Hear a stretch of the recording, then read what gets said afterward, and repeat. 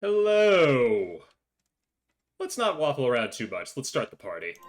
We're already at the base because, well, today, if you couldn't tell from the title, is the finale of Fire Emblem Meridian Dawn. The whole finale. We're at the base for Endgame. By the time I'm done, the credits will have rolled and we'll be at New Game Plus. At least that's the plan. God help me. Well, we're already in New Game Plus, but I'm rambling a little bit. So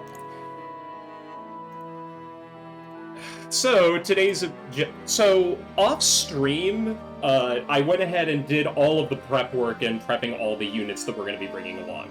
If you don't know how this works, the game will actually explain it in a minute, but I might as well do it now. We are going to be bringing our 10 best units in. We're bringing a total of 17 units in. 7 are more or less picked out for us, including these 4 goobers at the top.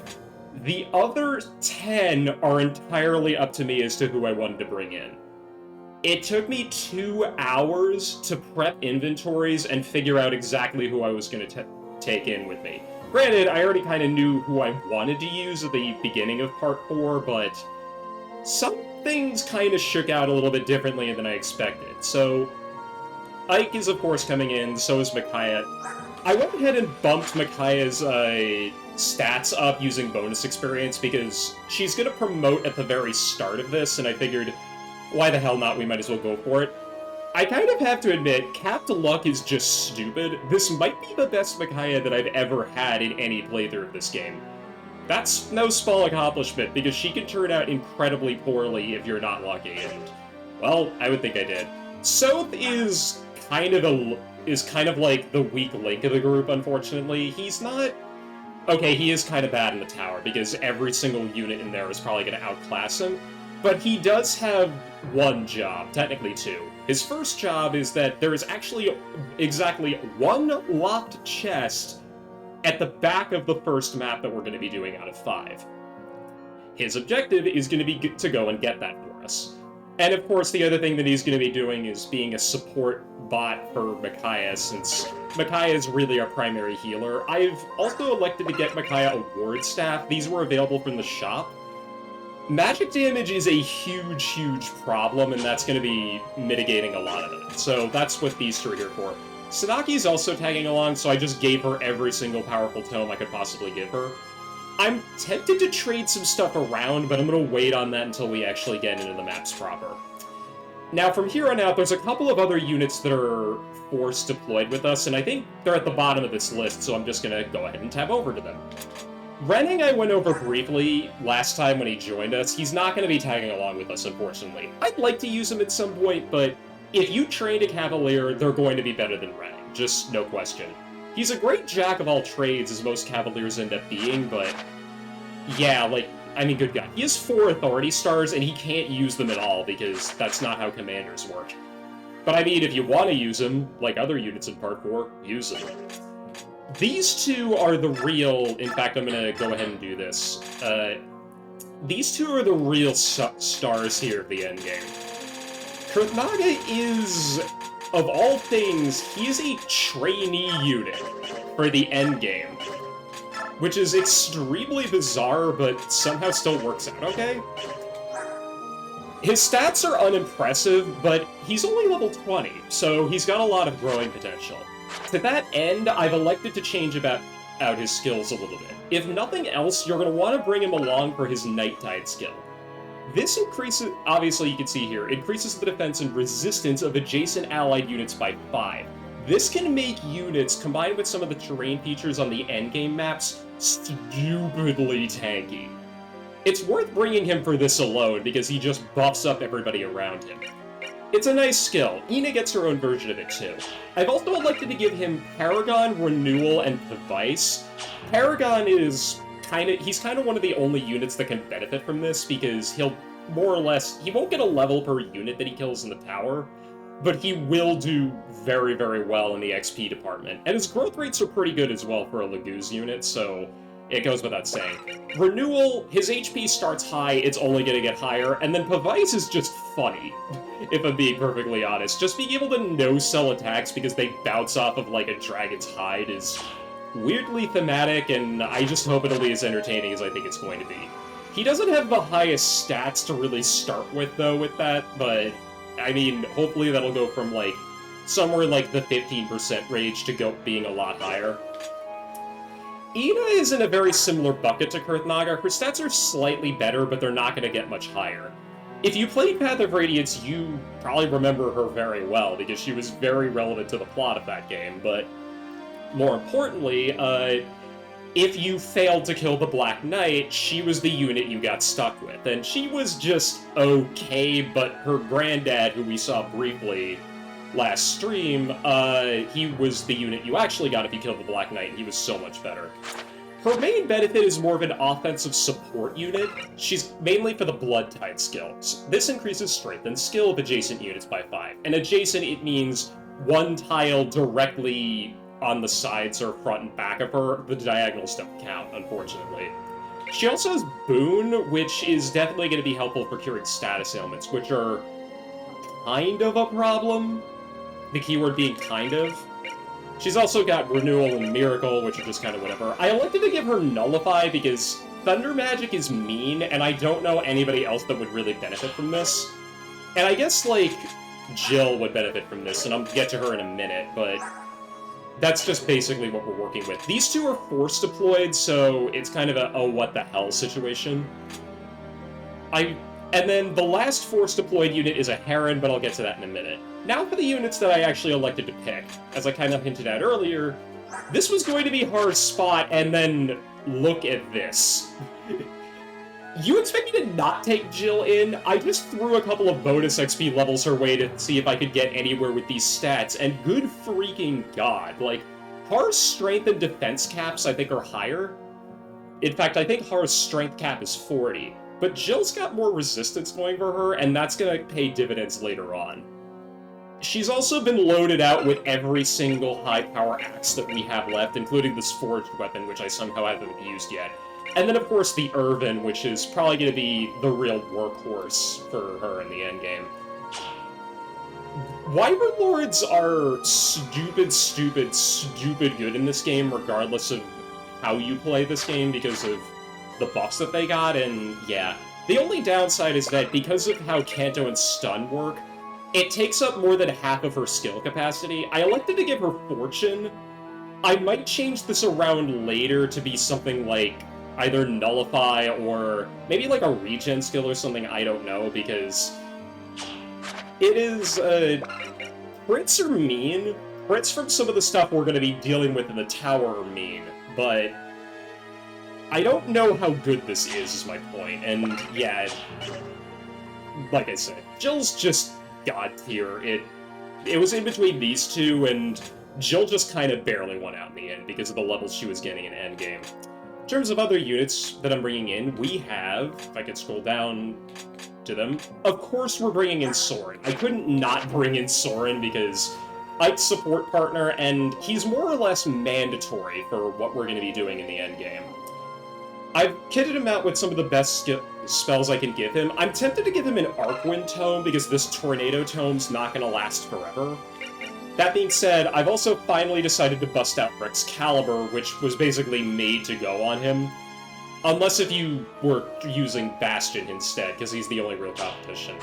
I don't really have to tell you why this guy's good. He's been good the whole game, and it will probably stay that way forever at this rate. Shannon is a curious case. I elected to bring him in a while ago, and then the moment I decided, yeah, I'm going to bring him onto the team, he just kind of took his foot off the gas and got a bunch of crappy levels. That being said, his speed is capped, he's the best user of pretty much every single bow we could possibly give him. With one exception, because we don't have the SS-ranked bow yet. That's in the tower. And in fact, we'll be getting it shortly. Once we get that, he's going to jump up a lot in terms of power potential. The other thing that I decided to do is give him this Arbalest crossbow that we got back in the map where we recruited Oliver. This, in the right setup, is going to be incredibly stupid, but we'll cross that bridge when we get to it. The Brave Bow also weirdly has not seen any use whatsoever, and yeah, he's going to be very, very good at using that. Plus, the extra range doesn't hurt. As for other units that I just absolutely adore, Gatry. Again, this is a curious case because his stats across the board are just awesome, but I really don't know how he's going to play out. Soth is definitely a weak link in our endgame team, but that's a given. Gatry might end up being one, I genuinely just don't know if that's the case yet. I've elected to give him Titania's counter skill, because if he has Provoke, he's going to be taking a lot of hits, and with how high his skill is, this might actually proc quite a bit. I'm hoping it does, because it would be very funny. We like Gatry around here. It goes without saying that, I mean, the other competition that he has for me is, in this playthrough, it's Tyranio, and I don't really want to bring Tyranio into endgame, because even with the favoritism that Tyranio indirectly got because of the maps that he's forced to be deployed on, well, not forced, I just elected to do so, he got a lot of extra levels. Gatry's still going to be better than him at the end of the day, even if he's slightly weaker. We like Gatry, and I'm going to just absolutely go ballistic with him the farther and farther we get into the tower. I also elected to forge the Javelin, because why not? In terms of other units, Mia, it may look like this looks a little basic so far, because most of the units that I'm talking about here are very, very common on endgame teams, but in my defense, I've never taken Gatry. So I've always taken Braum, actually, because whenever I train up Braum, he just turns out really well for me, but I elected not to do that this playthrough, just for variety's sake, but it's impossible to think about an endgame team that doesn't have Mia in it. She just murders everything. To that end, I've elected to give her every single possible OP sword that I could possibly give her, including one of the Tempest Blades that we got, which will definitely come in handy. The Wind Edge is redundant because we have this, but I might want to conserve uses of this later, I don't know. She also has Stefan's Vague Kadi sword. This is actually not the only SS-ranked sword that we can get, but still pretty good for what it is. In fact, I think it's a little stronger than the other sword, but that's beside the point. I've also elected to give her this. This is a forged silver weapon, which I very rarely do this because I don't think silver weapons are generally worth it in terms of cost, but it's the end game. The last shop in the game is in this base, so I figured I would splurge and buy this and put it on the king of all vegetables, in my opinion. Well, one of them at any rate. We are who we are at the end of the day, and let me tell you, Mia just really, really likes chopping things to pieces, and she's going to be a lot of fun to bring along. In terms of other units, I have to scroll down a little bit more. Ilincia. She's another, again, basic pick that I've just never bothered to bring along, and yeah, I've said it before, but Queen just slays, and she's going to be doing that a lot in the tower. Especially since she has an infinite use sword that I can take advantage of with a Brave effect. I'm going to like doing this, even if she doesn't have any capped stats whatsoever, and doesn't have that much room to grow left. Still going to be doing all right. I'm also in desperate need of a backup healer, and she's probably one of the best units I can bring along for that. No notes, honestly. The only thing that I did change is actually nothing, because she still has Imbue and Cancel. Go figure. That setup's pretty good, and I think it's going to continue to be that way. In terms of other units that I'm going to be bringing, Peleus is more or less mandatory. I'll get back to Aaron in a minute. I've elected to give him the spare Adept scroll that I had, and, of course, the parity skill. Parity, I don't know if I'm genuinely going to use, but Peleus just ended up doing really, really well for me, and bringing in a Dark Magic user is just awesome. Like, he's a one of one in this game, and I figured I might as well do it. This is another character that is very common in endgame picks if he turns out well, but I've never done so again. Plus, he's kinda sorta mandatory for what I need to do in order to unlock a bunch of secrets, so yeah, no notes. At the end of the day, I know Alencia is gonna be my backup healer, but Peleus might end up taking her spot by the end game, or by the very, very end of the game. It all depends on how much of his staff rank I can rank up. At the very least, he's a competent physic user, and that goes a long way. In fact, this is C rank, which means damn near everybody can use it. By the end of the end game, which is a little weird to say when you think about it, by the end of everything, I might have four units in my army that can use physics staffs, which, I mean, I bought extra, so hopefully I can take advantage of that. I also have a spare Verine Tome available, which I might end up busting out when the old one breaks. We'll see. Aaron. This would normally be... I know Nethany is a lot more common than Aaron, but I've never brought in Aaron, and he's really impressed me throughout most of the game, even though he was kind of a sleeper unit, where, like, Nolan and Zahark were dodging everything. Jill just decided to wake up and become a god-tier unit by the end game. He's just kind of quietly been plugging along out of all the Dawn Brigade units. He's never let me down once, and I'm kind of hoping that he can stay that way. We don't have an SS ranked Lance to give him, which, you know, we might be able to. Just for, I guess for clarity's sake, the SS ranked Bow, Lance, Second Sword, and Light Tome are all in the tower. As well as the SS ranked Staff, but I'll get to that in a minute.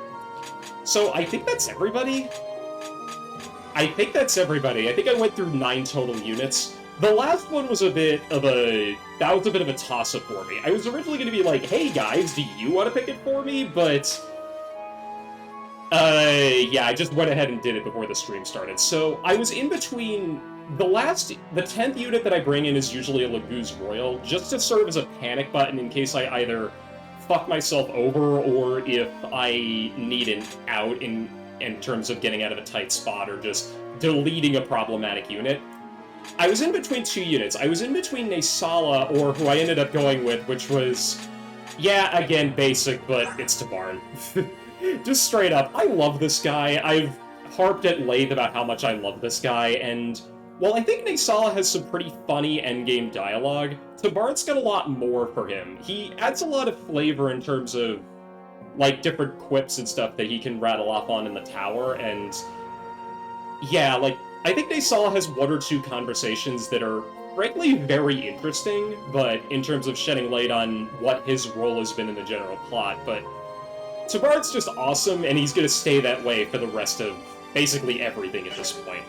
The other options that we have, because the endgame just loves throwing units at you that are just top tier across the board. By the by, in terms of skills, I elected to give Tabarn Naysala's Vantage skill just because it makes an insane amount of sense for Tabarn to have this in case if he ends up on enemy phase, he can just force himself to go first, proc pair, and then the unit will usually die.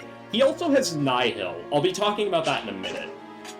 The other units that we have that could have been brought along, I'll talk about Roughest Cuts briefly. Har, of course, is up there.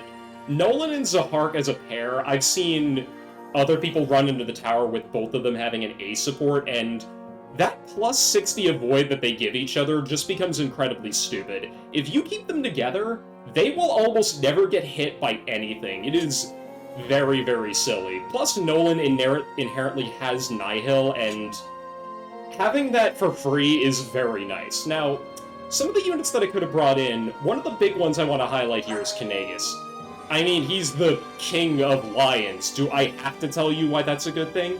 Inherent immunity to critical hits, Roar, which is one of the best mastery skills in the game, triple strength and paralyzes for 1 turn. Parity? Really? I mean, when you think about it, that sort of makes sense. Yeah, I was thinking about 45, not 60, whatever. Also, hi, Rengor, you came out of nowhere. In terms of some of Kanagas' other stuff, that turns into 44 times 3 attack with Roar. Cap skill, nearly extremely high defense. This guy is an unstoppable force against everything that's not a magic unit, and, like, dear god. I've used him before, and he's a lot of fun. I've also used Jivka before, and he's a lot of fun. He's basically just Kanagas without form shift. And yeah, it's... in fact, this is... Okay, his HP is not higher. I thought it would be. Fun fact, if you bring in transfer bonuses on Jivka, he does get a couple, and he actually has more HP and strength than Kanagas if you bothered to use him, but the circumstances in which you would use him are very special. I'm harping on this. So yeah, these two are tough cuts. In terms of supports, I don't really feel like messing around with this a little bit. I can finally do this, and I can't even rank this up. Jill Har support is a lot of fun, just because it's very sweet, but... Yeah, also, yeah, it is 45, but you get the idea. These two don't get hit by anything if they stay together. In fact, like, yeah, Nolan inherently has 102 Avoid, and if I bothered to give him a lot of bonus experience, he would probably cap most of his stats, which just ends up being very silly. The same thing goes for Zahark, although Mia is just... That's what I was getting at. Because he joins at max level in Path of Radiance, he gets a free HP and a strength transfer, which kind of makes him worth using. I've done it before, it's a lot of fun, but unfortunately he doesn't have a lot of dialogue with a lot of the bosses, which is part of the reason that I ended up getting a lot of stuff. So yeah, I've been rambling on for long enough about stuff. I already spent most of my money, I already did quite a few things.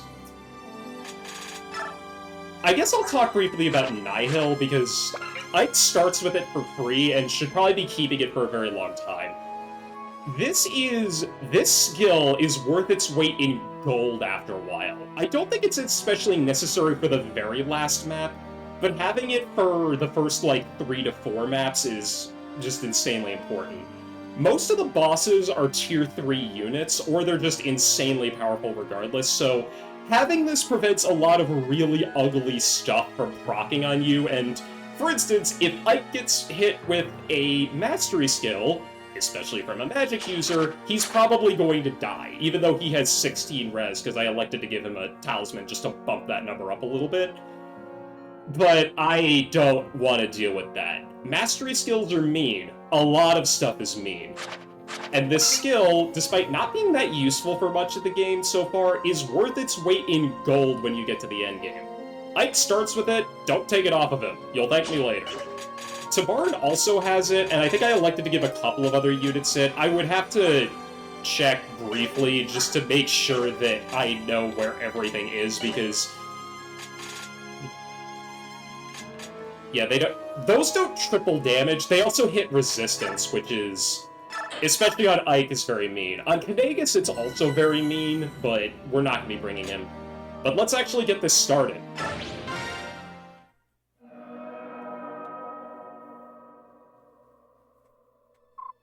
Oh no. Yune, what is it? What's happening? Sounds like a death toll, that's what- oh.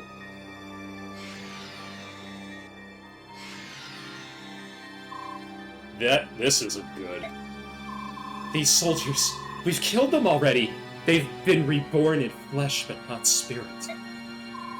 Brought back from the dead. A miracle of the goddess. A blasphemy, you mean? How can the goddess of order violate the most fundamental natural law?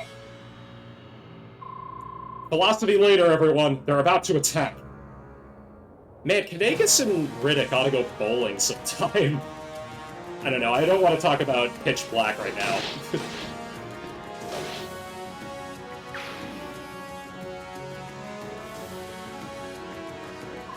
Are you alright? Those dead soldiers really got to you, didn't they?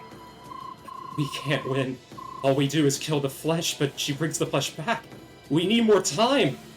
No, there is no more time. Everyone will be turned to stone, and I will be lonely forever. There's nothing more I can do. I failed.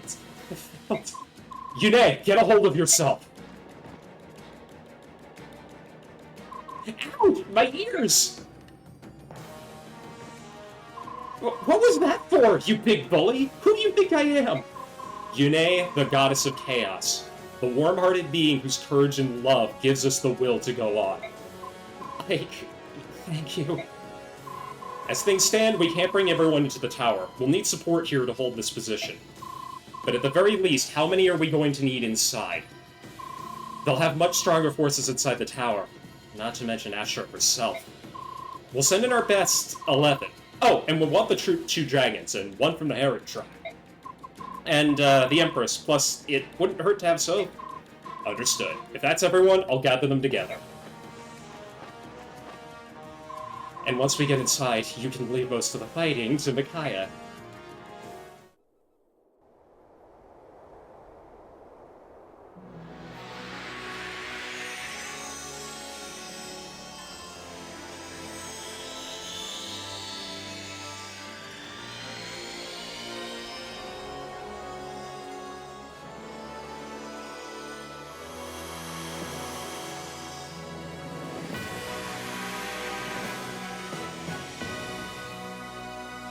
Surprise! Tier 3 promotion! It's very red. Light Priestess. Honestly, the fact that female units just get higher promotion bonuses, that helps a lot. That +5 strength, don't sleep on that. That's very good. Plus she uncapped her magic, which is gonna be awesome. Something like this should work. We're ready.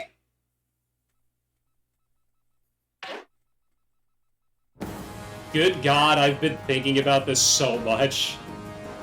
She is 0%. I've never done a 0% growth run, and yeah, just taking a look at this, she's still capped luck, which is funny, but 10 strength and 10 magic, that's gotta be stupid.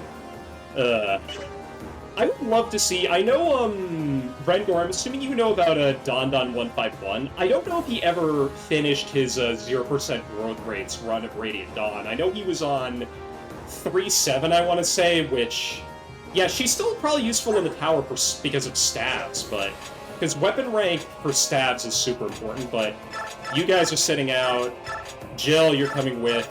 Sorry, boys. I would love to bring Nolan and Zahark into the tower, but that's going to be it for another time. Where's the other units? You have to go by army, and these goobers being at the top here is not helpful. Soren, who capped HP, Shannon, Gatry, you three are coming in, Mia, Tabarn, Alencia. He did not. I know he doesn't want to because he... Oh, yeah, But let's not talk about that in here. I know he works in the public health system, and he's like...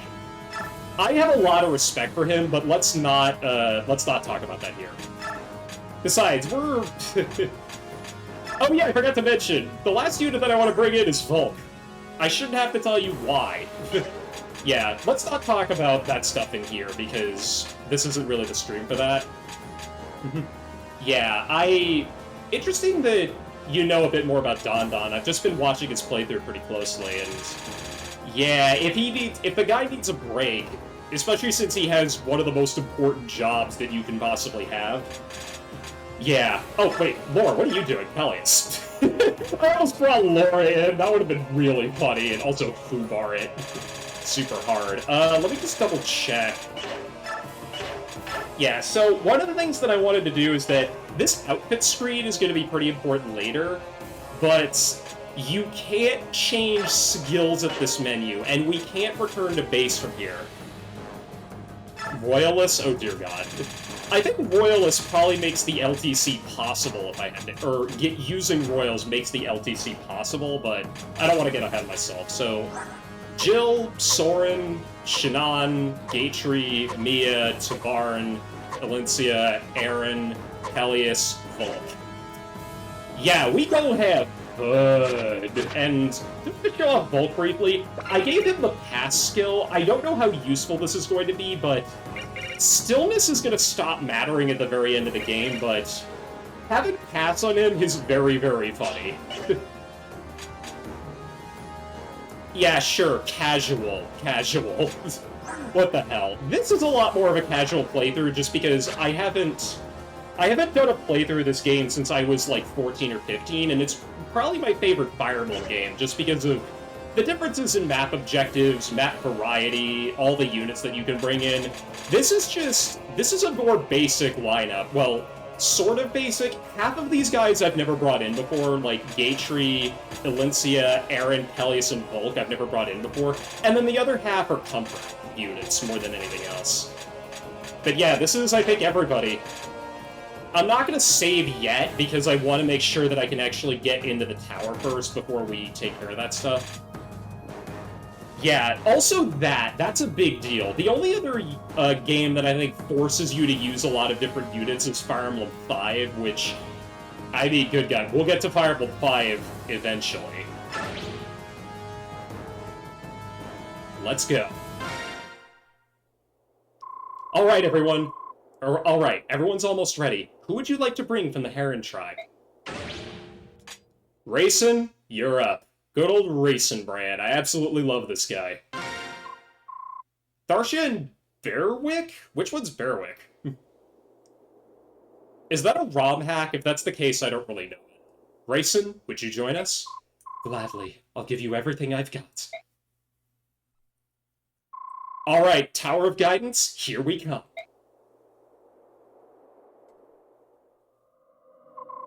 It's so quiet. Is the goddess here? Uh-huh, she's at the top. Be careful, everyone. This tower is Ashura's home territory. She's certain to have her most powerful troops waiting for us up ahead.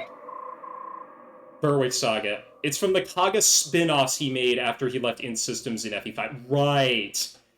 That's Tear Ring Saga, right?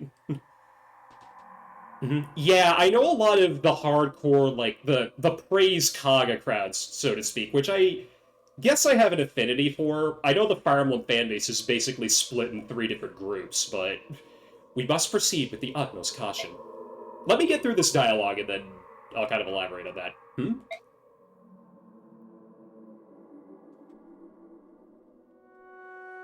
So, you were companion to the very first Empress Altina.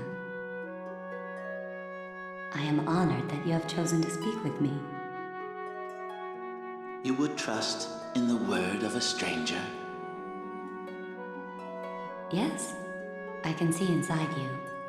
I know you cannot speak lies. Is it possible? Do you share some aspect of my power? I do, as did my mother. Generation after generation, each apostle has been blessed to hear the voice of the goddess. We know of impending disasters, how crops will fare. All revelations originally intended for you. The children of my union with Altina. I had no idea. Please, look at this. That mark. All of the apostles have borne this brand. It is our greatest secret. The senators must never know. Because of this brand, I thought that I had been born of some great sin. It plagued me always. Guilt tore at me every day as I hid my mark from my people, deceiving them constantly about my true nature.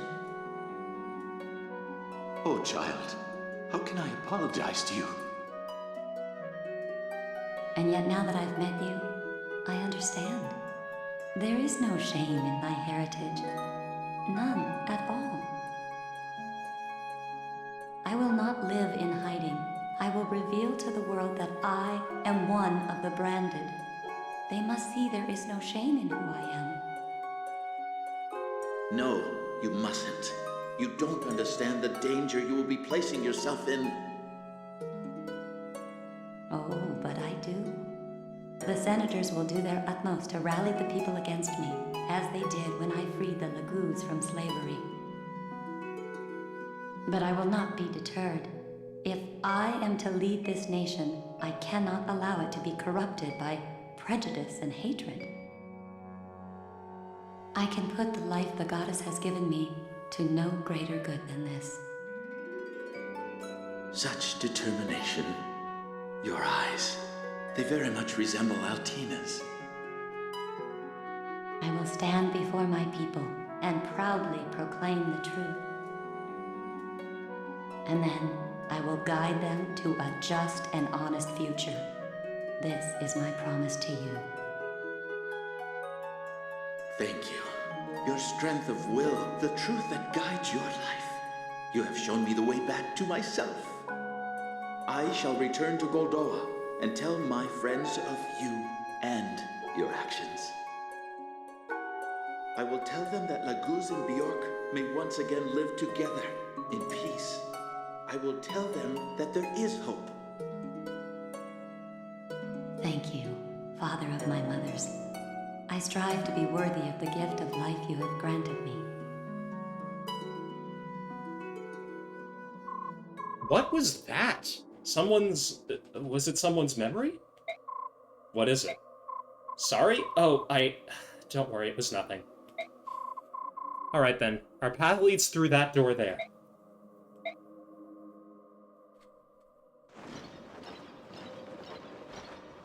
Oh, speaking of the senators. Well, well, Apostle Sanaki. What a surprise seeing you here. Frankly, I'm amazed that you, of all people, would dare to set foot inside the most holy Tower of Guidance. Lacane, we've been looking for you for a long time. You bound Daein to your awful pact, hounded noble King Peleus, and stole countless lives in your appalling war. You are beyond redemption. Beyond redemption? My, that does sound dreadful. Whatever will you do with me? Oh, let me remind you, the Blood Pact is still in effect. You would do well to remember that.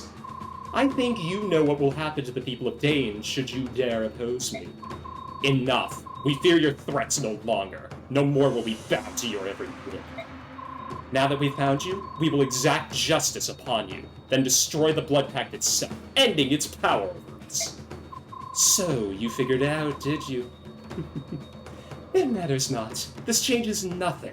Do you hear me? Here is the scroll for which you've been searching so diligently, right here in my hands. And yet none of you will ever lay one grimy little finger upon it. I have been blessed by the goddess herself. Her protection will not allow you fleas to even approach me. Lacane, cease this travesty of virtue at once. What have we here? Oh yes, the Apostle. Excuse me, child, but I had completely forgotten you were here. Since you've deigned to grace us with your exalted presence, dear Apostle, let me share a bedtime story with you. The year was 640, Benian era. The Empire had been without an Apostle for 15 long years. The senators were being constantly harassed with complaints from the people. There had been nothing like it in its history. The voices calling out for young Sanaki to be crowned grew louder every day. You had just turned 5 years old when the Senate welcomed you to the throne as the new Apostle. Ah, but my young Mistress Sanaki, what a difficult child you were. You threw tantrums, you screamed and cried constantly. Your conduct was hardly befitting an Empress of Benia. Dude, she's 5 years old, what the fuck? Everyone was at a loss. You wouldn't even stop mewing and crying during official proceedings. But then along came our youngest senator ever, Sephiron, Duke of Persis. When he took you in his arms, you immediately stopped crying. You even smiled. We had to take advantage of this obvious miracle. In an unprecedented move by the senators, we elevated Sephiron to Prime Minister, keeping him serving as close to you as possible. This plan, radical as it was, proved far more effective than we dared dream. A young, handsome Prime Minister and an adorable moppet of an Apostle brought the people's support to incredible new heights. Apparently, the common citizenry is gullible enough to blindly follow any leader who is sufficiently attractive. Enamored as they were, no one ever seemed to care whether or not you could hear the voice of the goddess. With the new apostle and prime minister, the political landscape became unrecognizable. Even in the face of overtly unreasonable legislation, the two of you would stand on the balcony. A smile and a wave later, the people would cheer and go on with their happy lives. It was too good to be true, however. Both of you were only meant to be puppets. Each year you interfered with our government more and more, imposing your soft-hearted ideals over our sovereign rights. Were such trivialities as Lagoo's slavery and the Dang occupation worth making issues of? The pair of you were becoming an increasingly bothersome thorn in our side, and then this war against the Lagoo's forces. You went so far as to expose all previous indiscretions and demand reparations for the subhumans. This was unforgivable. Clearly, you both had to be removed. Sephiroth would be falsely accused and jailed, necessitating his removal from office. The Apostle would suffer a sudden illness and be excused from official proceedings. Or so we intended. And somehow, despite the extraordinary plans of great men, here you are, standing before my very eyes. If Sephiroth and I hadn't been freed, if you were just waiting for your chance to kill us, just as you killed my grandmother. Out of respect for the imminently deceased, I'll be completely honest. Yes, you assumed correctly. Your assassination, and the plot to once again frame the Serenus Herons for it, was entirely my idea. Yes, I thought as much. Impressive, Sanaki. When you were first crowned, you would have cried your little eyes out. You've grown. Slightly. Lakain, Duke of Gaddis, before the 37th Empress of Benion, prepare to be judged. An assuming game, child, truly, but you must know that there is nothing you can do against me. I am the greatest servant of the all-knowing, almighty Ashura. I am her chosen champion. And you, Sanaki, are a pathetic wretch, mewling behind your pack of Daean curs. Ashura's judgment is upon you. You will not live to be turned to stone. You will die here as flesh and blood.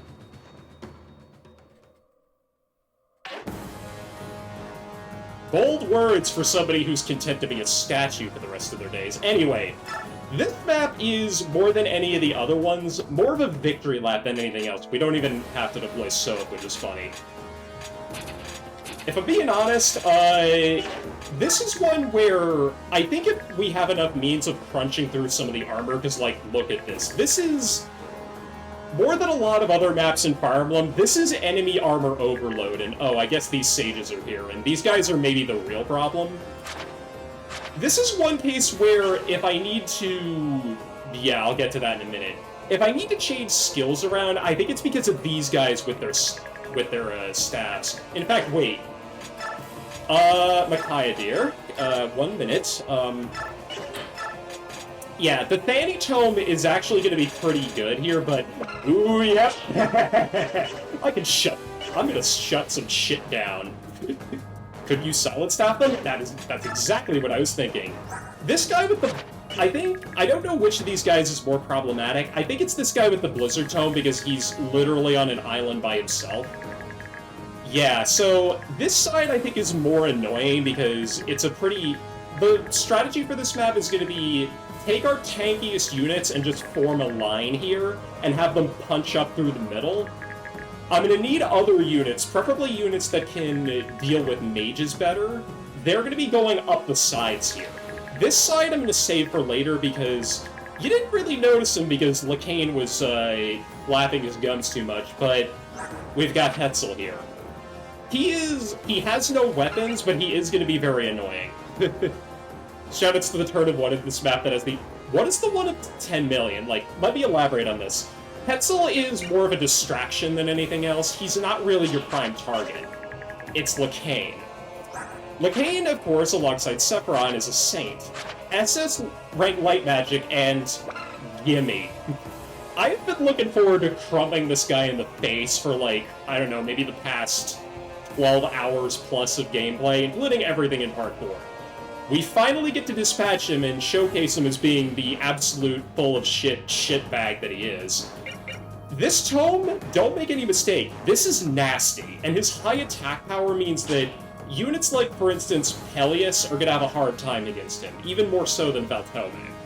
That being said, he does have a few quirks to him that we'll see in a minute. He also has an annoying tendency to rewarp himself into cover and just basically be the sniveling asshole that hides behind cover and sticks his tongue out at you constantly. And boy howdy, is he good at providing himself cover. Hang on a sec, what skills did I give Shannon? Nihil and Cancel. Do I have a spare parity? That would be under... Oh, I can't do that here.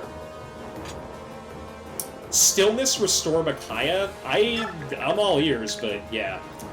Is the 1 in 10 million that you could just die on turn 1 and not have any control over it? Okay, so I'm gonna need you to move back here. Soth is going down the left side, and I guess so is Micaiah. Because this chest is the one that I need to have him, Soth, open. I need to make sure that this opens before we route here. This is, as I was getting at earlier, and I know I'm repeating myself a little bit, this is really like enemy armor overload. Clear the entire map in one turn. I guess it's very, very low odds of actually doing that, but... Yeah, if you don't have a good way of crunching through armor, you can honestly get a little bit stuck, but I have 1, 2, 3 powerful magic users. I have units like Aaron that can just say no. I have 2 dragons. I have a guy that can attack from 3 range. And of course I have Tabar, who is Tabar. Goes without saying that I think I'm going to be okay. I'm going to want to have, yeah, I think I'm going to want this setup. Honestly, my main problem is just deciding who I want to funnel through these choke points. Helpful ignores Stillness, so he targets 0% growth Micaiah with Silence, then everyone else ignores her, and she recovers the status on player case. That's a neat trick, although I don't think it's going to work here, because Hetzel, I think, has an over tendency to target Soren with this, and... Yeah, Hetzel Magnum, I never thought of that. I think I'm going to want to have... either Mia or probably Aaron, if I had to guess. Although I think I'd probably want Aaron to be up through the middle, and then we'll have Mia on the flank. I think that's what I'm going to want to do. I'm going to want Perth Naga in this front group, and I'm going to want Jill on this side because SS rank bow, remember? Here it is. The double bow is a god-tier piece of equipment. It is insanely powerful, but I'm going to want to make sure that I can equip it as fast as possible on Shannon. I could send Tabarn after it, but the neat fact about the double bow is, yeah, look at that range. I have sent Tabarn against this, and I think this is the closest that he has ever come to dying in any playthrough that I've ever seen. He does live, but only just. I don't want to deal with that. That's problematic. I don't want that. That's bad. So Jill is going to be taking care of it instead, and she has exactly the best weapon to be dealing with that. Let's go ahead and save and get into this. We're nearly an hour in, and yeah, this is just how this goes. Especially on these maps, because there's just words. Lots and lots of dialogue and words. I think it's interesting dialogue that I completely forgot that, like... Also have fun with this music. I completely forgot that, like, the pretext for the senators assassinating her was exposing her as being branded, although... Knowing the senators, they were probably going to do that anyway. What do I know? Anyway, let's get this party started. So, like I said, I'm going to want Perth Naga in this initial group.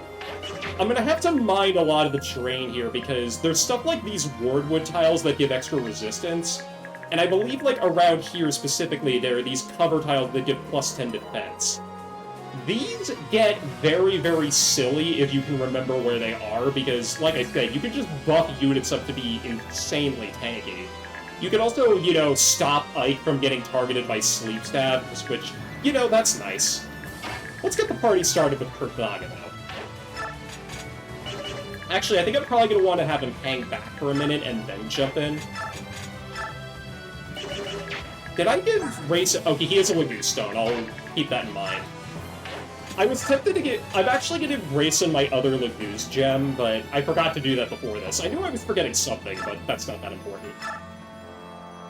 I have 2 of these. I could have sold one for money because it's actually worth a fair amount, but I'm getting ahead of myself. Who gives a shit? Well, like, if you want to do the honors. Oh. Right, I forgot to turn animations back on, but that's a very Ike-centric thing to do. Plus, he gets a level up out of it.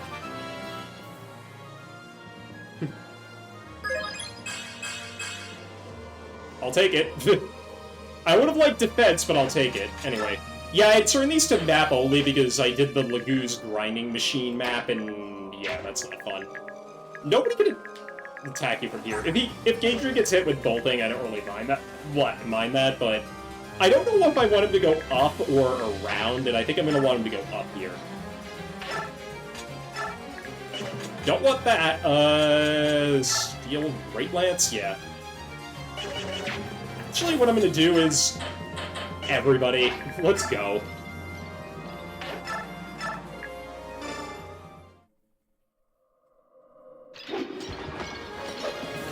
Plus we get this awesome, awesome battle theme.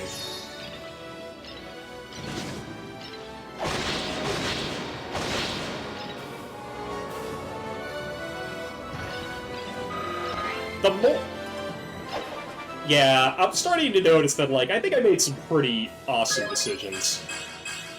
Some very cromulent decisions, as the kids like to say. We like Gaedra. I'm just hoping he can keep up with everybody. It's not this map I'm worried about, it's later.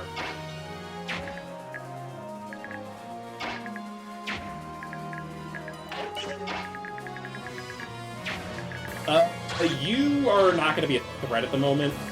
With all these wind tomes, I forget if I gave you Nullify. I did not, I gave you Nihil. So we're going to have Sabard, I think, go down the left here, or the right here. Because, yeah, these are all Thunder Tomes, and he's not going to have a problem against those. It does drag him away from some of the more annoying stuff on this map, but, like, I'm just cutting loose here. You are back. Just the time to hopefully see this.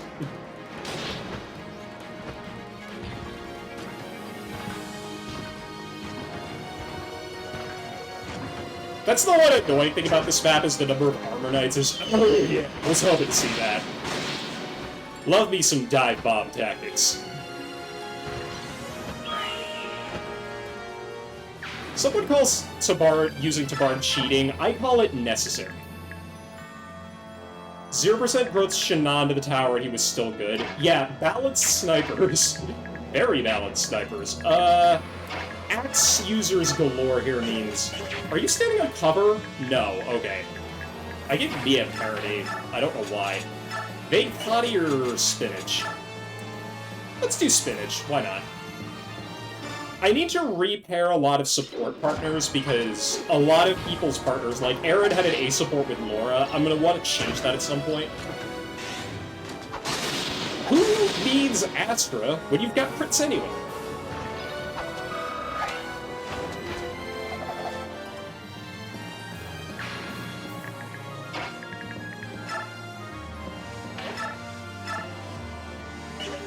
Anyway, we got vegetables, we've got Impale, we've got Bad Biorhythm, which is going to kind of stink here a little bit. I think I'm going to want to... Let's do this with the old Raisin brand first here.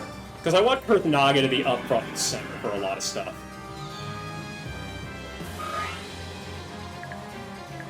I'm going to keep Raisin here, I think. Yeah, this is going to be pretty good because... Soren not doubling this guy is bizarre, but I guess his speed growth hasn't been the best.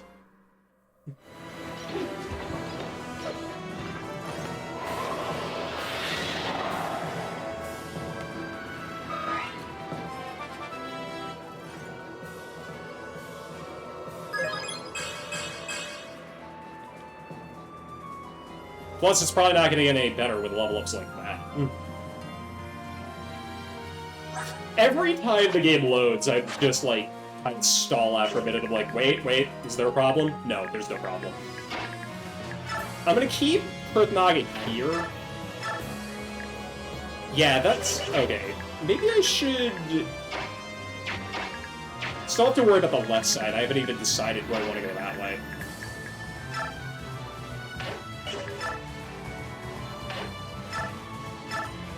Silence! Let's do the basic... Oh, wow. Even the silver bow will kill. 4-2-1 if it turns out. Yeah. Well, Volk is probably just gonna murder somebody with lethality, if I could guess. Frickin' badass motherfucker. Throw Peleus into cover just because I want to take full advantage of that as much as possible. The other thing I want to take advantage of, Valkyrie. Izuka never got to show this off. I'm gonna do that a lot. I'm gonna creep over this stuff a lot. It's so good.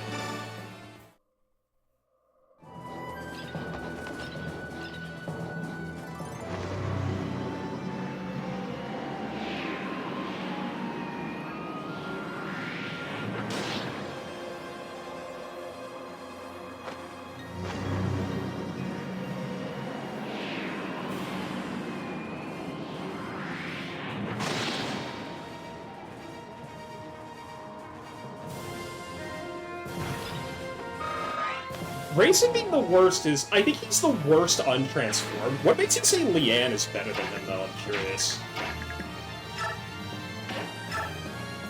Ooh.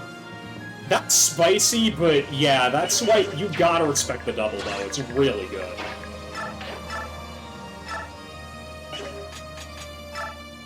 Base lard? Yeah, we'll go with that.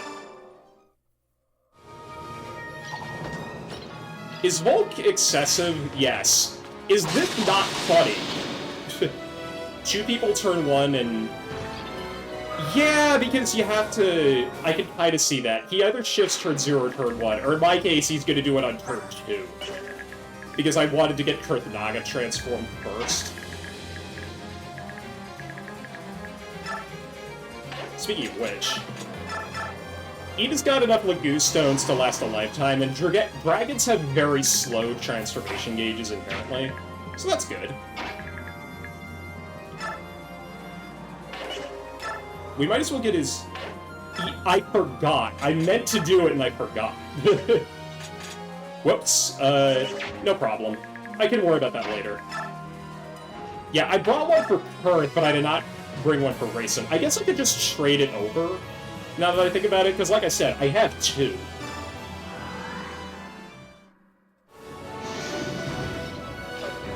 Kurt's got a lot of ground to cover, and not enough time to do it.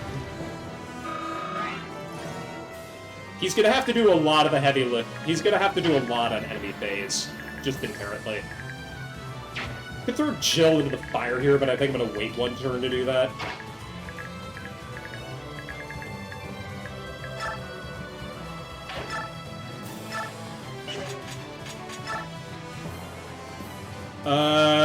Yeah.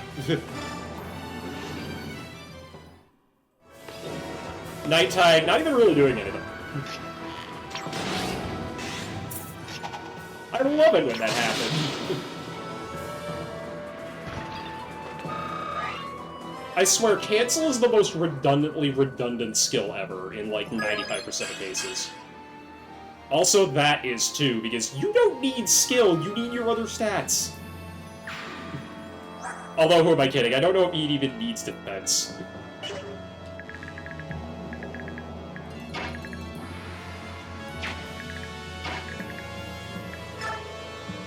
Anyway, get your spear? No. You probably throw Jill at this guy. Irvin? Oh yeah, Irvin. Let's go.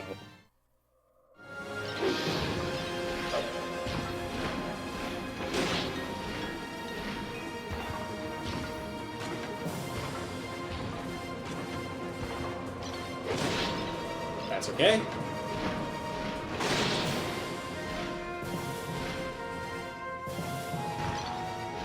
Kind of odd that Jill ended up being my only axe user. It's kind of the opposite problem I had from my last playthrough of this. The last 3D Dod playthrough, I had too many axe users. Hang on a minute. 110 accuracy, and then Ragdoll is... Yeah, what the hell? I guess it's because axes need the extra accuracy bonus. I honestly don't even know what to tell you. Could I use Sacrifice instead here? I kind of want to silence that, I don't know who the more problematic Siege Tome user is, but I think I'm gonna have...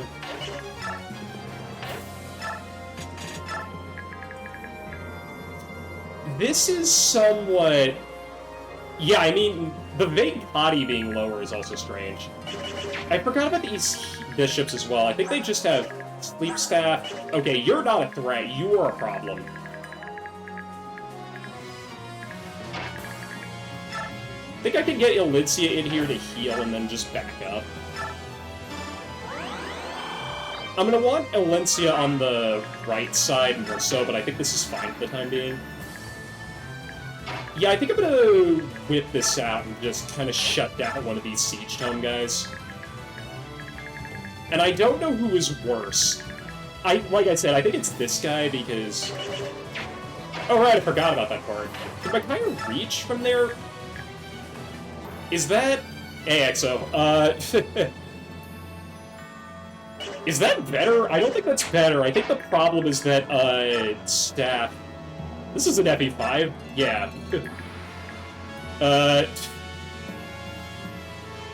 Yeah, I think the problem is even if I got... Wait, oh, you were fucking with me, weren't you? Yeah, benefits the bolting, Alright, I have a die specifically for this purpose. Odds is right, evens is left. Okay, yeah, it was odds, so we're silencing Mr. Bolting Man. That is Mr. Bolting Man, right?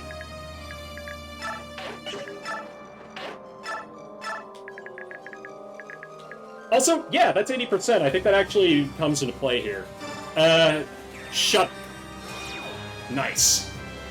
A lot of staff XP, too. Can't go wrong with that. Aaron, you're gonna plug up this gap and also become stupidly tanky, if I had to guess. Yeah, that's how good Night Tide is.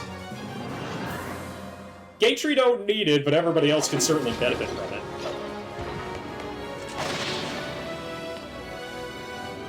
Yeah, the hit rate probably applies to the status staffs more than anything else. It's a good thing I kept that thing, too, because, yeah. I should share the Oliver clip again that's featured on my channel, because it was very funny. I love, love, love that man, and I have no idea where to put Tsunaki. I just recognized I left... Oh, that could be an issue. Oh! 45... Peleus has... 30, 40... I think he'll be fine. Personally, I think he'll be fine. He'll be a lot better than Soap, that's for darn sure. This is the only guy that can hit him. Right? Yes, okay. He's in cover, he'll be okay. I'll just have to keep Soap out of the way, and I actually almost put Tsunaki in range, that would have been bad.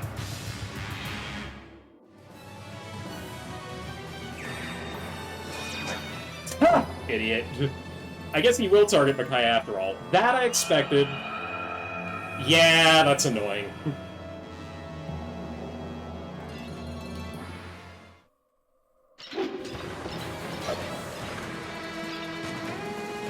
Makai and Magnet, let's go. Magnetism since FE3 Heroes banners.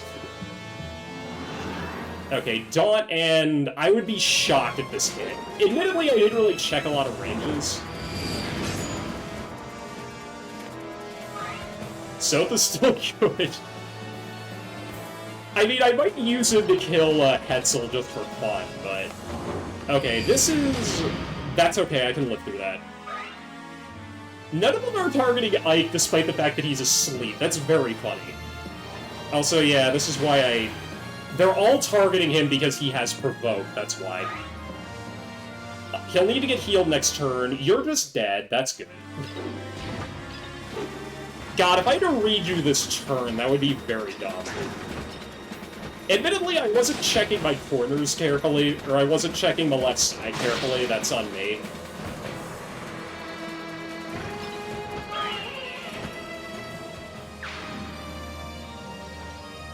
Yeah, okay, that I might have to remove Provoke because this is an issue. Okay, never mind, we're good. Because, yeah, Gatry doubles this guy. Maybe, maybe, maybe. Alright. It's the first unit that's actually attacking her, who I expected to be the target magnet more than anything else.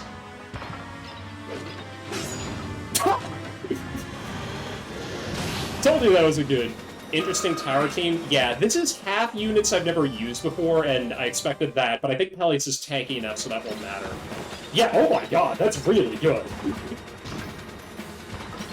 Yeah, lot of magic users, a lot more than I'm used to using. But there are some units like Jill that just turned out to be completely god tier, but... And I'm gonna have to be careful with Balbarith because I'm gonna want to keep it for later. But this tome is just so darn good. Bye-bye!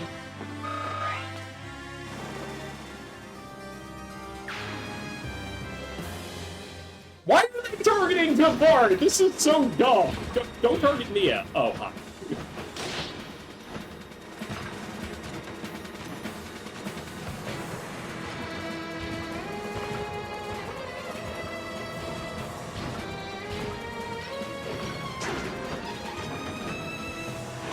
You know, there's a couple settings I wish this game had. One of them is obviously the ability to skip enemy phase, which I think they actually put in the very next Fire Emblem game.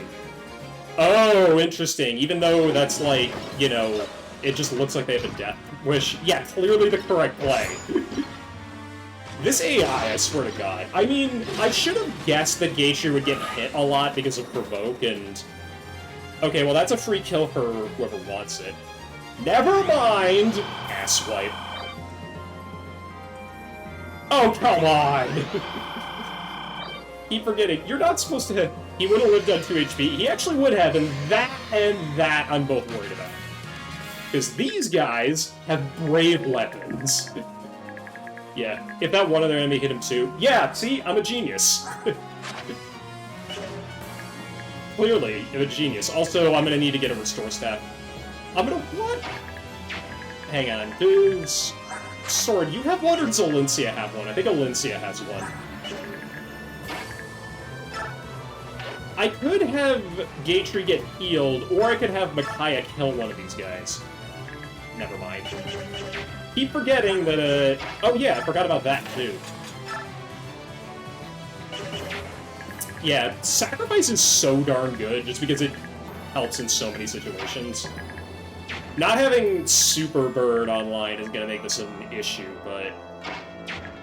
Also, I need this guy to die. That was my main reason for getting Jill over here. Alright, she does get hit, but she doesn't get crit, which I think is the most important thing. Plus, I don't really need to use the Brave Axe because I can't two-shot kill this guy. By the way, excellent. You like? You like? Heather is complete garbage in combat, it does not work. Well, yeah, and speaking, if you want a combat knife user, tried everything, yeah, I tried my way, and yeah, this is pretty good. I don't know. I'm gonna turn this guy to Chop Suey.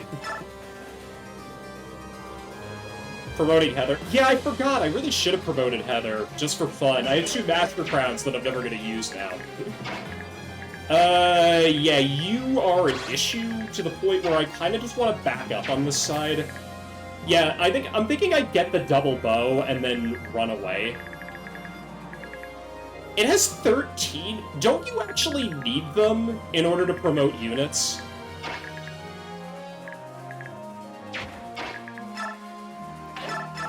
You are an issue. Yeah, you're an issue. Okay. I think I'm gonna need Ina to chip this guy, and then I'm gonna have... Ooh, wait a minute. Oh, no, did I give you... I gave you Nullify, right? Yep, see, I'm a genius.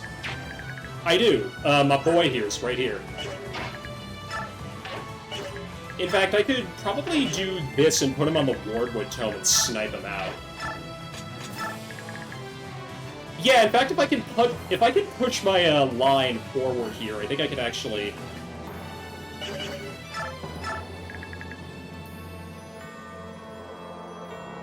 I'll have to try that. See, the next map I know is a bit more open, so I might try that. That is funny if that will work, but... the brave weapon I don't like here. Silencer... Killer... Just cycling through my options. This is really annoying because this is this is the one thing I wish Three Houses would give me. The one thing I know Three Houses and later games have is you could just tab through all of your weapon options just by pressing X or Y. If I brought Ina up here, I probably would have had Blood Tide, and this would have been a kill. Yeah. I mean, I could get the kill with Kurth. That's something. Although if he misses, that's gonna be very, very annoying. Yeah, if he misses, that's gonna be a problem. Do I want to do that? Let's see, 30 magic... Oh, that's funny. Oh, I might need to try that. I have 2 people egging me on to do this, and okay, that's not gonna help. Frick, now I should have given somebody a Siege Tome. Now that I think about it. Ooh, yeah, Sword likes to party. Because I think what I need to do is heal, or get rid of the sleep. If it doesn't work, I would be shocked. Yeah, thanks for the tip. So, I think the mages are my biggest priority because map saves just save before it. Hey! I mean, if I have to reload, that would give me the opportunity to change some stuff around that I really should have, but... Yeah, let's just go for this. This would be funny if this worked. Perfect missed. It didn't.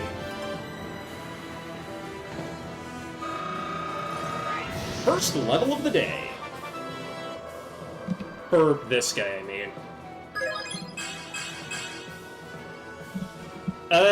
That could have been worse. That could have been better, but that could have been worse. I'll take the extra resistance, and I will definitely take that.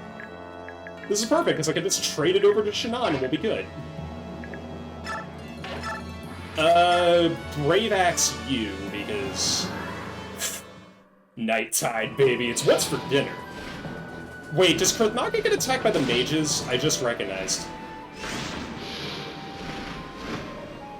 I maybe should have done this with a tomahawk, because this is potentially now a problem. Lagoo's levels are just like that. Which is weird, because I normally am used to having Kurthnaka having higher growths. Okay. He has 32 resistance, and this guy will probably attack Gatry again. So I think Kurth will be fine. I'm just gonna park Jill right here instead. There's a lot of... I did buy a Ward Staff. I should probably use it. Alright, so I'm still gonna use this. Gatry's gonna have to heal himself this turn. Which is okay, but... Yeah, I can't transform Raisin. I'm getting some blue balls. Yeah. It's not this turn. It's the end of my turn. It's at the end of my turn 3, I think I know what's coming. That's gonna even close to 40 resistance. Yeah. Look, I already gave him celerity and stuff, and there is a support possibility with Tabaran, so blah. I don't know, man. There's just a lot of things I could have done differently. And then... I could own Zone U, or U, actually, with Fenrir, but that's not going to do anything.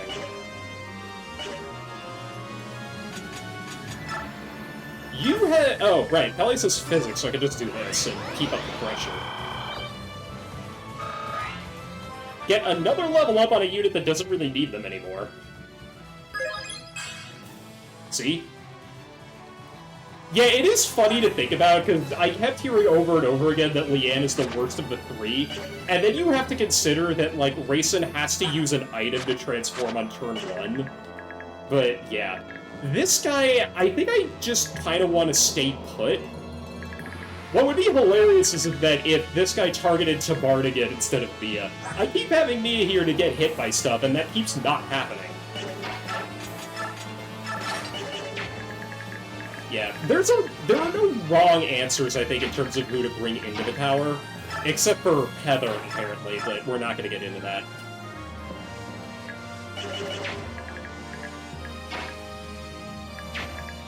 Alright, this is a bit of a Rubik's Cube puzzle, because Shannon might get targeted if I'm not careful. What I'm thinking of doing is... I can have Ike get rid of this guy, and... Or yeah, I can have Ike go here, get rid of this guy. Aaron kills this guy, and... Or no... Blah, okay. Yeah, I used Raphael last time, and I can see what... I'll hear arguments for using Raphael over Rayson. Just because Raphael does the same thing regardless of whether or not he's transformed in.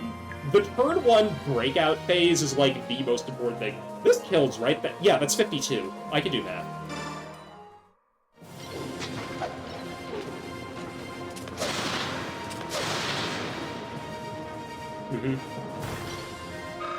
Yeah. 4-way dance turn 1. Yeah, so good. Just so good. I have ways of dealing with you, and I really want to get rid of Mr. Arcfire Man here, so... How do you do here, Valencia? Not too bad, honestly. I need a spare turn where I don't need somebody to attack twice. But I keep not getting... Okay, well, you're not attacking at all, thank you. You're really not attacking at all, thank you.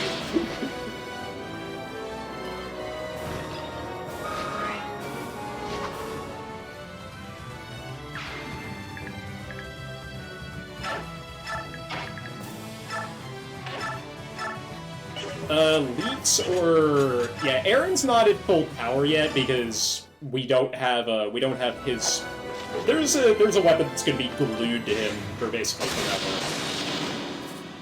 Don't mean he can't get the job done, though, goodness. And... what do I want to do with you here? I could go for the crit, but... We do not have his Witch.com yet. No, we certainly don't. I think I'm going to keep Ina here for Blood Tide. I need to move Volk back, because I want to force... If this guy is forced to attack Volk, that would be very funny.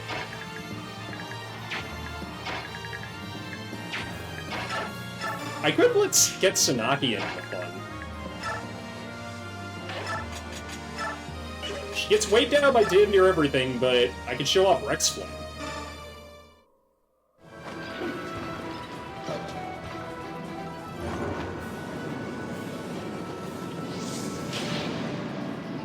It's lava. It is literally lava. It's cool. Don't get me wrong, it's really cool, but it's lava. Sure, why not? Not the best level up, but whatever. Go forth, young Gatry. Make me proud, again.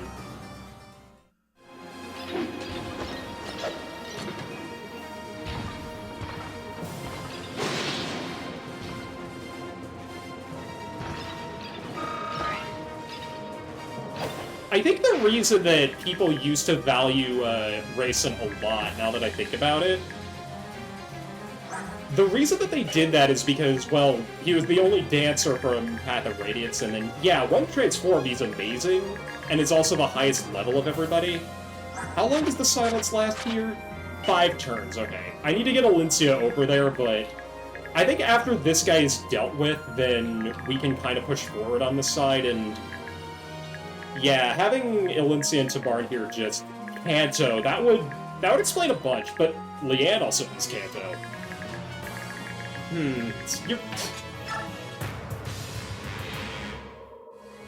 Okay, that's happening again, but...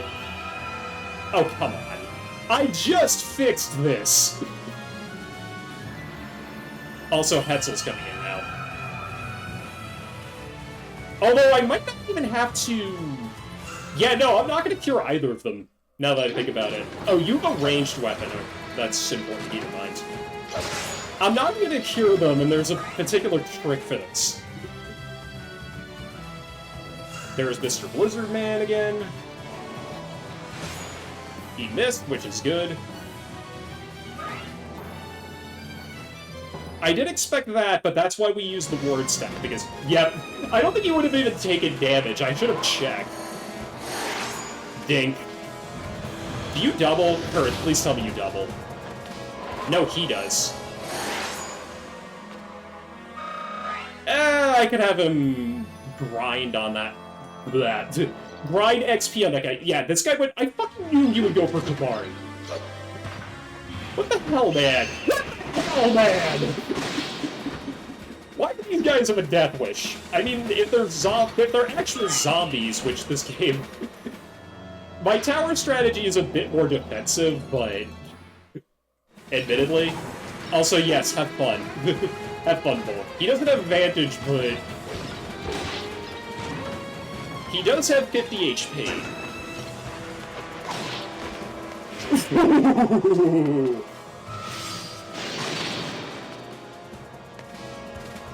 Yeah, I used Raphael in my second playthrough of this game. This is my third, and I kind of have to admit that I wasn't sold on Raphael at first because you can't get him into more compromising spots, okay? Because he can't back out, and okay, here are the reinforcements that are coming in.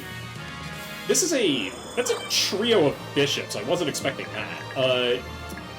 And they got that fucking shine box, okay. Well, I can't do that until this guy's dead. But he's about to be.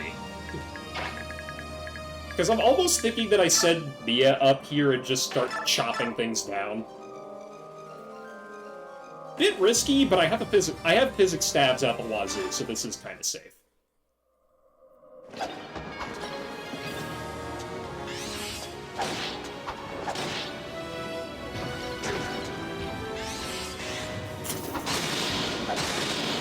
She just really, really likes murdering things. I kind of wonder who would voice me. If they ever remade this game with, like, the proper voice cast that the modern Fire Emblem games have, like, who voices Mia, I think, is a really interesting talking point. In fact, I could probably just have Tabar fly over and hit this guy. I don't even need to use Alencia, but... Or Mia kills this guy, and then... I probably should have... Yeah, because I can't get Ida up there. That was a mistake. What I could have done is traded a...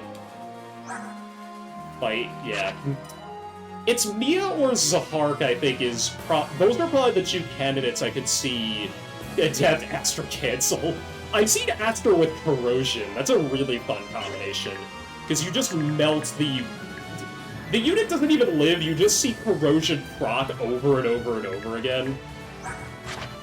Could have thought about getting your cancel instead of parity. Alencia is making really good use of it. Don't get me wrong, but that's something to think about. I think, yeah, I'm just gonna have Kurth keep doing this for a while. I'm in no danger, so he's just gonna keep doing this to get levels up.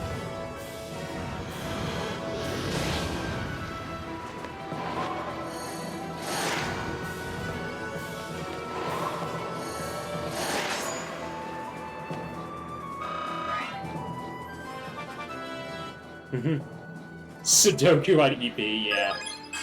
Never used Bastion, but that's good. That's +2 strength. I'll take that. And then what I'm going to do is... So there's two things I could do here. One of them is actually I'm gonna have Peleus and Sanaki stand next to Ina. You had... Okay, yeah. I'm not gonna do that yet. Back Sanaki up, bring Peleus over here, and then... You'll see my cunning strategy in a second here. The first thing I'm gonna do is get rid of you. With, okay. Oh, these guys just have box standard silver weapons. I'm not that afraid of them. Yeah, despite what I said earlier... Yeah, the last two maps, I think, are where Racing really shines, because... Well, honestly, on the very last map, Heron literally can never get targeted, so you can kind of get around that, or you can kind of get around things that way, but I'll get to that in a second. This is the first map, this is the last of the route maps, obviously, and this is also probably the one that makes the most sense. I could do this with line. It's not necessary.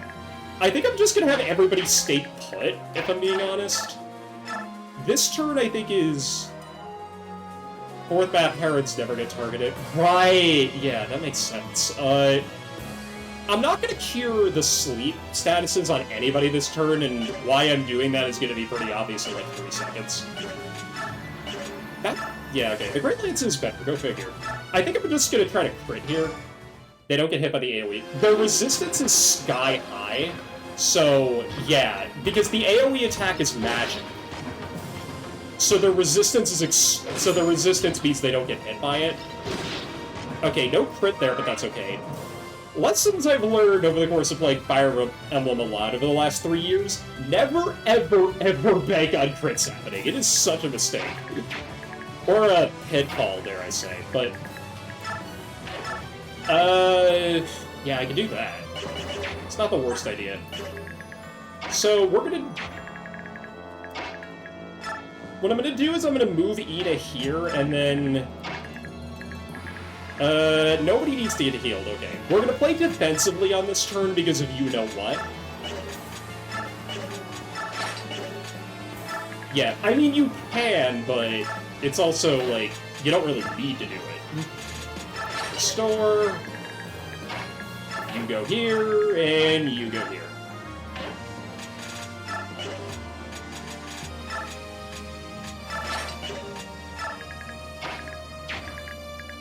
I did not heal Volk, actually, which might have been a mistake, but I don't really care.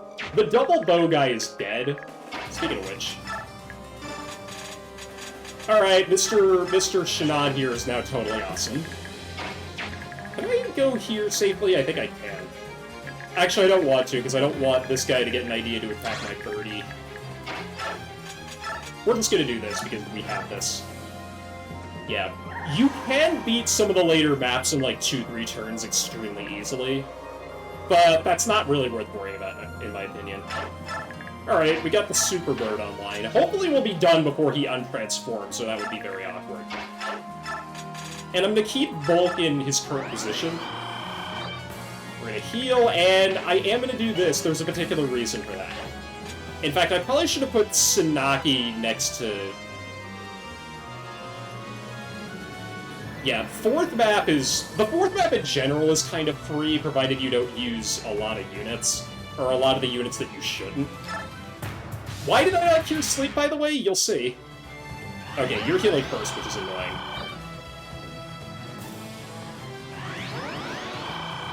I'm not used to seeing the priest heal first. Wait, is it not this turn? Oh, no, it is. Bathe in my radiance!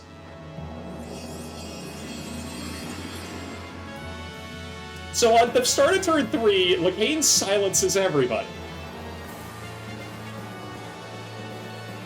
But, oh, wait a minute. Wait. What? Why did that miss? That's not supposed to miss.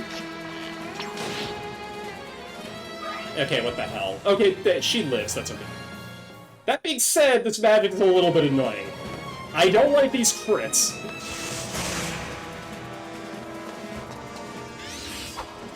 Wombo combo? Yeah, wombo combo my ass. Look at what's about to happen. So, fun fact, all those units that were asleep, they're no longer asleep. Because you can only have one silent staff at a time. It's a silent spell and it can still miss. Oh. Yeah, and Micaiah's resistance is sky high, so no wonder that... Oh, hello, Astra.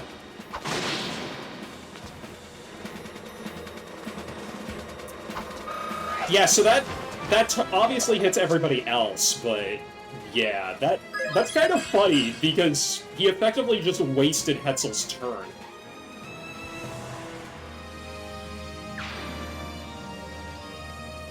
That's an interesting point, because that's not the only time that an AoE silence like that comes into play.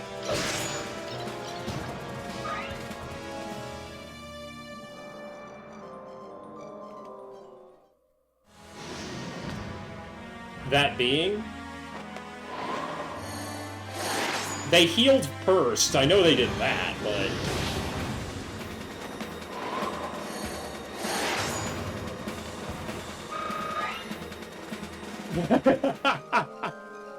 Yeah, amazing targeting indeed. Okay, this could get a little bit annoying because...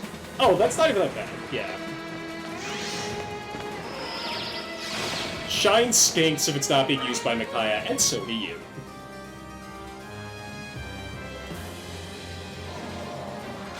So you want to know the funniest thing about that? Oh, Sword didn't even get hit. What the hell? Yeah, so that missed Soren too. I just noticed.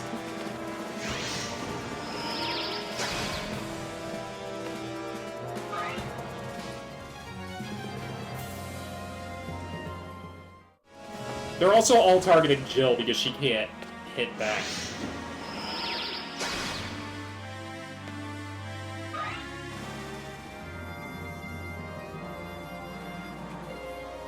Okay, this is a little bit... What ambush spots?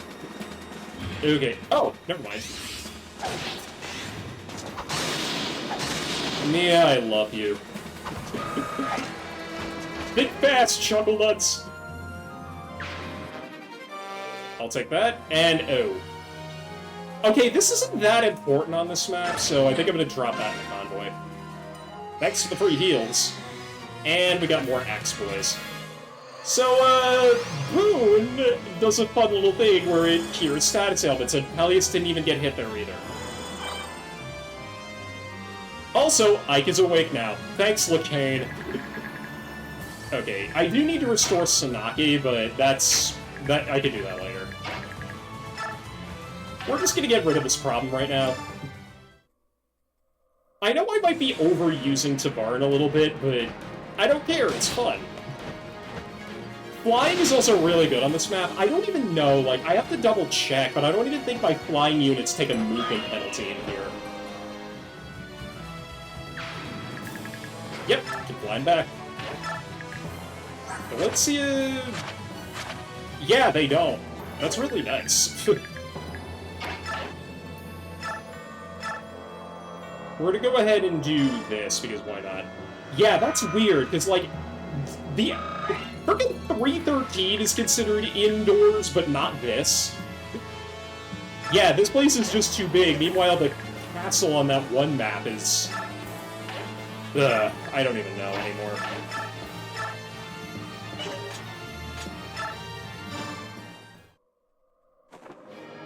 I don't think any of these maps have ambush spawns. Ambush spawns just isn't a thing in Radiant Dawn, which is honestly very nice. Yeah, ambush spawns not being a thing in this game is strange, because this game can be very mean when it wants to be. And we're just getting to the fun part, but anyway, okay, well, I'm just done with you. Oh, good. There's one ambush spawn, and it's on the very... Yeah, oh, it is the Black Knight, you're right. I thought it would be the enemies that spawn after Ashnar goes nuts, but I guess not. So, I think at this point I really need to focus on getting up and around the left side, because Lacane is going to start teleporting around. So I'm going to want to make sure that, well, this guy's going to move up and attack Kirk Naga, so... Oh god, this is literally... At this point, I've just starved for good choices here. Because as long as I can keep this line moving forward, I think we're good. In fact, I think I'm going to have Ina head up over this side, because I can keep getting rid of stuff with Boone. And we'll just attack this bishop, because we have nothing better to do. This might be a mistake, because this will lower her gauge, but I've got grass. Why is she such a good magic tank? That's so bizarre. I'm not complaining, but it's very bizarre.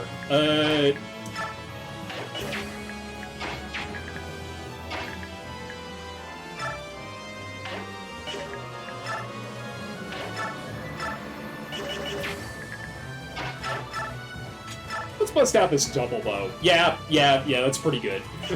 No one-shot, though. Disappointing.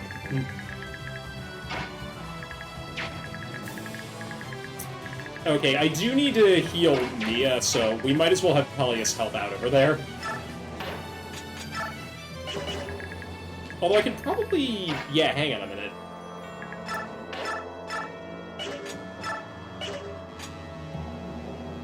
Half-breed red and white dragon. Oh.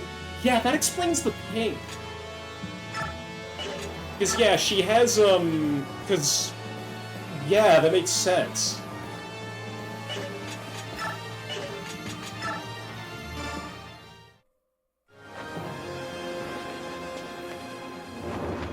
Because Nasir is her grandfather, so she has both. Oh, that... Dad or granddad? We'll check it. We'll get to see later.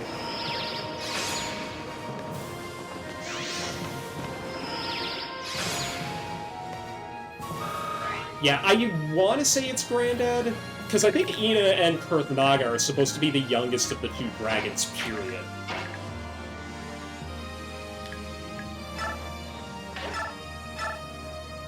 And, Choppy? Oh, this is... Never mind, I forgot, Ike's resistance is pretty bad. With one of these guys dead, I think, yeah, I can do this. Blood Tide. Yeah. I have surprisingly become very adept at Peleus lore just because of... Well, these were the first two games in the series that I played, and... Yeah, this game is very good at keeping you up to speed because it has a very good in-game encyclopedia, which, man, more Fire Emblem games really need that.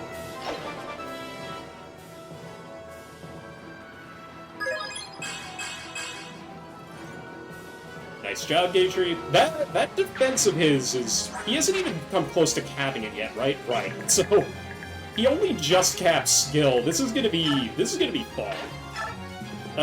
So... I think the only indirect combat units here are bishops, and this guy can't even do anything.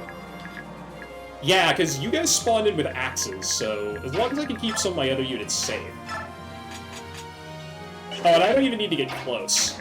If anything, I'm going to want Sword to get close.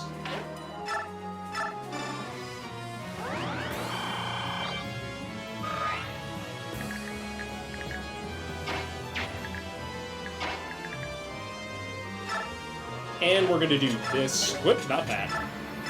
You can parody with siege tomes? What the hell?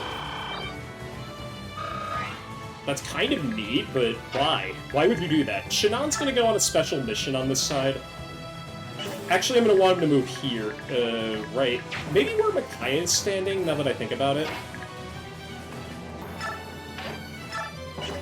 I could also sacrifice, so let me do that.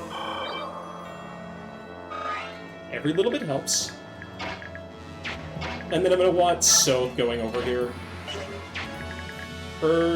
No, I want Shannon here, because he benefits from the double move a bit more.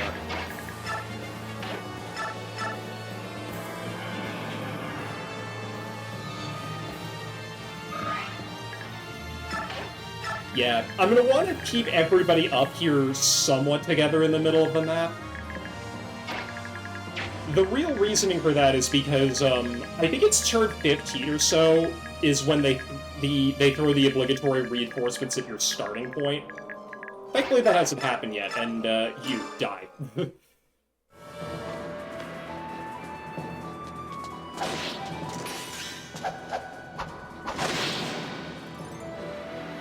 Don't attack him all slumped over, Mia. It's just a silent status. It actually doesn't do anything against you.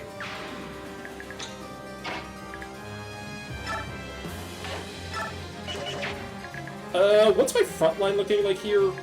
It's not good, if I'm being honest. I think I may have overexposed, Ina a little bit.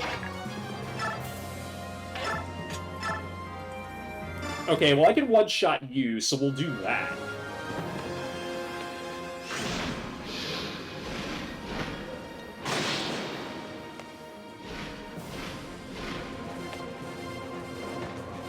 The stun was... I honestly didn't even comment on the stun, because it was just, like... Is there anything to comment on? I don't think so.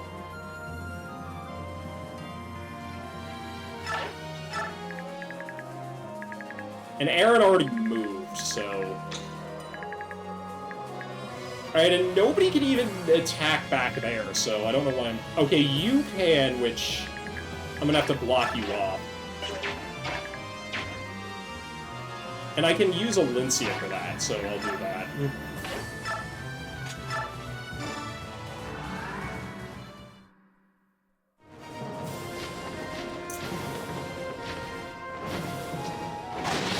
Alencia with Imbu is stupidly tanky, so I just need to be able to survive the first round, and I also eventually need to take care of that Blizzard Tome guy, but something tells me I'm not really going to need to. We'll do that.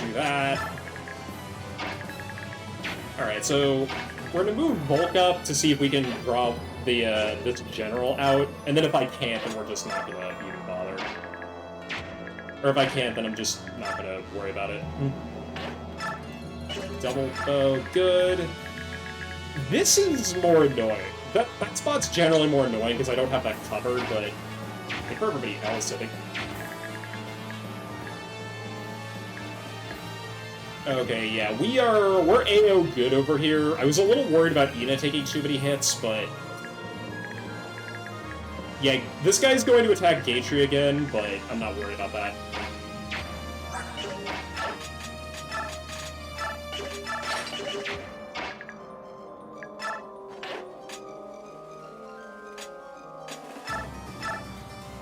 Doing parity with Fenrir is very silly, but...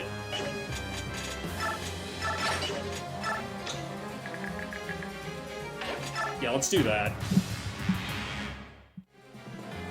And this is the annoying part about Lacane, is he has the tendency to just...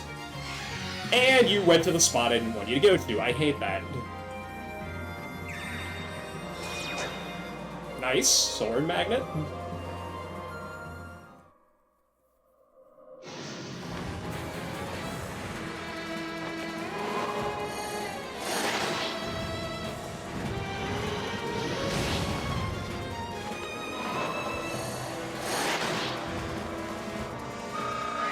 The ward is actually wearing off. That's super sad.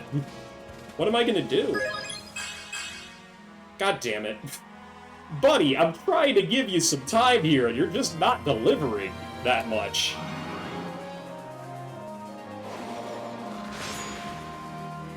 I think we're on 2 uses of that left. Most of these guys, I think, are gonna go for Alencia, because, yeah, they can actually do damage. But not getting hit here is going to be very nice.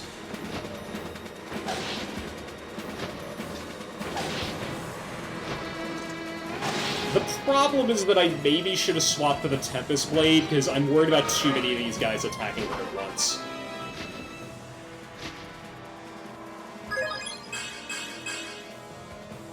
I'll take it, it's defense.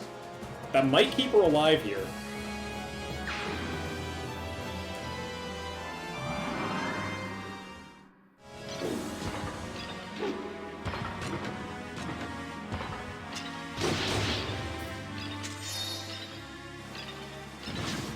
Deader than dead.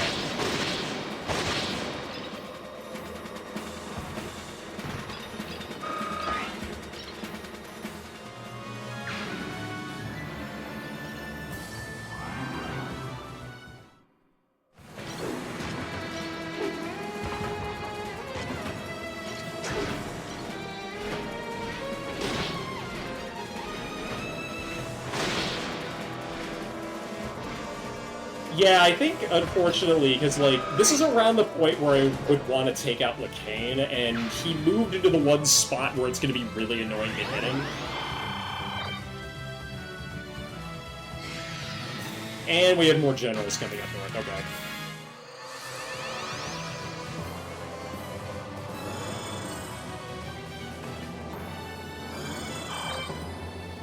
There's my trusty renew skill. So, the annoying thing about this is that I can't target him with Tabard, which is unfortunate because I believe the boss convo, basically, Tabard makes Lacane shit his pants or something, which, you know, it's always nice when assholes go out on a brown note, but I'm getting ahead of myself. I could send...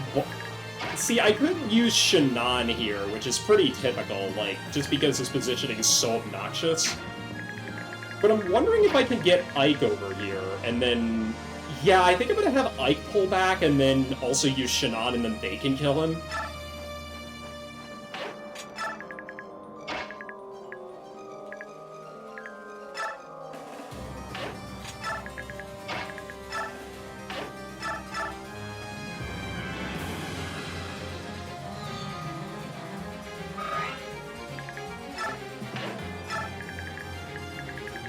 And then, well, we gotta go over here, so we're just gonna punch up through the middle here. Jill is one of my best candidates for that. Gatry's not too good. Gatry's not too shabby either. I think what I'm gonna do is just form a front line with these 5 guys and just push.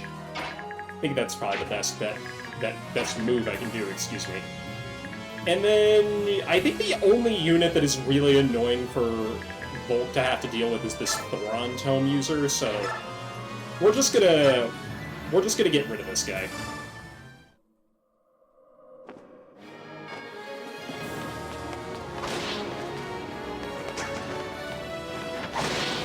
In fact, I could use the Silent Staff just to make sure that Volk doesn't get targeted by the Thoron Sage.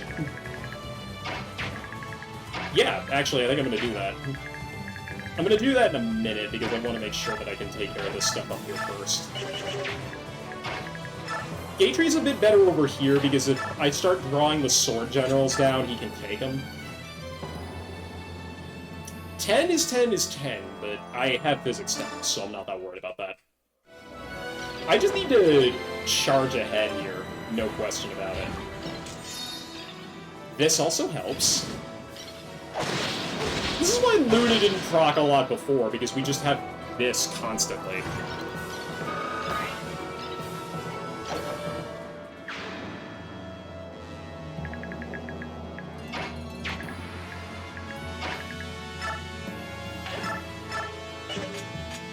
Rexcal, yeah, Sword's not been doing a whole lot here. We gotta fix that.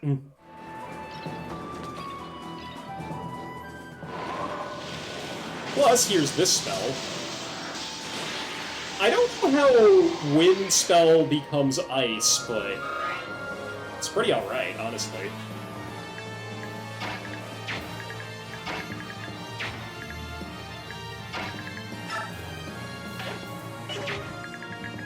And there is nobody on this side that is really a threat. Blah. Nobody on this side is really a threat.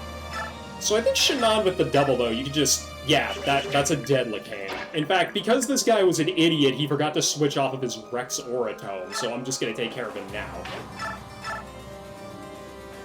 Well, okay, yeah, sure. Laughable mercenaries! Slocky could have certainly have chosen better allies. If only she had sided with me, she wouldn't be damned now. Oh well. Yeah, whoever chose you as an ally has had better days too. So, who is it? Who's pulling your strings? Pulling my strings? What are you saying? I alone have been chosen to protect her. I masterminded the plan to resurrect the goddess and become Ashura's chosen one. It is my right, mine alone. Really? I didn't see you around when the Galdro release was sung to the medallion. What medallion? What nonsense are you talking about? Wow, you don't have any idea what's really going on, do you, mastermind? I'm just wasting my time. You! Oh, I am Lacane, Duke of Gatos, the one and only!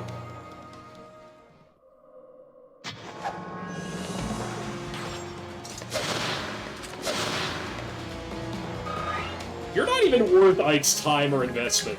I'm really annoyed that I can't use Tabard here, because like I said, if Lacane sees Tabard in combat, Lacane shits his pants. There's a lot of pretty funny interactions now that I think about it. What is Peleus's? Because I know he can... Okay. If I go here, then I'll be able to. Oh, Peleus can kill him. Part of me wants to see what this is, actually. There's a bunch here. I know Makai and Soph both have... Wait a minute. Oh, hang on. Oh, this might be funny. This could be really, really funny, because I think Sylph has just enough attack with this knife to do it. Hang on. Sanaki, you're not going to be doing anything this turn. You can't shove? What the hell?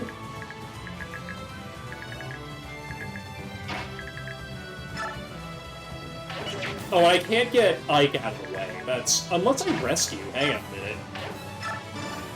Let him cook. Let me cook. Let me cook.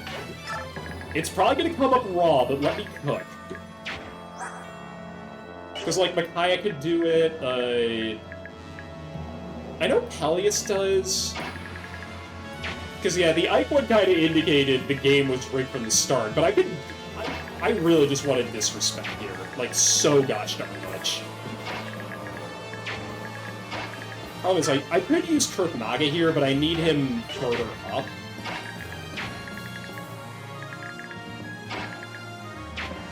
Okay, hang on a second. So... Oh, you only have 20 defense? Hang on a minute. Hang on a minute. I'm going for BM. This is not... I would not recommend this, but I'm going for BM. I'm just hoping to God that Sylph has enough, Oh! Oh, you piece of shit. This is funny. Who are you? How did the shabby little burglar get in here? If that's how you want to see me, then so be it. But know that that's also how I see you. I don't think we even need to exchange names. I'll just kill you and leave it at that.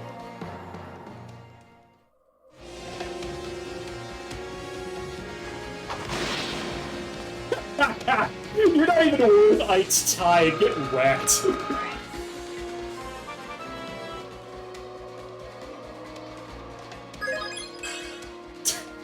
Oh, I don't give a shit. I don't give a shit. That's funny. That's really funny. I don't care if I wasted the level up. This can't be. I was chosen. Truth be told, old buddy, as they say in Fallout, the game was rigged from the start. Well, I don't have time to worry about that, though.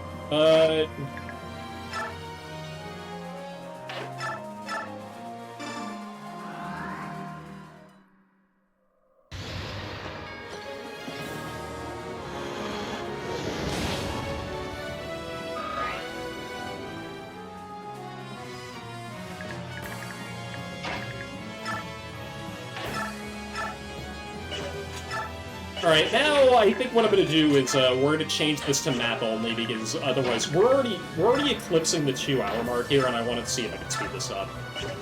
Because we have more reinforcements coming in this turn, but I'm not that worried about them at the end of the day. Should bust out the silver.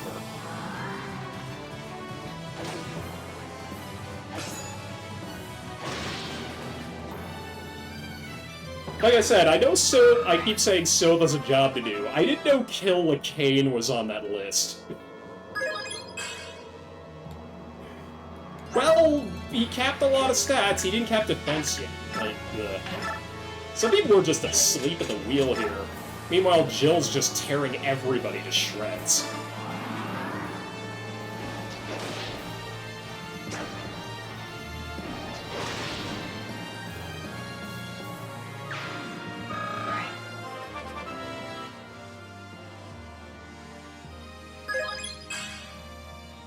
Again, I would be mad, but she capped all of her stats already.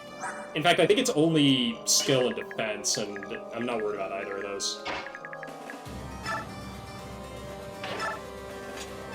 Alright, get up here with that Kuroto, Peleus. Show me what you can do.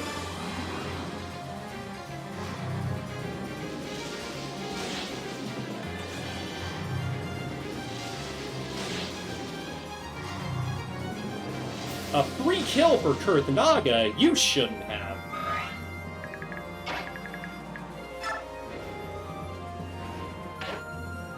Can I... What's your range? Ooh. Actually, wait. If I put him right here, he'll be fine. Fine, fine, fine, fine, fine. I love this.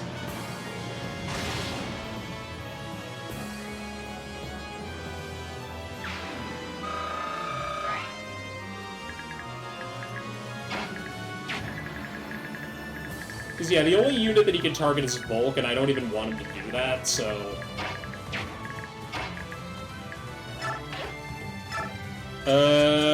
Sirensu... Oh, that's a little dodgy.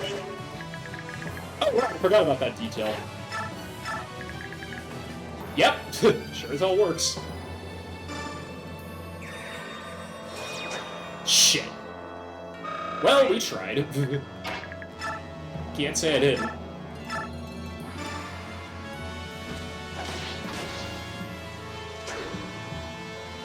Also, that was a little dangerous because, yeah, I was relying on Hansel and other crap to proc. Unless if one of these guys magically has a Horse Slayer, which none of them do. They all have silver weapons, so... Just deal with this guy. There we go.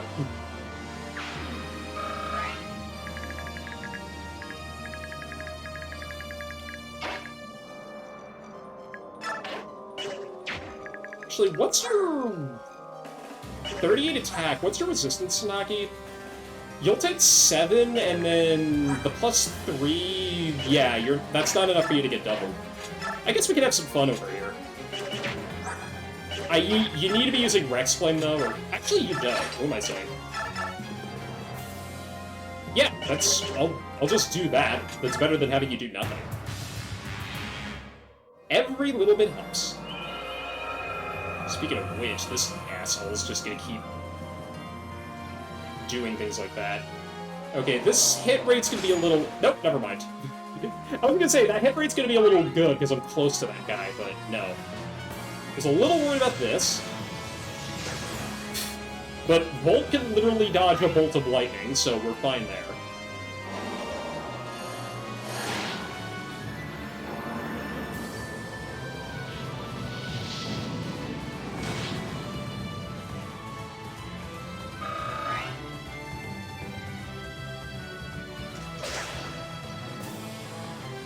I really, like I said, I don't always trust a Void like that, but...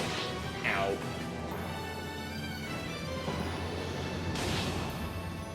I maybe shouldn't trust a Void as much as I do in some cases, but yeah, when it works out, it works out. There's no question about that. There we go, that's a good level.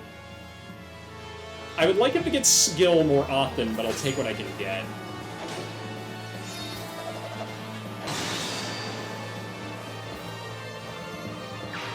Did I say that we like Gatry because we like Gatry? Honestly, I don't know if I can stress that enough. I'll take it. It's strength. Okay, that's when those get... Oh, those are bishops. Alright, I need to reposition some people, but I think I can just... Yeah, it's the literal shine box again, as I call them. So, you need to move. I think I just need to move you over here, and then we'll worry about that later. Because, like I said, I'm running in the opposite direction of where I need him to be, but... Yeah. Huh? Did I just read something I shouldn't have? What is going on? Did he just... Why did it say dummy? Was that just, like, placeholder text? Or was it like, haha, don't try to open that with anybody that's soap? Like... What gives? What's up with that? That's such a strange message. And so that's dangerous because if that crits, he dies, but...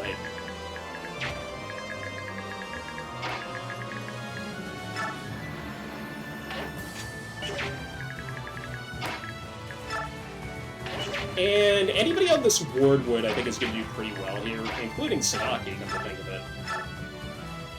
Let's just take care of this guy first.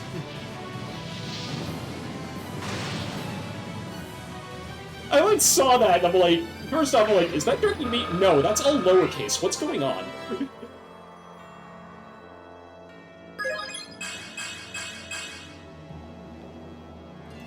Anyway, so Tabarn is carrying Ike, so I'm gonna need to get him up here, just so we can help out. Nope, nope, nope, don't do that. That would be bad. That would be very bad, because a lot of these guys are going to start targeting, so... I suppose I could have Shannon just start mopping these guys up. Because I can literally counterattack anybody, and being on Wardwood means that they're just all gonna die. In fact, if I only put him there, then we're good. We're more than good.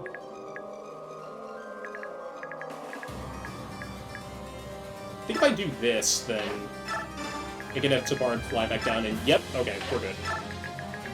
Because I'm gonna have Soth move here, and then everybody else is gonna get out of the way. And I'm gonna need some huff, some grass with Rayson, otherwise we're gonna have a problem in a minute.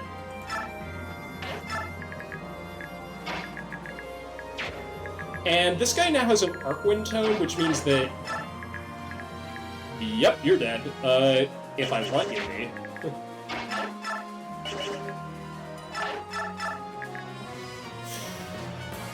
Again, that's actually a bit better than it looks. This is a good case for Fenrir as well, I think, because, yeah. Plus of... Yeah, he procced Adept, so we don't even get to do this. Oh, Peleus, you wonderful kill-stealer, you. In fact, oh my god! Rip Fenrir Tome, but that is well spent.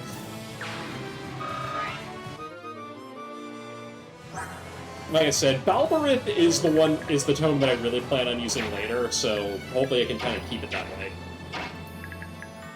You don't do anything, like I said, so we've just been melting these guys, now that I think about it.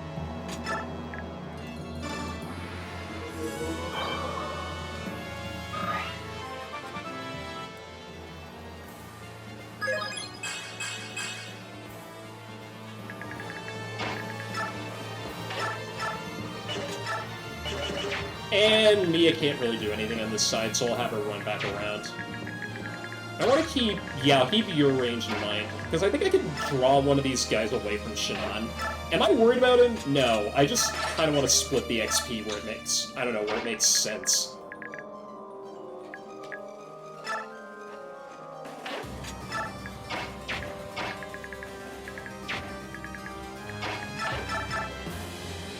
I can do that. In fact, that's not bad, honestly.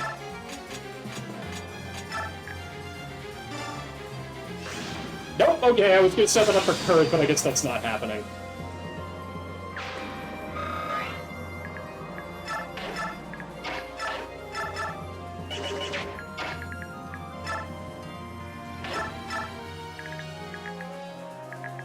Yeah, of course the guys that were supposed to be guarding the bosses are the tankiest of them, but yeah, not too worried about them, if I'm being honest.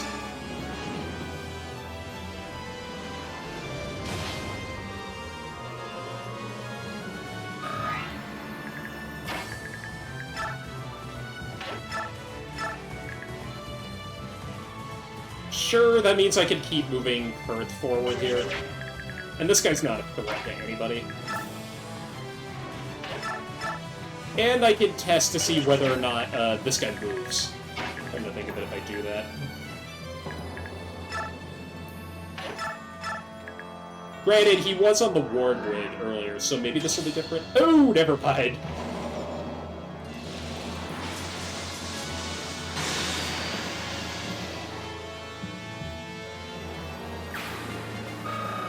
Or Elincia can just kill him. One of the two. In fact, I think I'm going to do that, because like I said, this is clean up central right here. It's kind of... The whole dummy text kind of makes me think that, like, did I just stumble upon, like, forbidden cut content or something? Like, I don't even know.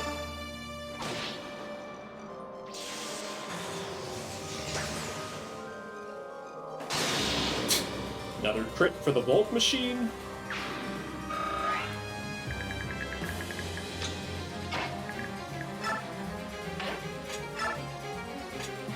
I don't even know if I need the Elixir. That's 48 attack. He won't double, I think. No, I think he might. Ooh. 30 defense, he'll live. And this is the only unit that's going to be targeting him. Could fly with the barn, but that's completely unnecessary.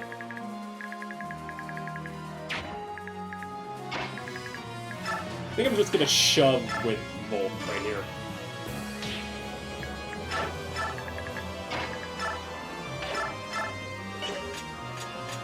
And this is one situation where I really wish I had better equipment for dealing with this, but I don't, and that's okay. Kind of dependent on Luna. These top guys are definitely the tankiest of the bunch. Oh, one of them can target Sanaki? Go figure. I think she'll live. Shine's not good, and she has 31 res. Yeah, even if she gets crit twice, she'll live, because that would do 18. And I don't know what I'm gonna do with him, if I'm being honest. I guess I can kind of keep him apace.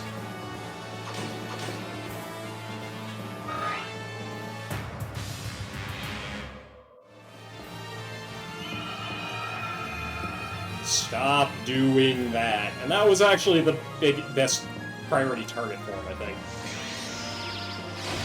Oh, 2. I don't know why I missed with my math.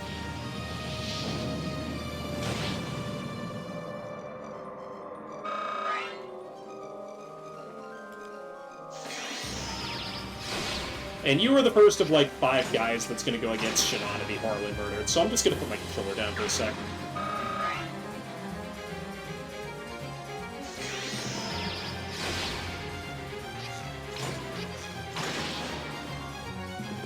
Shinon wasn't so lazy with his level ups, these would all be 1-round kills. Just saying. I could save uses of the double, though, that I'm totally definitely gonna need. See, what is this crap?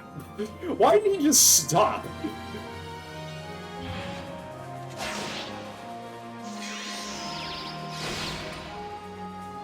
Wow, that's me as resistance. I'll have to keep that in mind for later.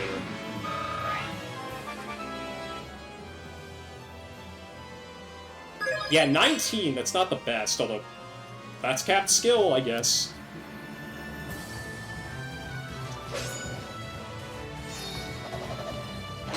Flick of the wrist.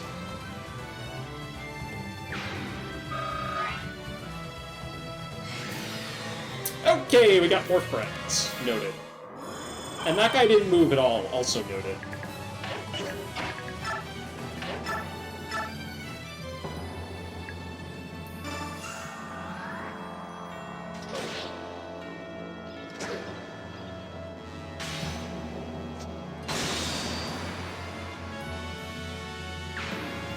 Don't know why we needed the alley-oop there, but we did.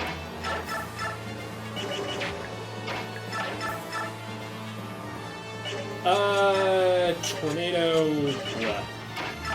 You're just mostly setting up for...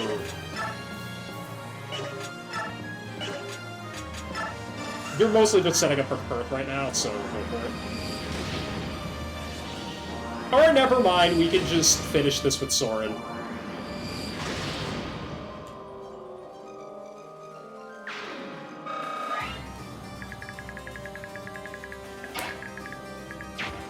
Although I'm gonna need to make sure that this guy somehow dies, and I do need a mage to deal with that.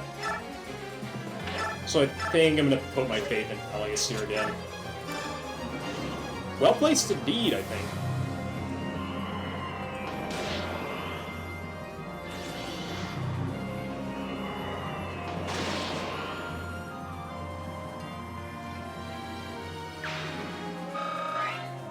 Dark Tomes do it like nobody does.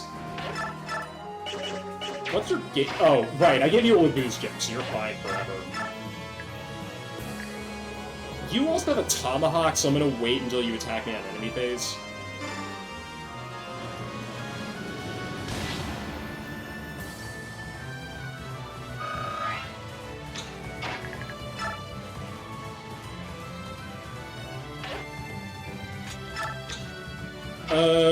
And then over here, we'll go ahead and... Rex Flame will not. Rex Flame will not.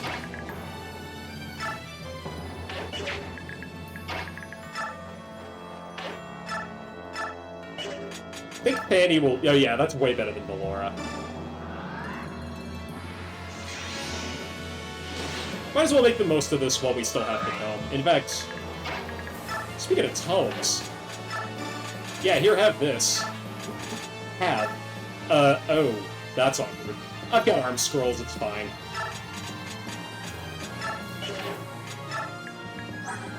Yeah, you only have S rank on light, and that's not going to improve anytime soon. Normally I'd just give Micaiah Valora and be done with it, but I have the spare equipment, so I might as well use it. I think Olyncia is better off here taking care of this than Jill, so I'm going to wait on the heal.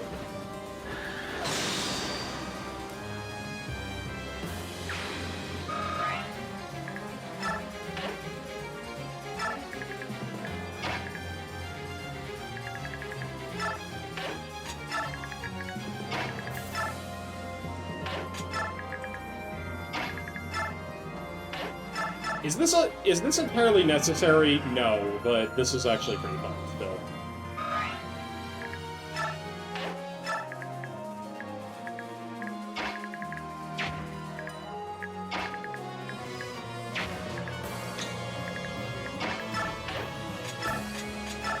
Restore it up. And we will just keep on trucking. Anyway, Hetzel is, yeah, he's completely defenseless now. I'm gonna wait on that for a minute. Yeah, me is another unit that I probably want to start using bonus XP on, because otherwise it's gonna be a bit of an annoying situation down the road. Base Lord still got tons of uses on it, so let's just go ahead and assassinate this guy. Said that kind of weirdly, but who cares? And then I can have Tabarn fly in if I want to, but...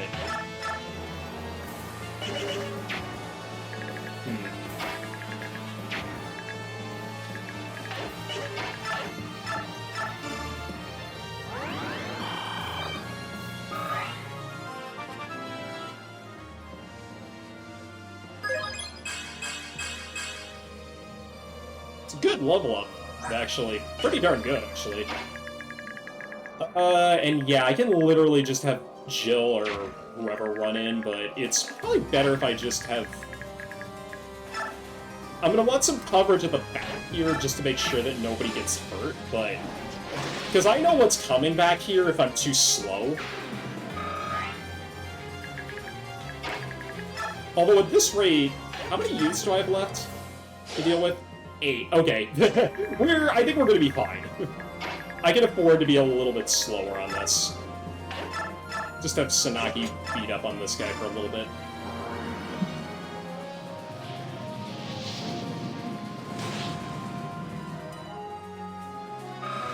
Lord knows she could use the XP. And with these two, I think I'm just gonna keep them put for right now. Although...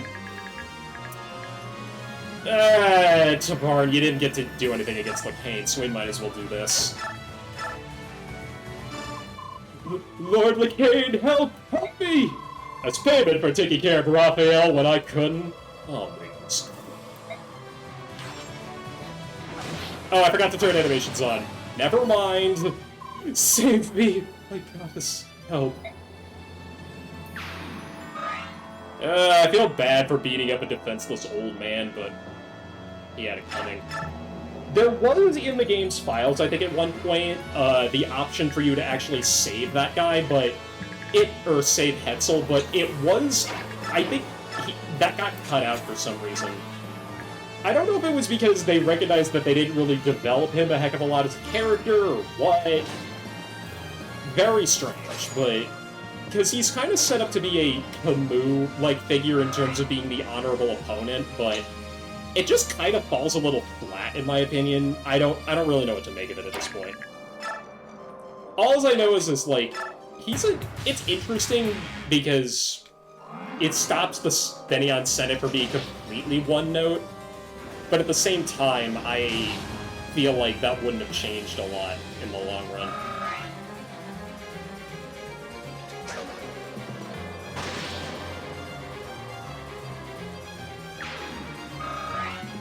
I do need Tabarn to fly back over there first. So in terms of some of the dialogue options for the Senators, there's actually quite a few. Ike has a convo with pretty much everybody. I think Micaiah has convos on a lot of these maps as well.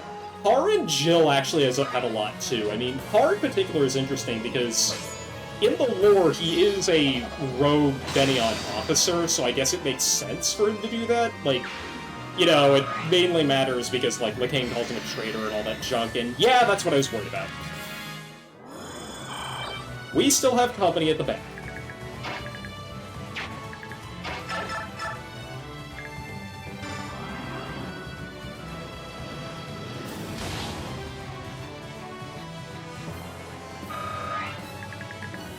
Volk, why don't you help Sichu it, and then we'll worry about silver. Okay. We're gonna be more than fine.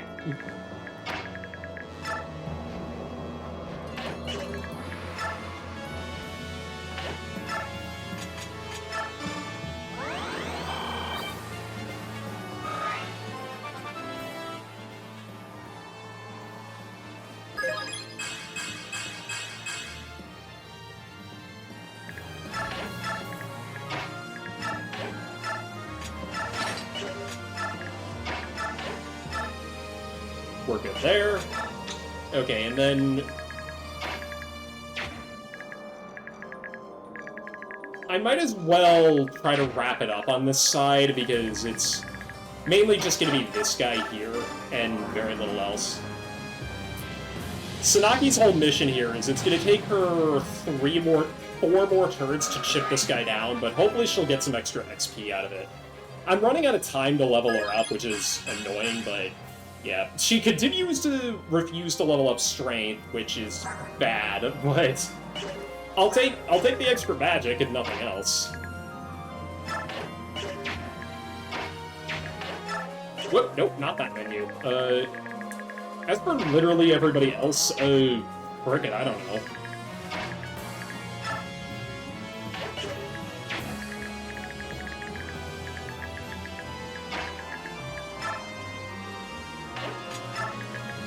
I'm gonna want Sabarn over on the right side, or on the other side, so we'll have to move him over. And then I'll just do this now.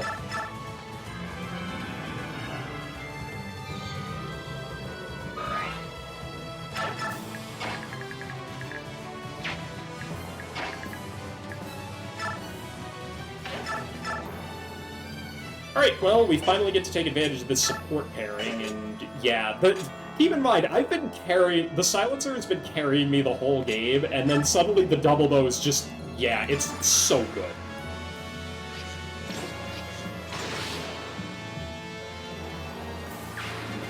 It basically lets Shinon roleplay as an artillery cannon that counters literally everything.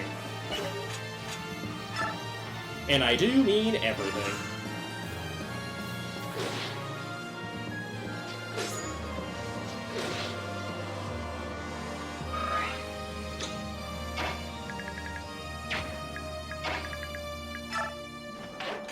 Alright, so the game plan is going to be Sotha's going to unlock this chest next turn, and then hopefully one of these guys will be dead, and then Tavarn will just fly in, grab him, and get him out.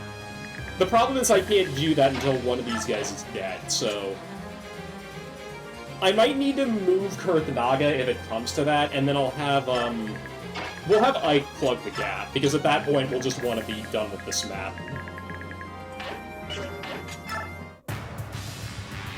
I'm literally not moving Aaron because I don't need him to do anything anymore on this map. Like I said, I could slowly chip both of these guys down, but Kurth is getting a lot out of this regardless. Well, sort of. I'll take the +2 res, but he doesn't need the magic.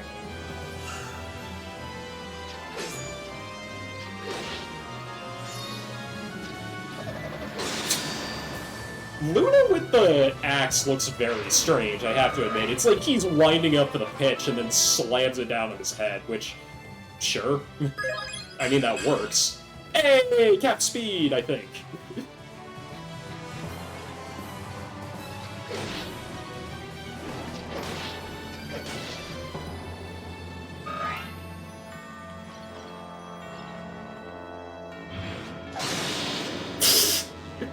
Dead. Oh, those are the... We just have more company at the back, okay. And that group, I think I'm just gonna 6 Shinon on them again, because that worked. Never mind, I can't, because he's all the way up there. And this is when the silence that was on everybody goes off of them. So I guess I can be a little bit slow up here, damn it. I have to transform again? Lame.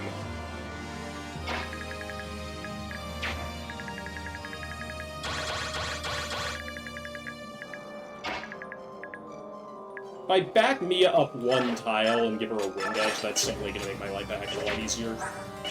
29, and then most of these guys don't have... I think all these guys have 33. So yeah, the most damage she would take is 15, and I don't think that's going to happen. Same thing goes for Jill here, which... At this point, we gotta bust the... Let's go for a hand axe here. Because I want to save that tomahawk for the next map.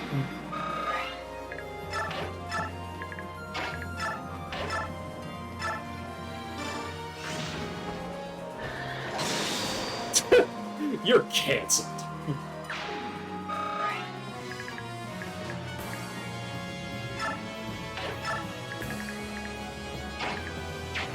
Plus I can just Galder with Grayson.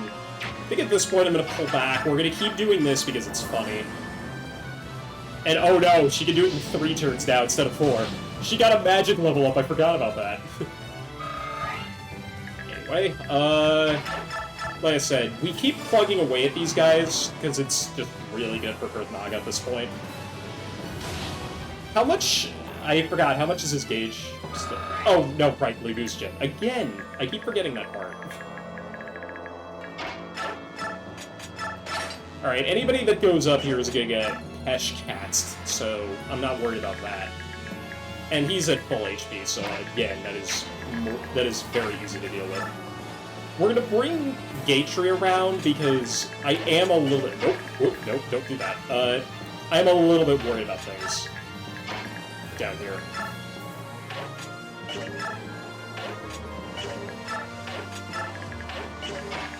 I might need my physical damage dealers if this takes too long, because I forgot just how many enemies spawn at the back.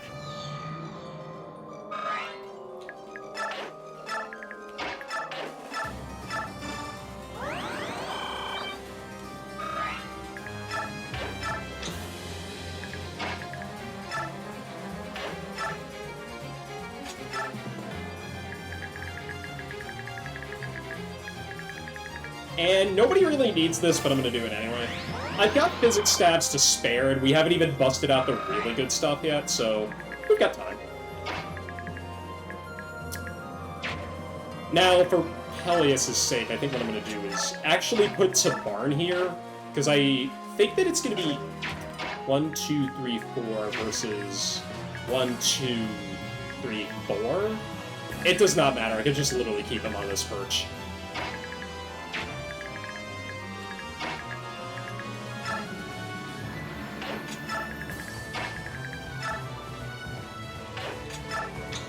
Mainly doing this because we only just have some of the guys on the bottom of the map here, and that's it.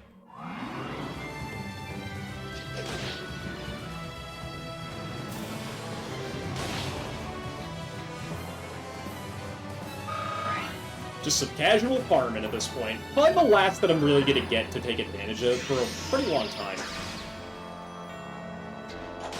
Because the next map can be done pretty quickly. The map after that, I think, is the hardest one, which is what I'm really prepping for. And then the last 2 maps are going to be pretty fast. Well, hopefully. Again, I'm not mad because... Capskill... Ooh. Should be fine? Yeah, and this guy's getting... God, it's like he threw both of them at once.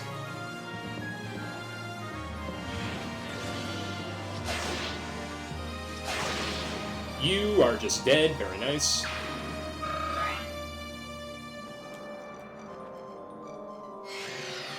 Okay, that's why I wanted to keep everybody together.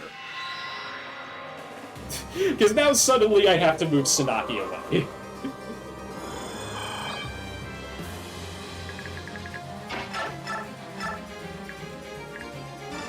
Alright, well I can take care of you, and...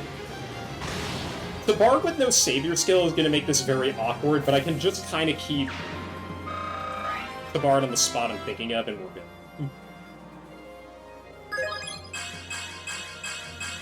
That is what I was hoping to see. That's the best that he's gotten so far. Only took 5 of these. Okay. So, if you want to get this for us? The Matrona. This is the SS-ranked step.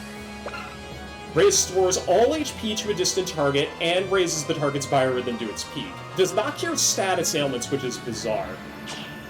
It's an interesting trinket, curio, whatever you want to call it. It's going in the convoy. Only 3 uses is the main problem that it has, because that's just so debilitating. Let's fly you away. Okay, so I think what I'm going to need to do is we're going to do this, just to chop this guy down.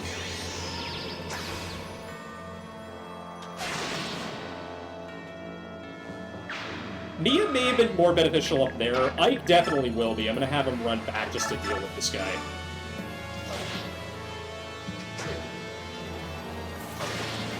More problems means we just get more problem solvers.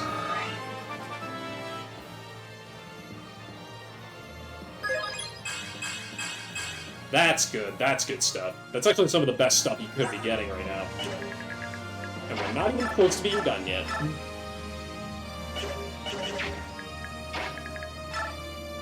Alright, Alencia can take care of one of these guys pretty handily. Even if she gets hit, which she didn't. You could have done that first, but you could have done that first too, but okay, I guess we're in full disrespect. And what I can do in case things go south is just move Sanaki over here.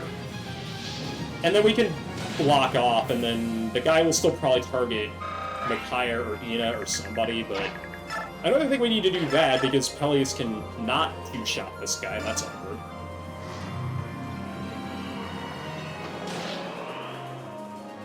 Okay, never mind. He's got at it. We're good.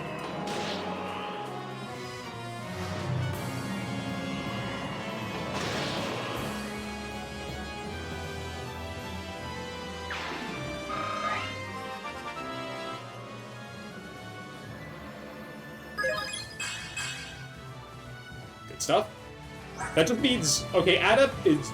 Adept procs based off of skills, that's less of a problem, but still. It's nice, it's always the thought that counts with these sort of things. If I'm even making sense anymore. I don't know if I am. Go for it. As long as we don't break this, because... I need to keep an eye on the Rex Calver uses, but I think we're more than fine. I haven't been using it that much. The fact that Peleus has been doing better than Soren lately, well, I think it speaks to how good Dark Magic is, and oh, we're at 11 uses, we're fine. And let me check the base lard. 39, yeah, we're good. We're more than good, actually. And I think what I'm gonna do is, just do that. No, not that. Alright, we got everything we need, so... Who's the last enemy? Oh, yeah, you are. I guess we'll speed this part up, because otherwise we're just gonna be here forever. And I think 10 turns is actually the turn count for this map, so... It'd do me good if I finished it up right here and now. Typical Grayson brand level up.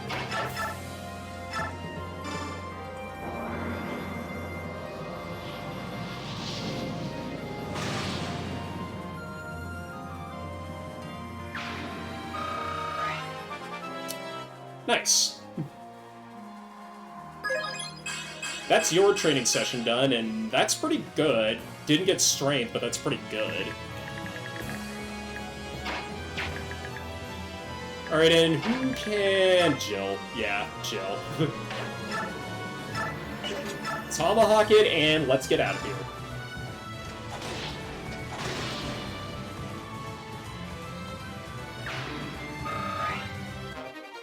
Ooh, free concoction, sweet.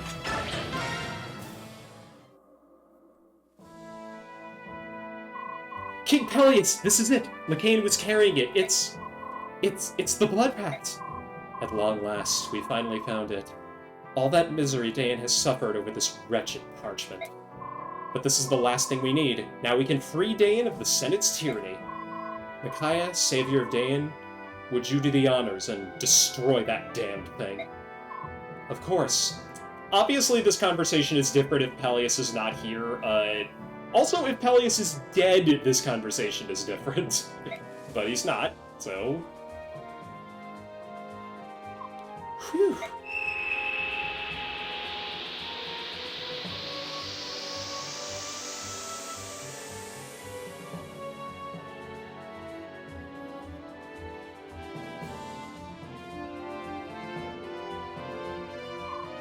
That's it.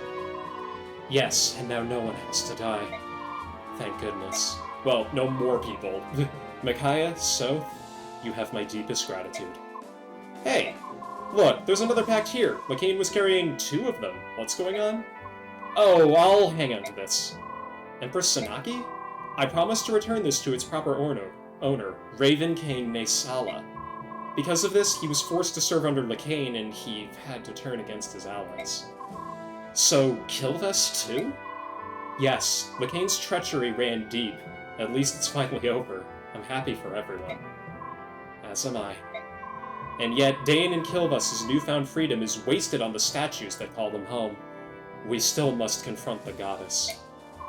Well spoken. We can't stop until everyone is truly free. Come, the goddess awaits. So naturally, if Nesala's here, this is the map where it really bears the most fruit. In fact, at least for now, I think maybe bringing Tabarn was a little bit redundant with the rest of my forces. Because he definitely helped out a little bit at the beginning, and then I was just like, what do I do with this guy by the end of it? The main thing, I guess, here is that, obviously, if Nesala attacks Lakain, what's rather hilarious is that Nesala basically just plays the lawyer card. Because if you've been wondering why he's been tagging along with Sanaki this whole time, it's that the Blood Pact effectively forces him to obey the leadership of Bennion. Which, of course, Lakain fancies himself as, but he didn't think it through that Lakain could just adhere to Sanaki's demands instead. And, like I said, just go all lawyer mode on him and freak Lakain out, understandably. But I'm getting ahead of myself. Lakain, to think that the warped dreams of one treacherous madman could corrupt an entire nation. Apostle, are you well? So you still insist on calling me Apostle? I think we're past that, Ike. So what should I call you, Miss Sanaki? How rude! You have no right to address me with such familiarity. Please call me Empress. Got it, Empress. You don't have to say it like that. Loosen up a bit. Oh, give me a break. You creatures are made of some tough meat. I don't think that girl even needs to hear the divine word. Do you? Yunei, you're a bit of a mystery yourself. It almost sounds like you're happy to see that people don't necessarily need you. The one constant truth of people, Ike, is that nobody can stop them from changing. People sometimes do things that even the highest divinities couldn't imagine. That makes me sad, but it also makes me very happy. That's why I love people so much. There are some changes that goddesses can't even predict or control. Maybe Ashura resented that. I don't know, but I do know that Ashura loved people. I'm sure of it. And we got the turn bonus, which is awesome. Interesting that Yune calls people, well, people instead of Bjork or Lagoose. Something to chew on. Anyway, we've been here for 2.5 hours, but we are far from done. I'm gonna go on break really fast because, interesting little tidbit here.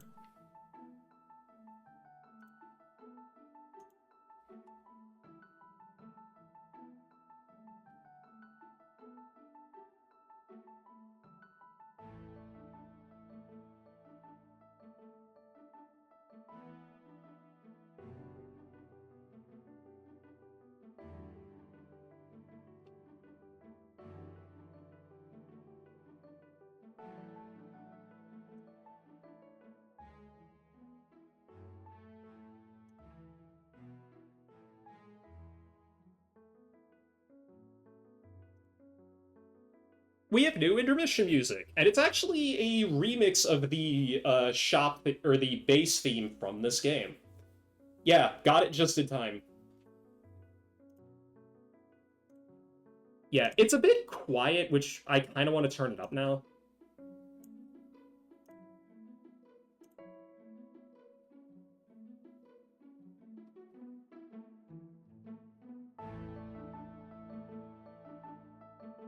Yeah, this is, hang on, let me do this real fast. Did this command still work? I forget. Yep. Yep, I ended up getting this commission from Popsky a year ago, and then things happened in both of our lives, and then he finally got it back to me yesterday, which is awesome. I was just able to throw this in immediately, and yeah, this is going to be our intermission music going forward. It's pretty chill. I kind of like the instrumentation, and it reminds me a lot of Fire Emblem Awakening's soundtrack, which I think is pretty fitting, but anyway, I'm gonna go on break real fast. When we come back, we will continue with the endgame, because, like I said, this is far from over.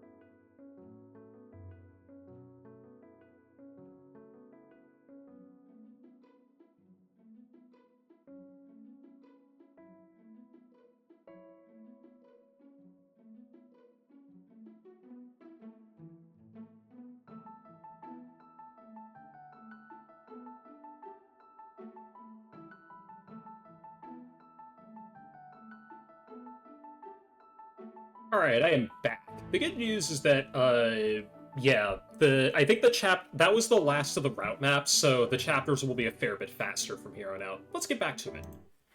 I didn't even tab off of this screen. That kind of indicates to you something.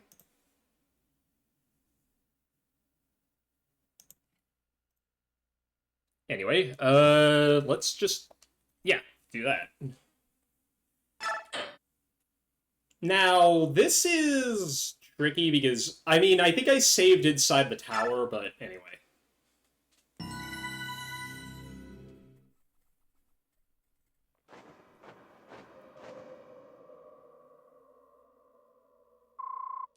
Are we going the right way? Yes, Asher is at the top. We're going up. This is definitely the right way. I'm a little disoriented because this is much bigger than it looks from outside. It's not my imagination, is it? To be honest, you probably shouldn't look around too carefully. True miracles can overwhelm and terrify mortal minds. If you dwell on what you see here, you might stop climbing. Really? Yes, really! Well, for most people anyway. You're all the exceptions. You are all focused on your one goal, and you can't die until you achieve it. That's what you think, right? Yes. Desire propels people forward. That's how it's been since the beginning of your kind. You hope, take, give, kill, struggle. Out of all those needs and desires, hate and strife are born. And that's alright. You should strive to fill that want. You should challenge your fates. When all else fails, you can still die fighting. Your philosophy is pretty extreme, too. Ashura doesn't forgive people for their imperfections. But you embrace both the good and evil natures of people. You seem to enjoy our internal struggles. A straight road is boring. Defeat and destruction are far more interesting than stasis. Huh. Is there a goddess who takes a middle-of-the-road approach? Well, long ago... Wait, stop everyone! We need to talk. The next one who stands in our way is someone deeply tied to you. Let's go.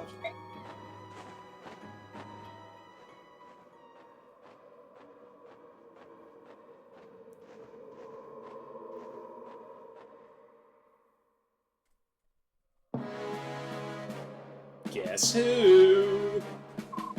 You've come. Welcome, son of Gawain. Welcome all courageous warriors. Oh god, I forgot to close the door behind us.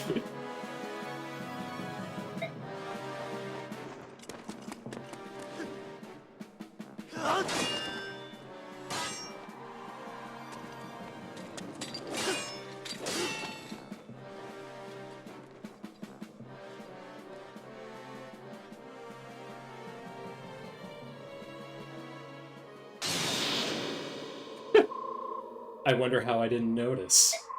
Your composure, bearing, voice. It seemed obvious in retrospect. I wished I'd had the chance to fight you, or see how you fight, General. Then I would have known a lot sooner.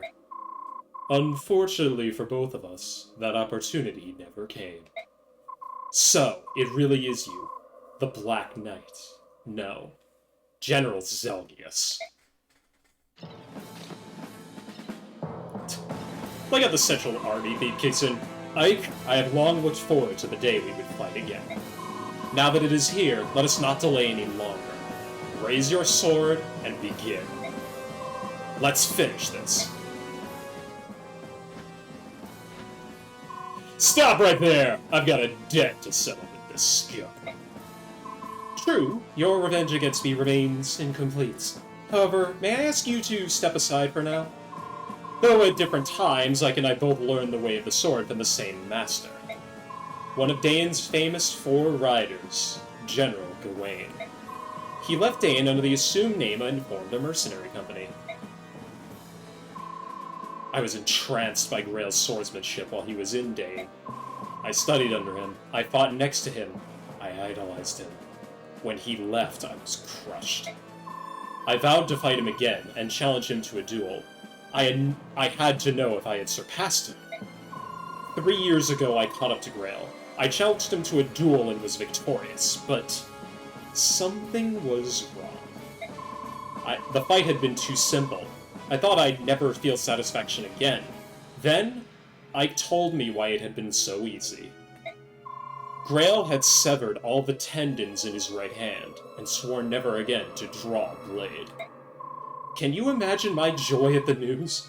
I knew that a swordsman of his stature couldn't have been so easy to defeat. I like how this graphic is... I think it is from the cutscene in Path of Radiance. That's kind of like what they're going for with the flashback. And yeah, as Zelgius was saying, that cutscene was weirdly short. That fight was over in less than a minute. My master's skills were passed down to his son, Ike. I will defeat him, and finally surpass my master. I trust that you understand.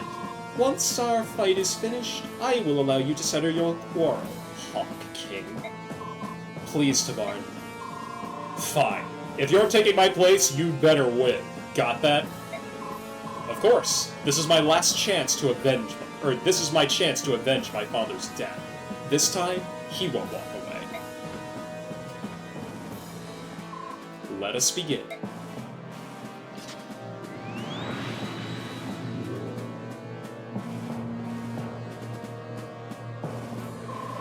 I won't allow anyone to interfere with our fight. Agreed. It's better this way. I can focus on you. No draw, no escape. One wins, one loses. We shall end this. One of us will live, and one of us will die. I'm ready. Goodbye, General Zelgius. Zelius, you want to put your helmet back on?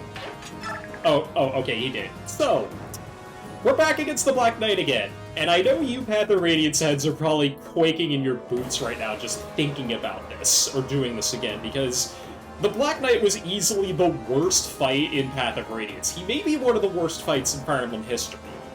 The Black Knight was much tougher than Ike was in that game. You couldn't stop his mastery skill, which was Luna at the time for proccing, and on top of that, you were on a time limit of around 6 turns, and if you didn't kill the Black Knight, tough beans, that was it. And if he killed Ike, that was game over, and you had to start the chapter before the Black Knight fight all over again.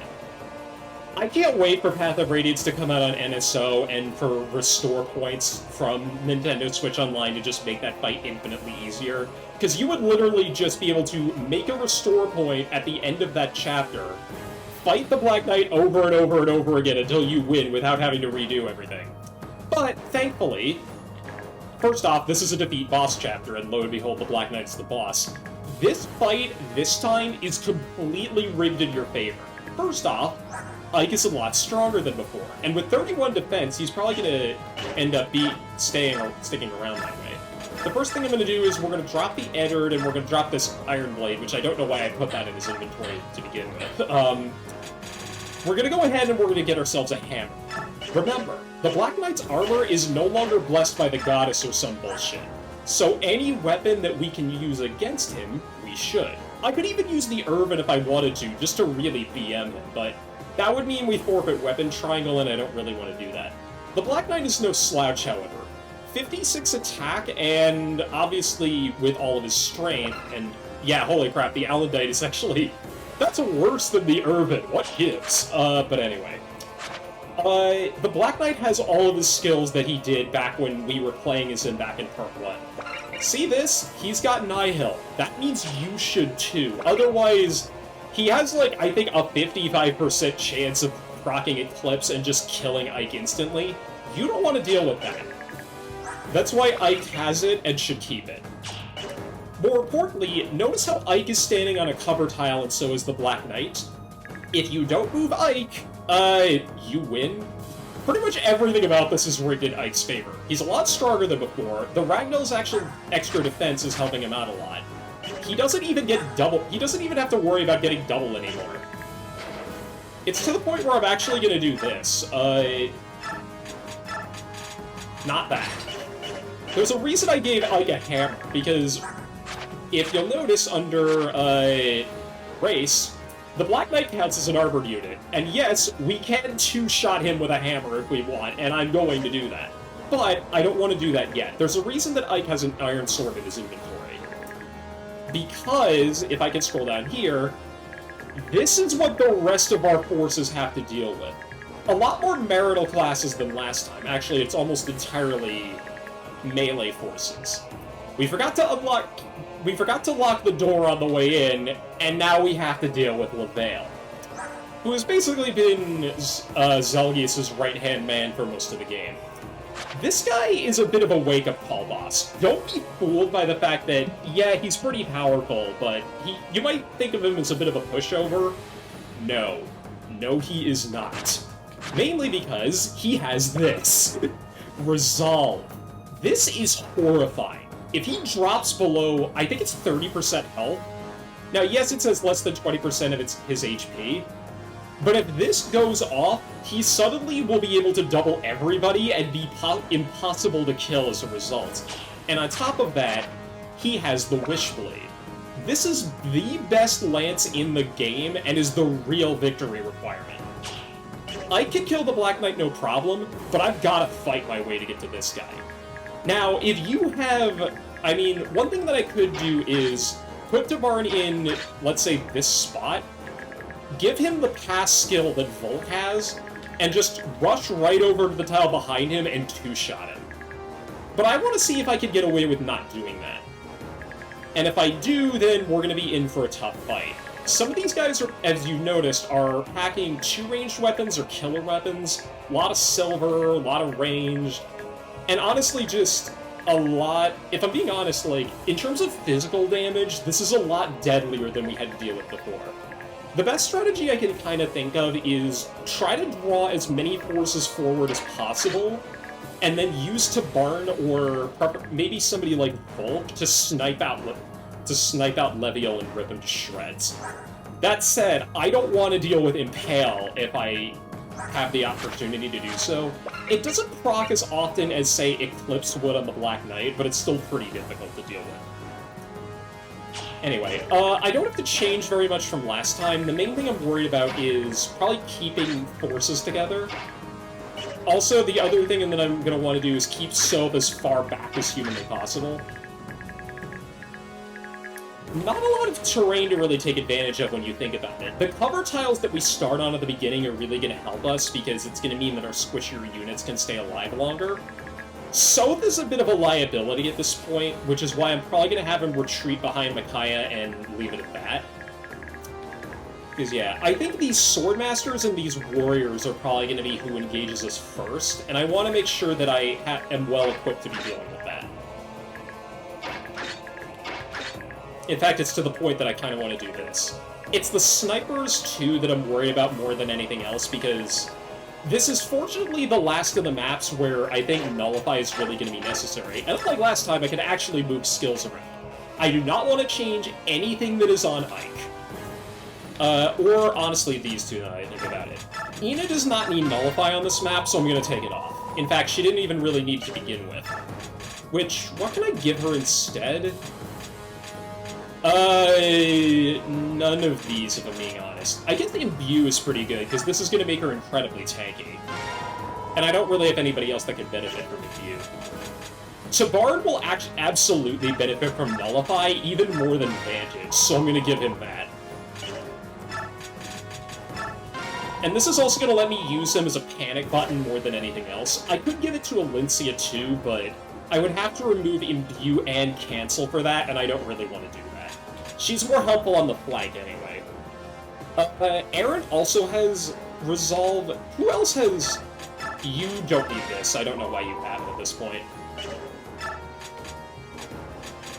Because I don't really need to give you anything else. I could give you Vantage in addition to Adept. That'd be funny on a mage, if I'm being honest.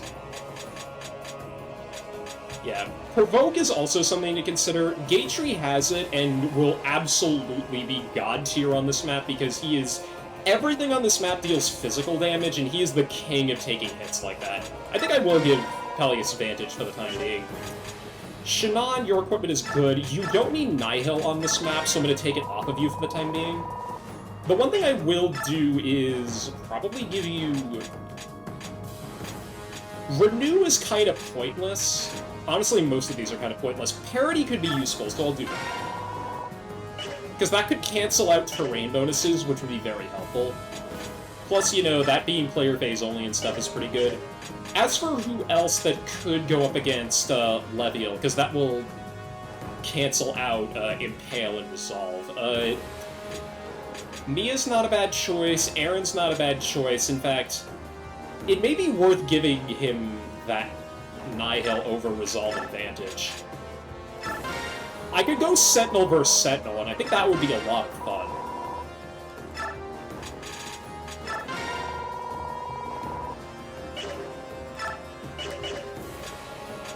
Now, as for who I could give Vantage at this point, Shannon, maybe? He's got the double bow, so that's a pretty good idea. And then for what was the other thing I had on him? Resolve, yeah. I could give that to Kurth. Although Kurth's still not at the point yet where I think he would necessarily benefit from that the most. Oh, Sanaki also has Paragon. No wonder she was able to level up a lot.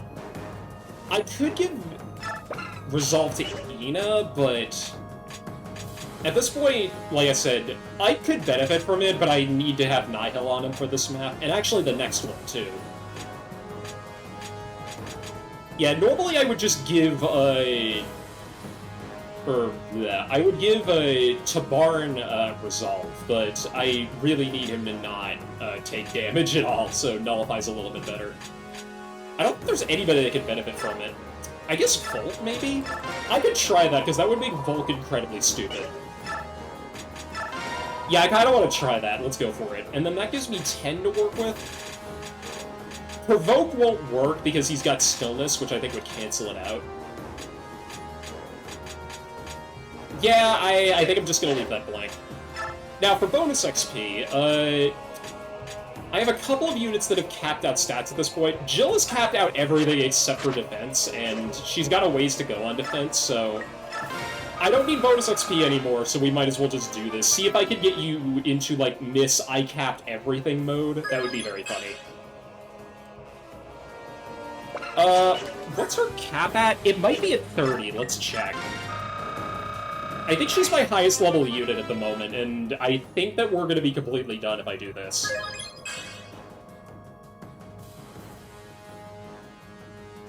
No, okay. So I'll leave that then. It might be at 35, which would make me sad, because that means I can't cap it anymore. As for other units that can benefit from it, Perth might be able to, actually. This'll give him a leg up. I still want him to keep Paragon for the time being, but I don't want him to be completely useless, so we'll do that. It's gonna be an HP and luck situation. I did get straight, though, so I'll take that. Still, having skill of only 16, though, is not good. That's really, really not good. But I'm out of stat-up items, so I don't really know what to do at this point. Except for the boots, which I'm almost tempted to give to Tabard so I could just blitz this guy, but I'll worry about that later. Shannon, I just recognized... Well, that's partly because of Blood Tide, but, like, holy mother of God. Keeping these two together, I'll have to keep that in mind. Supports. These two can't support each other yet, which I would normally want them to do.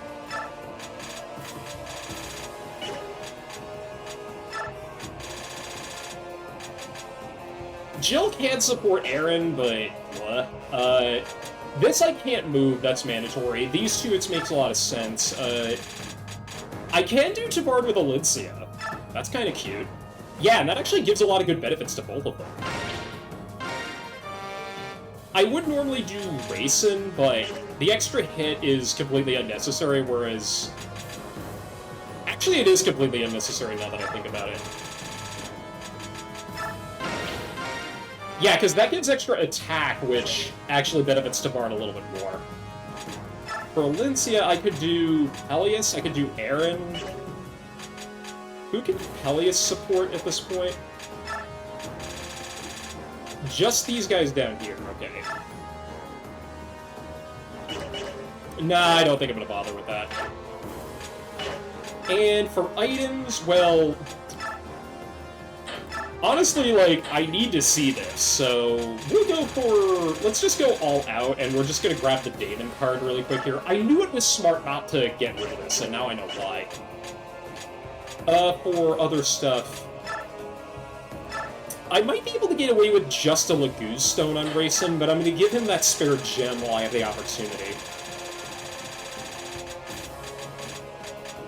Where is it? There it is. Is it unnecessary? Probably, but it's a lot better than what happened last time. It's gonna be really good on the next map, I know that much. And then... for other stuff, well... Micaiah, you don't really need the Fanny Tome anymore, even though that was a sort of a good idea.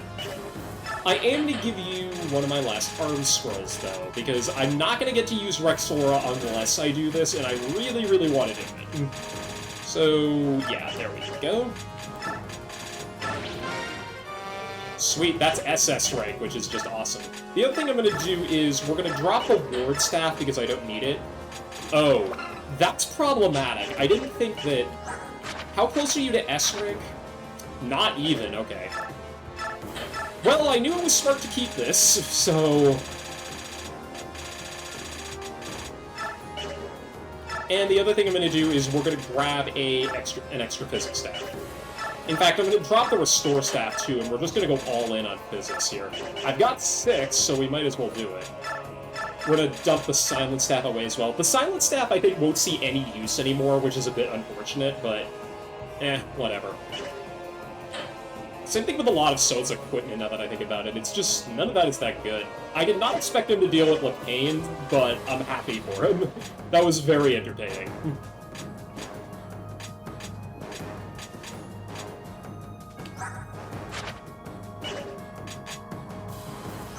many stats have you kept, Peleus? Only 2. Okay. Aaron's another good candidate for bonus XP. In fact, I'm going to do that first before we jump into this. He hasn't been getting a ton of good level ups since we started, but I think he's only gotten 1. Come to think of it. Yeah. Because his HP caps at 60, and his defense caps at that. Okay, never mind. I thought it capped at 35, but it capped at 34. A bit unfortunate, seeing as how he's supposed to be the tankiest of the Halberdiers. We don't have any info conversations. There are going to be some further up in the tower. We just haven't reached that point yet. And who got MVP? I think it might have been... Oh, it was Mia. Okay. Yeah, that makes sense. She kind of soloed the left side of the map pretty handily. That being said, yeah, at this point, we gotta deal with that 1v1 battle for the ages at the top, so let's go ahead and take care of this. Let's fight. I put the card on Ina, so we already took care of what we needed to take care of over there. Let's get to it. Right, so the 4-step plan for dealing with this guy is give like a weak weapon or just unequip him. Have him, give him Nihil, give him Ragnall, give him a hammer, don't move him. Righto, you win, because this guy will move to attack you. The real story is going to be down here. Like I said, it's the snipers that I'm worried about more than anything else on this map, because these guys will turn half of my army into kebabs. That being said, they will probably not be able to deal with Mia. Tempest Blade's gonna start being a little bit less valuable here, and I can't think of a better way to start the party right now. Although I could do a bit of, like, hit and run with Alencia. 1, 2, 3, 4, 5, 6, and then... You still have 9 move, right? So... 2, 3, 4, 5, 6. 1, 2, 3, no. Yeah, okay, let's do that instead. Oh, and I forgot to turn animations back up, but that's okay.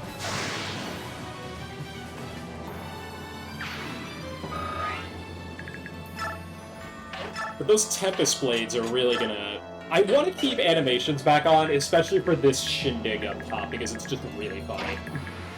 Or it's gonna be really fun.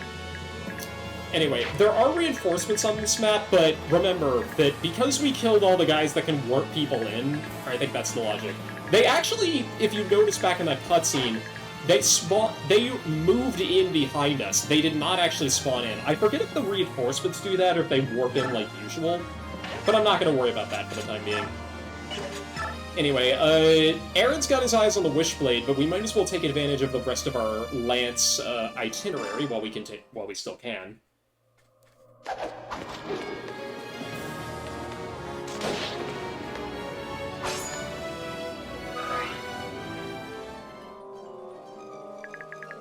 That's a kill for Kurth if I want him to get it. I kind of do. But yeah, I'm just gonna have... Give me a sec to think about this. What I think I'm gonna do is I'm gonna have Kurth run back over here. Do this, and then we're gonna have Gatry right here.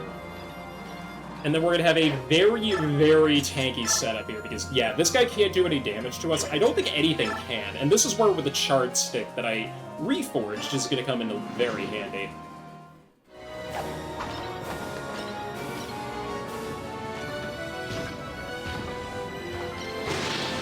I forget if Le'Veon moves to attack us. I don't think he does. But once the snipers are down on either side, I can just start having Tabard fly around and wreak havoc. But for the time being, we'll just keep him put. Gonna keep Shannon in the wings here for supporting purposes, and then this is gonna be my contingent that handles the left side. The right side is a bit trickier, just because I have fewer units that I think can reliably deal with these shenanigans. And I don't want to move Mia too far forward, or at the very least, I think I'm going to have her hug the right wall over here. Tempest Blades, though, are worth their weight in gold. Plus, if she gets an add-up proc or crits, then this is just going to be gravy. nothing, but that's okay, because I think that means that one of the bishops is going to waste his turn healing. Also, fun fact, this wall prevents anything from getting through. No magic, no healing, no nothing. This is a pure 1v1. I like it that way.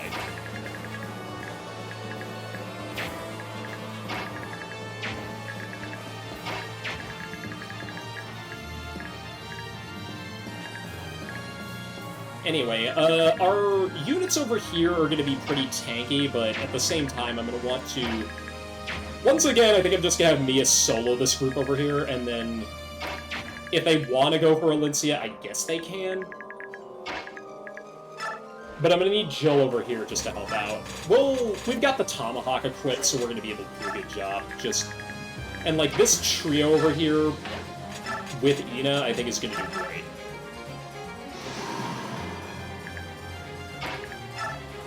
This first turn, I gotta hang back a bit, but on subsequent turns, I think I can kind of just bust loose.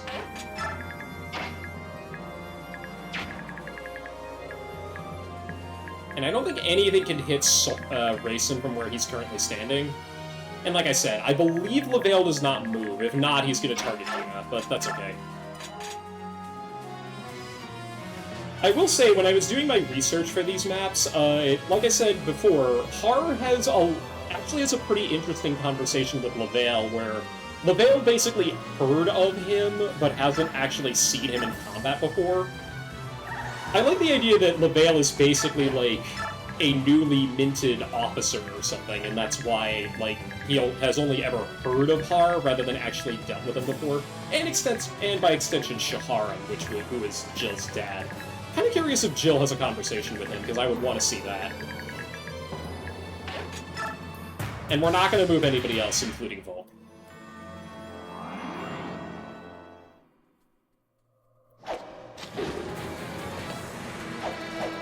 I love it when it's zeros across the board. Very handy.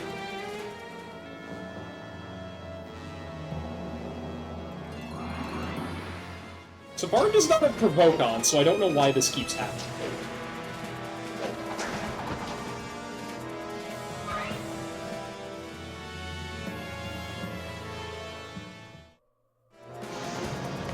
Uh-oh, that's not good. I don't like that 5% crit.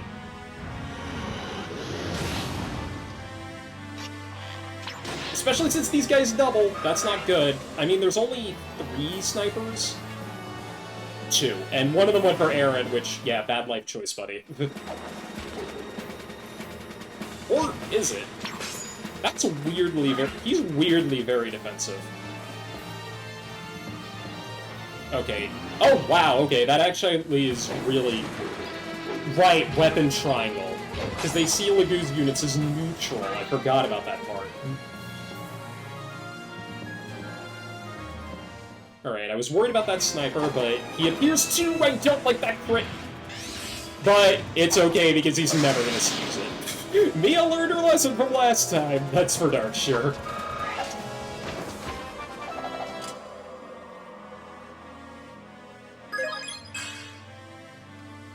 Whatever. That extra bit of luck might stop her from getting crit, which I appreciate.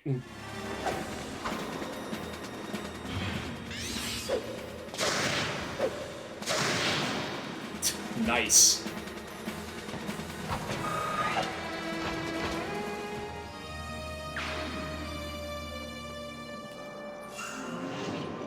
Alright, yeah, support plus Night Tide probably means this guy, yeah. Oh, please, crit.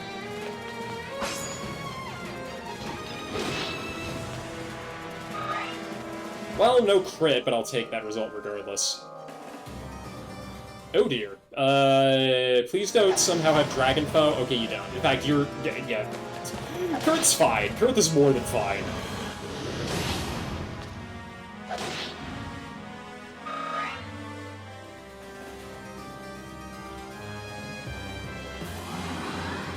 Daunt and Blood Tide coming into fruition. No support through the wall either. The most Soren can hope for is that Ike stays alive. And, you know, pray.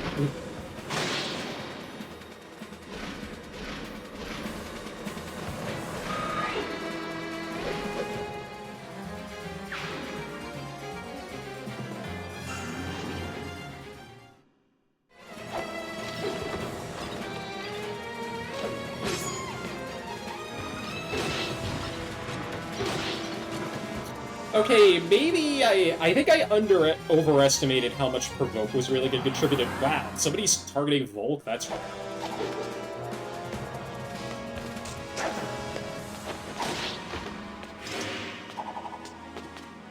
Bye-bye.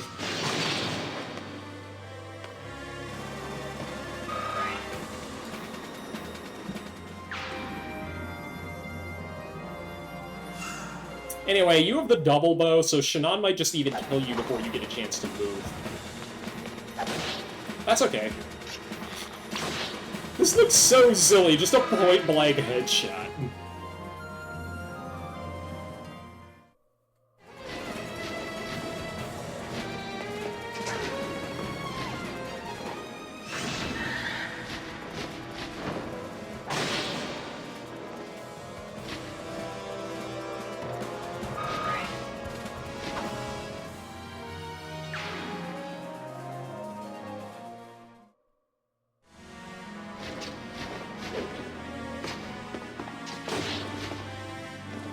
That is okay, because I'm fairly certain Valencia can't get attacked by anything else.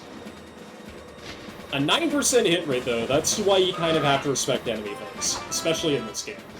Well, I think in the GBA games, you probably might have to do it more.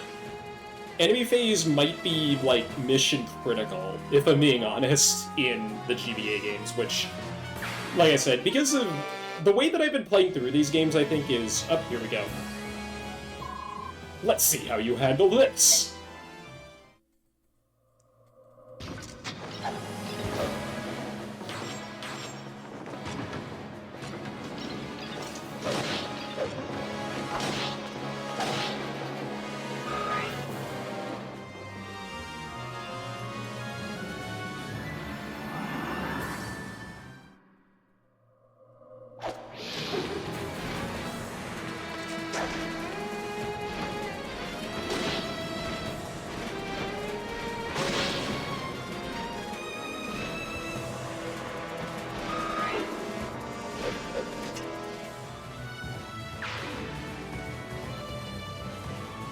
Yep, and like I said, they actually walk in, they don't warp, which is rather interesting. Very thematic, I think.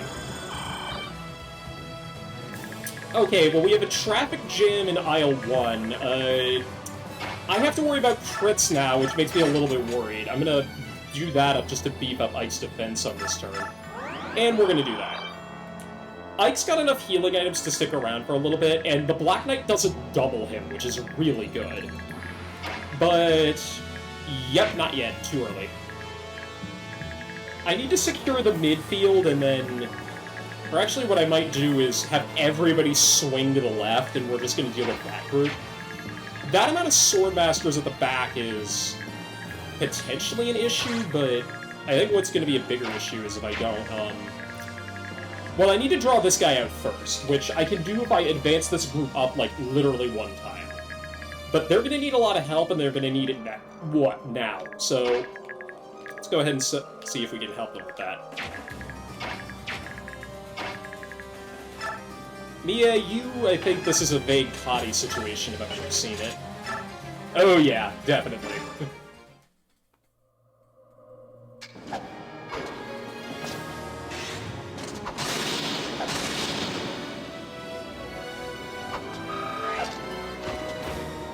With Racing, I'm gonna have to figure out what I want to do here, because, like I said, clean up in aisle 1 over here, but we have plenty of units that can contribute to that. I forgot to use the Arm Scroll on Micaiah, but that's okay. we can worry about that later. What I can do is... that, and then...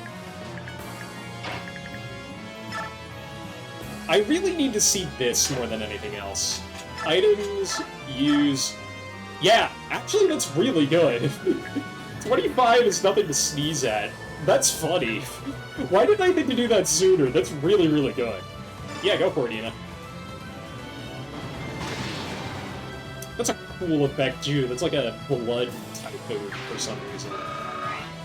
Yeah, good job. Did not expect that result. I'll just tell you that much.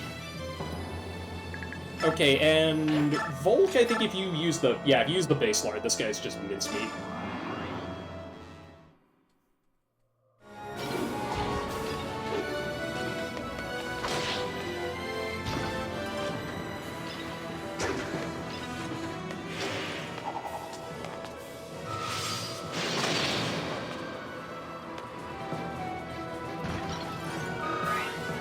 It's a shame Volk has, like, no voice lines with anybody, because sending an assassin to kill Lacane would have been very fitting. Stuff like that, I don't know. I'm gonna need to form a bit of a prayer circle around old Kurth here in a minute, but before I do that, who am I gonna deal with? You're the surest thing out of this group, but you can't retaliate, and you also have a crit weapon, so you're a priority target. 71, don't fail me down! Thank you.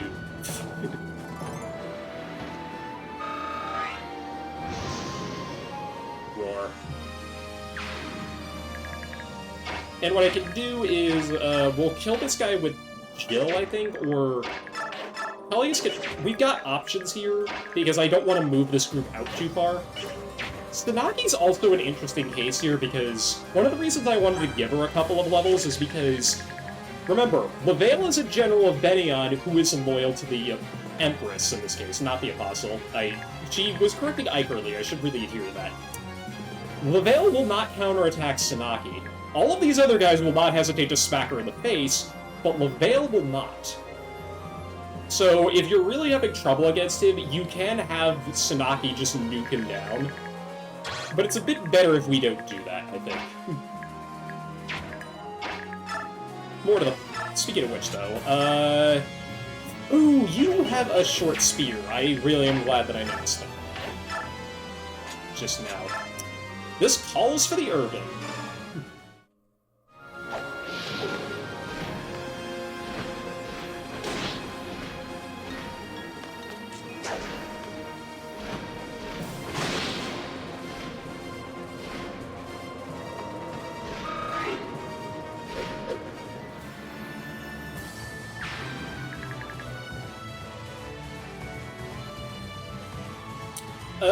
Yeah, we're gonna have Shannon take care of that guy, and then I think one of my mages can kill the Swordmaster. And then we do have a nice little gap back here where I can put people. I do like how my strategy is devolving into corner camping, but I don't care because this is not the point of the map. This is. Because I think what we're going to do is just swing around and then go in a counterclockwise fashion and just rip into Lavail when he comes to us.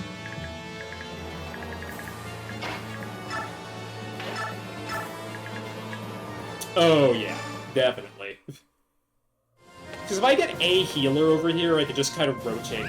Nice. Boom!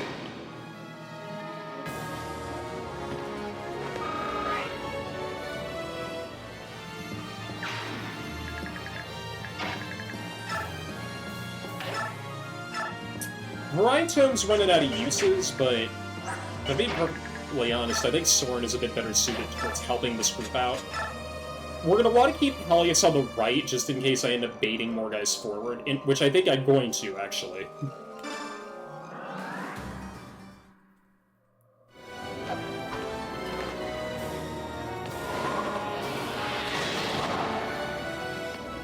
Soren's got those higher accuracy tomes, so I'm going to want to see if he can take advantage of that while we still have the opportunity. The other thing that I'm missing that I would have liked is a bolting tome, just because... Yeah, Soren's light thunder rank is high enough that he can actually use it, but that's neither here nor there.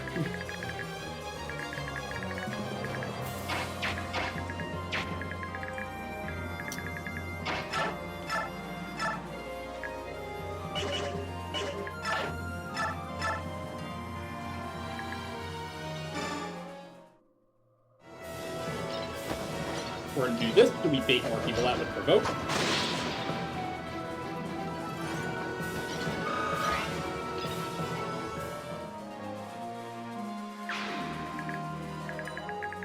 Where is Micaiah? Right there, okay.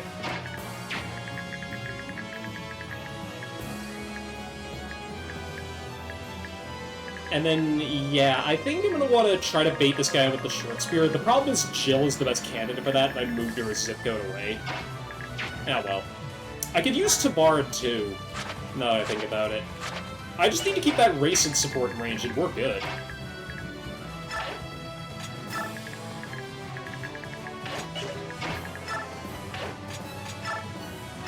We could actually... Okay, that's entirely unnecessary. Kill this guy first, and then we'll just continue the mayhem. Night Tide and a Halberdier, or a Sentinel, that's just awesome. Case in point. That is what I don't want LaVale to do to me. Thank you for demonstrating, Aaron.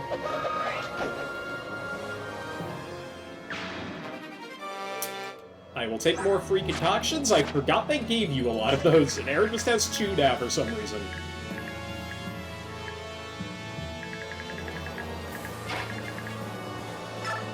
We'll have Sanaki stick with the group here. More importantly, converse. Tabard, I know you always accuse me of being a warrior, but I wanted to know if you're alright. If your concern for me is cute, but yeah, this isn't the kind of battle I'd worry about. You heard the man.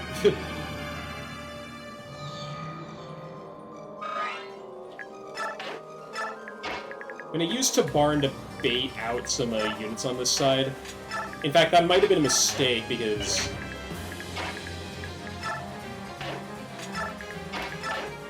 Okay, well, we could shove with the Peleus, and I guess so by extension. Yep. Shove the bird. And then we're gonna have these two wait over here. I maybe should have swapped... Yeah, there's a view for you. I maybe should have swapped Alencia to her... her Amity sword, but I'm not worried about that too much, if I'm being honest.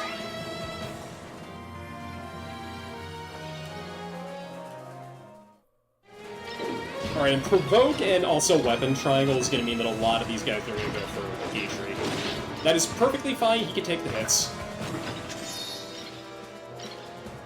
Although lately I've noticed that I've kind of been a bit too gung-ho with that, at least on the first map. Although, to my credit, he would have lived that first turn. That was risky, but he would have lived. Oh yeah, I love that. I love to see that. The full right side, just fantastic. Okay, here we go. Okay, yeah, see? Plus, I might crit here, which would be a little bit annoying. He did not, but... Yeah, I'm gonna swap back and forth. Because Ike with an Iron Sword won't be able to even come close to killing the Black Knight because of Imbue, but... It ain't easy, even still, like, to get the Wishblade.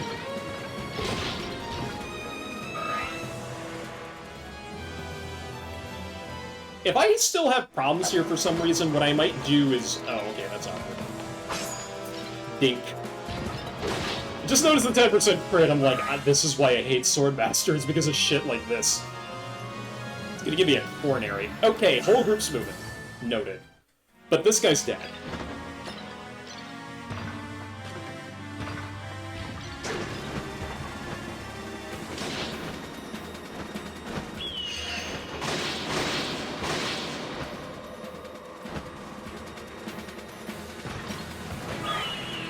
I want to keep in mind Tabarn's kills. We are, of course, getting our unit records after this, and I don't know if, he's gonna... Or if he's gonna grace the top 5. Although at this rate, he might. Tabarn is gonna look a lot less like a crutch, especially after this map, but for the time being, this is looking a little silly. I'll openly admit.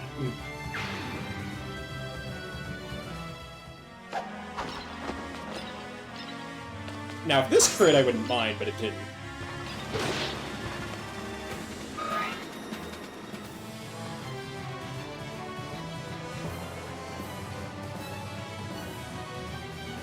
Alright, we got a trio of warriors over there, which is actually probably easier to deal with than anything else.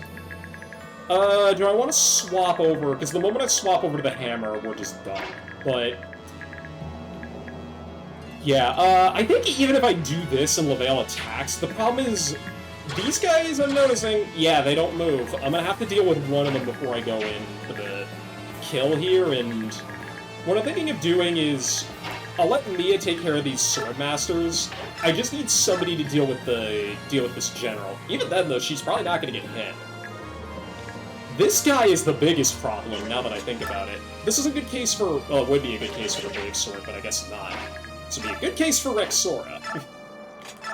Yeah, look at that, that's awesome.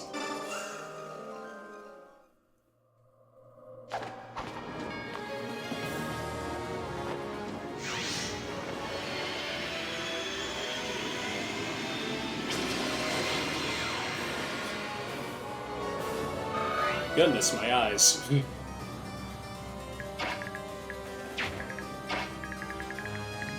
Alright, I'm gonna need Tabarn to swing over to the left, but before I do that, I think I'm gonna...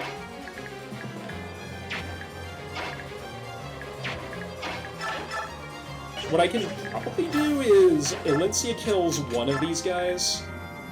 Yeah, that's 2 hits, bang bang.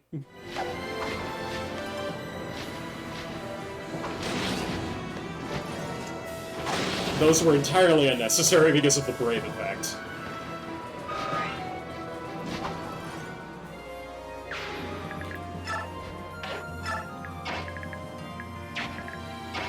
Now, I can have Tabarn run over, but I think he's probably better off just, like... I am a little bit scared about this guy, if I'm being honest, but Tabarn's got Nullify, so he can take it. So he can take the punishment. Before I use him to kill this guy, I've got a bunch of units that are probably hungry for some action. Especially over here. What would be the most beneficial to give to Kurt, who capped his resistance? Good job, buddy. It's gonna make him really good on the next map now that I think about it.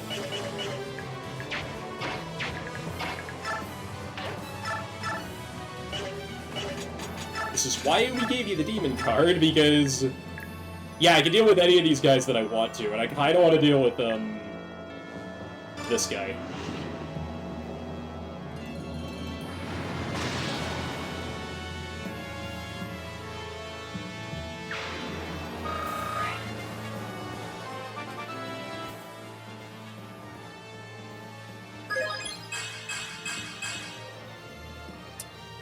I'll take that level up, that's pretty good. That just makes the cards even more powerful, which is very silly.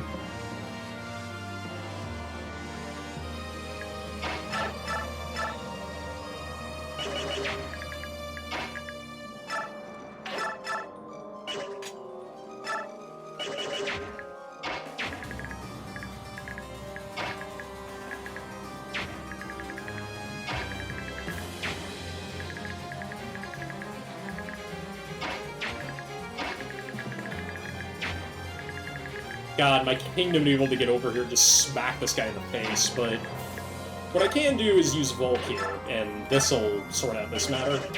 I can also use short silver, okay.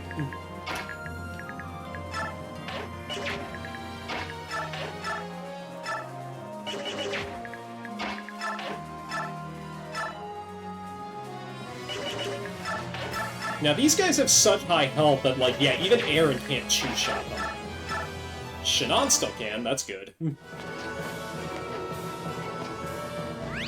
Especially if he does that. Night-night. The cancel, dude, is just the icing on the cake.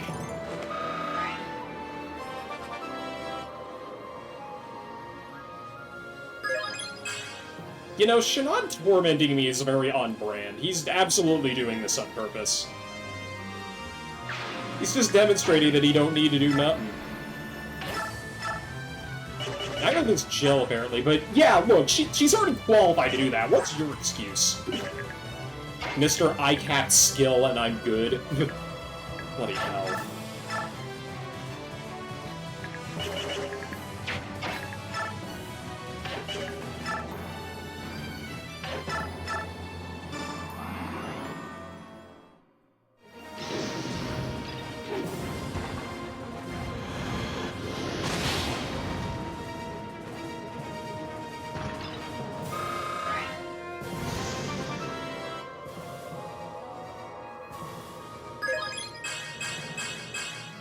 Nice. Kurtnaga is suddenly a very spicy boy. I would like to get him to level 30 before certain events happen, but with 40 attack already, 45 because of Blood Tide, we're just really gonna be... We're really doing the work here.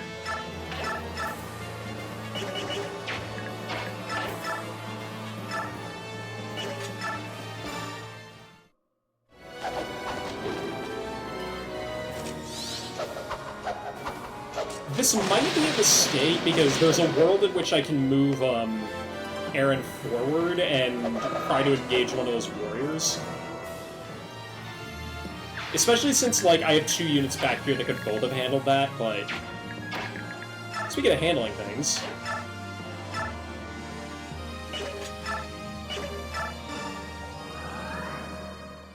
Blair would open up a lot. Nice.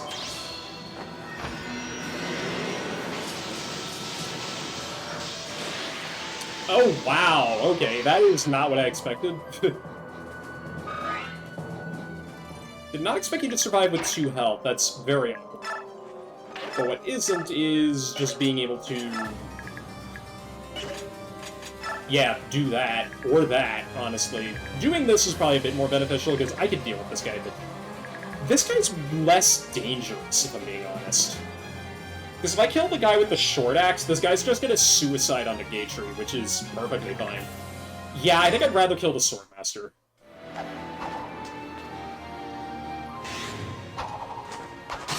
And Volk certainly would rather do that, too. That is a... What is that? Is that a 72 damage knife throw? That's just awesome. And for my next trick...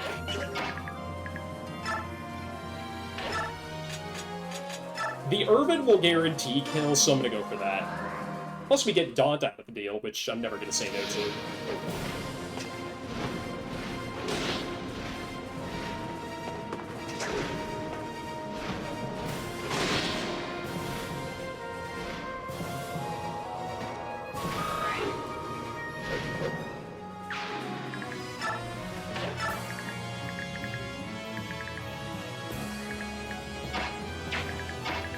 And then we'll move to Barn over here, because I'm going to need him over here next turn. We'll have Mia swing in to deal with this guy.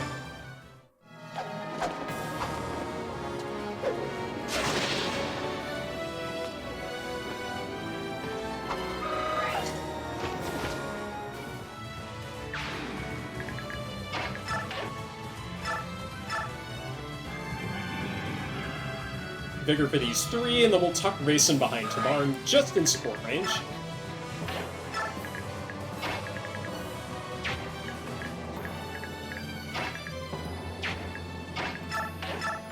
You're gonna just turn this guy into mincemeat.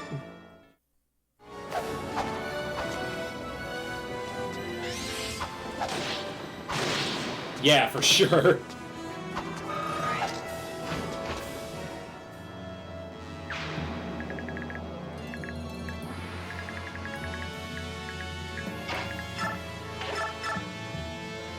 Alright, well that's a guaranteed kill, but we might as well see if Peleus wants to do anything here. I think he definitely does by the look of things, but... And I can have Micaiah heal him, too.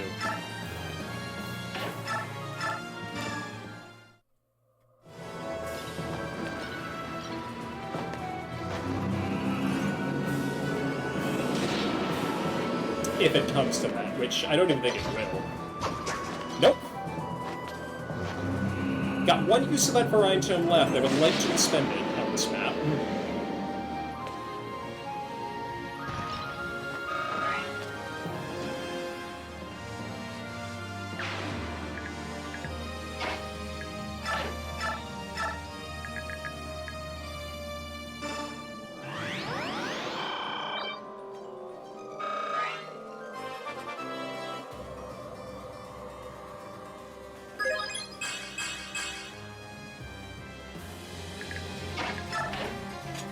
And we're gonna do this just to be safe, because I don't trust McCain to not, like, try and be like, ooh, free kill.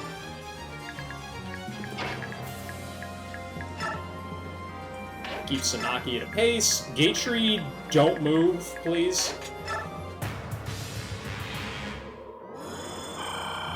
I also just recognized I might have put, Okay, no, that's what I expected to happen.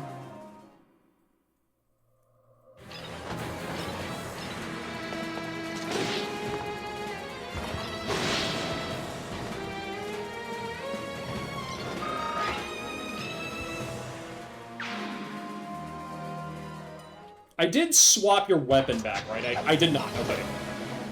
But I just recognized, given the amount of HP the Black Knight just healed, I would actually have to crit twice.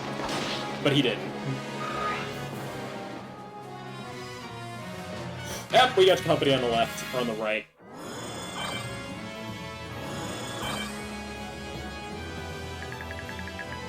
Alright, so I've got to... Yeah, I can't fly over this group, but I can still kind of make this work. I think Jill needs to run over here, otherwise we're going to be in trouble, because... Mia would definitely get hit a bit much.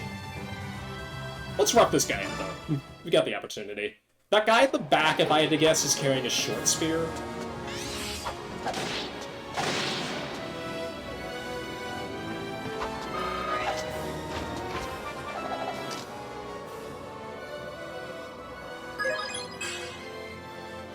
I would have liked a little more, but I'll take it. Magic might be a real problem now that I think about it, because... Yeah, she's a very good candidate for bonus XP at this point, because she would literally look... She only has 3 stats to level up, so I can force it, which is pretty nice to see, honestly.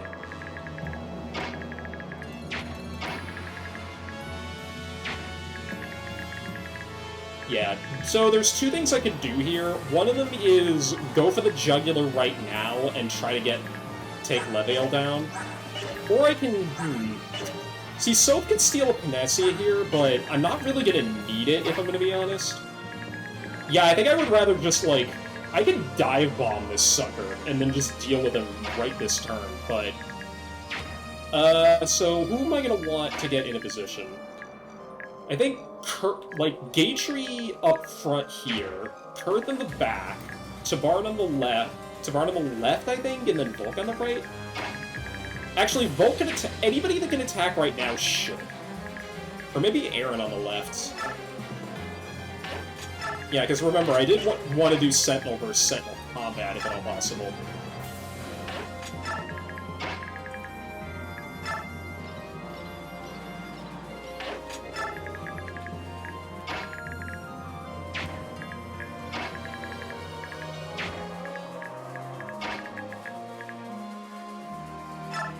I might not be able to take care of things this turn, which would be a little bit annoying, but I can try.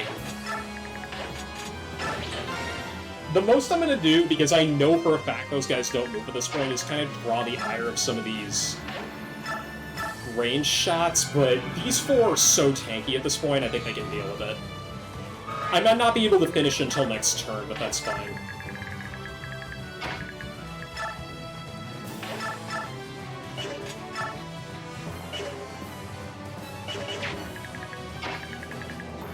Now, let's see if I can even move in and try to take care of this guy, which I think I kind of wanted to do.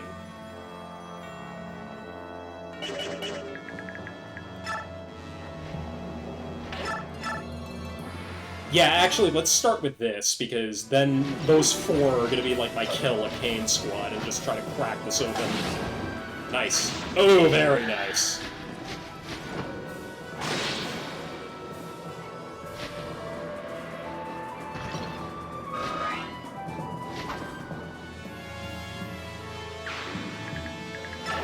Nope, back up one, and then Leveil is exposed. And Tabar cannot 2-shot him. This is gonna take a turn or 3.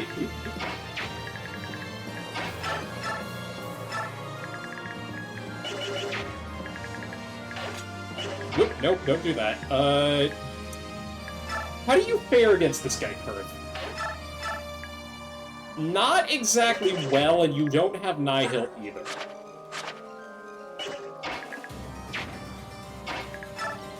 Now, the real question is going to be...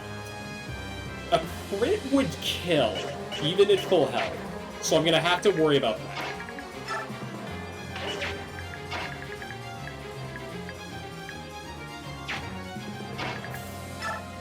I really wish Kurth could do more than, like, this or this, but we're gonna have to... Like I said, I think my best bet is gonna be doing some Halberdier versus Halberdier, or Sentinel versus Sentinel combat. Aaron does not have a... Oh, he does have Nihil. Right, I prepped for this. Yeah, oh, well, you're gonna get turned to glue, but I can at least start the party right here.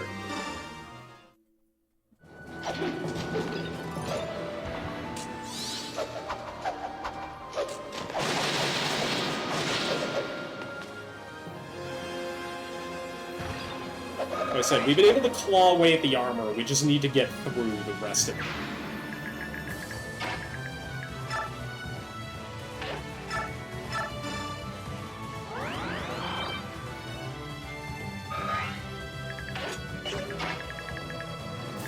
And I didn't recognize that Volk was in a position where he could attack this sniper. But I also kind of want to see if Kurth can do something a bit better here. I mean, that's still pretty good, so we might as well do that, but...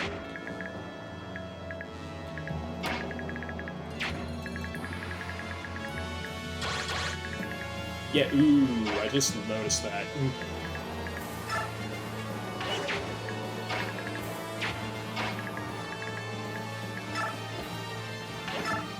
I want to stay out of his range because...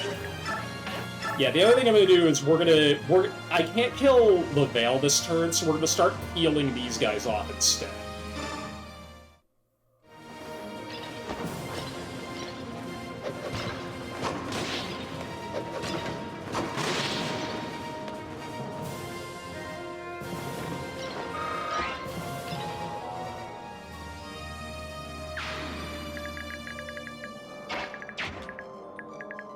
And what I'm going to do is I'm going to put Kurth in here for Night Tide, and we're going to... If he gets crit, I don't mind it, so, because I still haven't moved any of my healers yet, except for Alencia.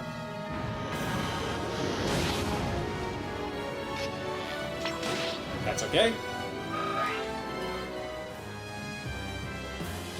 Yeah, LaVale would suddenly have to, like, wake up and start moving for me to feel unsafe about this, but what I can do here is get rid of this guy with Tabarn, and then I don't have to worry about a flyer dying. Especially Alencia, now that I think about it, because I just put her in a range.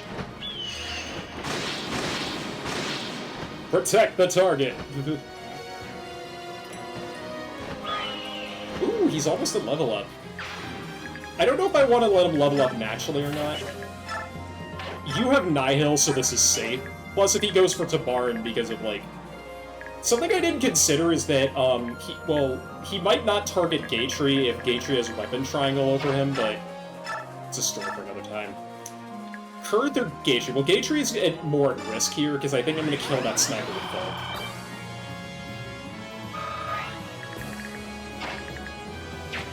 But I can move Peleus back over, or I can have him try to deal with one of these guys. Yeah, because two of these guys can't kill him. Actually, both of them combined can't kill him, because he's just... You have what, like 30... only 24 defense, but yeah, don't mess with that.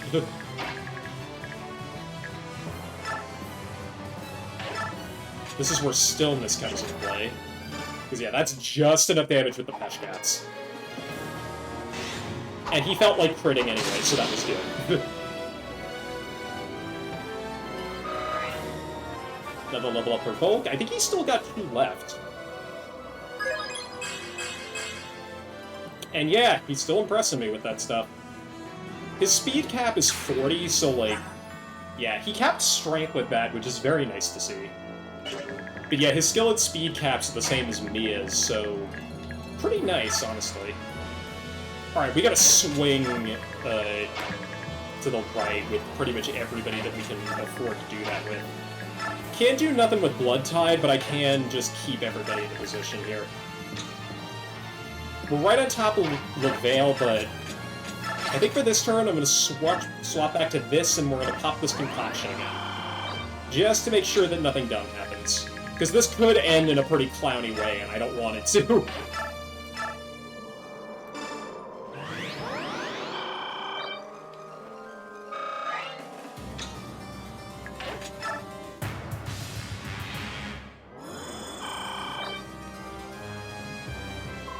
Face me in an honorable duel, and know that I shall be the one to take your life. Alright, Night Tide's definitely going to help here, because, like I said, you can't proc Impale at range, which is good, because that still does a lot of damage. But he doesn't double Gate Tree, which is good. Gate Tree actually doubles him.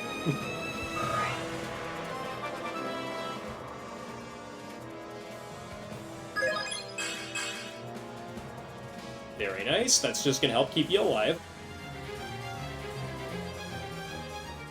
Kinda was worried about that because, yeah, this is the most damage this guy can do, and Alencia can't counter him. And you hit that. That is impressive. Worthy opponent meter is just off the charts right now. My god, these ratings. Well, we had better ratings earlier. Who am I kidding?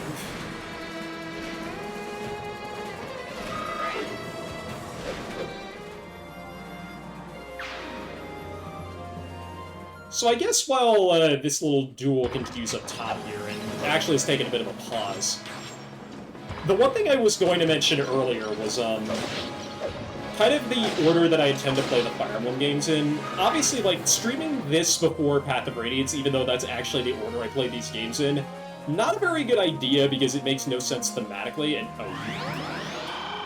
Yeah, I should have seen that coming. Oh my goodness, okay, we have trouble at the back. Yeah, so the reason that I'm going for the order that I'm going for things in is because I played the Tellius games first growing up, and then I went backwards. So I played Sacred Stones after that, which is what if I play another Fire Emblem game, that's the one I'm going to be doing next. Although I'm not going to be doing that right away, because I kind of want to take a bit of a break. At least for on-stream stuff. Maybe do some blind LPs, I don't really know. Actually...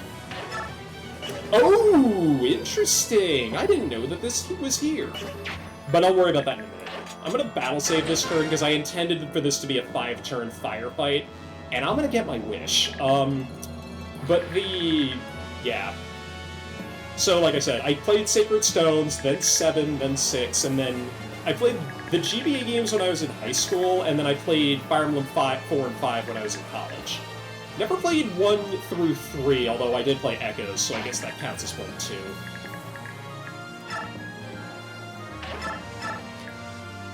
You want to help me out here, Shannon? I think you do. Knowing Shannon, he will probably kill Steelix. But that's okay.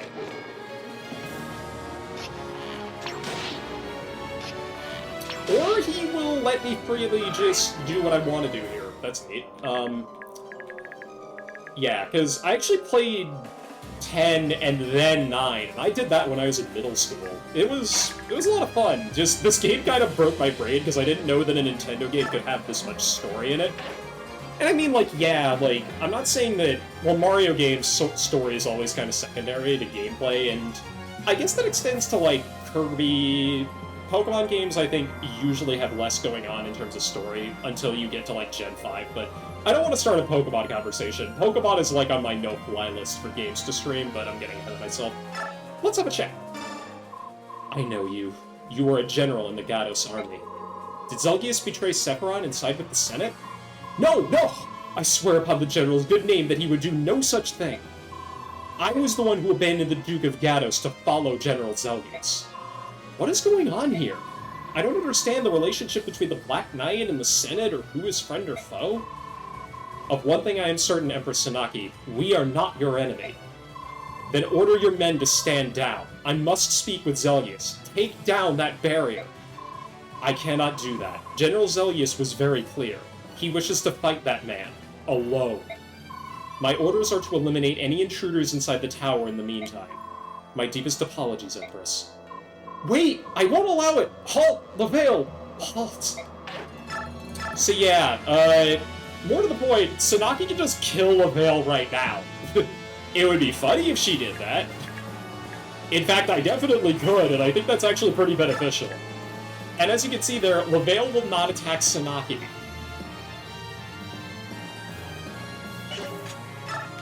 Let's show what happens when he disobeys direct orders. Of course, I think Jill does have a conversation with him because this guy only vaguely knew...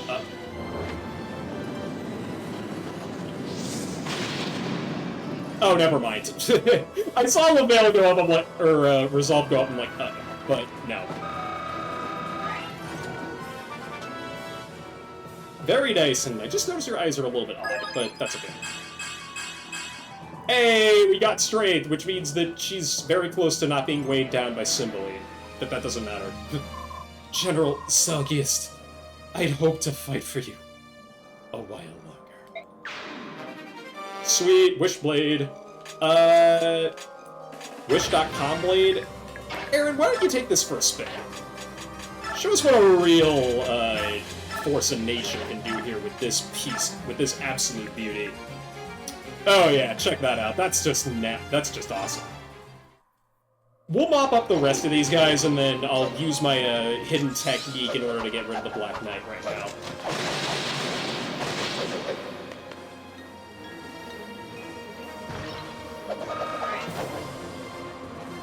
We have to cover for Sanaki if nothing else, because, yeah, disobeyed a direct order, and, you know, thematic reasons and all that other junk, but these guys will absolutely do everything to just wreck us, if given the opportunity.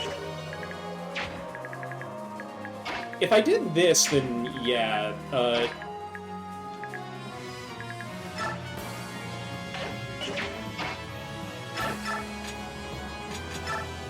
yeah, go for the Killer Lance here. Gatry was not in danger of taking any damage from these guys, but a lot of my other units are. Like I said, couldn't bank on the crit, that's okay. Kurt definitely can take advantage of that, though. Thank you, buddy.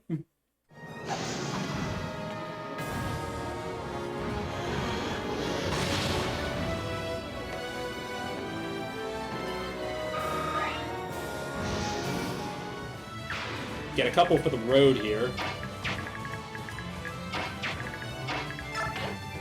Speaking of which, I can't get you all the way where I would want you to, unless it's shut. See, I knew keeping Soth around was a good idea.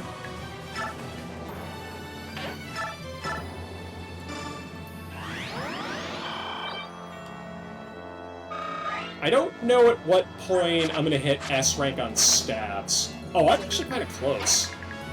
I won't be hitting it next map, but definitely the one after, I think.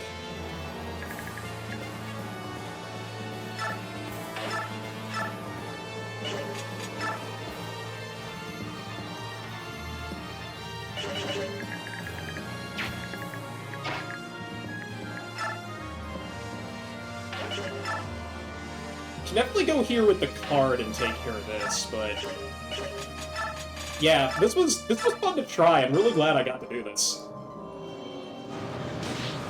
Especially since this doesn't proc counters, which is just really funny. I don't think I'll be doing it on the next map, though. Or if I am, I'm gonna have to use a Reaper card, which is less powerful. I would have sold the Reaper cards and kept the Demon cards, and I'd known that this was a viable strategy.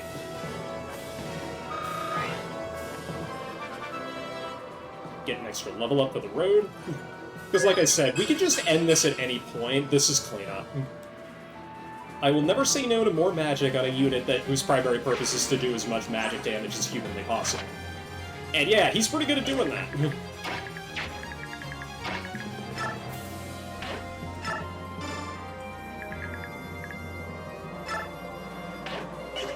Actually, I need to do this because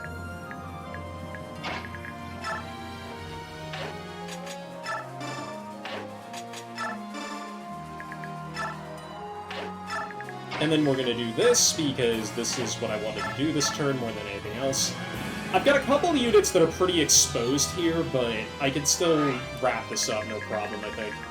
Rayson's also under no threat, so that's probably the most important thing. At least just to kind of sit tight there. We're gonna let Mia take care of this one. I do not like that crit. It's to the point where I almost want Mia to do this, and then... Actually, no, she'll live. So, and then I've got Peleus to heal, so... Yeah, these silver blades are no joke. But not is extra. 2, 3. We have not seen 4 or 5 yet. I think we actually have seen 4 now that I think about it, but we have not seen 5. There are very few enemies in the game that can actually survive 5 hits from Astra to begin with, so something interesting to file away for later. Same thing goes for these, who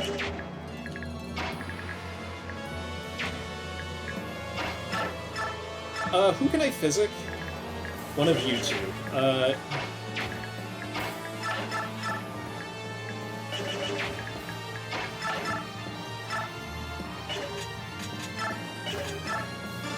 Set up.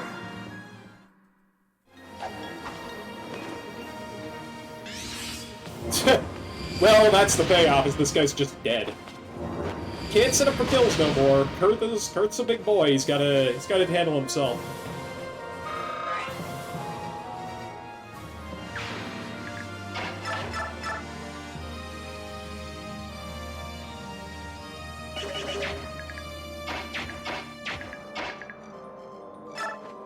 I guess Micaiah can do this too. Valora I want to show off, even though Valtomi's been using that against us a fair amount. Yeah, I think I'll do that instead of healing, because I would rather conserve the physics staff use than... Oh, who am I kidding?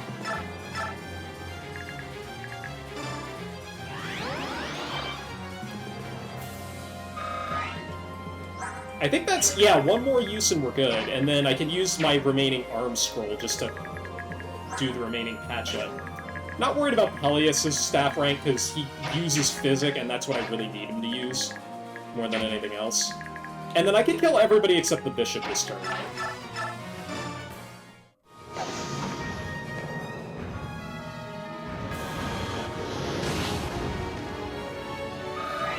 That is good. That is very, very good. Still not quite where I want to be for the time being, but I'm glad we're getting there. And then... do I want the... I'm still going to rely on the double bow. It's my best option. Plus, that actually lets him counter if I have to. Unnecessary cancel. And I think I'm going to wrap up with Tabarin and Volk here. Just brutalize these guys that are left. No need to worry about anything else. Oh, yeah. One for the road. I respect it.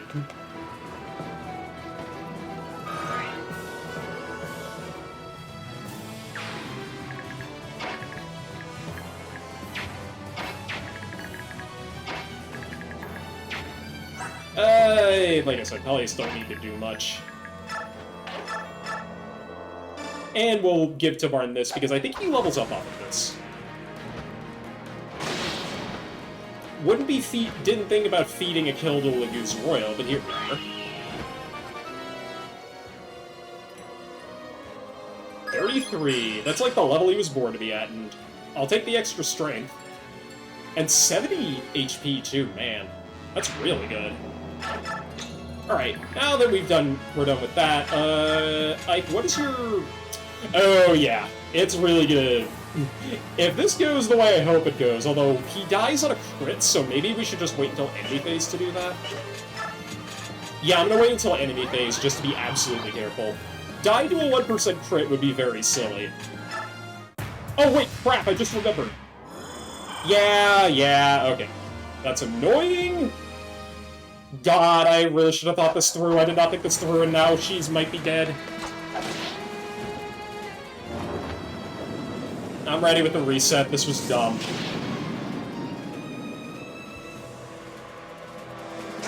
Ooh! Ooh, that was close. Missed it 89. We are played with buck. And this won't kill either, darn. But this is a lot safer than what I was thinking about, was... because if the Black Knight crit on a 1%, which, listen, I just dodged an 89. It can still happen. So I did not get my 5-turn firefight, but I did get my 6-turn smackdown. More importantly, Sanaki is lucky to be alive. But that is S-rank and stabs, which means I can use Fortify. Very handy. Kurth, you wanna do the honors here? Just get rid of this guy for me. You're too dangerous to be left alive, sorry. The others will just, I don't know, let's surrender or something. But you, no such luck. Get out of here. And don't touch my Empress. And then the XP thing is like... I guess Sword could use it, but even then, I don't know if he does. This would save me a bit of bonus XP if nothing else. I am really just kind of BMing here, more than anything else. That's what got me in trouble in the first place, but...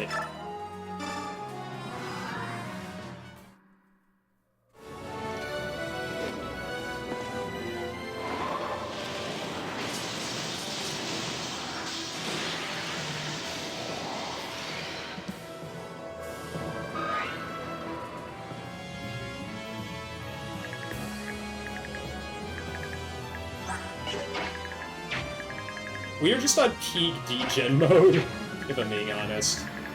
Like, good god, this is just stupid. I shouldn't even be alive. I was expecting to have to reset, and no.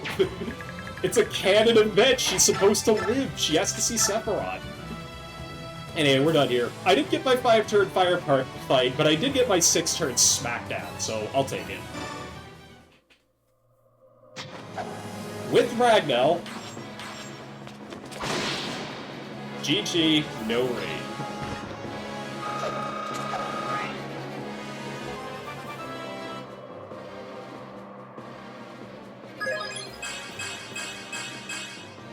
About as good as a level up you could get off the Black Knight. You done did good, Ike. It's done. Impressive. Most impressive.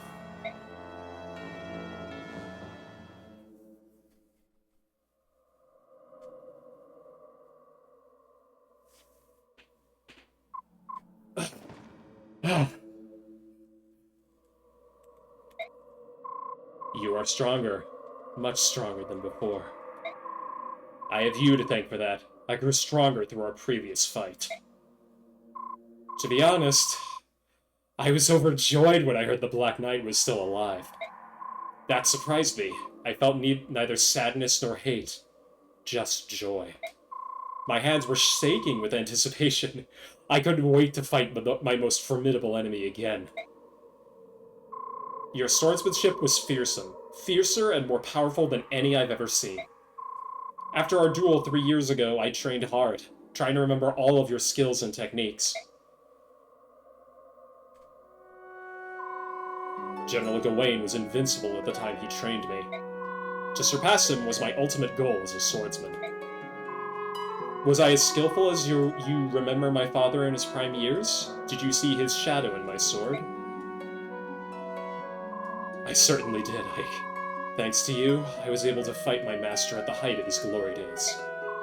The Black Knight Zelgius, you were my father's killer, and my last teacher. I spent most of my life shrouded in darkness, but my life had meaning. Now I'm certain of it.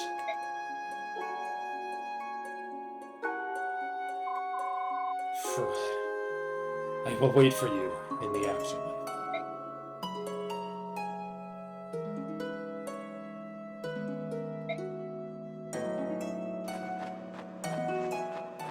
It's an odd walking animation. Let's move on. We don't have much time left.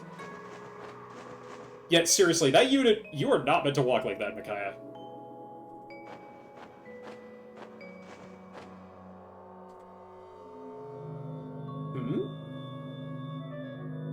Could this be? The swords are calling to each other.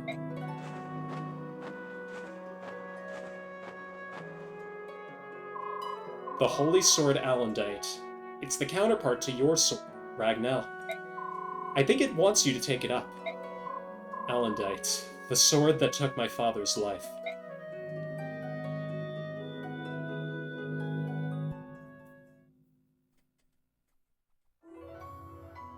What happened here? We have arrived too late. General Gawain. General. Oh, thank the goddess, he's still alive. But Oh no. Oh, what has he done? Elena. Did he kill her? It must have been the medallion. He touched it, and the chaos bound within sent him into a rage beyond reason.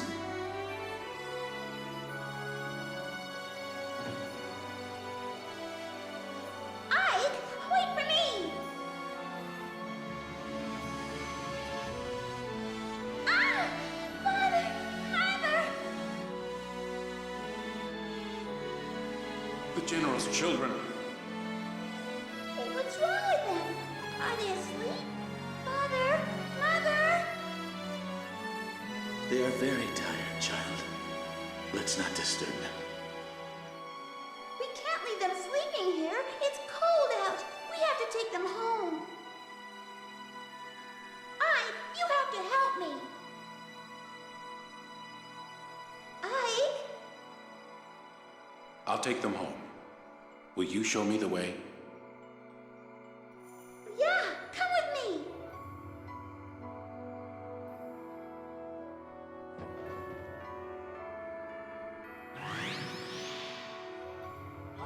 May your final slumber be a peaceful one. It appears the medallion was too much for Lord Ashnod.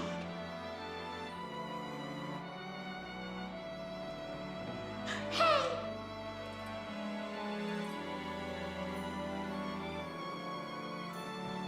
No, child. You mustn't touch it.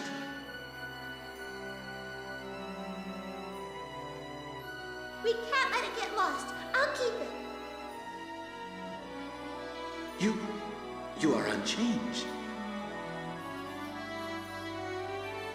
You said you'd take my mother home, too. Yes, of course.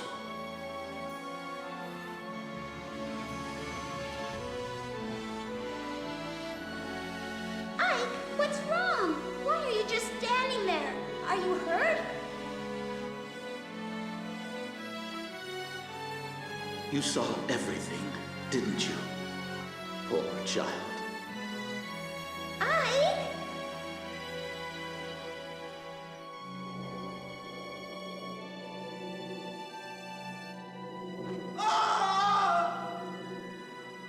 Ike, what's wrong?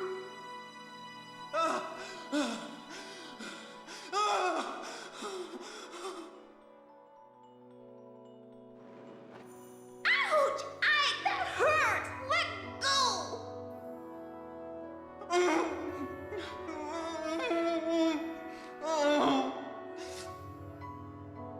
What happened? Give me a moment.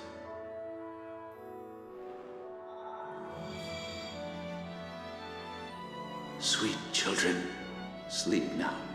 Rest.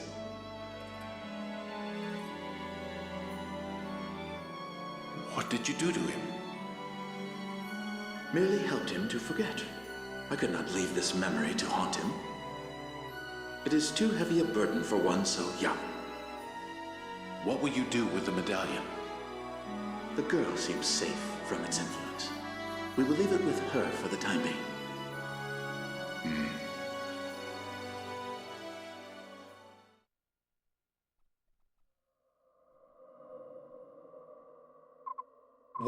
What was that?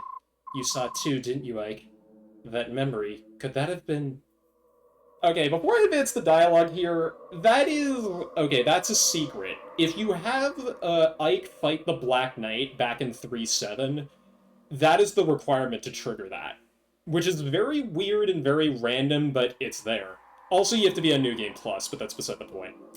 I think the other requirement is that the Black Knight has to be deployed on Part 1's Endgame, but let's be real. If you have the opportunity to do that, you're going to do that. It doesn't matter what you're doing. Because the Black Knight is always useful on that map. That being said, I will say, like, I haven't harped on this a lot over the course of the game, because I genuinely think it's great that they tried to make a lot of these cutscenes voiced, but for the love of God, could we have done a better job on that? Some of those lines aren't even voiced. Like, I think one of what is supposed to be Mist's lines isn't voiced, and a couple of Sephiron's lines aren't either, because Yeah, I wonder who those people are supposed to be, even though it said, like, question marks a lot of the time.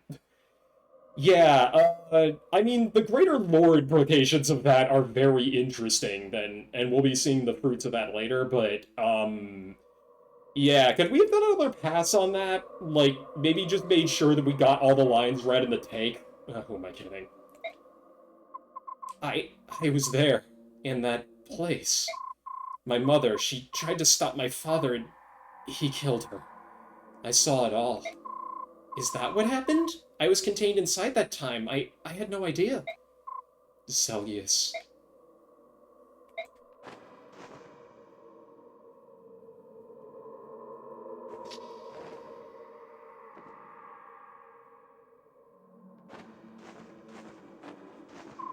Can you still fight? Yes, I will keep fighting. I won't stop until I die.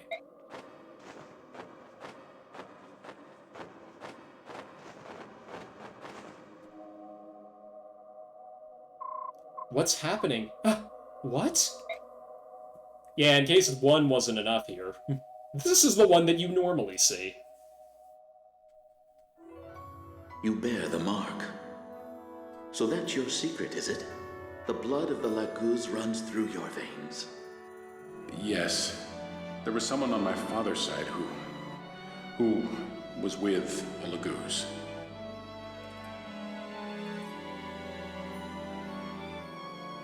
My lord, the brand. Do you know of a way to remove it? This cursed thing, I'm an outcast from my family. I joined the military to escape the shame and hatred in their eyes. I live in fear of discovery. When I think that I might see that same shame and hatred in another's eyes, I come close to despair. I have lived my life alone, unable to trust or become close to anyone. Such loneliness and isolation, you poor child. It pains me to tell you that I know of no way to remove your brand. I understand. It was a foolish question. I apologize.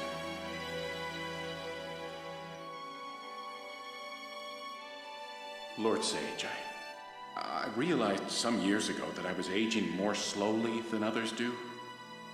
And you wish to conceal that fact, don't you? Is that why you rarely remove your armor, even when indoors?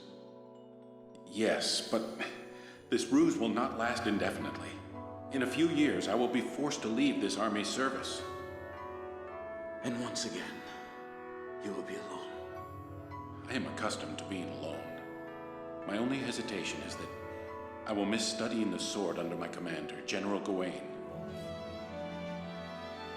When the time comes for you to leave, will you come to me, perhaps? My lord? We share a similar condition. I see something familiar within you. I can understand your pain and isolation. But why me? I have a task that I must accomplish. With you at my side, I would feel more confident of my success.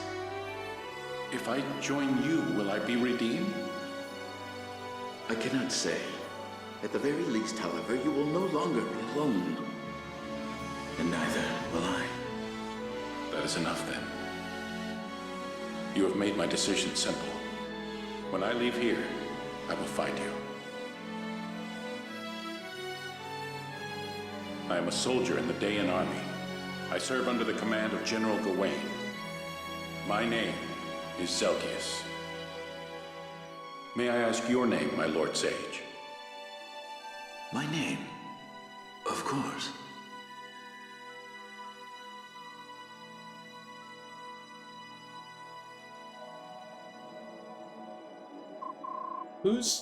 Whose memory was that? It's just one of many. They're swirling everywhere. The tower resonates with their strength. But who is it? Who do they belong to? There is such sadness. Zelgius met someone. One lonely soul calling out to another. But he's no longer with us. Zelgius is gone. And now the soul that remains is once more alone. Sweet. Get the Allen Day. And we got most of the turn bonus, I think, or the whole thing. I think the turn bonus is once again 10 turns. If you don't get that, I don't know what you're doing, because that map, as I demonstrated, I wasn't even blitzing it, and it was still possible to defeat in more likely than not half of that. Had I not decided to have been risk-averse and then accidentally, like, dodge death because I forgot to cover my ass one time. More importantly, though, we're done with part 2.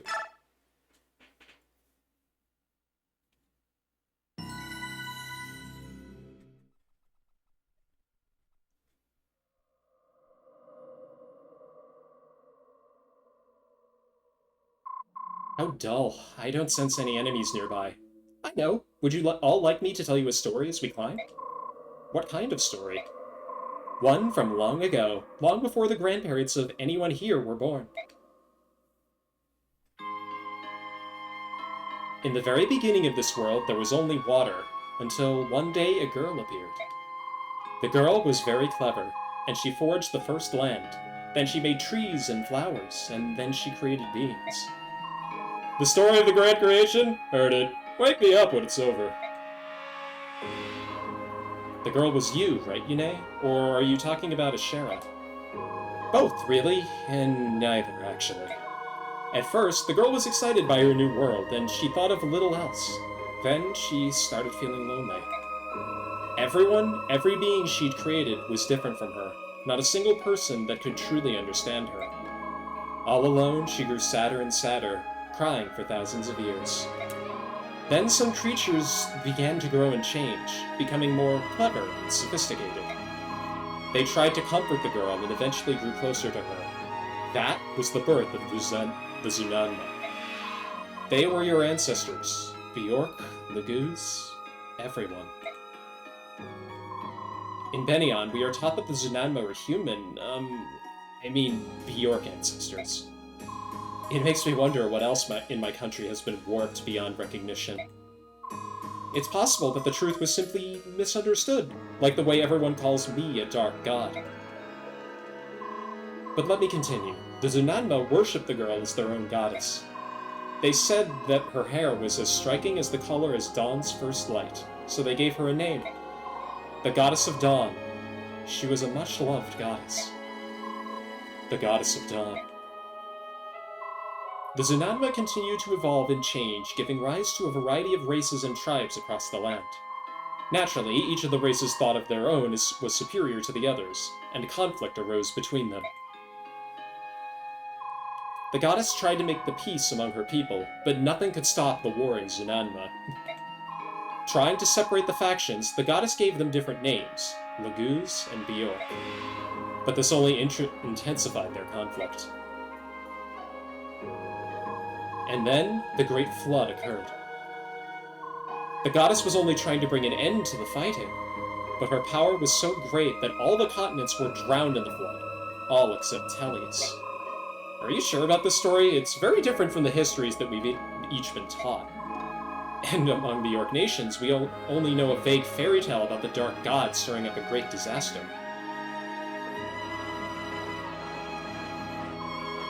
Neither the Laguz nor the Bjork have an accurate depiction by the sound of it. I wonder where the story got twisted. There is another standing in our way. I have a feeling he might be able to tell us. Father? Huh? My father, just beyond these doors. My father is waiting. Deginsia, King of Goldoa. He's supposed to be one of the three who defeated the Dark God. Yune. He has been blessed by Ashera. Not only that, but it's a powerful, resilient blessing from long ago.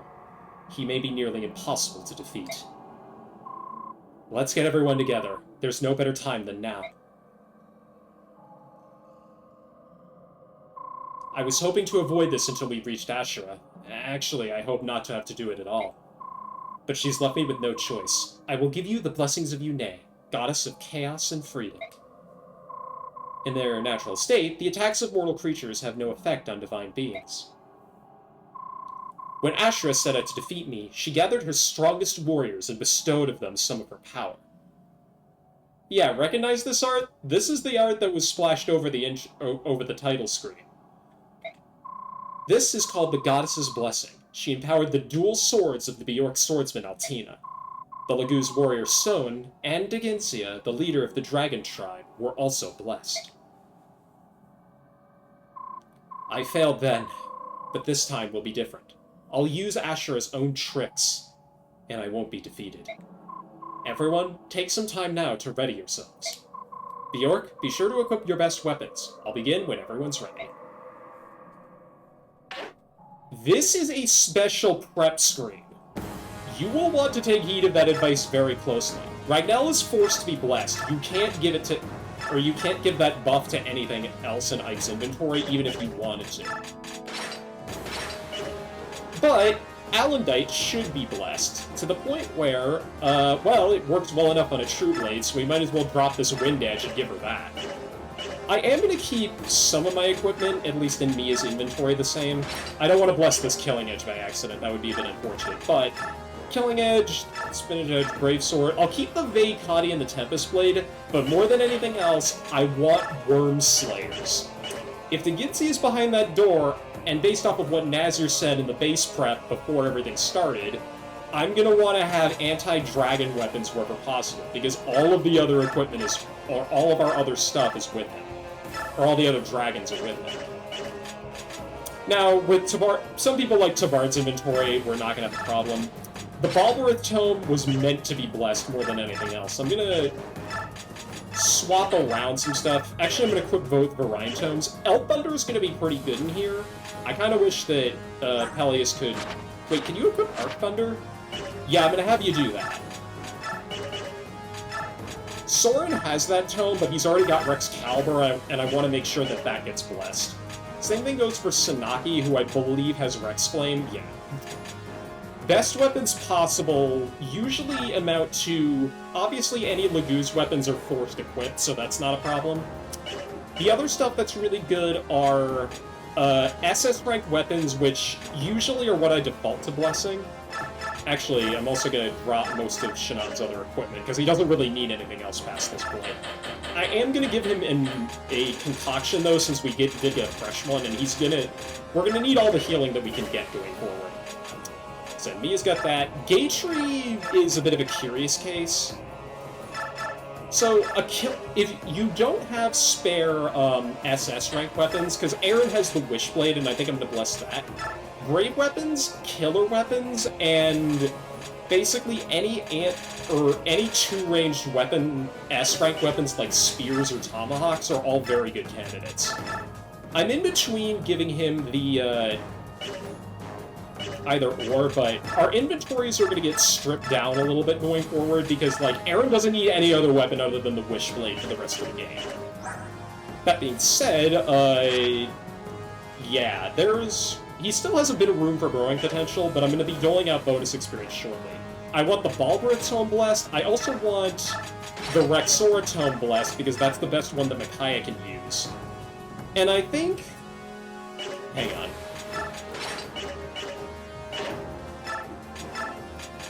I don't want the Physics Staff to get blessed by accident, but I'm going to take care of this right now. We are at SS rank in Light Tomes and Staves, which means that pretty much anything I need Micaiah to use, she's going to be able to use. The Ward Staff is going to come into play again here in a big way, because we're going to be dealing, especially from this point forward, with a lot of very heavy magic damage, and that Ward Staff is going to be worth its weight in gold. I'm going to hold off on using the Fortify Staff, and I guess by extension the Matrona for the time being, because both of those are going to come in handy later. The Silent Staff has no use whatsoever at this point anymore, but I'm considering bringing out Hamerd. Not for, actually, the main use that this has at this point isn't for any of this other equipment, except for maybe the Fortify Staff, but I'll get to that in a minute. Sult's equipment, well, for Volk, it's pretty obvious I'm going to want the Base Lard, but I do want the Peshkats blessed as well. And I'm also going to give you these, just because I want Silk to have equipment that he can use if we end up running into a problem later.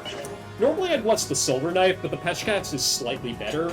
Plus, it gives Volk the option to have a blessed weapon at 1-2 range, which is pretty good. In terms of other stuff, take the Plum Knife because it's the best throwing knife that I have left. In fact, I think I'm going to have you take that.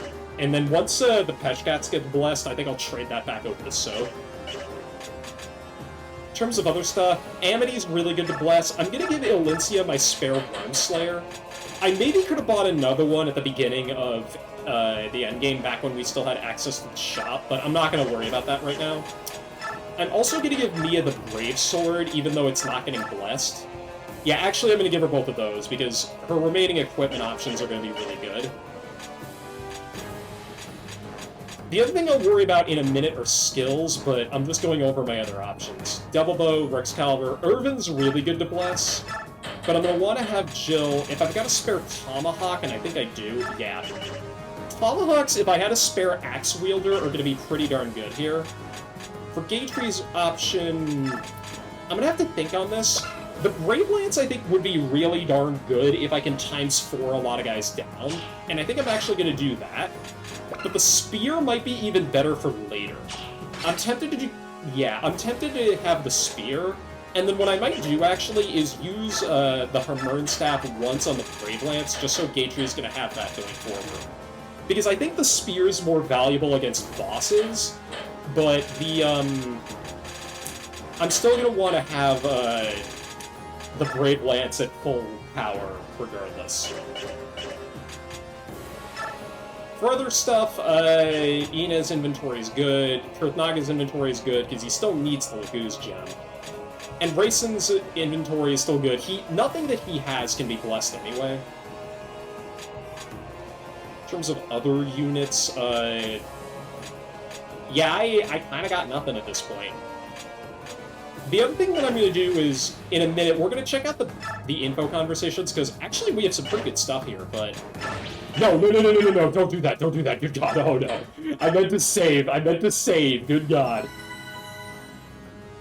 Let me go ahead and, I'm going to go to intermission real quick, just because I got to get up and stretch, and when we come back, well, we're going to view those base conversations, and then we're going to get on with it, because this is going to be gnarly. I think, personally, what's coming up ahead is the hardest part of the endgame by far, but yeah, this is the ultimate test awaits, but for the time being, I'm just going to let you guys chill with this intro music, and we'll be right back. Just let me go ahead and mute my microphone.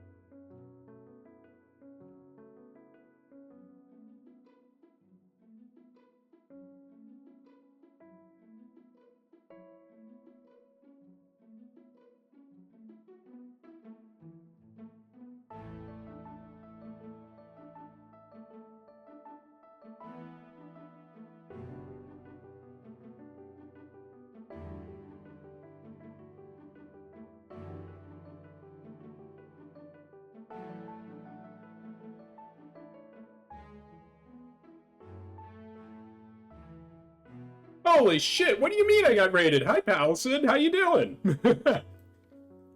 You joined just in time for, well, yeah, I was... Good God, I was on break and I was getting like a freaking blueberry bar or some shit, and I was like, what the hell? But I had a feeling, we're gonna cut back over here for a second. You joined just in time. You missed the Black Knight fight, unfortunately, which is weird, because every time the Black Knight is on screen, you show up, and I'm like... I thought to myself, like, there's a world in which he's gonna show up and raid. Like, I was thinking a couple of people might show up, but yeah, that's super happy. I'm super happy to see you. It's all about cheese. What were you doing, out of curiosity? How'd your stream go?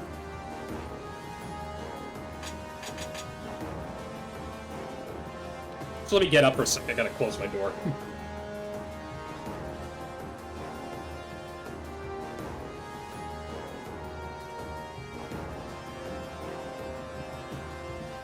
We were playing Thracia and cheese came up. Ooh, that was some zesty freaking cheese right there, man. That's awesome. Yeah, we were playing Radiant Dawn. This is my endgame team so far. Bit of a mixed bag. That's when I started streaming forward talking about cheese. That's fantastic, honestly. There's some really good, like, dumb strategies you could do in Path of Radiance, Thracia. Yep, we brought Aaron in. We brought, Jill, no description necessary. I don't think I need to describe to you why I brought Jill in. I was gonna bring in Har, and then Jill tapped, like, 5 of her stats, and I'm like, you know what? Let's just do this one more time. Soren, obviously. Shannon, somewhat less obviously. Tabarin is my royal of choice, just because I need something that I need a unit that could just dump a ton of damage out, and yeah, he's been a good job at doing that. Plus, I just love him as a character. Mia, again, obvious. We like Gatry around here, so he's here. I mean, she's the queen.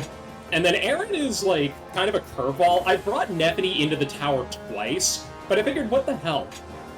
Like, let's do that. And then Peleus is in a similar boat, but I kind of have to bring him along anyway, and he's been doing pretty awesome, I'm not gonna lie. Also, Volk's here. This is just a purely fun pick. I wanted to try using Volk out, and he's just been doing what he does best, which is murder everything. And then, of course, we have Rayson, who is...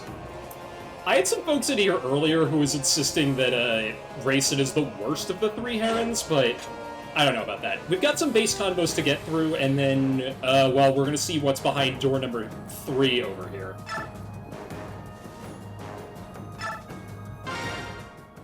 Just this first one. Are you alright, Micaiah? Yes, I'm fine. How about you, Soph? Are you alright? You're not hurt? I'm not a child, Micaiah. When are you going to start treating me like an adult? Show me your hands. What? Look at your hands. They're so big. They were so small when we met. Micaiah. Sorry, am I interrupting something? Commander? It's alright, Ike. How can we help you?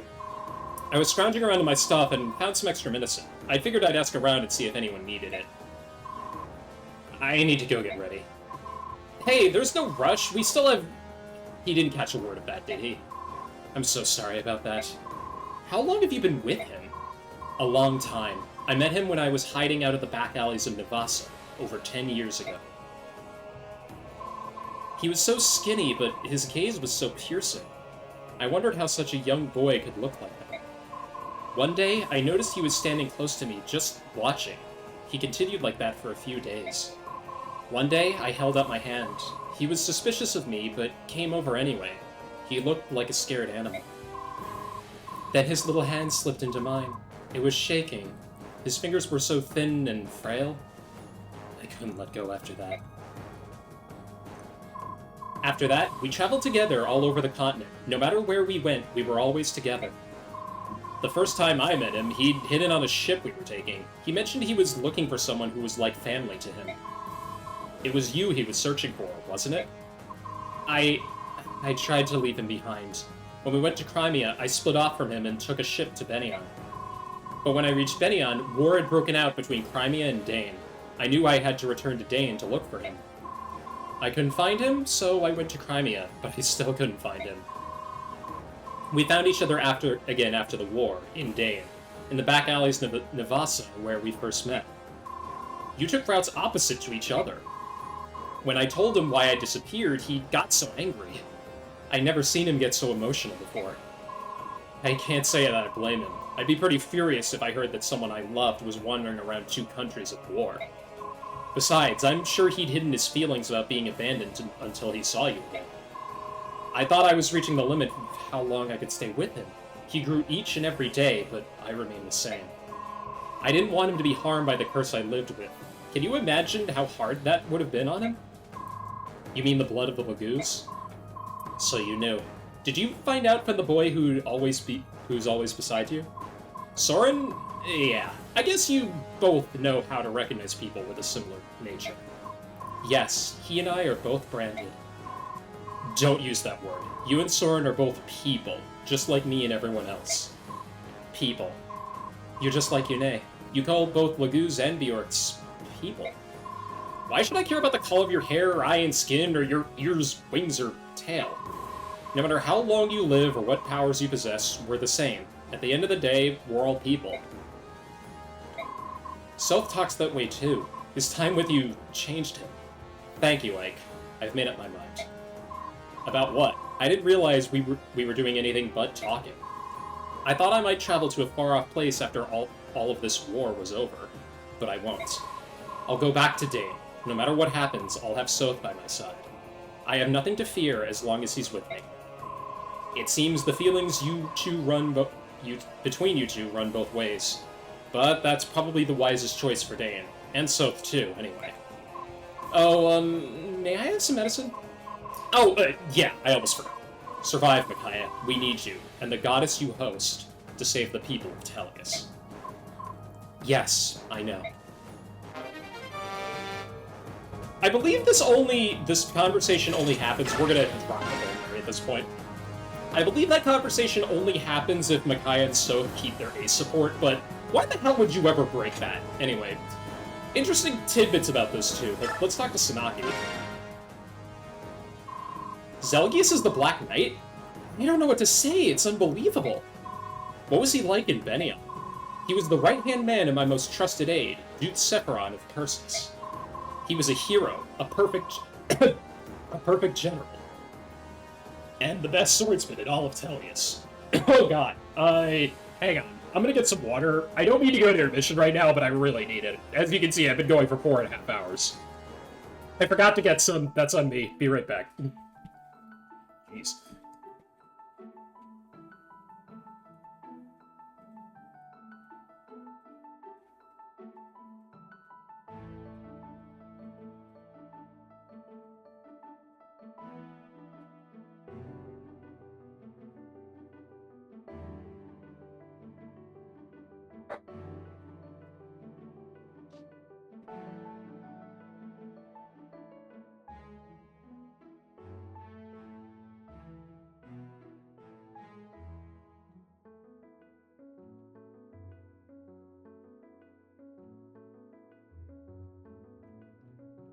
Okay, I am back. Sorry about that.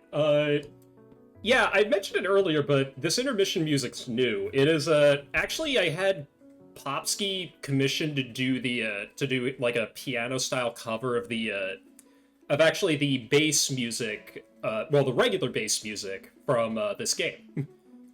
So yeah, I like the mix quite a bit. It reminds me of a lot of the Fire Emblem 13 score, which is one of my favorite soundtracks, so yeah, where were we? He was a hero, a perfect general, and the best swordsman in all of Tellius. He was never anything but loyal. But he was serving another country. It makes me wonder how Sephiron is doing. I doubt he's been turned to stone. Even though he was captured by Lacane and forcibly removed from his post, he'll have found a way to persevere. Sigrun always said that there's no other master of the arcane arts who could compare with the Duke of Persis. Makes you wonder, doesn't it? Ike, don't tell me you suspect Sephiron. Well, look at the facts. Do not trouble your mind with that thought. He would never betray me. It's nice to think so, but if he's not petrified, he'd have received a message from Yune. So where is he? The goddess isn't perfect, she said so herself. Maybe the message didn't reach everyone? You have to admit that's a weak excuse. Let's leave it at that for now. We need to focus on moving forward. Please, let's. Oh, I almost forgot. I have something for you. What is it? Well, you're my trusted aide, just like Sephiron. You have to live, so protect yourself with this. A mercenary with a contract to act as aide to the Empress of Benion. Who would have thought? But thank you, Sanaki. You're welcome, Ike, and thank you. Ooh, that is good. That is really good. Funny because I almost lost Sanaki on the last map. She dodged an 89% attack from a Swordmaster and lived. Yeah. I was playing with fire on the last map, but that's what the VOD is for. Let's talk to old Rayson. This conversation's different depending on what Heron you take in with you. Ike, take a look at this. Hey now, where'd you stumble across it? Lying around inside the tower. It seemed like the sort of thing I should bring to your attention. That's very nice of you, but you didn't have to. Do whatever you want with it. Really? Do you think I'd be able to use it? Thanks for the follow. Follows are anonymous. Well, don't get hasty. I don't think that it's right for you. Blah, that was... I used my Rayson voice for Ike. I know. I'm just kidding, Ike. Thanks. It's a very rare item. I'll cherish it. Please do. Ooh, and we got Guard. I love that. So... This is a good time to talk about the skills going into this part, because this matters quite a bit. First off... Wait, where... Oh, wait a minute. Can I not handle skills from this screen? I thought I could. We'll worry about that in a second. I think I know what's going to happen here. Everybody's weapons, I think, are good, although I think I'm going to glance over these. Ragnall, Rexora, Petchcats, these two don't matter. Rex Flame, Irvin, Rex Caliber, Double Bow, that don't matter. Alendite, Spear, Amity, Wishblade, Balberith, and Baselark. Perfect. I think we're all ready. I'll need the Laguz to transform. Bird and Dragon. Let's begin.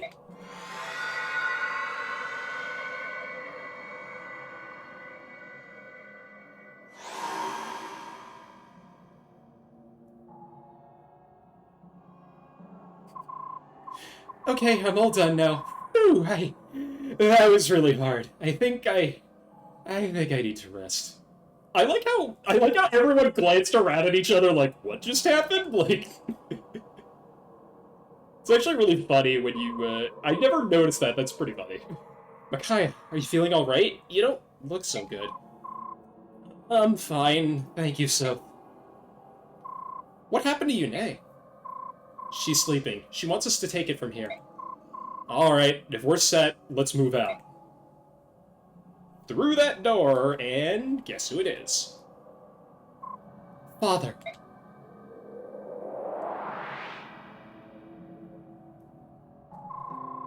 Naga, I wasn't expecting this. It's safe to assume then that you've come prepared to fight. Taban, the great Hawk King, how many times have I said it now? How many times have I warned against starting another war? Don't you dare preach to me, you dried-up old fool. We have betrayed our vow to the goddess. We should have learned, but the fighting never stopped. Now we must pay for our crimes. We must take responsibility and accept Asher's judgment. No, you don't understand. It wasn't the war that awoke the goddess. It was my song, The Galter of Release, freed the goddess. You can't expect me to believe that. We will wait here patiently for the punishment we deserve. If you are unwilling to await judgment,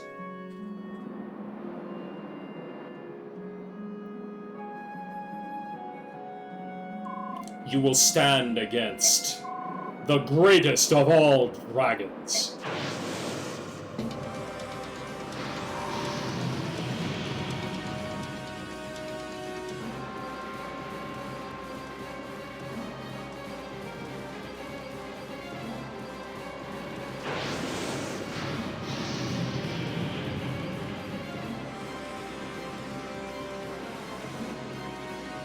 Father, no! Why must we fight?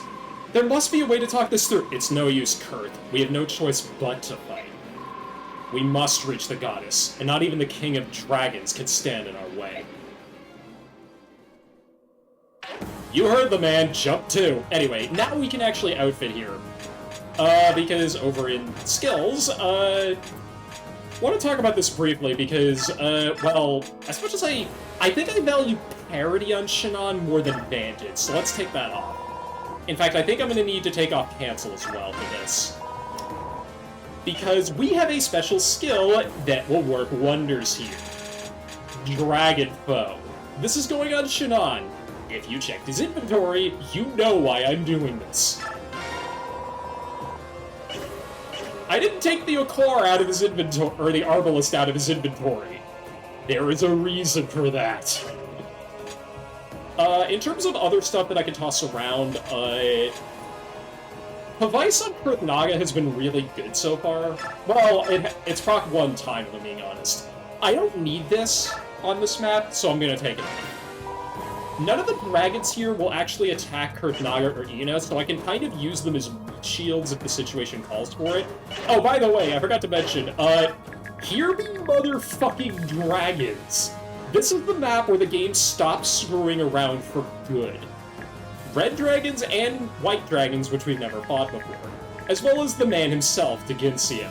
Level 40, yes, you're reading that right, 100 HP. On top of that, he's a royal, so he never untransforms unlike the rest of these guys. This game is freaking cheating the numbers just to undersell the point that this guy is a massive, massive threat. In my opinion, he is the most difficult boss in this game by far. He is more difficult than the final boss, purely because when we attack him, he will absolutely attack back, regardless of when we do it on our phase or on enemy phase. One of the founders of the modern world, he rules over dragonkind. He employs the skill Ire. So yeah, in addition to having 50 freaking defense, and I guess respectful stats all around, he comes with 5 leadership stars. Keep in mind, the highest in our army is Tabarn with 4. And we don't even get to use those because Ike is our commander and he has 3. So he's giving a big-ass bonus to every single dragon that we're up against. He also has Mantle. This is why Yune blessed our weapons. Nullifies all damage inflicted on weapons not blessed by Yune, restoring HP equal to the unit's luck each turn. Just to underscore how tanky he is. He also has Night Tide, but nobody is adjacent to him, so that doesn't really count. He also, more importantly, has Ire. Can triple the normal amount of damage dealt. You know, just in case crits weren't enough, he can also just crit whenever he wants. This is a really good mastery skill. Kurtnaga can get it too, but he's a bit of a ways off from mine still. Simply put, this guy is an absolute menace. Don't send anybody against him that does not have at least 33 speed. He will double and murder them. That being said, we have a lot of great units of our own to go up against him. This is really kind of the ultimate test more than any other map. Also, as a point of order, what dragons do magic damage? Even though it doesn't actually say, which is why their magic stats are a lot higher. But red dragons do physical damage. We've dealt with red dragons before, but these guys are a fair amount tougher than the other units that we've been dealing with. But we're much more equipped compared to the last time that we had to encounter them. Before, I just had to give Tabarn Dragon Bow and pray that he could one-shot them, which, let's be real, he usually does. I'm gonna want my physical damage dealers to go up against white dragons, and my magic users to go up against red dragons. The only problem with that strategy is that all of these guys can counter at 1-2 range, so if their name is not Shannon, we're gonna have a problem. Wormslayers are your friend, as are, the Dragon Foe skill. And Thundertones, don't forget that, which is why Soren does not have one. Hang on a second. Right, because I gave his to Peleus, and I'm gonna need to do this.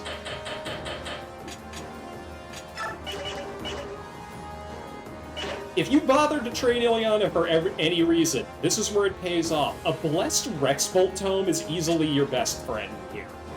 Now, as far as skills are concerned, I'm going to want to keep Nihil on anybody that's going up against Deginsia, because even if I use parity to attack them, there's still going to be a problem on enemy phase, unlike other bosses later on down the road. Now, Ina doesn't need this either.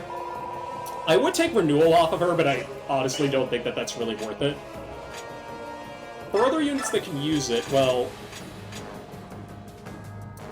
Soren or Peleus actually isn't a bad idea to bring Provoke on, because if I can force magic units, the White Dragons, to attack them, then that could be a viable strategy. But I have a lot of really good skills available, including a spare Guard and Device skill. Guard might be good on one of my dragons, just because they don't get attacked anyway. Oh no, it's supported allied units, so it's only like what Soth has with Micaiah, which I might want to take that off of Soth now that I think about it. But anyway, that's a system that rewards you for having a for having ace supports up until this point, but it's a very small thing. Vantage could be good, because if Soren gets attacked, I would rather him just smash back, if at all possible, before he gets hit. Yeah, I mean, Vantage Adept is working on Nia, so we might as well do that here. Tabarn does not need Nullify anymore. In fact, nobody needs Nullify anymore, period. So, I'm gonna give him... I think I need to give him Renewal or Imbue. How much magic do you have? Oh, well, okay, it's Renewal. That was an easy choice. Nihil's gonna be very important on Tabarn as well. This is where it really hits pay dirt, in my opinion. Parity is also very good, although, like I said, that only protects you on player phase. Gatry, I'm gonna have to make room for Pavlice here, but in my opinion, it's super duper worth it. Provoke is starting to lose its luster a little bit, and let's be real, I think this skill is just better. Especially since it's a skill % chance of working, and I can give it to another unit if I want. In fact, with Mia's stats, it might be worth it to use that over... The thing is, I have to get rid of Adept, and I really don't want to do that. I'm gonna keep her skills as they are, and then we'll use it on... Well, Peleus, I don't think it's a very good candidate for that. I think Aaron with the Wishblade is a pretty good candidate for Nihil, so I'll keep that on him. He's going to be very important later with that. Alencia's set is pretty much perfect. Volt really does not need Resolve, now that I think about it. I would rather him just block attacks than have to deal with what am I saying? I'd rather have him just block an attack with Device rather than just get into Resolve range to begin with. Like, Resolve's good, it's really good, but let's be real, I'm not really going to benefit from it, and... Yeah, I think that's everything. Fortune's the only skill that I don't know if I need or not. Do I have a spare Nihil? That's the only thing that I would replace it for. I don't. What's Jill's attack with the Irvin? It's the same as Aaron with the Wishblade, come to think of it. Yeah, because they have the same cat strength, go figure. That's a possibility, but it's like, Ike has one, Tabarn has one, Aaron has one. Where's my last one? Because I swear you have 4 at this point. Oh, right. Do you have 3 or 4? I honestly forget. Well, regardless, I think we've got 3 units, as well as Shannon, because Shannon actually can't get countered, that are not going to have a problem at going up against him. Ike, I normally wouldn't do this, but if you can cap strength and skill off of this, it's going to be worth it.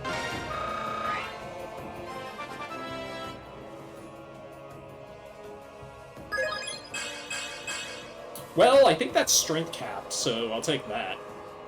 Sure is. In fact, that's capped defense, too. No wonder you hit that one instead. 37's just his lucky number. Micaiah will let you level up normally. I still have the Paragon on Kurth Naga for the time being. Probably not going to change, and yeah, that's +2 strength again. I figured he would get that. I want him to get to level 30, and then once that's done, I'll be taking Paragon off of him, and he probably will by the end of next month. Well, Mia, you would benefit from 2 of these, so let's just go ahead and do this. Get you up to 17, and then that'll, I think, force That'll force resistance, which is really the most important thing here. You've got Alendite, so you're going to be getting into combat encounters, especially with magic units, a lot. This is also where Pure Waters really start to be useful. I can't cover everything with the ward stack, but I can get pretty far with it regardless, and she's going to cast magic before the end of the game, if I had to guess. In terms of other units, well, this is a no-brainer.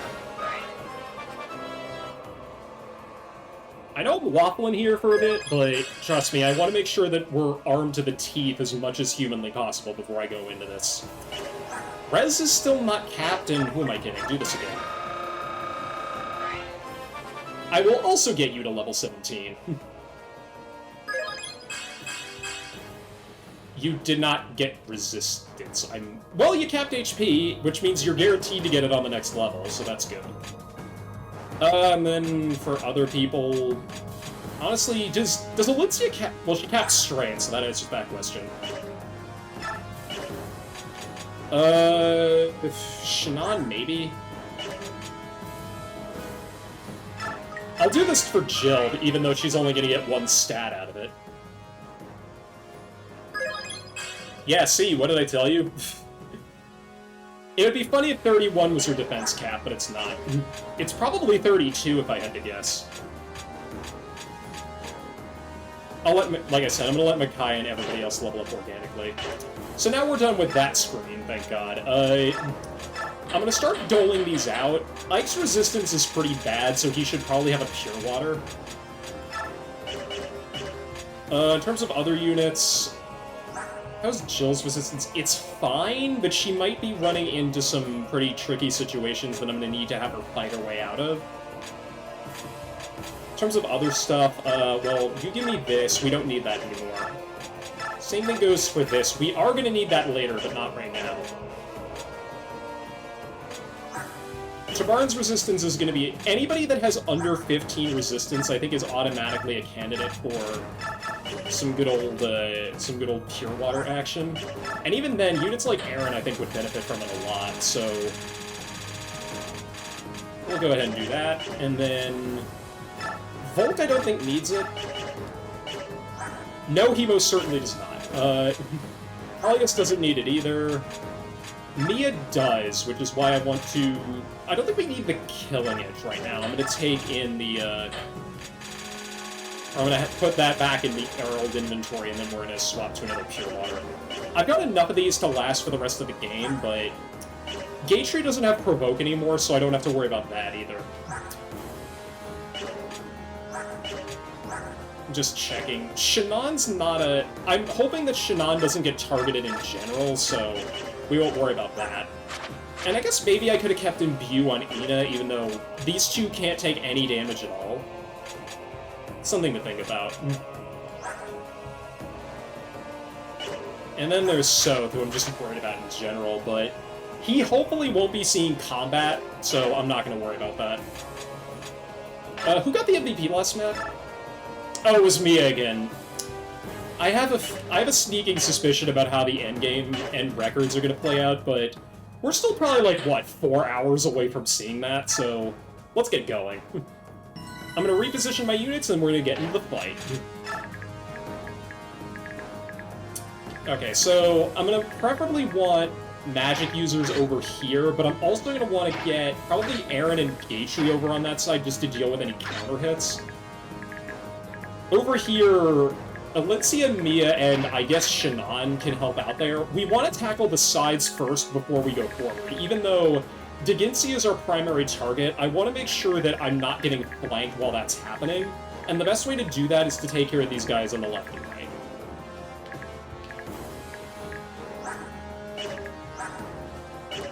Yeah, also I forgot to mention, blessed weapons have infinite durability, which is why I wanted all the good stuff blessed, including the Wishblade, which... Yeah, this old Wish.com thingamabob here, that's gonna really come in handy.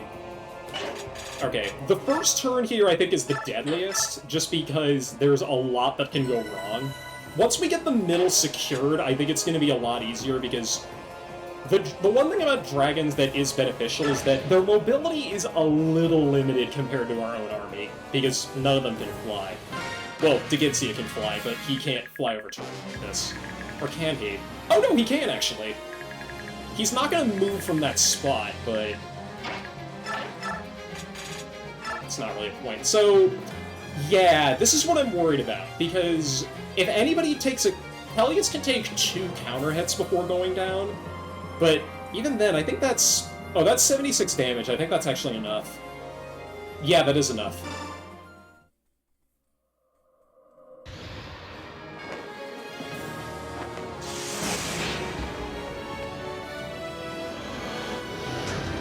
Nice dodge.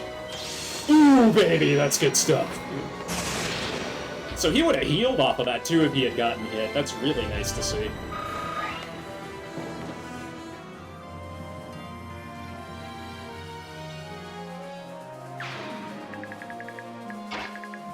Anyway, I think I'll tackle the remainder on the left side first, or the right side first here.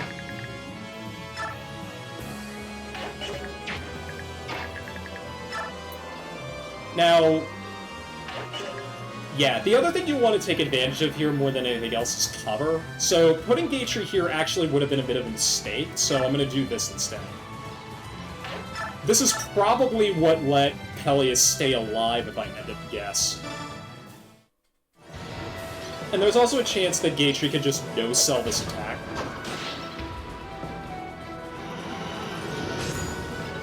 It missed, so that's good.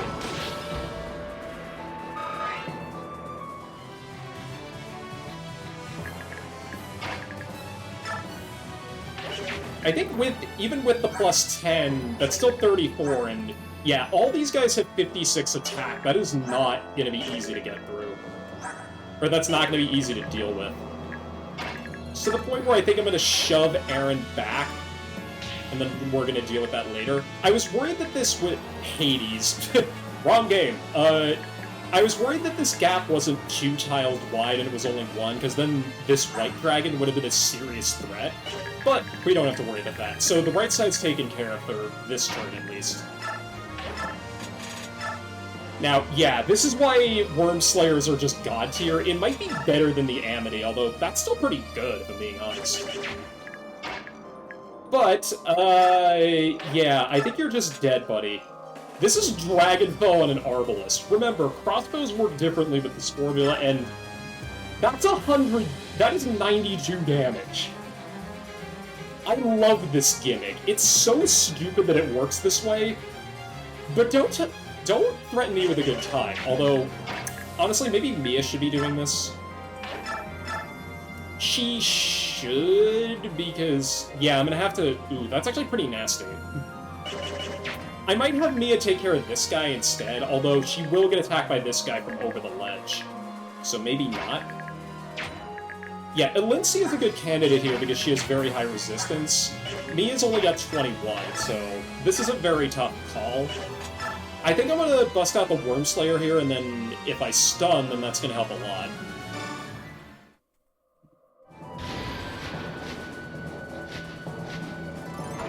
Okay. Oh, right, I forgot about cancel. That's even better.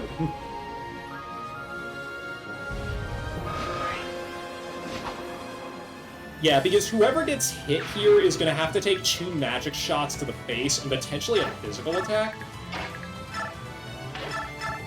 Now, we can OHKO either dragon here.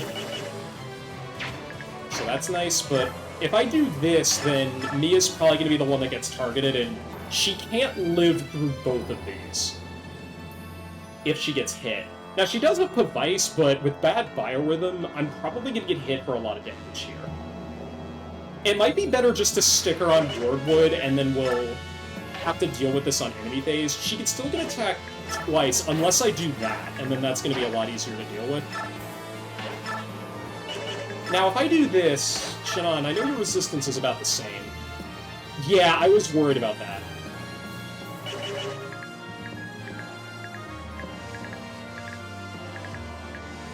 So you kind of have to stand here, huh? Because then you only take 23 damage, and I think that's a lot more manageable. Same thing goes for Mia, although I'm hoping Mia gets attacked instead of Shannon, but yeah. This is very, very silly, but this is why I love, like, the Slayer skill plus crossbow mechanic. It's just so versatile. and really, really a lot of fun. You can't target me from there right now. Yeah. I did say their movement was a bit limited by the terrain, but they still have 6 move and 2 range, so really gotta be careful about that. I also can't use Race in this turn unless if I forgo transforming, and I kinda want to avoid doing that. Now, with Stillness, it's very unlikely that Volt gets targeted here. At least on enemy phase, but yeah, why is everybody starting with a good biorhythm? I guess that's just Deginsia for you? I don't know.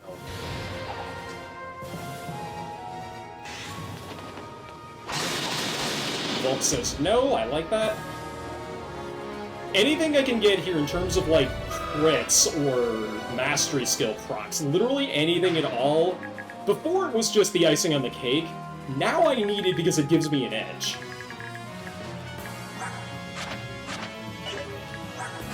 More to the point, I'm probably gonna want, Soren, I think, to deal with these guys. Oh yeah, that's pretty good. Even if he gets hit, I can just heal him. And because of Daunt, this hit rate is gonna be a little lower. Okay.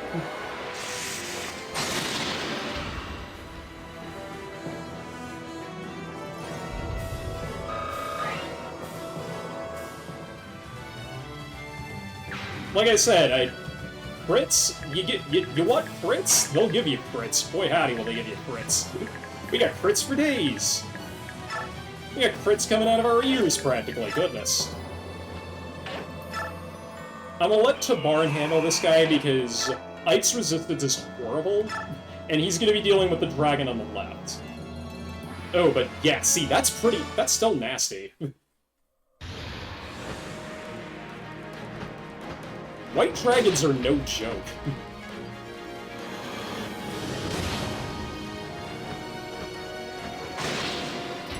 I kind of counted on that hitting. Sword crit, so it's only natural that we kind of equalize a little bit by getting hit by a 33. I got hit by a 9% earlier. Like, I'm used to this. You have to expect it. You have to expect the unexpected. Expect the blink down. Expect Ike to not one-round this guy, but still only take 9 damage in response.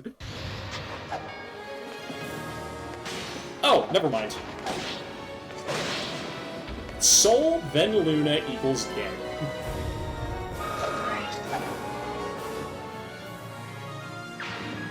I'm gonna just glance over the map real quick here, because...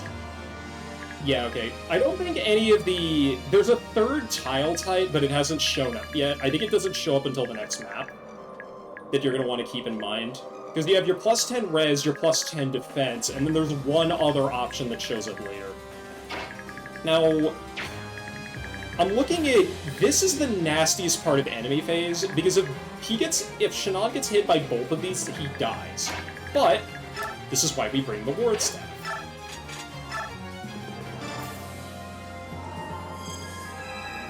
Now the White Dragon might target Micaiah instead, but her resistance is so stupidly high that it doesn't even matter. And it just got higher. That's 45 res with the terrain bonus, don't sleep on that. Plus I've got a support in range that I will keep here for the time being. The one thing I need to do, though, is... Yeah, unfortunately I can't transform this turn because I need Micaiah to heal Tabarn. It would have been Tabarn or Peleus, and I need Peleus to concentrate on the right a bit more. We'll have Micaiah swing back to center. Physic is worth its weight in gold. I'm so glad they let you buy as many of these as you want. We're also going to want Kurthnaga and Ina to move up.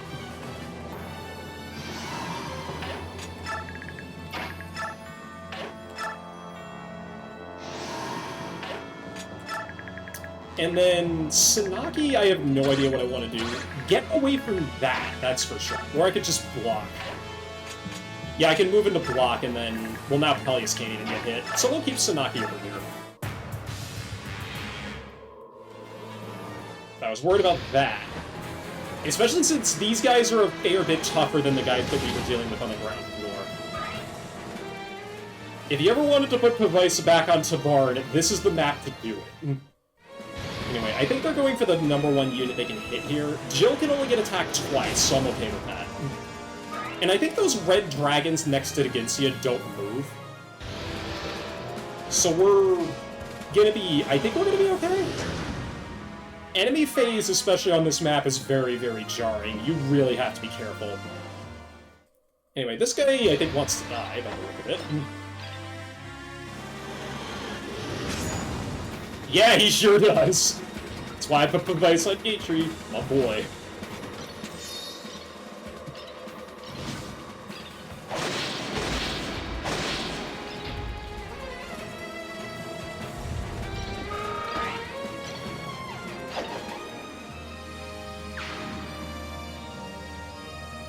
Okay, and they're both going for Tabarn, which is what I really didn't want to have happen.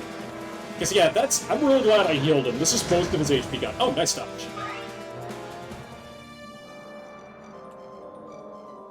Okay, you're going for Elysia? I guess because me and Shannon can both counter.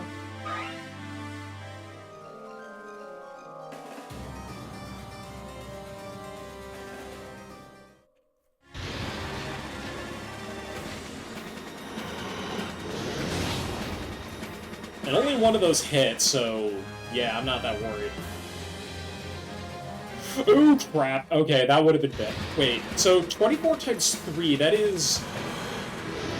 Okay, if he had to dodge one of these or he would have died. Noted. Okay, Ike's gonna take, like, no damage from this, but he's also gonna deal no damage in response, so that's annoying. This is where parity really comes in handy, because you can force, the terrain bonuses from the tiles away. But Mia's not over there right now, so I can't have that happen. Okay, we got so many white dragons on the left side, or the right side. That is bad. Because most of the units that can actually deal with that aren't available. Renewals, really, it might come in handy. I honestly don't even know. So what I might do here is I might just have Kurthnaga and Ina. I forgot they started with full gauges, because I meant to use a Lagoon's gem on Kurth, and that didn't happen. I need to use one on Rayson this turn, though, or we're going to be in trouble later.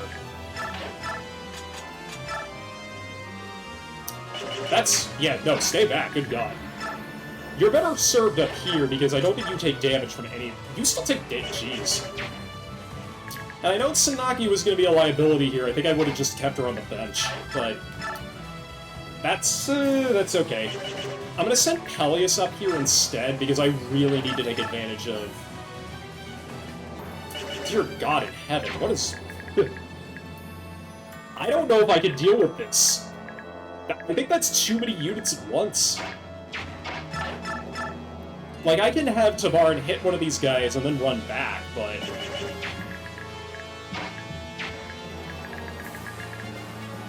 Yeah, because these guys are going to start targeting Ike down if I keep Ike there. He can deal with these, he can smack around these red dragons all day long, but I'm not going to be able to handle the white dragons on the right unless I focus more attention down there. I mean, both can kind of help out.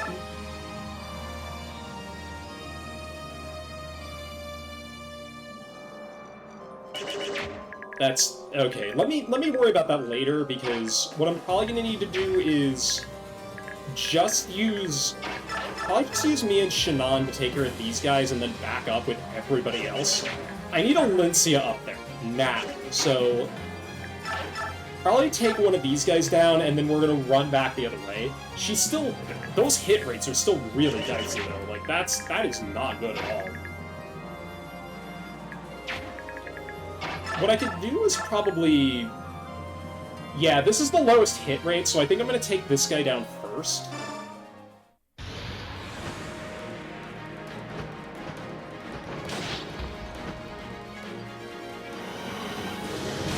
And it still hit. This is why I love Fire Emblem.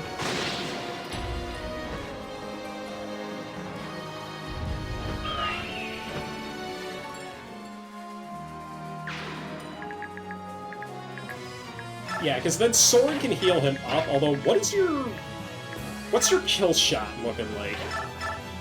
Oh, you only had 10 damage? Okay. Granted, you don't do a lot of damage in return to some of these guys, but that is worth keeping in mind. But I think Sword can take a couple rounds from 5. He can take 5 of them before he goes down. So you can take 4 hits, I'll keep that in mind. Hurt, you got a body block and I can't get you into position, and I hate that.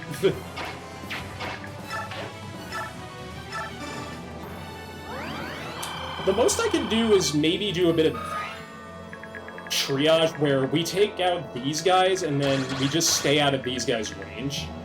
Which, unfortunately, we have to attack 2 of these guys to get in. And yeah, the slow transformation gauge of dragons really is not helping here. Because, like, I needed Racing to transform last turn, and oh dear god.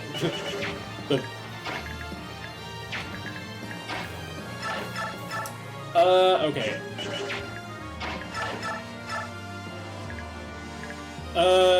We'll let... Yeah, I'm gonna have Alencia run over here, because I'm gonna need her help as soon as possible. Tabarn is standing on a res up tile, so I'm not that worried about that. I am more worried about Ike, because I need to get him farther away from those dragons, but... Like I said, I could put Kurth and Ida in that range and be fine, so maybe I should be doing that. I should put Kurth next to Ike, that's actually a pretty good idea. We'll have Shannon take out this guy because he's the more deadly of the 2.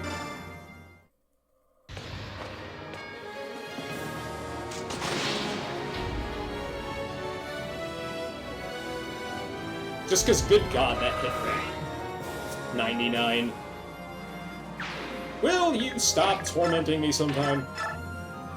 And this is dicey, but do I have a way of... I guess I could have... The only unit I have over here that can help is Micaiah, but she does do 30 damage, so... Yeah, that would mean I can't use her to heal this turn, but I think that's a... Because once these 2 go down, one of my flanks is dealt with, and I can concentrate on pushing ahead. And you picked the wrong time to not proc anything, and you picked the wrong time to get hit. I can have Mia take a hit on enemy phase, but then she would be at 4 health, and I'm not really comfortable with that. Good grief. There's no end to this madness. And yeah, Arc Thunder's better, so we're just gonna do that.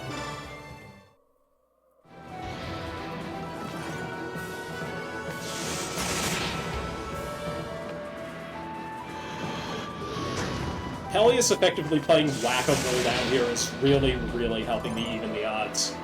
Really just having a competent Thunder Magic user. Which, I mean, Sword can do, but Peleus has the stronger tone. I hyped up Balberith so much, and I'm not using it. Or I used it at the bottom of the tower, and then the further and further we go up, the less and less likely it's gonna come into play. What's your res like, Aaron? I think even if it's not super high, I'm gonna wanna... I think I could bait one of these guys over with,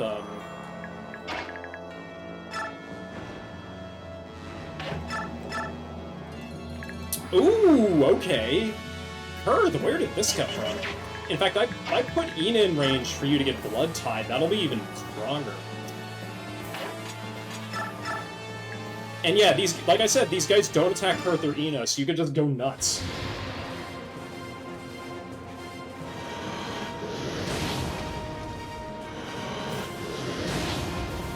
That's going to be pretty key to saving us this fight, because these 2 just do a lot more damage and a lot more work than I thought they would be.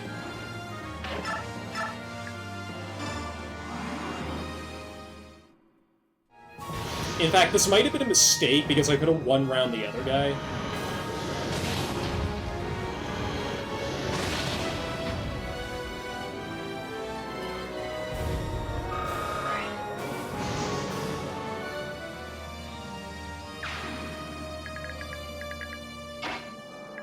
And then, I guess I can go for the Rexora over there, but I would rather have Micaiah around to heal. We're doing this no matter what, but I want to make sure that I can keep Rayson out of range for as long as possible. Volca, yeah, that's what I was afraid of. Honestly, what I might need to do is Vigor Soren and then have him over here just to flare this guy. Because I don't know how else I'm going to deal with this. The one handy thing is that I can block this off, and then there are white dragons back here. At least I think they're white dragons. Yeah, because the red dragons are wearing red. That's how you remember this. But their gauges aren't even close to maxed out yet. Because, yeah, this guy can actually attack nobody. Okay, threat assessment. Triage. Let's... Like I said, only this guy can attack pretty much anybody this turn, because, yeah, these guys aren't going to do shit.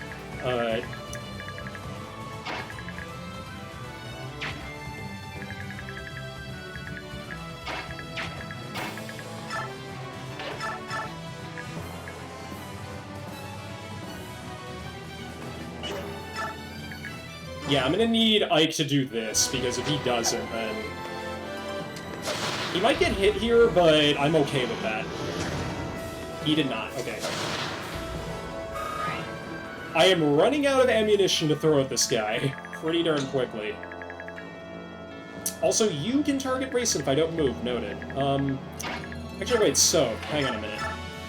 Soap for the rescue? Let's go. Keep forgetting I have this guy. I knew there was a reason to bring him along.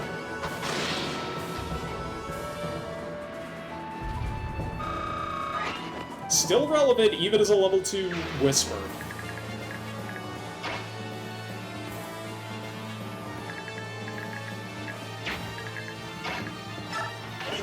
Now, the reason that I did that is because, yeah, I need to get Micaiah up here to deal with this guy. And I could probably have Tsunaki shove. Yes, perfect. How much does Rexor do? Just enough.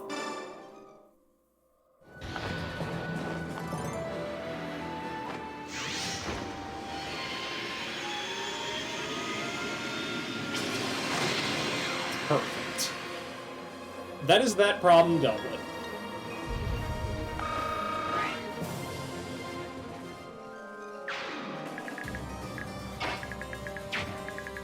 Okay, and what I'm gonna do with Volk's turn is...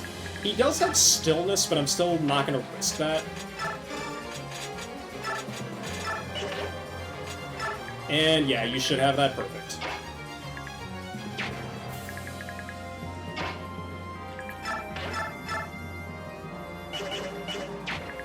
And now I gotta worry about you, which... Let's go ahead and start this off. The unit that attacks first should ideally be the one that... Okay, we just crit, but that didn't do enough to kill. 69, nice.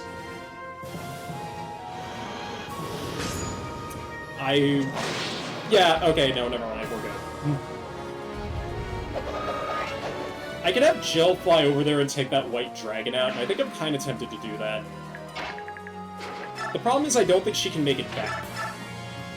I don't think it matters, though.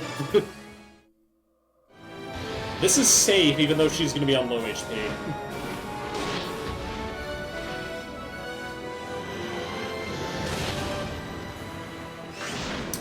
You could have procced that first, you know, but I'm proud of you. That would have saved me a lot of headaches.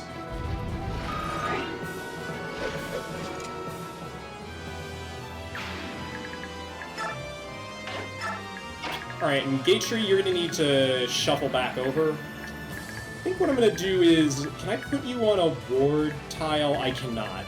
So we're just gonna have you run into the cover tile here, and then we're gonna worry about everything else later. And Racing, well, you got a free turn, so go for it. Super Bird!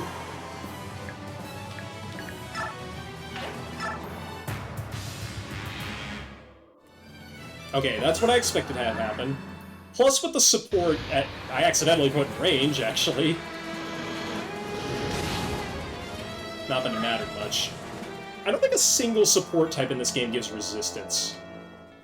Okay, Ike's gonna be taking a hell of a lot of damage here, but he should live. Yeah, especially if he dodges one of these. Oh, baby!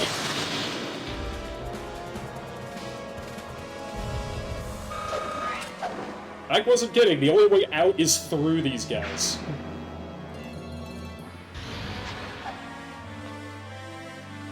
Granted, he did have to dodge one of these, and I should have kept that in mind.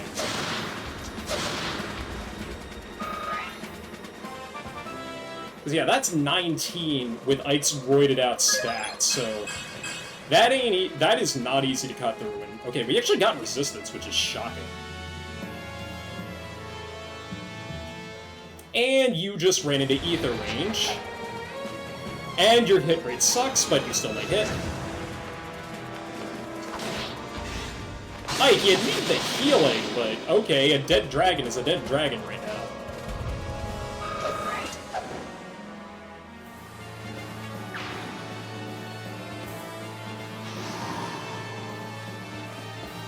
A lot of dragons transforming this turn. I think when they transform, they start moving towards you.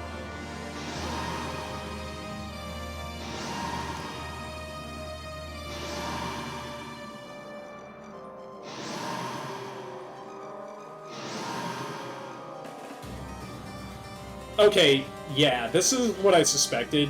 The reinforcements start out kind of slow, and then they get increasingly more and more frantic as the map goes on. We want to end the map before too many of these guys show up.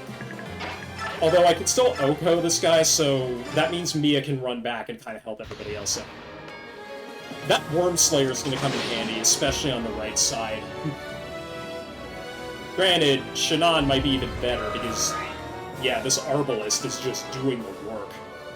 That's 3 uses and 3 kills. That's efficiency right there. And you finally decided to wake up. About time. Did you... Yep, that's cap defense. That's awesome. Alright, so this is a big problem. Well, we have a trio of big problems. I think you can deal with one of these, Kurth. You most certainly can. I'm gonna have you deal with this one because he's the most far back.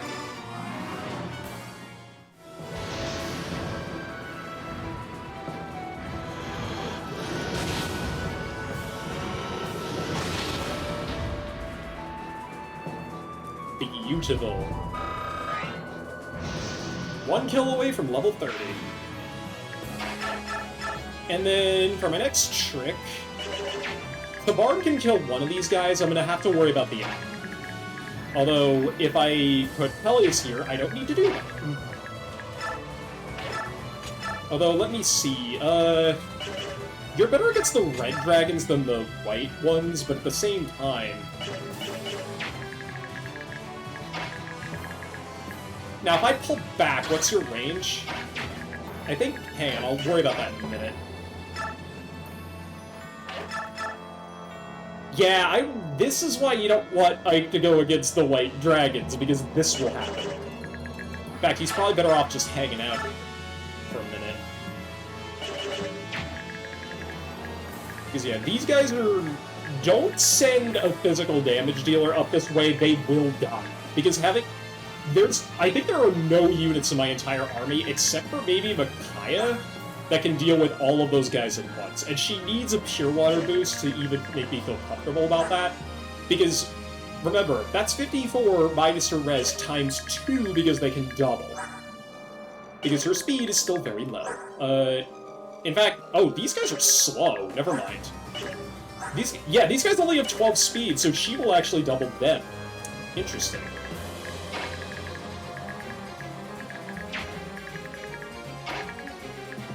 Alright, I think I'm gonna have Bolt try to take down this guy, because he should have no problems doing that.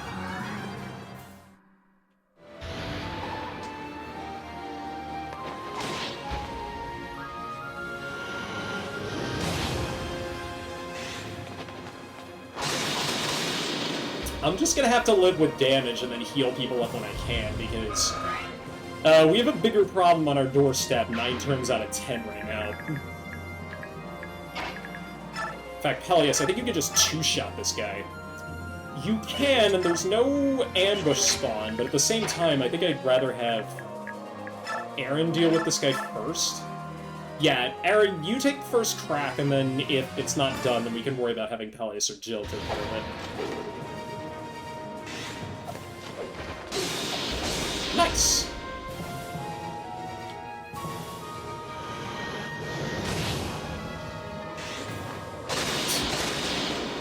I think Aaron recognized that his crits do the funny number, and he just decided, you know what I'm only gonna do? Like, just all the crits. Alright, now I can run Jill back. And actually I can heal her up and just send her in, come to think of it. Yeah, I think I'm gonna do that, because this lets me bring Peleus back around, which is gonna be handy in a few seconds.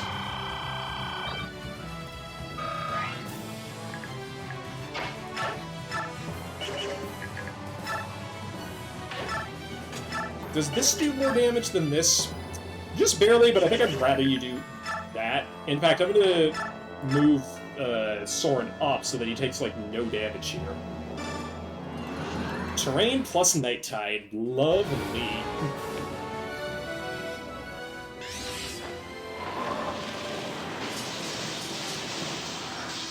Adept procs are good.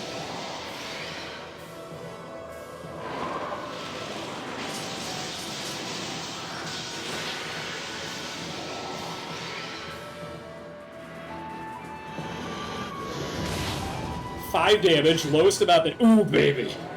Lowest damage you'll ever see Soren ever take ever. Boom.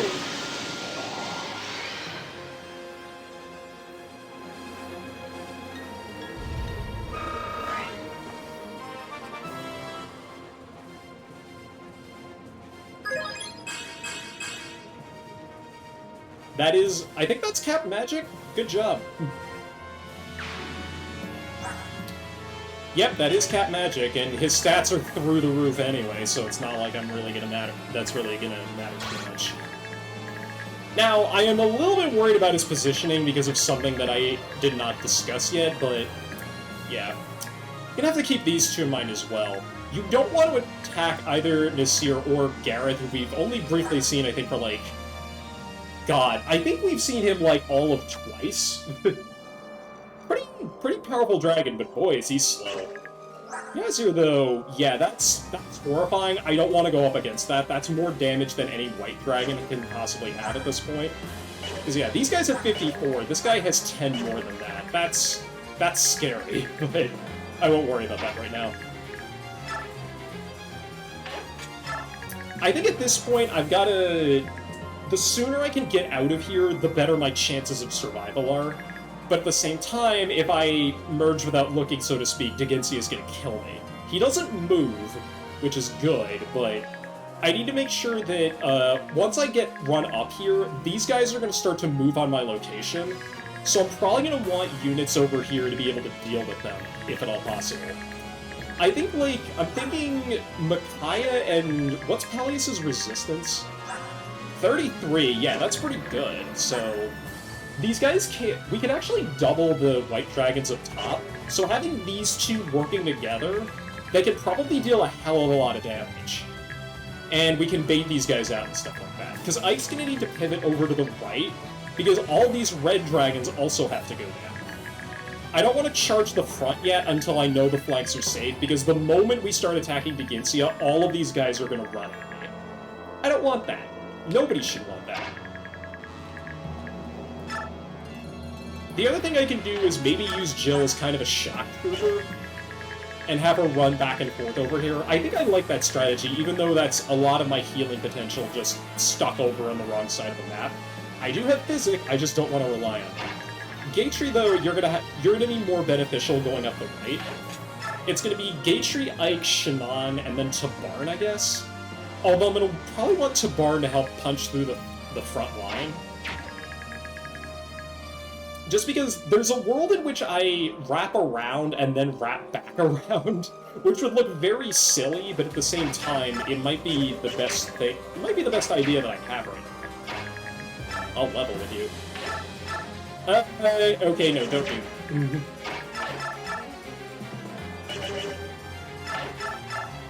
If you heal off of Ether, this is very nice. Okay, you did, but that's okay. We've got Physic. We've got OP Physic. These dragons are probably hating the fact that I can just heal forever.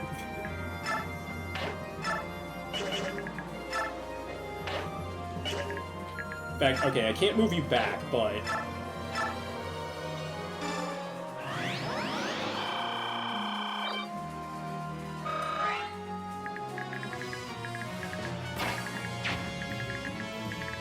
Alright, well, this is pretty good, if anything. This is also gonna... This is most important for Peleus, because he can actually heal this turn, and then we're gonna move here, and then... I'm gonna shove Volk one tile.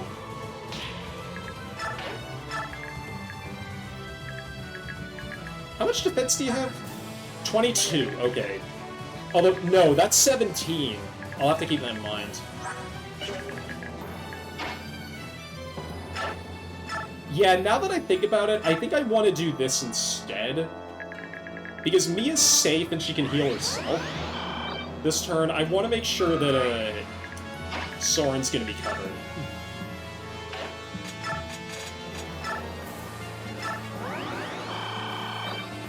So we'll do that. And then, I guess, like I said, I can have Jill kind of prep over here. I might even rescue drop Shannon, but I think he's going to be better at the front. Keep our support partners together, and we are good. Oh yeah, Valencia hasn't moved yet. Let's do that. Ooh, yeah, okay. Have to be a bit more sparing with these, but I might as well do this.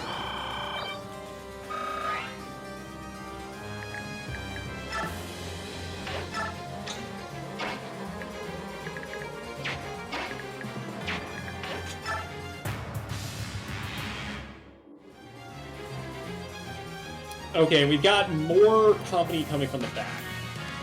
I can't put my plan into action faster, let me tell you.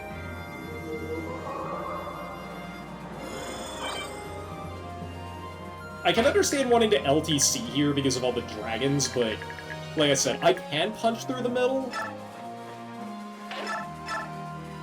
But that would mean I potentially take a lot of damage, and it's a very risky strategy that the last time I played this, I did do that, and I had to count on a lot of attacks missing in order for me to survive it.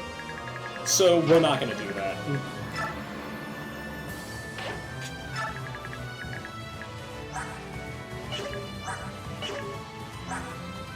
Yeah, Sanaki doesn't get doubled either, which is really good. So I think these four plus Jill, I think on the other side is going to be good. Because I'm still going to have Alencia and Soren tag along just for healing purposes. In fact, what is your... okay, it's still D rank, but you're almost to the point where you can make my life a heck of a lot easier, so good on you. Now, what about you, Yashu? Ideally, I want Soren to bait this guy out. Because, yeah, this is covered. This is a cover tile and not, anything really... Yeah, what am I trying to say? You've got a Pure One, Arbias, so I'm gonna have you trade that over.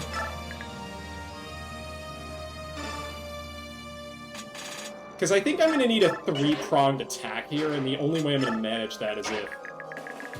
This guy has to die first.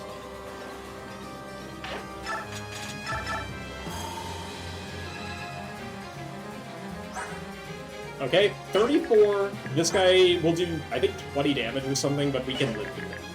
Plus, Gaethje will double. I could use Kurth to start knocking down the front door, now that I think about it, but it's probably better if I just wait for the time being until I know that I can deal with both sides effectively.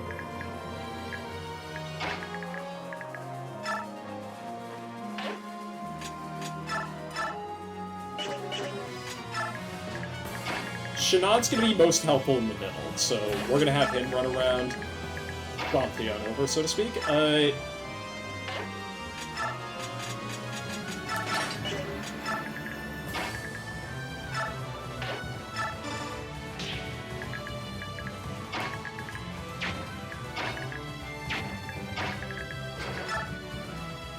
Move Sanaki up, and then I'll try to prioritize... The left side is probably going to fall first, just because these guys have less obstacles in their path. Thanks, Mike.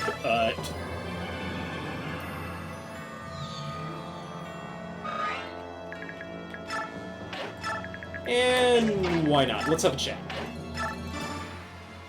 Ah, it isn't racing. How are you? Still kicking, I see. Good to see you. Make sure you stay safe on the field. It's a little easier said than done around here, but okay.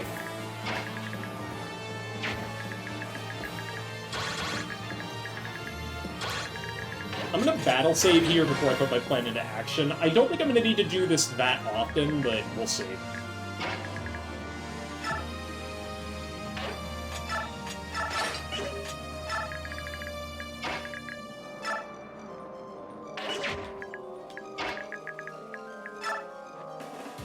Soph is surprisingly good at dealing out chip damage on this side, so...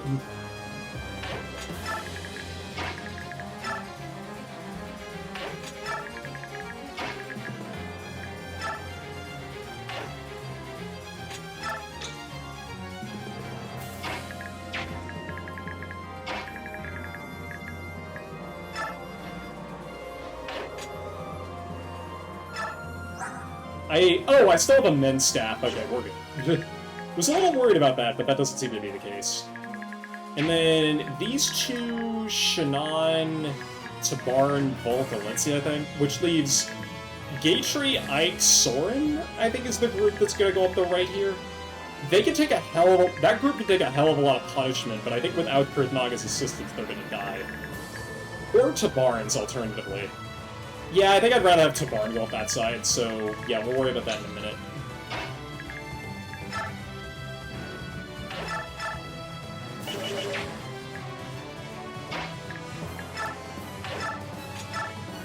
The alternative is that I just deal with the white dragons, and then we kind of lean our offensive along the left side of the map. The right side's generally easier to deal with, in my experience, because I have more on old teams, I've had a better luck dealing with physical damage, but this is still so heavy. Like, just, God. Anyway, I'm just gonna end turn here, because I don't know what I want to do with anybody else, I'll be frank. This is a litmus test. Okay, so Micaiah deals, like, no damage, but she can tank.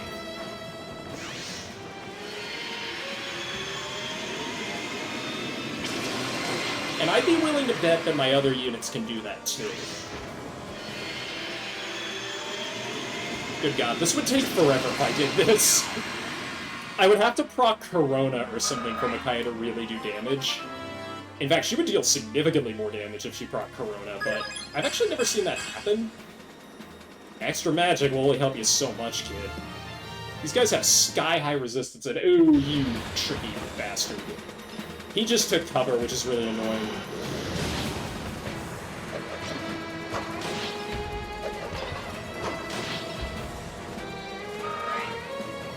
That does set that up for Kurthnaga, though, so I think I'm going to take advantage of that.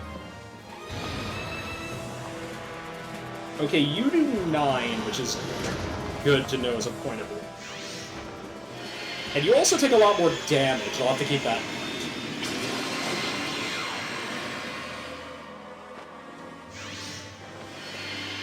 Come on, Micaiah. If Oliver could proc Corona, you can. So.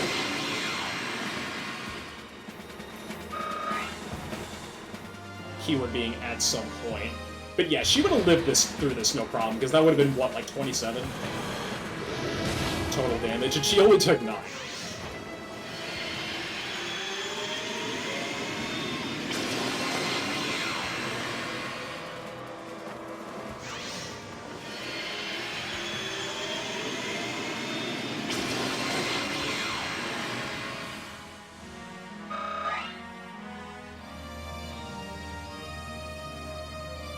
Ooh, okay, that would have been problematic. Well, we have officially have a traffic jam on the left side of the map, good to know. This is what we call a problem.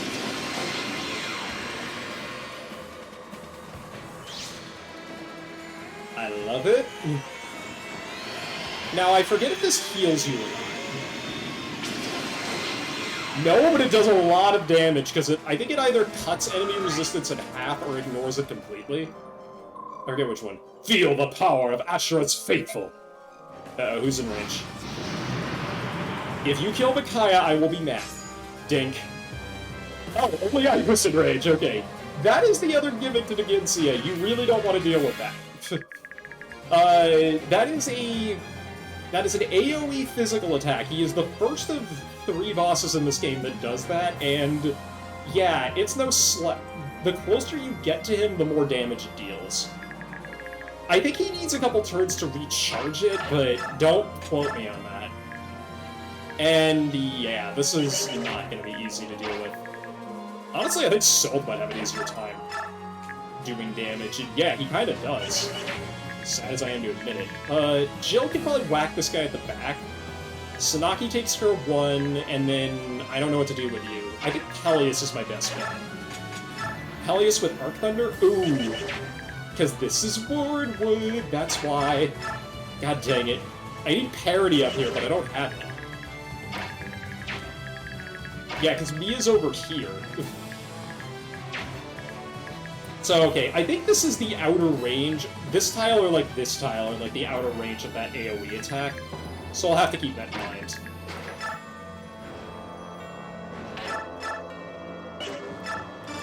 I think my objective is probably gonna be screw the right side. Let's just go for it.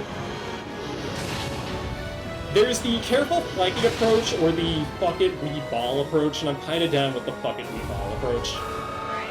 Because there is a traffic jam on the left side of the map, and I don't want two instances of that at the same time. That's a nice level 30. You do need the speed, although dragons in general I've noticed are slow as molasses. One advantage I can have over them.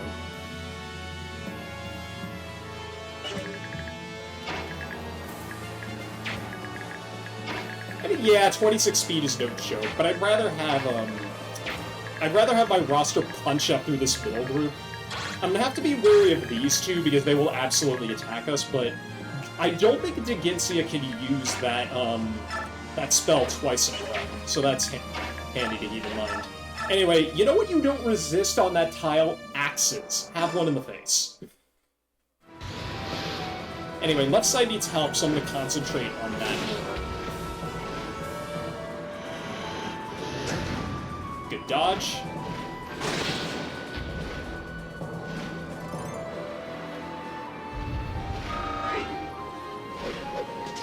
This is why we brought Jill over here, because these guys will just melt to physical damage.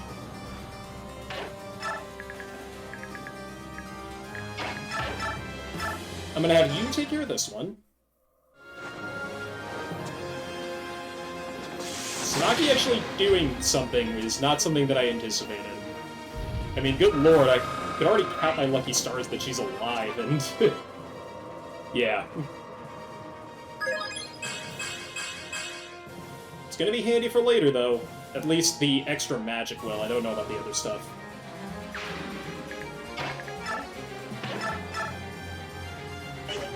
Okay, you can't deal with this, so let's just...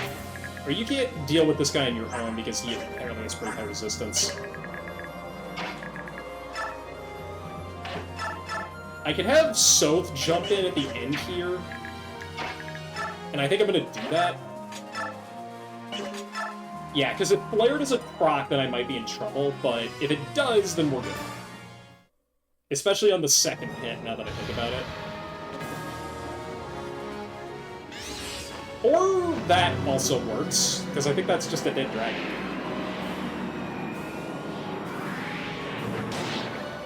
He would have been more dead with Arc Thunder, but like, come on. Oh, baby! Now he's super dead. I did say I wanted Flare to proc, and Flare with this effect...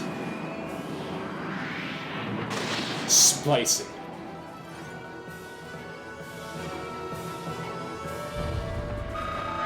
I have to say, out of all the dark magic spells, I think I kind of like Perot the most out of all of them, just because of like the effect with the spheres is super cool. But yeah, all of them are pretty nice, I'm gonna be honest. Alright, Volt no longer has Pass, but he does have Device, so that makes this a little bit less risky. But at the same time, I don't have... A lot of my healing is tied up over here still, and I want to make sure that I can deal with it. So yeah, we are going to push up through the middle, I think. I think I'm going to bait one of these guys forward with Ike, who is looking a lot more roided up than I thought he would be by this point, I'm going to be honest. He's also a good candidate for bonus experience for the rest of his levels, because the only thing I would really want him to get is more resistance, and the best way of doing that is with Vex. I don't think it's possible for a unit to have a level up where they get nothing, but it'll be important to keep in mind for later. I mean, Geichi can also do the honors, but I don't want him to get... I think it's only this one guy. Yeah, so maybe I'd bait this guy around the other way, but at the same time, doing that means that I would provoke this other group into coming forward. I don't want that. I'll be honest, I don't want it.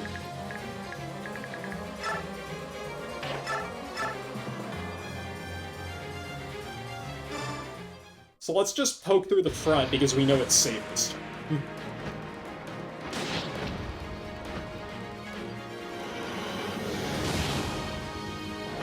These guys in particular are a special flavor of nasty compared to everything else we've been dealing with.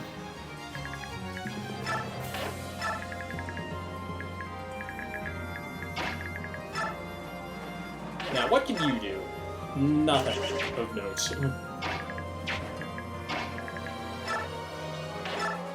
No, can't do that either. That's a bit risky. Too risky. I could do this. Knock, knock.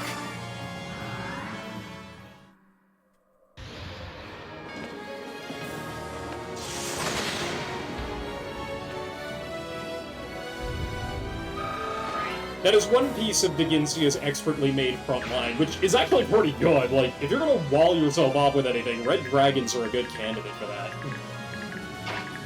I think Geichi's gonna use, I think we're gonna pop a concoction here. And then prepare for just punishment, I guess. Don't know how else to word it. Plus we could get Geichi's support buddy in range, so that's gonna help him out a lot. And I'm gonna do this. Hang on, I want to... Let's do this first, because... we can heal Micaiah, which is something I never thought I'd see. Just Micaiah with half health or something. Because the way it usually works is she's either at full health or at zero. There's no in between. Queen's just gonna keep on trucking. I love to see it. Is that luck? Sure is. She's only got one level to go before she's completely capped, now that I think about it.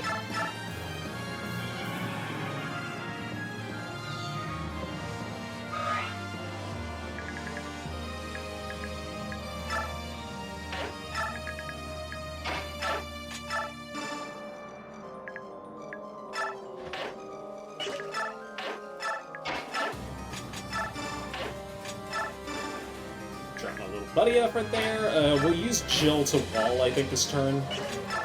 And then I can use the Men's Staff to heal. Perfect.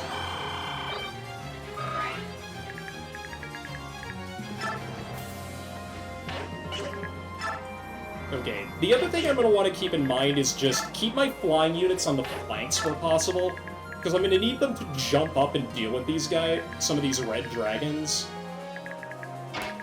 Yeah, because it's particularly beneficial to keep Ina around, and Kurth by extension once he gets back over here. What are you doing? Did I just forget to move you this whole time? Sorry, Aaron.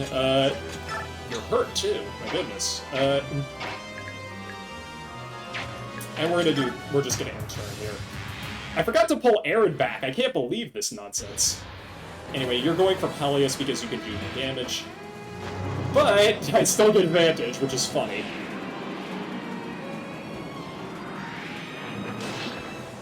The alternative is that because the left side is mostly clear, I can have people run up the left if I need them to.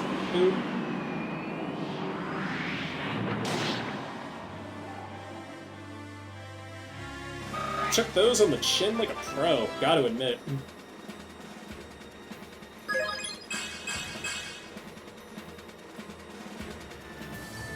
I don't think Peleus is hitting his magic cap, unfortunately, but that's okay. Yeah. I think this turn is where we swap to the double bow, because the ability to just deal with these guys without risk of getting countered... Ooh! He postures correctly. He's gotta line up the pitch, or something. Okay, never mind, we're still dealing with adversaries on this side. I thought that they would be mostly dealt with, but that's mainly just because I cleared the traffic jam. Anyway, we gotta sit through this animation again. Twice, again.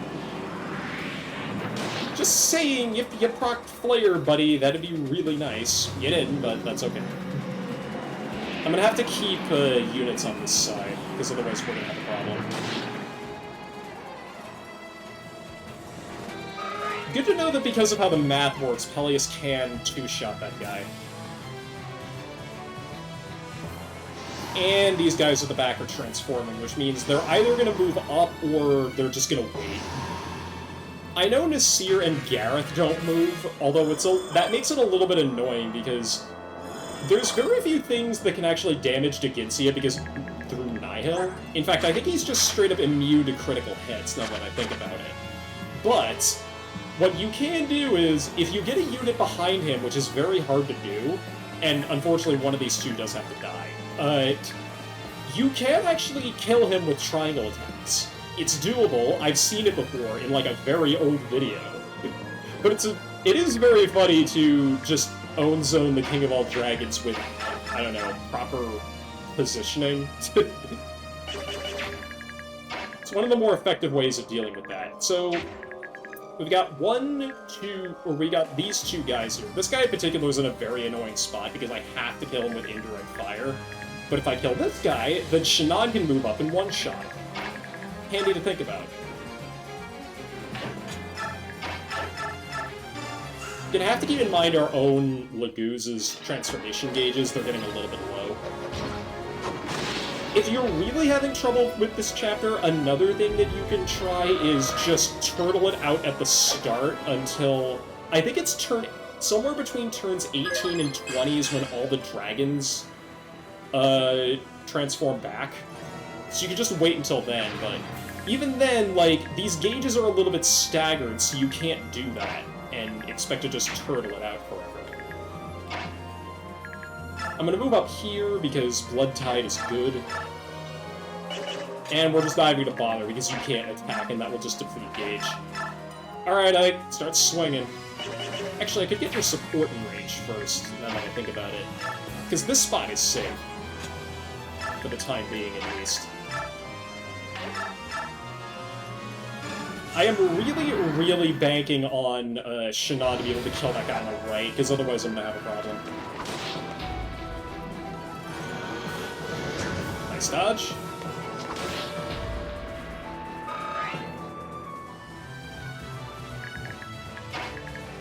And I think, oh, that might have been a mistake to put Perth Naga there, because I think Shannon can actually attack this guy from over the Hades. I can have Alencia do a little bit of hit and run. The Amity's not going to do much, which is really the most damage I can dish out, but I think Jill can cover this spot, if I'm being honest, or she can go up here.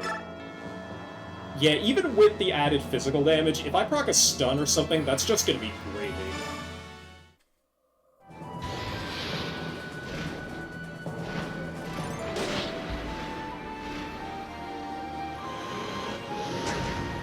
Dodge.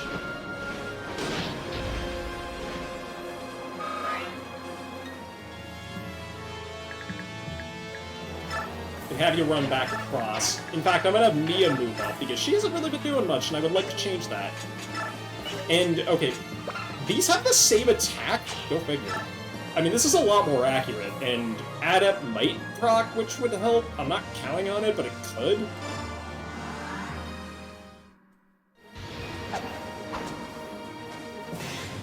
Or a crit, that works too. You never bank on those, but they're always handy when they happen. Alright, I'm gonna watch Shannon up here to start dealing some dumbing out damage, so, because... Yeah, the double bow's good, but he's got Dragon Foe. Getting Dragon Foe is just gonna make this really handy. And I can move Tabarn into position to deal with that if the situation calls for it. Because that will OHKO, but this guy's a bigger problem, and I think I would rather deal with him. It's a very awkward angle he's shooting from, too. The game doesn't really know how to process it. So it canceled the animation there. That's what that was. And then, yeah, I'll have Tabarn take care of this guy. Still deals a fair amount of damage, but I do have Physic, so I have Physic on a bunch of people, actually.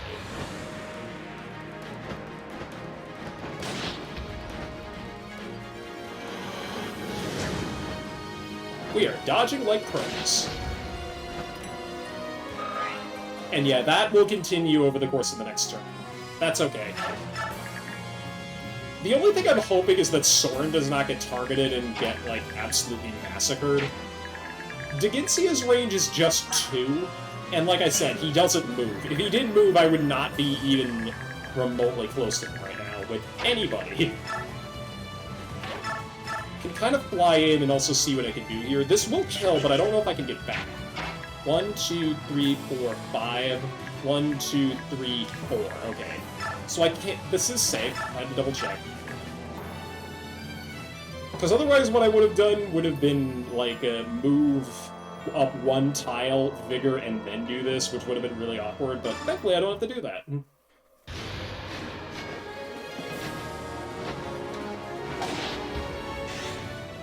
Or we could just ignore the... Crit at 3% crit and cancel. This woman does not want any of this.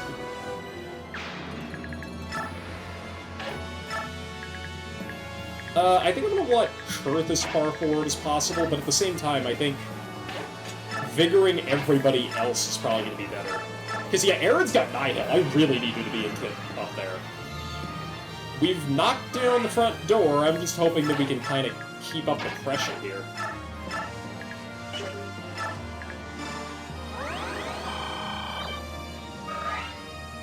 I can't believe I neglected Aaron like that. That's just wrong. Especially since he can do that if I want to, but I don't want him to move him up quite yet. I'm going to keep him in the same spot that Gatry's in, and we still have to deal with this.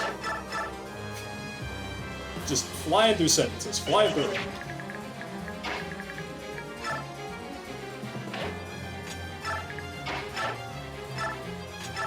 I'm gonna... Well, I'll have Sanaki deal with this. She's out of range of any of the really nasty stuff, and I think I would prefer to keep it that way.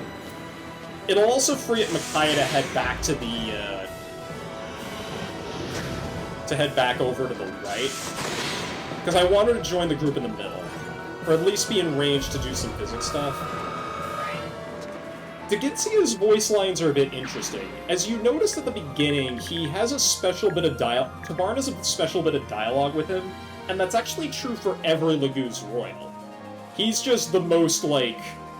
He is the sassiest about it, I don't know.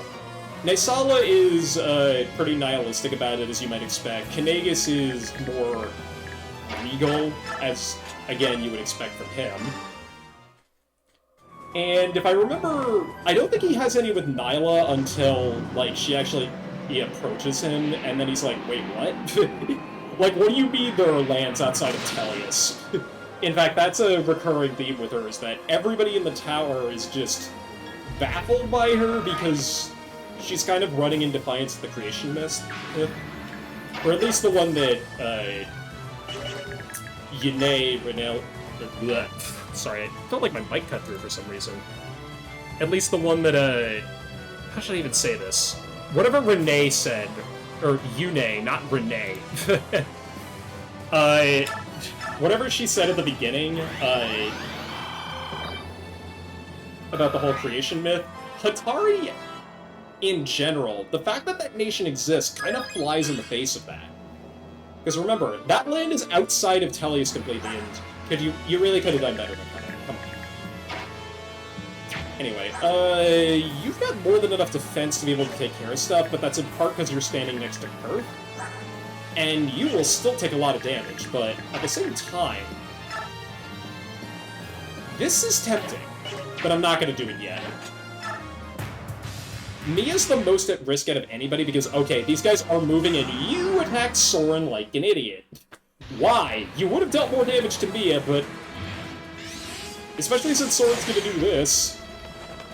I didn't think those white dragons moved. I should have been keeping closer track. But that's fine. Soren's going to win this quite handily, actually.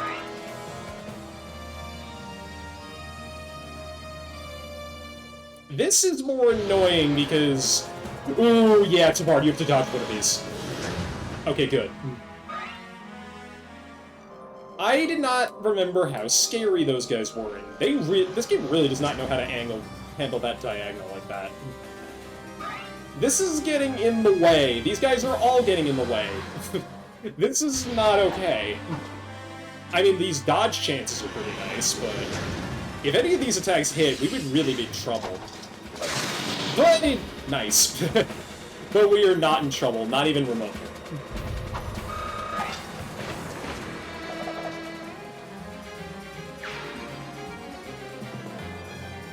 Yeah, that's what I was afraid of. Daunt is helping here. Believe me, it is.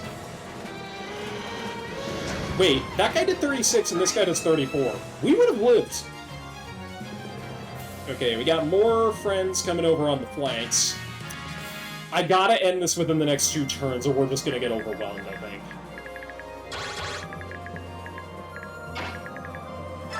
Because we're gonna pull back with this group. I forgot that there were more reinforcements. We just have to concentrate our efforts here. Especially since I think we're about to get hit with another AoE attack, which would be bad. If that goes off with anybody having any damage on them, it's curtains. But, yeah, you are probably the most annoying target to deal with, so throw flash, so to speak.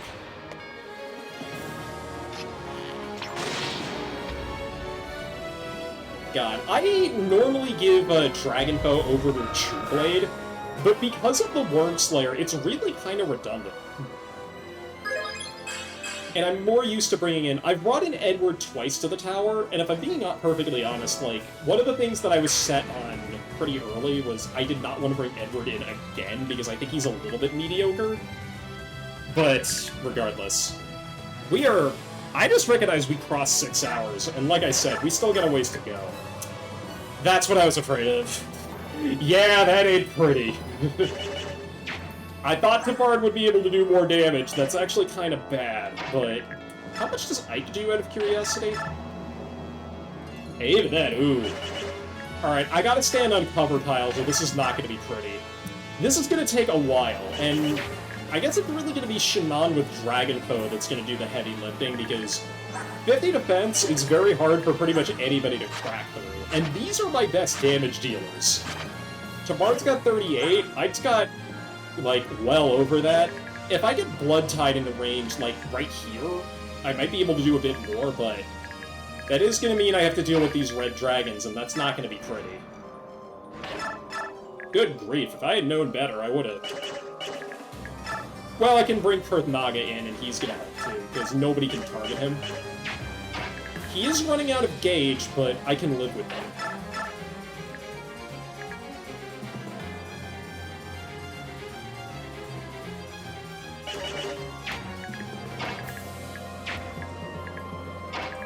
Alright, the other unit I can start fielding is Aaron. He's my last unit that has Nihil. And he's okay, admittedly. It means I can deal a decent amount of HP damage, but it would all get healed off is the problem.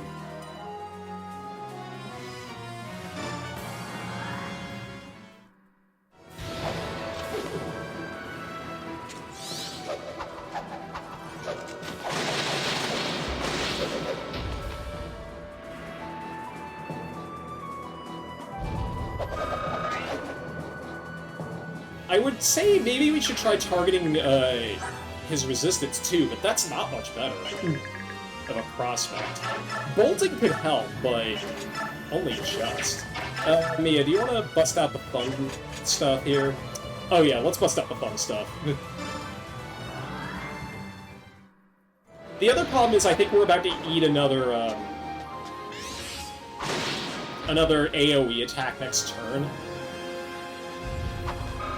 And I don't want anybody to be dealing with any dragons, except for the ones that are reinforcements. Come on, girl, really? You have 2 more level ups after this, and... Okay, never mind, please continue. It's like with Jill, like, I don't even know if I'm about to get a... Hang on a sec. So, this is not safe whatsoever, and... But yeah, if Ire activates, Jill dies, and that's guaranteed to hit, too. I think with supports in range, and with Blood Tide, Ike is going to do a little bit better, but he's still going to get hurt really badly. That's okay, I'm just going to fly back.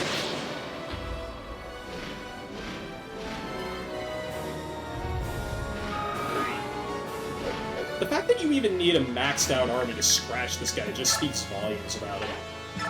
But that's neither here nor there. Yeah, we need to back up with this group. I'm gonna put Peleus here just to choke out the point. And I'm actually gonna, because he's got a spare turn here.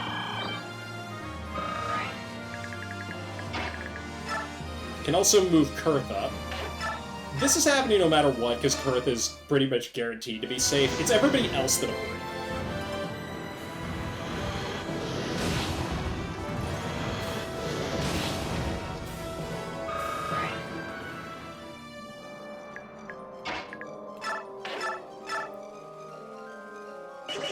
Especially since I don't have a good way of attacking this guy without vigoring, I guess. Gatry can take a fair amount of punishment, but if I move anybody up any further, we're gonna start taking counter hits from these three. So I really gotta be careful about that. Like I said, I'm not worried about these two. I'm also not really worried about this guy, if I'm gonna be honest. Hopefully these guys will move over here and not over here. Or move down this way and not over to the right. Because if they move to the right, we're going to have to deal with them over there, and that's not going to be fun. I maybe should have moved Aaron over a little bit. What I can do is probably either Vigor to Barn if I get him set to where Gatry is. Is that tail open? Yes. Perfect.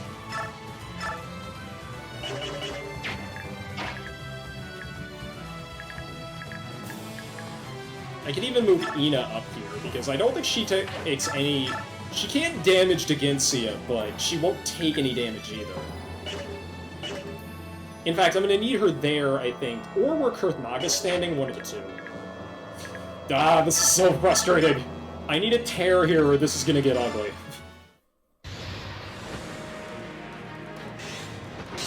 That also works.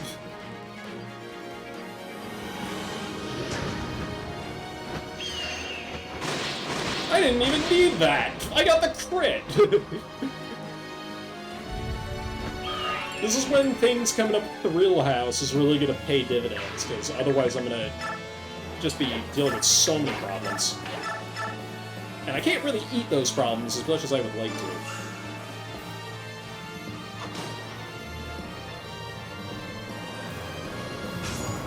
to. Nice!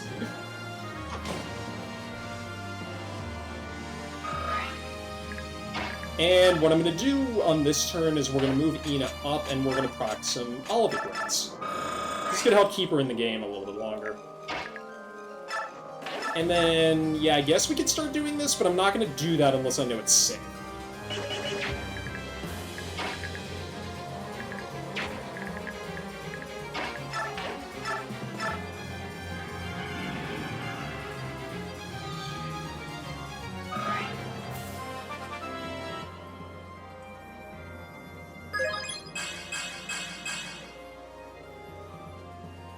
I mean, I'd like more resistance on you, buddy, but you've already got 36, which means you never get targeted, like, ever by anything that matters at this point, so... Yeah, we're good. Don't move Micaiah yet, because I have to make sure that nobody needs to get healed. Shannon, you can take care of this guy. Well, hopefully we can. The unfortunate thing is that you can't put Dragonfoe and Nihil on Pike because of how his mastery skills work. Because, yeah, that's... 10 damage is 10 damage, but also, like... We're on bad coming out by rhythm and coming out of it, so... Maybe just don't have Ike move, and then we can Bliss. Which is something to think about, but... That's also at range. This is 16, which is okay. But yeah, what I might do is put Ike right in front, have Kurth Naga behind, and then we can have Soren supporting, I guess. Because I know Soren dies if I use him here. No, but that's not good either. Micaiah will definitely die. Volk I don't think will be good either. Because yeah, with the hit rate... maybe? 50 attack, yeah, because remember, Degizia has 50 defense. So Volk would actually do no damage. This is the one time where knives as a combat weapon stop being, like, really all that promising. I'm gonna use him over here just to try to mop up these reinforcements. Same thing goes for Alencia. I can't have her get in range, that's too dangerous. We're all about to take a big physical hit, I think, but I think most of us will live. Aaron's the unit I'm actually most worried about, but he's got 10. We're good. You have followed Yune's path here? That puts us irrevocably at odds. I'm sorry it had to be this way. God, my Degizia voice is getting a bit scratchy. That's gonna suck! 18... 3... 6? Okay, we're fine. Yeah, those two took the most damage. Geisha took none, Mia took 15, Tavarn took 8, Micaiah took 14, Soren took 18, Shannon didn't take any, Grayson took 14, but he can regen that. Okay, we're good. Because he can't use that again for a few turns.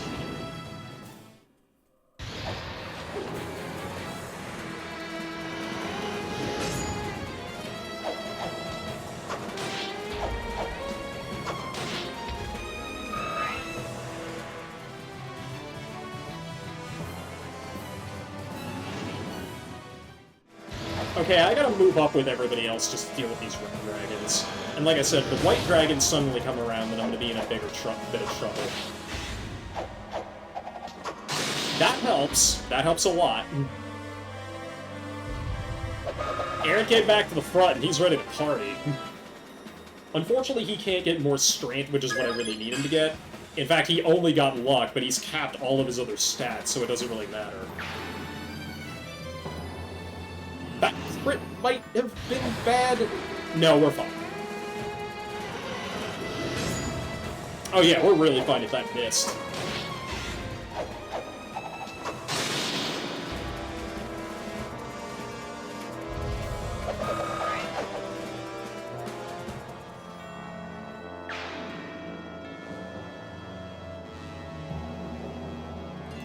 Yep, okay, we're gonna have a big problem, especially if those guys were still coming from the back. Normally this map would be over by now, but I've also taken Lions with me, who have a very overwhelming tendency to just nom on whatever floats their strode.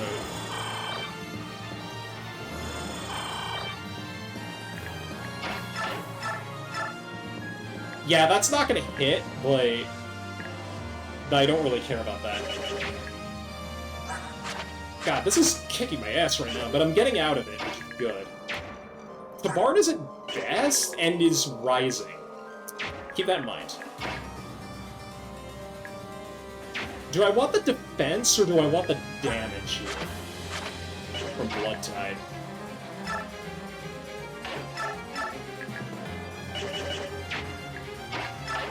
I think I kind of need to use them both here. And then we'll just have the unit that is, gonna be going 1v1 with Degizia up there, but I need to pull these guys away, and I don't think that's an option right now. Like, if I bring Peleus here, I don't think that'll bait, so I just have to wait another turn. And these guys can hit whoever they choose.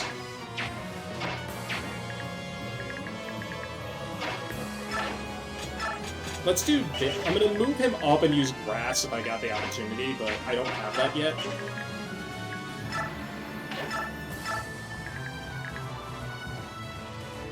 We're gonna use this, and we're just gonna delete here.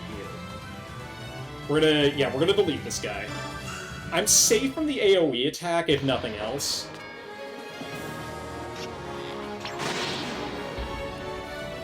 And like I said, the red dragons, I think, are scarier for me to deal with.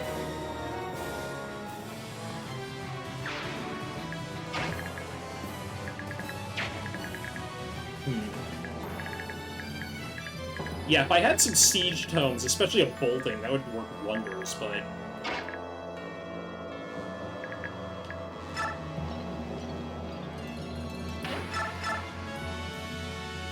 Ooh, you do like to see that, but I think Mia's also got a pretty good grip on the situation here. I don't want to get in Nasir's range, because... Yeah, he can't attack me from there, that's good. I'm not murdering that man in front of her grandkid. That's just wrong. Anyway, yeah, Mia will live if I do that, but I might be better suited for this task. Just barely, now that I think about it. I could pull you away by putting Police in range. I would have to back up with everybody, which is a problem, because these guys would all mob Shinon if I did that. And like I said, I already committed, so I can't back up.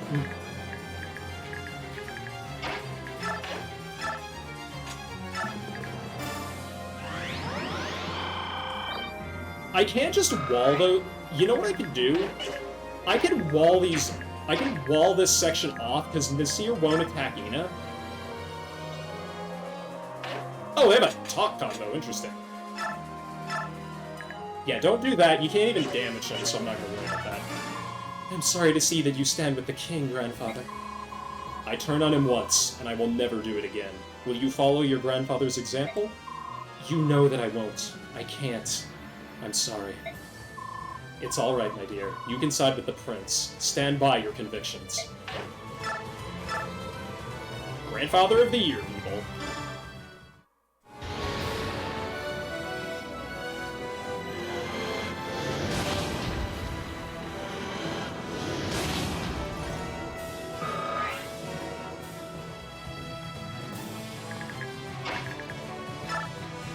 Anyway, as much as I would rather do this, I need to make sure that Perth doesn't revert on this turn, so I'm gonna do that. And like I said, this guy, Daginsia won't attack Perth Naga, so I can take advantage of that while I still have the opportunity.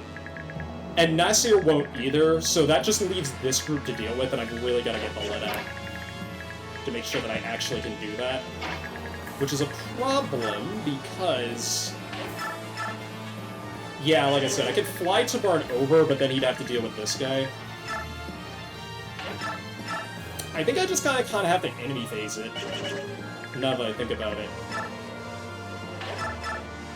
Yeah, I think that's the best bet, because then I can heal people up, and then we can start going for it this turn.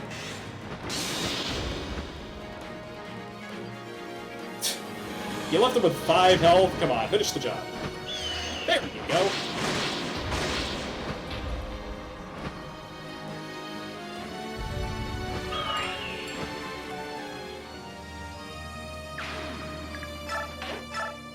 Okay, so, let me just check something really quick here.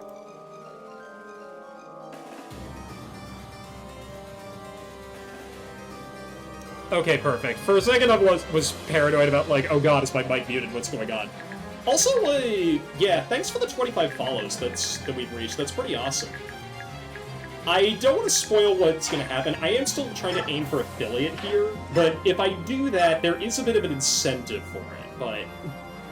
I'll worry about that later.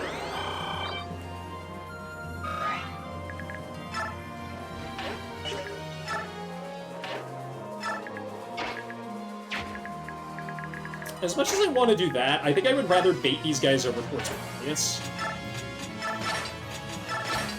He can take the hits from both of these guys, although that would be pulling these guys back. Oh, who am I kidding? I pulled the third dragon in, and wait, I've got the... Did Makai already move? She did. I think she was the first unit I moved, come to think of it. We can have Aaron run over here and deal with this guy, but these guys are covering each other's 6 pretty darn well. Although if Aaron gets in a tight spot, then he can't deal with all 3 of these guys at once, especially if he takes a 40 damage shot from Ire. Although, keep in mind, Daginsia heals on his turn. So I can put Aaron in cover, maybe get the party started a little bit early, and then he hopefully won't take any damage from anything else. And if he does, I can heal him. Although, 22 and then that's 31. I think he'd live, if my math is correct. Yeah, I could put him here and then let him get attacked on enemy phase. I can't put Gatrian because he doesn't have Nihil. And besides, if I do this, then one of these other guys might get targeted instead. Shinon might get targeted instead, which would be funny, but I don't want this to end in, like, a very cloudy way just yet. Alright, we'll move over here. I'm gonna Vigor Micaiah on this turn, I think. Because then she can run over and Ward Staff Peleus. Although, if he's got a Pure Water, I could probably have him deal with that, too.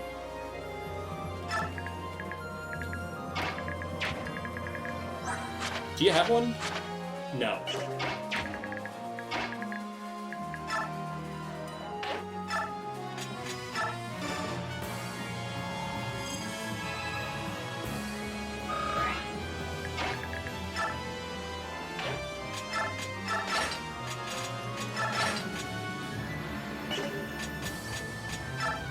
And you can Physic, but I'm not going to want you to do that, because otherwise we're going to have a problem.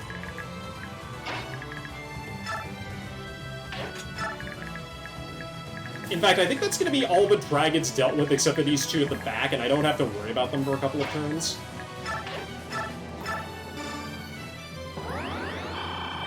You're not going to get targeted. That's okay. I also just recognized all the tiles around him are cover. That's actually kind of funny. Well, all the tiles you can attack Deginsia from are cover. Except for this one. You step here, you gotta be prepared to match wits with him, I guess. Although I can move Shannon here next turn, and then he'll be able to really start dumping damage. And I think I'm just gonna end turn for the time being.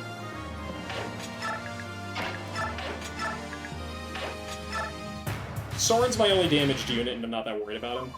Fools! By denying your judgment, you merely rush to your death.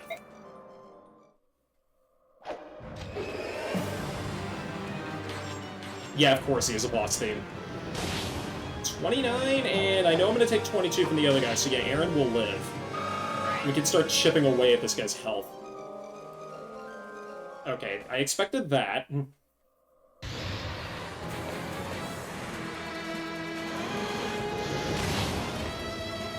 Actually, if I'm not careful, Peleus might be in trouble.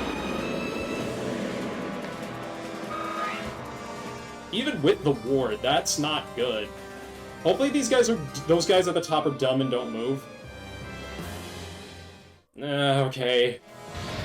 I might be looking at a reset here if I get unlucky.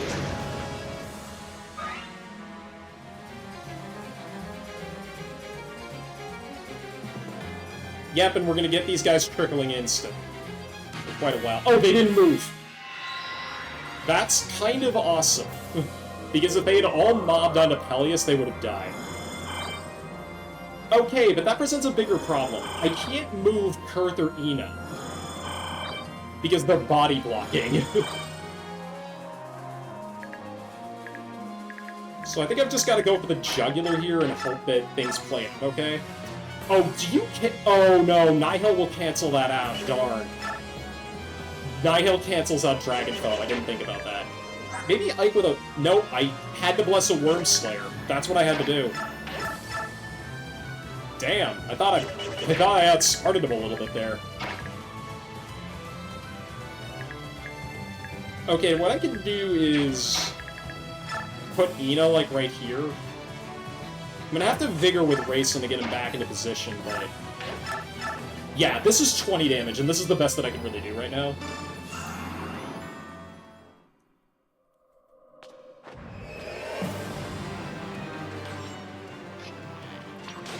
You can't counter from this range, and... this is gonna take a few minutes. Had I been smart, I would have blessed a Worm Slayer, and that would have been my out. But at this point, I've really got to be extremely careful here, because, yeah, one of these guys is going to start to be a problem, unless I move Jill in. Can't move her back if I do this, but I can heal her, which is going to be necessary. This is where everybody's really got to work together, because otherwise we're not gonna make it out of this alive. Aaron needs to get healed, that is not up for debate. And I think both of those white dragons need to die. This guy also needs to die, now that I think about it. But, hang on, if I do this and then Grayson moves up here, that might be handy. Can't move you here because you'll kill Nazir.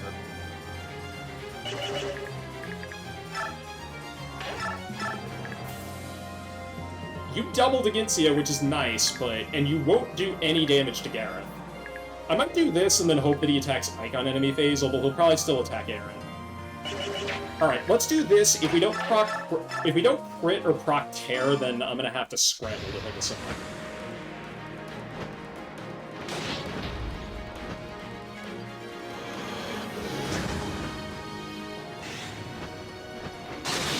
Nice, okay, that opens up a lot of options. Because that actually means I can run to Barn over to the left if I want him to.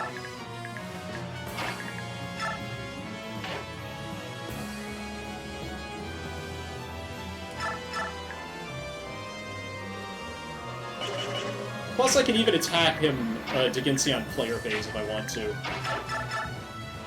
So I really should have had the Arc Thunder Tome out this turn, because now that's an issue. But I think if I use Volk, I could just wreck him. In fact, yeah, I think I'm going to do that. This is taking a turn or two longer than I expected, and actually, I think my flank might not even be safe at this point. I've got to really be careful where Race is. That is handy to keep that, just to keep me alive right there.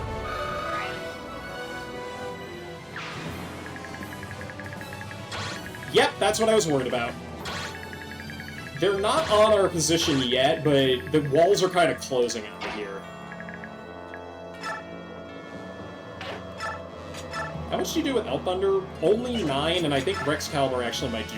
No, it does less, come to think of it. But this is more likely to miss, so... 7 from Soren,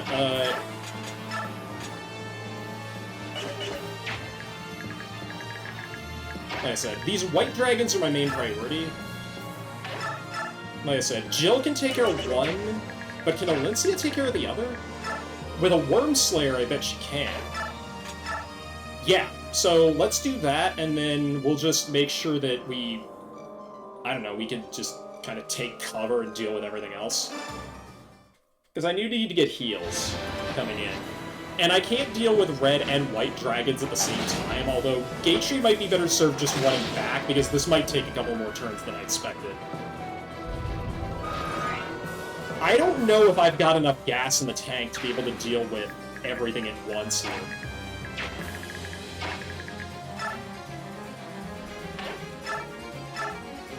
Because my best damage I can deal per turn is 20.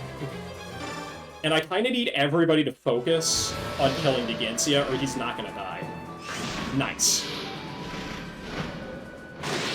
Alright, so that's the white dragon problem dealt with, and I can actually move Kurth away.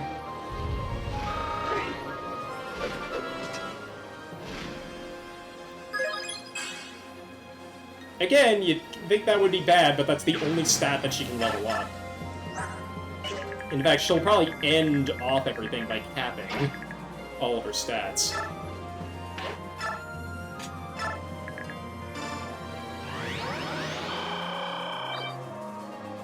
In fact, what I'm going to do is we're going to have Ike move into position, but not just yet, because we're going to move Kurth here so I can use his Night Tide skill. Actually, is that a good idea? Ike would take a hell of a lot of damage if he did that. Darn. I might have actually wanted to move Kurth over a bit more, but Aaron will be fine, and that's the important thing. Yeah, because he's going to do... If I can force Digencia to attack Ike on player phase, or on enemy phase, then that would help a lot. Because, yeah, this is a lot safer now. And he heals how much per turn? 30? So let me get a dent in this guy.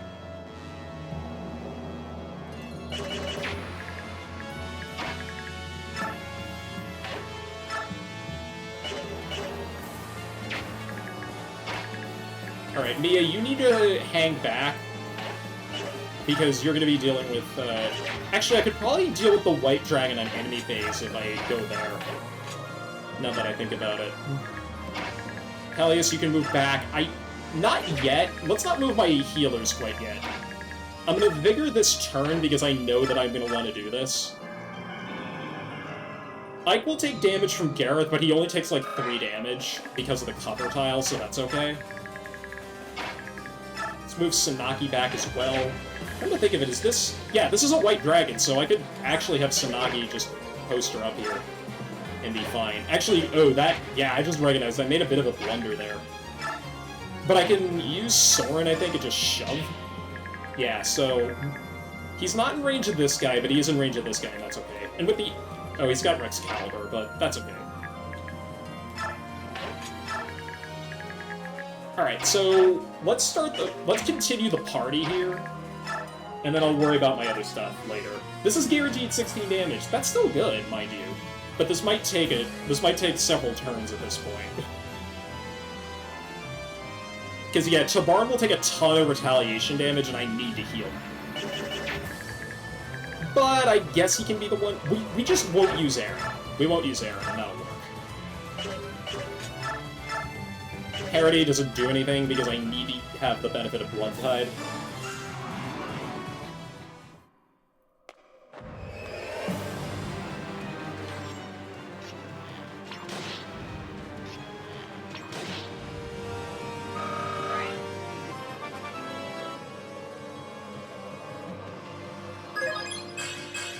Every little bit helps. Now we're doing 11.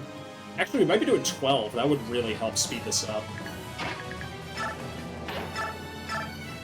Alright, Tabarn. Let's rock. I never would have believed that one day I'd be facing off against you. Life sure is funny sometimes. Even you, Tabarn? Don't make me kill you. You haven't got a chance. Don't be so sure about that. You just might be surprised. Besides, you've got a lot to answer for, Digensia. You'll finally pay the price for all those years of inaction and indifference as your kin were butchered and enslaved. You short-sighted fool. You still don't understand. Alright, I'm waiting. Show me what you've got.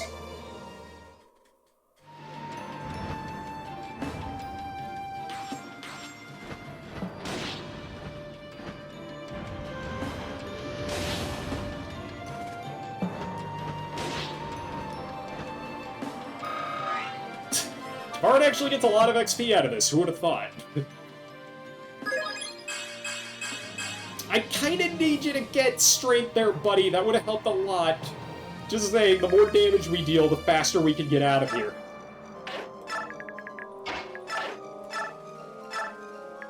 Gonna need you to take cover. I'm gonna need everybody to take cover, because this is gonna hurt. Anyway, I need to keep, probably need Soren to get back in range soon. I think I might have Peleus take over magic tanking duty, and he's being level 18 is shocking. Still hasn't capped anything else, though, but he's darn close. Yeah, I'm not worried about the AoE physical. I maybe wanted to shove Micaiah back? Who am I kidding? Alright. He'll heal 30 health, but he's at 2/3, so... And he'll attack me. Digensia, Dragon King. I can see you have no intention of letting us pass. I follow my goddess's decrees. My will is unwavering. I have no choice then. Be on your guard. Very well, Bjork General. Our blessings may be equal and opposite, but your strength is a mere fraction of mine. Show me your best. Alright, I think Ike lives here? Yeah, because I doubled him, come to think of it.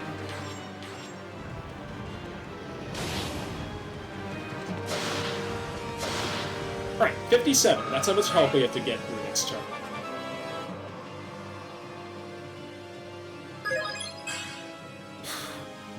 I know you capped your stats, but good grief. This is getting ridiculous. And I'm worried about this, but Ike will deal no damage to this guy, to Garrett, so that's okay. Don't kill him. We need him alive. Alright, I'm hoping to God this isn't a lot of damage. It's not. We'll live.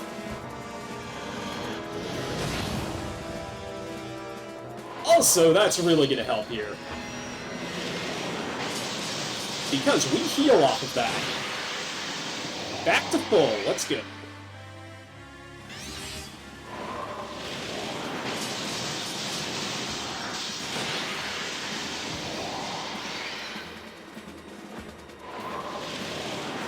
This is taking a fair amount longer than I anticipated, but I should have kind of accommodated for that given Deginsia's massive, massive pool of health. Like I said, I think he's harder than the final boss. That's how difficult of a target he is to deal with. And we've got a turn with no dragons, so I'm going to take advantage of that.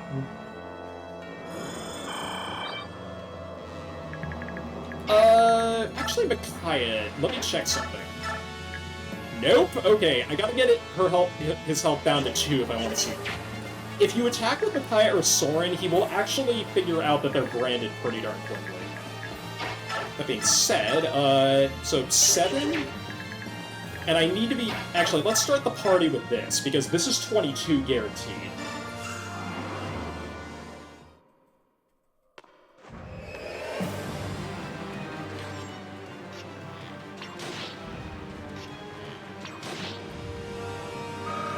I could just not move Ina, that would be pretty handy. 22, and then 7 from Aaron. Brings him down to 28. Ike does 10, if I'm not mistaken. Yeah, Ike does 10.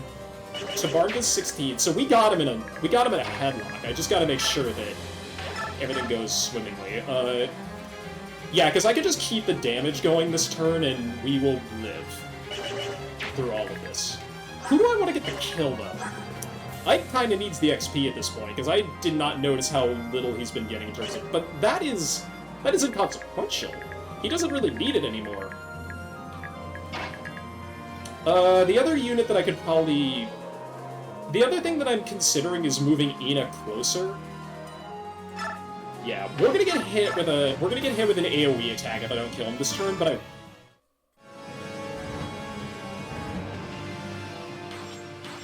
Yeah, and you're noticing how much damage he's dealing to Tabarn regularly. What's kind of funny is that his hit rate dropped below 100, which is... Tabarn could have dodged that, is all I'm saying. Kind of funny to think about.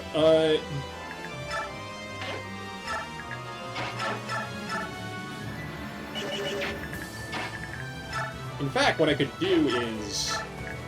Yeah, I've seen Micaiah get this kill, which would be kind of interesting, and given who I've given boss kills to before, giving Micaiah one is kind of funny right now. But let's go ahead and have Aaron make his contribution, because that'd get it down to 12, and then... Ooh, yeah, I just noticed, like, Micaiah is literally 1 damage short. Because if I had Tabarn take care of it with Blood Tide, he would kill Deginsia. But if I... Actually, wait. Wait. 10? 7? Helios, I think you can make this happen. Happen, whatever. And if this doesn't work, well, I can save. In fact, wait a minute. All of these attacks have to hit? I think all these attacks are guaranteed to hit, come to think of it. Well, that isn't, so let's just lead with that. I maybe should have pivoted Ike to the left, because... The problem is, the reason I didn't do that is because Ike is actually capable of killing Netseer, but... This just about works. Yeah, if I hit this, we're home free. If not, then I'm gonna have to scramble and heal a bunch of people. Or just give it to Shannon. Yeah, but that's lame.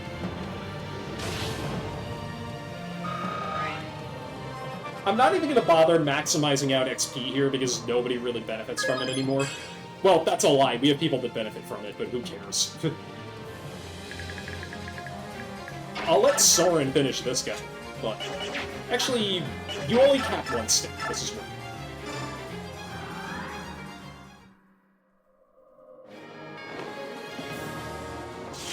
One for the road! I love to see it.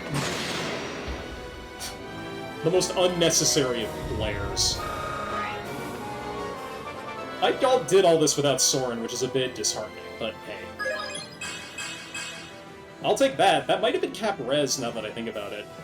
Defense is a bit inconsequential at this point, but... Oh dear me, this is not... I'm just kind of hoping at this point that there's no panic freak-out moment here with any of my tech, but I think everything's holding up. which is good. Do I want to do anything else here? Not really. Like, we've got like 7 dragons left. Let's go. I've seen this happen once before, and it's happening again. You're one of the parentless. You know me? Yes, I knew the first of your kind. I have been alive for a very long time, perhaps too long. But soon it will all be over. Yeah, this would be over if Micaiah somehow missed, but which she can't, thankfully.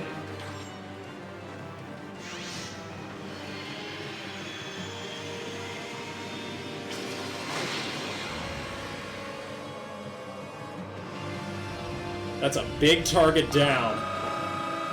Exceptional job.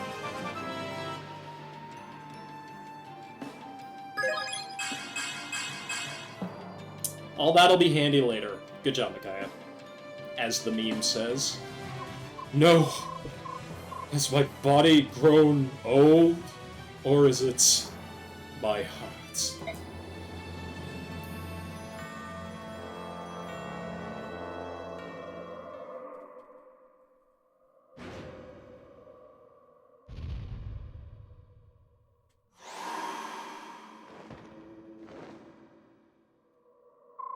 Well done.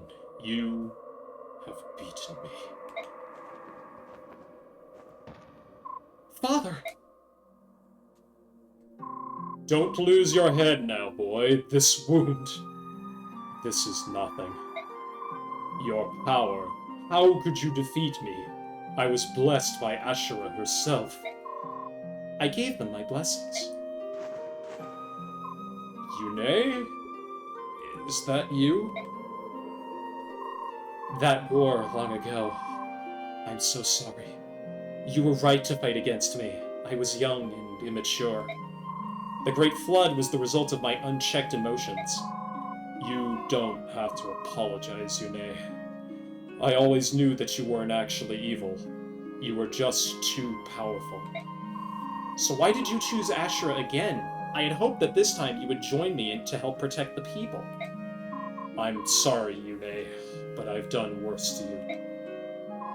Long ago, we made a vow before the goddess Ashura herself. We vowed that we, the Laguz and Bjork, would never commit the same genocidal sins. We didn't keep our promise, and for that reason, I was committed to accepting my just punishment. Silly, stubborn old scalebag, you just don't know when to quit. You need to lighten up a bit. To convince the Laguz kings to follow my example, I rewrote history, hid my tracks, and declared you a dark god. All I ever wanted was to avoid conflict. Please, forgive me. Don't worry about it, Deginsia. I caused enough trouble for you, so I'll forgive you just this once. I'm pleased to hear that. Gareth! Gather our survivors. Kurthnaga is their commander from now on. Understood, sir. Nessir, you followed your sovereign very far for having once left your country in disgust. I give you my sincerest thanks. No, my lord. Unaware of my own king's true heart, I did what I thought had to be done. I apologize. Ina, I would like to tell you that only I wish you the greatest happiness in life. Thank you, sire. Now then, Kurthnaga, get these men moving. I will remain here, for I cannot move. Yes, father. We will stop Ashura. Wait here for our return. We will be back. Yes, my son. I'll be waiting.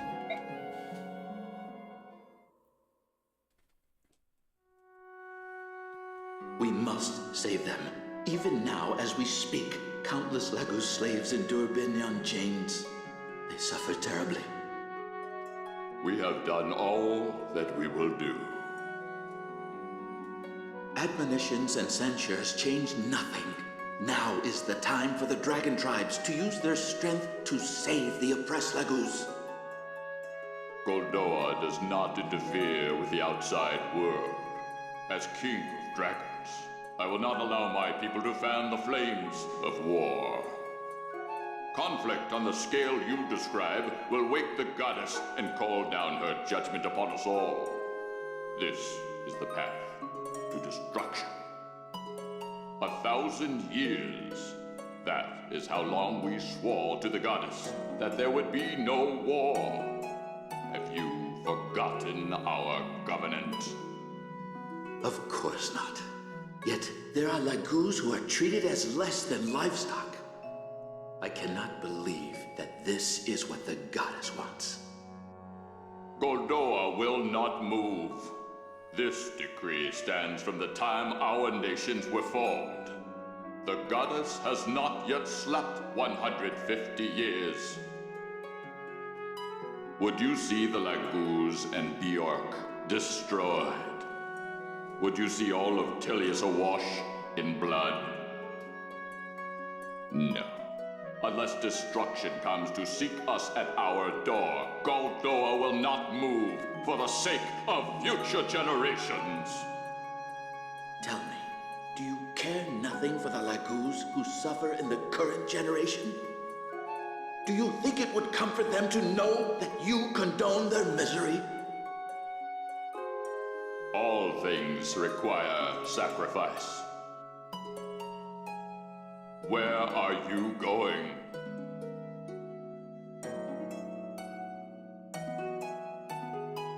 To Benyan. I will find a solution without you. You who have lost your birthright? All you will accomplish is your own destruction. Hold! Hold, I say!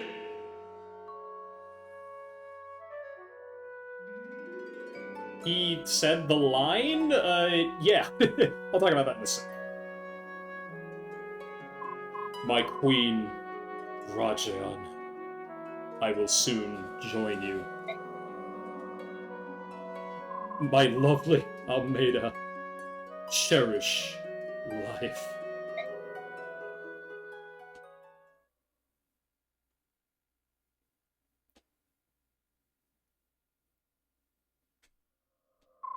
It's happening again. Whose memory is that? Something feels so familiar about it. Is that your memory? Father! Earth, he's gone. I know. This is simply another reason to move on.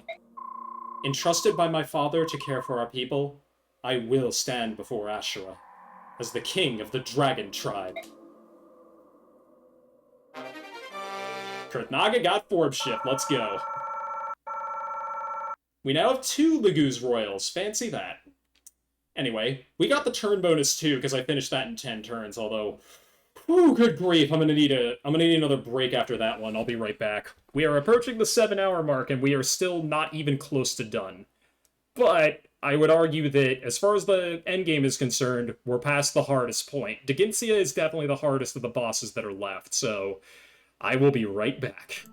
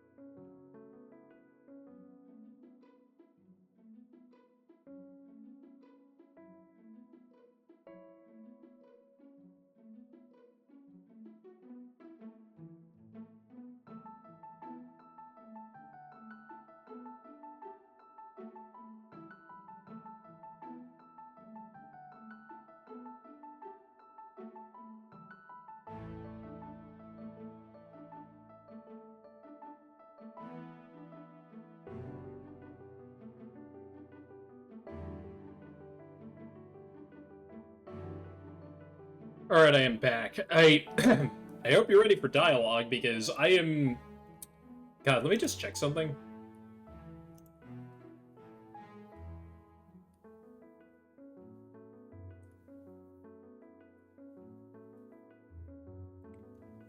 Okay, my voice is still kind of holding up. I was not expecting that. I'm gonna be so sore tomorrow, like, good God.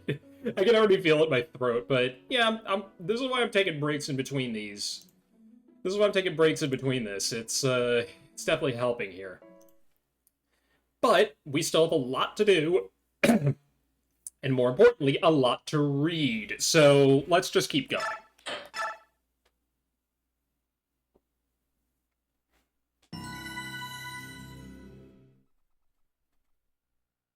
Oh, goddess, will you please stop?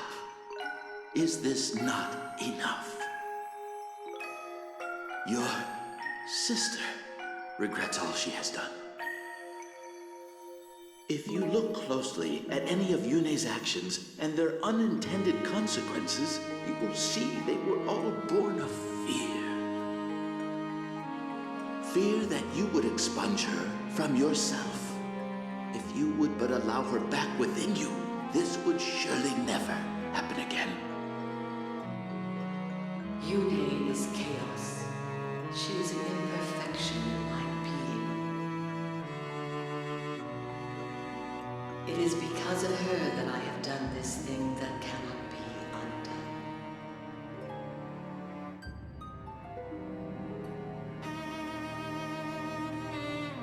No matter how I admonished you, you would not stop fighting. There was nothing I could do. Every day my beloved children were killed. Killed by others of my beloved children. With every death my rage and sorrow grew, until I could control myself no longer.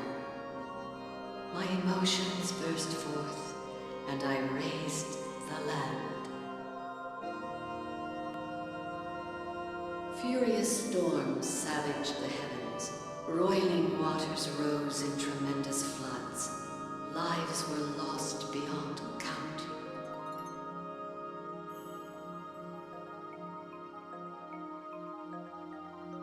I will purge chaos from within myself. Never again will I allow myself to commit such atrocities. I will become a goddess to properly guide and protect my people. I will become perfect. But to nullify half of your being, we were terribly, monstrously wrong to suggest it. You shouldn't have to bear the weight of our foolish ideas. I was just lonely. My other half spent all her time worrying about the Lagoos and Bjork. She said she was going to erase me. I was only playing. I never meant to hurt so many. I understand, Yune. I won't do it again. I love all of you too. You paid attention to me. I don't want to go away. It would be lonely, and I don't like being lonely. I want to stay here with all of you. Goddess, I have a suggestion. If we here of our own will were to make a pledge to coexist, there would be no need to erase Yune, would there? In which case, we give you our solemn oath. Never again will either the Lagoos or Bjork seek the extermination of the other. Soen, Dickensia, this is agreeable, is it not? I do not accept your pledge. Why? I cannot believe you. You are living creatures created in our image. You cannot seal away your instincts with reason.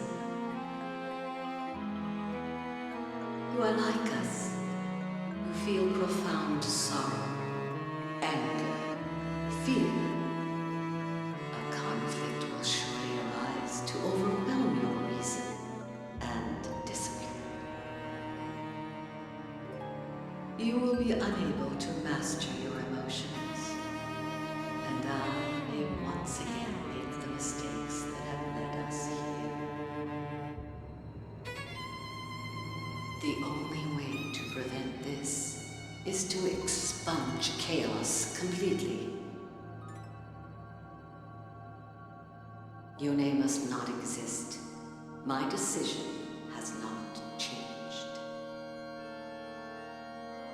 In that case, Goddess, would you consider an alternative to such drastic measures? We shall use the power of Sade magic to seal Yune in this medallion. Someday, and it may be in the far distant future, someday we may be able to earn your trust, Goddess. In the hope of that day arriving, refrain from annihilating Yune, please.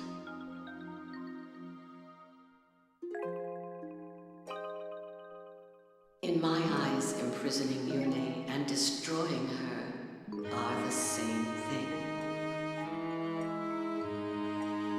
If the chaos and disaster that Yune begets can be averted, I have no objection. I do not know, however, if Yune will submit to such confinement. Goddess Yune, please hear me. I will never give up. Someday, I will see you restored to yourself. Please. Do not look so sad. I will always be with you. I will sing to you. You will not be lonely. I promise.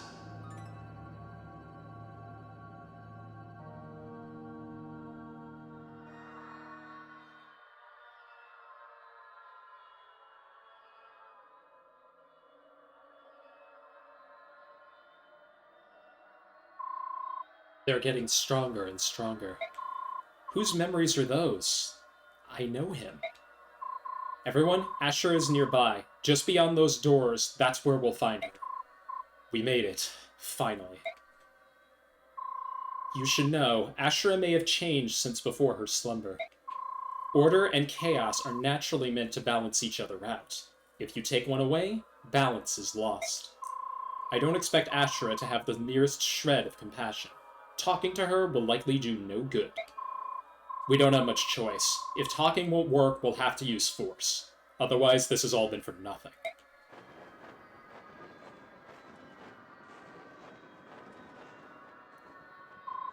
How about you? What do you mean? Are you completely chaotic? Are you out of balance? As far as I can tell, you don't seem to lean too far in either direction. Asher and I see things a little differently.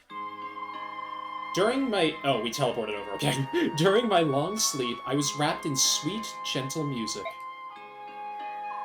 Heron Galdra? Yes, but more important than the song itself, I was never alone.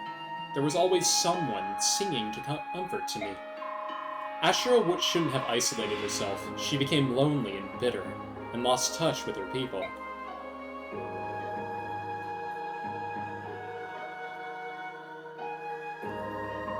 Hold on. This thing will budge. What's wrong with it? Those doors cannot be opened. They have been sealed with powerful magic. Sephiron! You're alright! I'm so relieved to see you.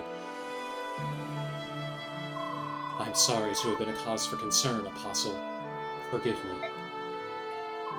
Sephiron, there's something I need to tell you. I'm not a true apostle. I didn't mean to abuse your trust. I've known that for some time, Sanaki. Don't forget that I was almost a father to you. It honestly doesn't make a difference to me whether or not you can hear the gods. Sephiron, thank you for always have been for having always been there for me. Empress, shouldn't you tell him about General Zelgius? Yes, I suppose I should. Sephiron, Zelgius is dead. I know you put a lot of trust in him, but he was also closely allied to Dane. I'm sure you have heard of Dane's so-called Black Knight. Sephiron, the Black Knight was Zelgius. But that's not probably news to you, is it? After all, it was you he was taking orders from. What? Ike, what are you saying? A man like Zelgius could never serve conflicting interests. Never. Everything he did for one master. Isn't that so, Sephiron?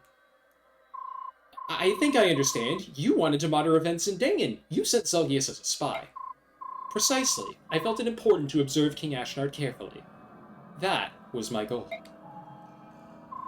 At the time, it was relatively easy to get an outsider close to the king. Ashnard was famous for employing powerful men with no regard for their background or social status. Obviously, he would have needed no convincing once he saw the blade work of General Zelgius. The Black Knight tried to take the medallion from my father, and killed him. Tell me, Sephiron, whose plan was that? Ashnard's? Or yours? Calm down, Ike. Sephiron, would you please explain? Sir Ike, I am afraid your father's death was an unfortunate result of Zelgius' own personal agenda. I did not order Sir Gawain killed. However, I must admit that I did ask him to seize the medallion and hand it over to King Ashnard. The goddess was to be freed, and all living creatures destroyed. Come again? You're insane. I couldn't be more sane, Sir Ike. Attend and learn. My aim has always been to wake Ashura so that she might pass judgment on all the people of the world. What I needed was a war that would spread across all the continents. How could I achieve this? My attention turned to the young Dane prince. I could use the fiery Ashnard for my purposes. He was ambitious, a fierce warrior, and more than anything, he had an earnest desire to change the world. When I allowed him to know of the goddess sealed inside the medallion, he became determined to set her free. We could use Herod Galdraur, or a massive continent-spanning war, to throw the world into chaos. Lord Sephiron, what are you saying? Are you saying you wanted this? You can't be serious. Sanaki, my long life has showed me the people of this world deserve only destruction. Their selfishness, their brutality, the disregard for others, the endless quarreling of Laguz and Bjork. We have been given many chances to correct our behavior and ourselves, and have squandered them all. The only remaining hope for a peaceful, orderly world is for Ashura to wipe us all out and begin again. To fulfill my ambition of destroying all beings, I had to use you. I had to betray you. This is some kind of monstrous joke. So you've been pulling the strings all along? Correct. Beyond just Empress Sanaki, you were trusted by a lot of people. Sephiron, I need to understand. Did you really betray all of those people? I did. I don't get it. Why would you wait the goddess to pass judgment on us? Tell us why! How could you want that? It wouldn't make any difference if I told you. You would have to live a few centuries before you could understand. Years ago, my father went into hiding with the medallion. At the time, he got help from both you and Zelgius. Does this have anything to do with that? You seem to have sparked a distant memory of mine. Answer me. Why did you do this? I'm sorry, I can't tell you. At least, not in a way that you would understand. Then I'll have to make you talk.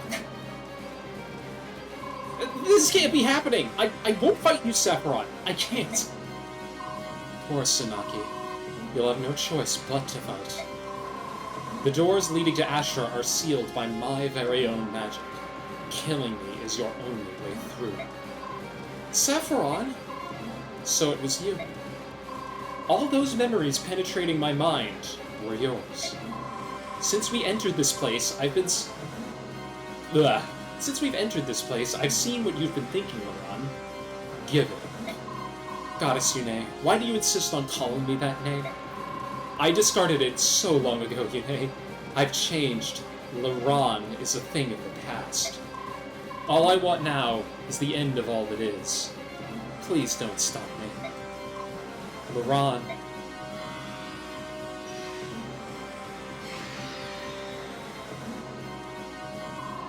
You're running out of time. At this rate, I wouldn't count on being able to face the goddess. I would hate to see you denied after coming all this way. Well, now you know who brought you here and why. I suppose that just leaves our fight to the death to be taken care of.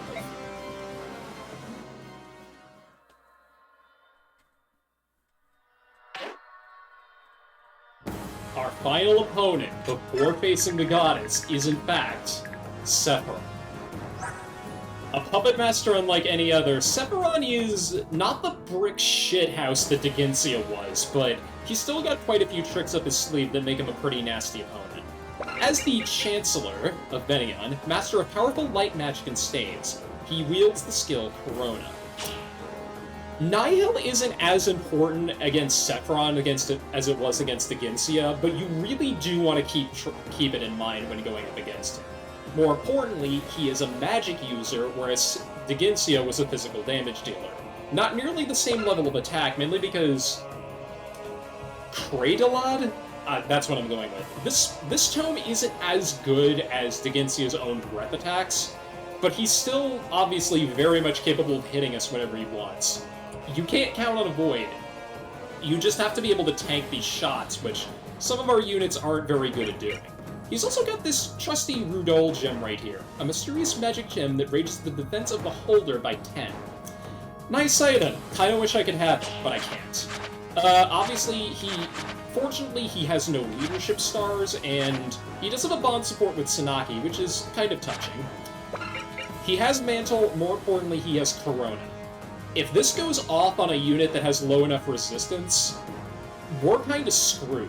Although this nullifies opponent's resistance, so I guess that means we would be taking the full brunt of 51 damage if it went off. He is also fairly fast, so you're going to want to keep that in mind. He is a simpler fight than Digensia, and frankly, this map is a hell of a lot easier. You're noticing that this map is very open. This top floor is unlike any other. More importantly, we have tiles that give us defensive bonuses out the wazoo. This is a souped-up version of this cover tile. This gives 15 defense and 5 void, whereas this only gives 10. More importantly, we have these tiles in the middle here that give 15 of void. You want to keep these in mind and just camp these tiles as much as you can. It's not going to be the easiest thing in the world just to get over to him, and use this cover to its maximum potential, but it is worth noting. More importantly, he's standing on one. Parity will cancel this out, which is why I've been using it on some units. Mia is the one unit that has it, but parity is a lot better here now than it was before. It's almost to the point where I kind of want Tabarn to be using it, just because he can rip through Sephiroth and get this over in a jiffy. That being said, we're actually deploying everybody, okay. Oh no, we're not, hang on. We have new units. We have Nasir and Gareth. We have to keep them alive at the end of last chapter, and because of that, they have now joined us. I'll go over Gareth first because, put simply, I will not be using him. Gareth has no personal skills. His attack power is very high when transformed. He's a brick shithouse, but on par with, well, not on par with Digensia, but on par with some of our best units. The problem is that he is a physical tank and slow. That is not very useful anymore because nearly every single unit we will be dealing with is a magic user. Conversely, Nasir is top tier. He is one of the best units that we can field at this point. Mainly because he has 42 resistance and will tank shots like nobody's business from pretty much every magic attack that can be thrown against us. He also comes with a Laguz gem, which is completely redundant at this point because I don't need it. And there's only 2 maps left, but He's got a bond support with Ina, and more importantly, he has the Nihil and the White Pool skill. This increases the magic power and speed of adjacent allied units by 5. It's very handy for our mages, and more importantly, it's very handy for our physical damage dealers, because they're really the units that I think are going to be the best at dealing with Sephiroth. So, you done did a lot more than I expected you to, but now it's time for you to kind of ride the bench for a while. Nasir will be taking your spot. Now, I will say that if anybody has less than 15 resistance, which nobody does, thankfully, Tabarn has 22 when transformed, so he'll be okay. The way that these maps work from here on out, you really don't want anybody with low resistance to be tagging along. Jill has 25, so she'll be with the Irvin, so she'll be doing a lot. And of course, like, Kurnaga, of course, has max resistance, so he is going to be a beast going into these later maps. But, yeah, pretty much everybody is, except for Soth, I think is going to be good here. Ike is going to need Pure Water, and thankfully I've got it in his inventory. Hopefully I'm only going to need the 2 uses of that, but I do have spares if need be. Now, as for skills, we also have info conversations. These are mostly for lore reasons. We don't get good items out of these anymore, but the lower dumps that we get out of these are goddamn insane. Some of the stuff that gets dropped here is really nice. I am going to level this up because this will give... Well, I don't know if Tabar needs the hit rate anymore, but it's a nice gesture. Yeah, Heaven with, what is that, Fire? I'll keep that in mind. Heaven Affinity isn't actually that good for supporting purposes now that I think about it, but it's something. Other than the bond support that Nasir has, do you have... No, you don't have bond support at all, wow. It may be worth it to bring Gareth along instead of Sanaki, because Gareth gives me an extra Blood Tide skill to throw around, but I can't risk him getting doubled by a lot of units, including Sephiron, and just dying, so I'll have to make note of that. And believe me, if Sephiron sees that he can kill one of our guys, he will absolutely do it, and... Oh boy, I mentioned I love slow units, and like I said, he's one of the... And Gareth is one of the worst examples of that. But Nasir will... All I gotta do is give him an elixir, and he'll be ready to go. And I've got spares, right? I do. Where is it? There it is. I'm also gonna give him a Satori sign. We've got 2 of these left. And, well... This will give him iron. More importantly, I can give one of these to Kurthnaga. He's not going to need this Laguz gem anymore. In fact, I think I'm going to give it to Ina, but he doesn't need the grass anymore either. Now that I think about it, but... Pure Water might be completely unnecessary, but we've got enough to spare, so let's go for that. And then I'm going to give you... Where is one of these? You need 30 available capacity in order to get it, as you can see over here. Nasir's got more than enough, and he's actually got room for 1 more skill, so I'll have to think about that. Ina, your inventory's... Actually, I'm gonna have you drop all of these, and then you're gonna take Kurthnaga's Laguz gem. Where is it? There it is. Yeah, I can't believe I forgot to bring one on Racing earlier. That was such a bad call. But no matter. Yeah, in terms of other units, I'm gonna give the Peshkats over to Volk. Having a 2-ranged Bless Weapon, you can take the Plum Knife back. Having a 2-ranged Bless Weapon is just really darn good. And Volk is gonna need the firepower. More importantly, right, I wanted to do this, but I don't think I can right now. Oh no, I totally can. He's got the capacity for it, that's good. In terms of skills, you don't need Paragon anymore, but I can give you... No, actually, I know who I want to give Imbue. Because if I give this to Nasir, he is going to be an absolute beast in terms of tanking potential. That... Look, that 48 magic power when transformed, that is no joke. That's half of his health bar that he can recover just on his own. It's gonna be awesome. But for Kurthnaga, what do I want to give you? Resolve is pretty good because there's a very good chance that Kurth can have this trigger and he can still keep going, so I think we'll give it to you. Renewal's also good because I don't think he's capped his HP yet, although the best way to do that is on this screen, and he has not. I believe the cap is 70, same as Tabarn. And Tabarn's is actually higher. I think it might be 75. Go figure.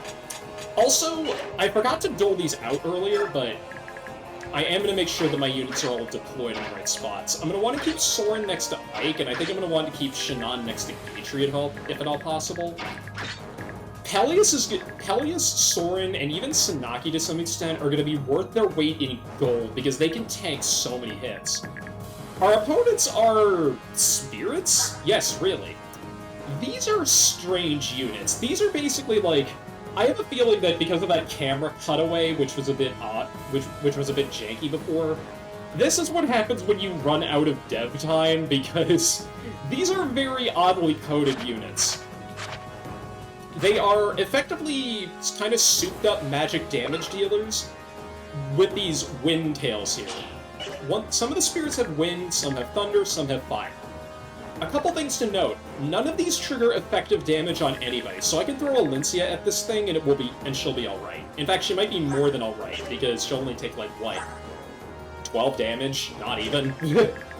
So that's something to keep in mind. The other thing to keep in mind is that, if you'll notice, they can attack from literally anywhere, because they teleport.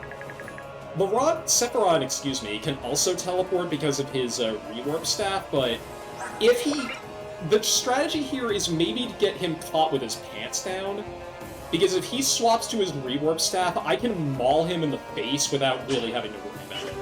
The other strategy that I might employ is to just blitz this map, because if I'm being perfectly honest, I don't really care to stick around for too long.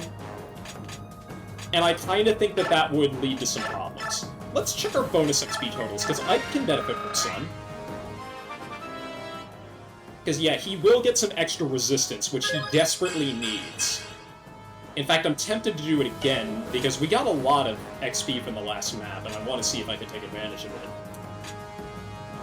Jill, I mean, duh, but I think she's still gonna level up defense if I do that. In terms of other units, Shannon is actually at a point where I can start giving him some, because he's cap 3 of his stats.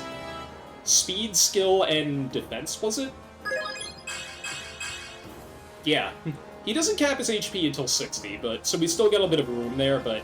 Oh no, it was skill, speed, and defense. That's what I noticed. Gatry, the man that he is, I'm gonna do this. The Wishblade upping his magic is very strange. I don't know why it does that, although the reason that he gets that is probably because of the White Pool skill, now that I think about it, but that extra res is gonna go a long way. Yeah, those benefits are because of Nasir's White Pool skill. It'll be pretty handy to keep Gatry nearby, because it means that he can reliably double a lot of stuff. Shannon, too, now that I think about it. Pretty much anybody that has at least 30 speed will benefit from that. I'm gonna give this to Soren as well. In fact, I might just dole stuff out so people can get level-ups regardless of what I give them. Because, yeah, defense is useless, but I'll take luck, because his resistance is actually sky-high, and I guess he caps skill. That's something. But yeah, this is definitely a map where keeping everybody clustered together for warmth and then just smacking the shit out of Sephiroth is going to be probably the way to go. We'll want to kill as many spirits as we can on the first turn, and then from there, we're just going to want to charge ahead as much as possible. We'll do this because it's cheap, and Volk is almost at max level. We don't have anybody at max level yet, but we'll probably hit it on this map. If not, I'm probably going to use bonus XP to get there with people, because I just don't care either way. Let's see, who can benefit from some extra stuff? Well, you don't need Paragon anymore. In fact, I don't think anybody does. I'm still going to keep that Daemon card around because it's funny. I'm going to use her burn on the Brave Lance, and then I'm going to save the last 2 uses. I'm not going to bust out some of my expensive stuff yet, although... Yeah, the boots. I've been sitting on these for a long time, and this is the last map where I can really take advantage of them. Giving Ike the boots, I think, makes a lot of sense now that I think about it, because 9 move on this guy is going to be really good, but that means that his support buddies might have trouble keeping it in range, or anybody with a bond support, really, which is... Out of this list is only Soren, so I'll have to keep that in mind. And then... Shannon could use it, if I'm being honest. Gatry, I think, might be the best candidate. This is what I sometimes do in Fire Emblem games, is I'll give it to my Armor Knight. Because to be fair, they usually don't have 6 move. But 8 move on anybody is just going to be amazing. So, now that I think about it, 49 attack to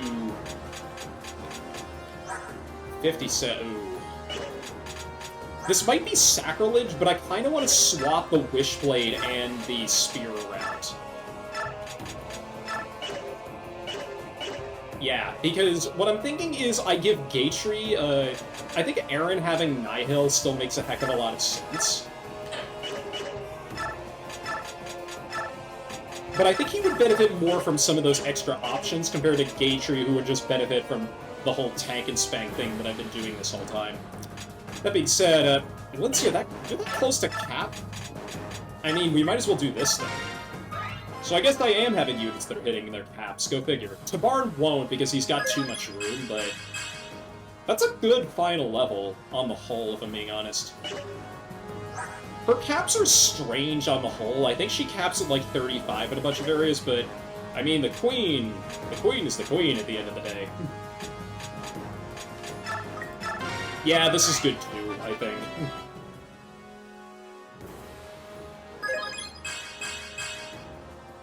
Come to think of it, buffing Sanaki's strength might mean that she doesn't get weighed down by tone, so... Yeah, I know that she's getting that because of Blood Tide, but I'll have to keep that in mind. I'm gonna want Jill a bit farther up here, and then we'll... Yeah, I don't know why I'm rambling on this too long. This map is insanely easy when you think about it, but it can still kind of be annoyingly tense if you're not really up to the challenge, but at this point, do you have... Okay, you only have a bod support with So, but he's not here. So, I guess we'll do the main draw of this map left at this point, which is these info conversations. Of these two, this top one, Ancient History, this is a lore dump and a half. Forgive and Forget comparatively is very short. This bottom one changes depending on who is alive out of Nasir or Gareth. If both of them are alive, you get Forgive or Forget. If one of them is alive, you will get a conversation that just pertains to one of them, which means there's 3 possibilities here. Obviously, I've only ever seen this one because I don't like killing both of those guys off. Killing off Gareth's a pain in the ass, too, but that's beside the point. Nasir. Ike, I'm sorry about earlier. That's alright. I know that you were in a tight spot. Ah, the Bjork hero. We will follow King Kurtnagar from now on. If he wishes to fight alongside you, I shall assist. I see. Then you should receive a blessing of protection from the goddess Yume. We already have. We can fight Asher now.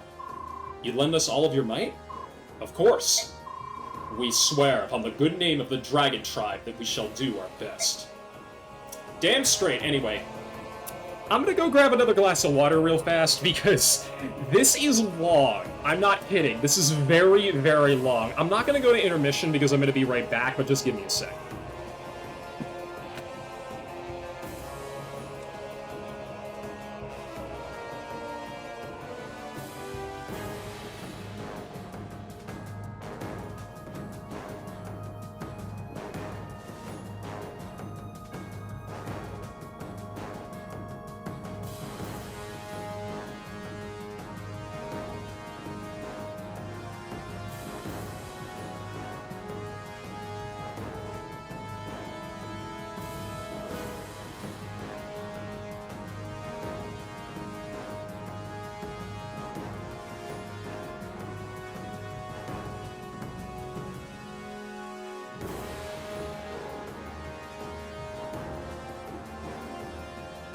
Okay, we're getting closer and closer to burning the midnight oil here, but it's almost 10:30 my time, and this conversation takes like 10 minutes, so... Oh, good grief, here we go. I am about to tell you a very old story. A story you should know as the new King of Goldoa. This is one of the oldest and most heavily guarded secrets in all of Tellius. You'll find no trace of it in any histories or sagas. If it's that important, maybe we should go somewhere else. Other people might hear us. What do you think, Nazir? I called upon Lady Micaiah because I felt that she should know the story as well. No, I think now is the time to let everyone know. Would that be all right, Your Majesty? There will be no secrets from now on. Tell us everything. As you wish, Your Majesty.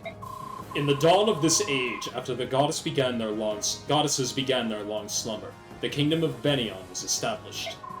In those early days, Laguz and Bjork lived side by side in harmony and peace. Yes, that kingdom would become the Benion Empire. The hero Altina was chosen to be the kingdom's first queen. Laurent supported her as an advisor, and as a husband. What? Despite their differences, Laurent and Altina loved each other very deeply. The people accepted a marriage between a Laguz and a Bjork? That was what King Daginsia said. This was before the people thought of such differences. They only saw a queen and her husband. At this time, King Daginsia also created his own kingdom, far from the other Laguz tribes and Bjork nations. He believed that the Dragon tribe was too powerful to interact equally with other tribes and peoples. That kingdom became Goldoa.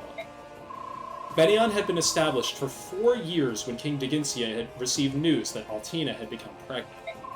The news brought great joy. You see, the news was also quite surprising. There had been other unions between Bjork and Laguz, but until Altina's pregnancy, no children had ever been conceived. Indeed, hers was the first child ever to be born of Bjork and Laguz. As close friends of both Altina and Laurent, both King Daginsia and Soen rejoiced at the news. The child would be the first to carry the joined blood of both Laguz and Bjork. The king said that the baby would become a symbol of peace between the two peoples. But joy over the child's birth did not last. Soon after the child was born, Laurent lost all the powers of the Laguz. He could not transform any longer, nor could he sing Galdra. It became apparent that the child of such a union neutralizes the Laguz parents' powers. To make matters worse, the child bears only the characteristics of a Bjork. Laurent felt that he was no longer a true Laguz, and felt he could no longer act as a bridge between the goddess and the people of Tellius. He lost hope, and also his mind, at least temporarily. He attempted suicide several times, which is an unthinkable taboo for anyone who has sworn to serve the goddess. King Daginsia fell into despair. If people caught wind of this news, he believed it would create a deep rift between the two peoples. The king was especially concerned about the reaction from the Laguz. They might interpret the birth as a herald of their eventual end. Some might even attempt to harm the child. Laurent needed to hear the voice of the goddess then more than ever before. But he can no longer sing the Galdra of Release. Is that what happened? Just so. Laurent was forced to make a very difficult decision to protect the peace between Bjork and Laguz. He decided to retreat into seclusion and consider the problem. Once he regained his sanity, he announced his decision. Laurent was forced to ask the unthinkable of his wife, his aides, and close friends. For the sake of Benion, you must tell people that I died in an accident. Tell them the birth was merely a false rumor. Laurent left the medallion to his tribe, moving to Goldoa under King Daginsia's protection. He simply disappeared from history after that. After Laurent had left and life returned to normal, Altina eventually welcomed a Bjork husband. She raised the child she'd had with Laurent as though it were an ordinary Bjork child, born of her new husband. Since then, marriages between Laguz and Bjork have been forbidden. It became known as a crime against the goddess. Even so, the taboo was broken several times over the next few decades. Usually no child was conceived, but when there was, it was swiftly covered up. The parents soon learned what it meant to bear a child who possessed both Laguz and Bjork blood. After they learned of the consequences, none of these parents ever rejected the edict forbidding it. The child was to be raised by the Bjork parent, and raised as a Bjork child. That should have been enough to hide everything. End of story. It was several generations later that the certain descendants began to manifest physical marks which indicated their ancestors' sins. Fortunately, this mark looked very similar to the marks on those protected by spirits. They could pass as students of the dark arts for at least a few years. Unfortunately, the Branded lived much longer than the Bjork. Most Branded chose to hide, living outside of ordinary society, and they disappeared into the shadows of history. Rumors had already begun to spread across Benion, however. The Branded were shunned and cast out wherever they lived. where the Lagoos held power, they persecuted the branded and executed them in honor killings. That's horrible. It was King Daginsia's opinion that these were crimes that he had to carry on his conscience. From the beginning, he realized that he and the others in power had made a mistake. They understood that they should have revealed everything about Altina and Laurent's child. The people should have been told the truth.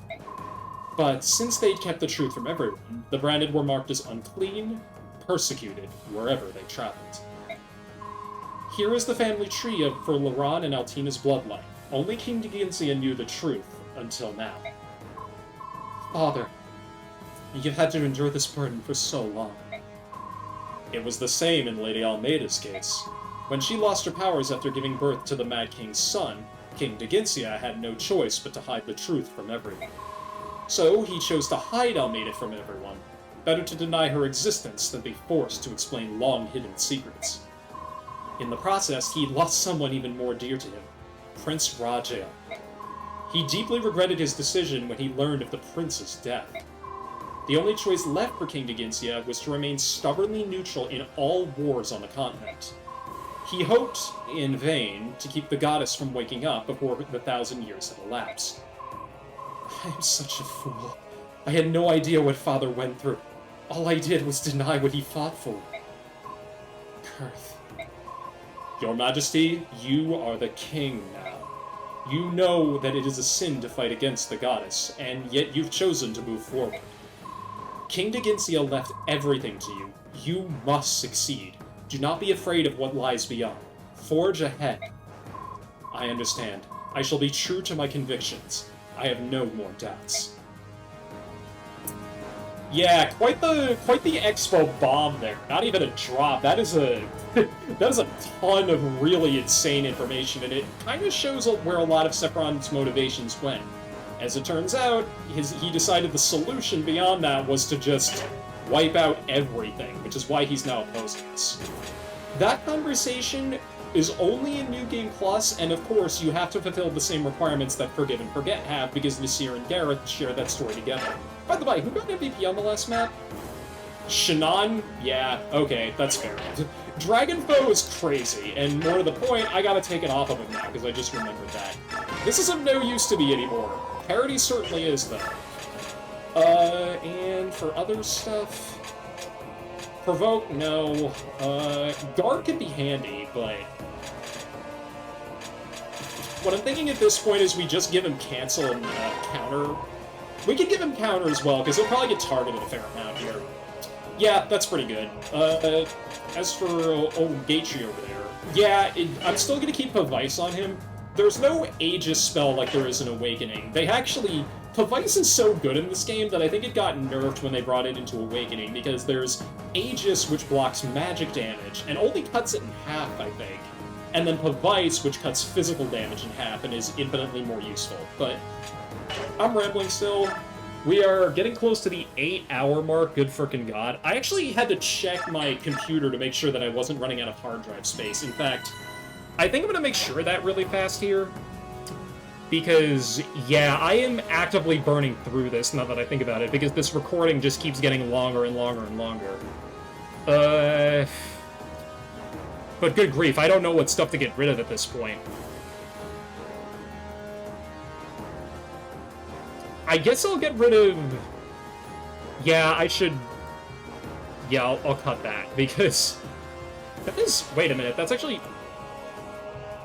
I'm so confused. Usually when I delete stuff like that, it prompts me to be like... Oh, wait a minute, hang on, I think I know what's up. Where's my recite? I know I should really go to intermission for this, but I'm not.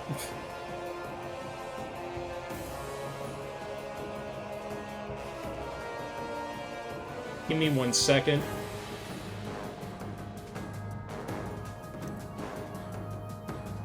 Oh, interesting. That's a... okay, I know what's up. Yeah, I gotta get this done. If I get an LTC for anything, I gotta do this because I might run out of hard drive space before I can end this. So, yeah, let's do this thing. Before the goddess, one final push awaits us. let's start the party. I don't need the Worm Slayer for anything anymore, but the Amity is, yeah, this goes without saying. This is probably the best one to start this off. All of the Lagoos that I have are going to need to take a turn to transform. Kurthnaga has Form Shift, so I don't have to worry about that anymore. Cover Tiles are kind of useless here, so Wardwood is pretty good. Or these Heal Stones, which I forgot to mention. All of this is special terrain, so it ends up being very handy here. We're going to have to go Super Bird here immediately. I would be able to move a fair bit faster if I had Raphael. That's the one thing that I'm kind of annoyed at myself by, but who cares? We're gonna use, in fact, I maybe wanted to have him, Kurth, move one tile forward. We're gonna be using him as a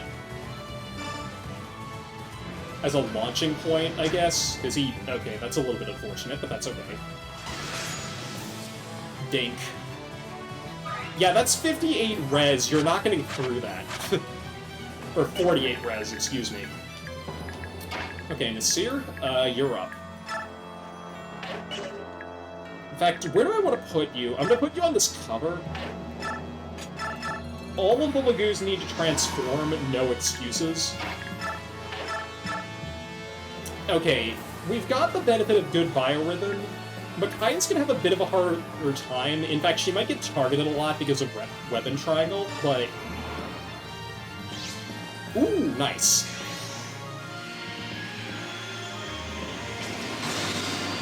Like I said, we're gonna need everybody, and I do mean everybody, to move together here. Ike's probably gonna stand in front of Kurth and use a Pure Water, now that I think about it. I'm gonna need Tabarn to get up to the front as fast as possible as well. That was a decent level up, now that I think about it. Yeah, so... Sephiron's not a particularly tanky target, but you'll have to keep in mind there's one extra wrinkle with these spirits that I haven't gotten to yet. All of them have a hidden guard skill that effectively means that they will protect him from lethal damage if he gets targeted. So if you were to 1-round or 2-round him, a spirit would immediately pull a Get Down Mr. President routine and step in and try to take care of the problem.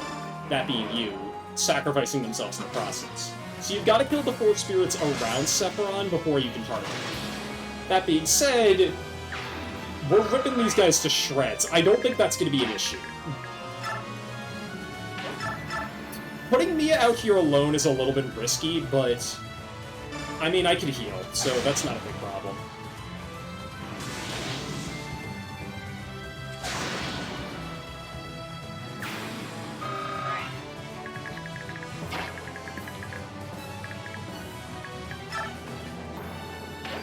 I'm going to move Peleus last, because I'm going to want to make sure that he can actually survive this. I'm going to go ahead and drop you on the heal stone here, Aaron. Like I said, we swapped the Wishblade over to Gatry, so...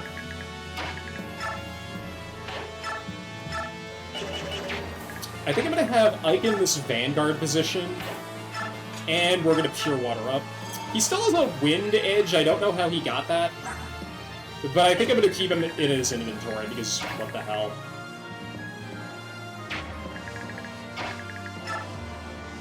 Let's go ahead and let's have a chat first. Hey, Rayson, if you move from my side, I can't protect you. Stay close. Of course, I was hoping to team up with someone. Yeah, team up with your boyfriend, yada yada yada.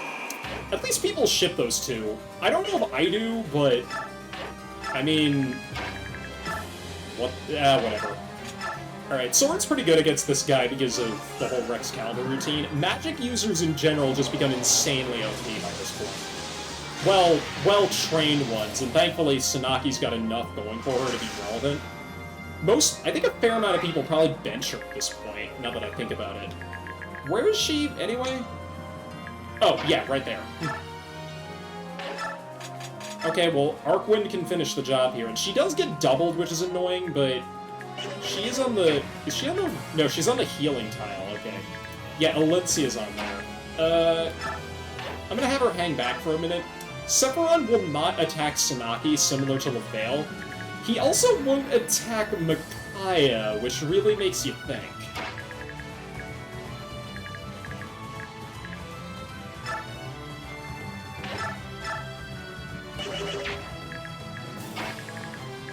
Anyway, can't really take advantage of Blood Tide quite yet, because I positioned Ian at a bit of an awkward spot, but we'll be able to next turn.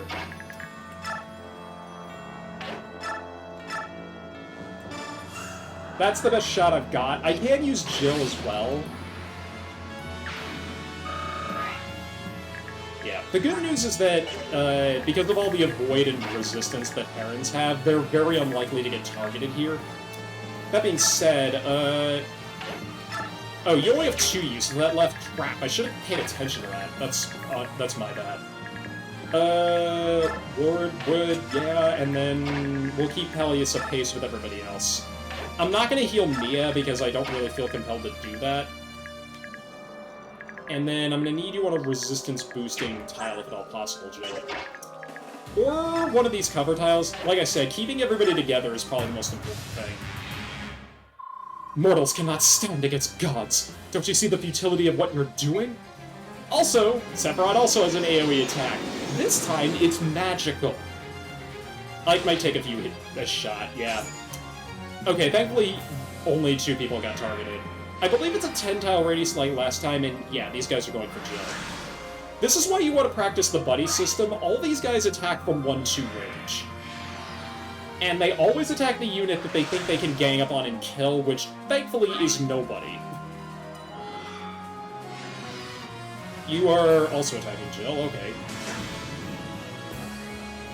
Yeah, the extra avoid is definitely helping here a fair amount. And you're attacking no, you're attacking Sabar, okay.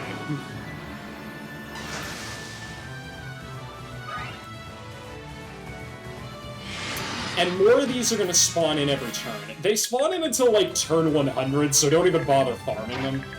Not worth it, in my opinion. So, like I said, Sephiroth can't fire off that type of attack more than once, so we're going to take advantage of that. And like I said, we just need to push up to him.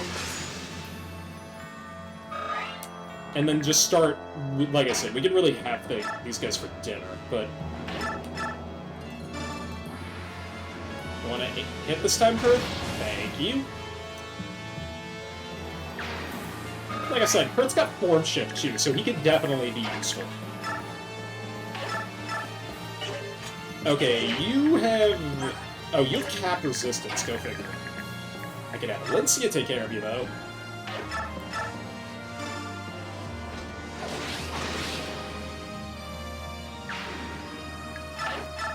No XP, but I don't really give a shit about that anymore.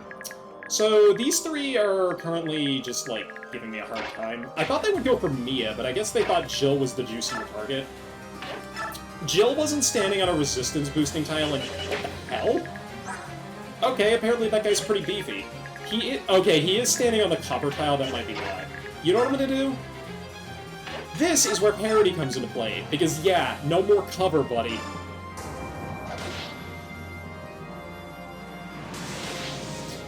That does mean that I unfortunately can't take benefit either, but that makes that a lot easier to deal with. In fact, this guy's gonna have the same problem to the point where I kind of want to make sure that...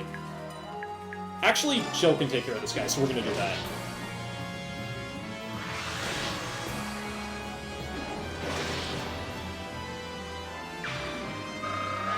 And even though I moved Mia backward, I think one of the keys to this map is to just keep advancing. Let's go ahead and put you there. Yeah, 21 damage to that guy, so...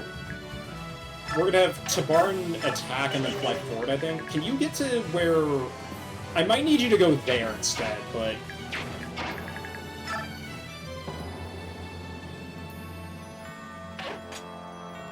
You can you can rescue Sorn, that's it. Okay.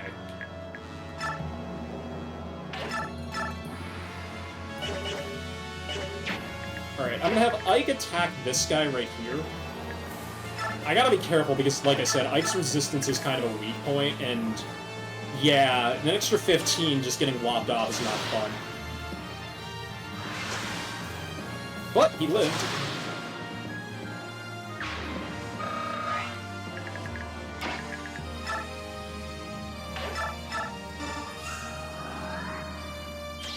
Nice. Do it with flame.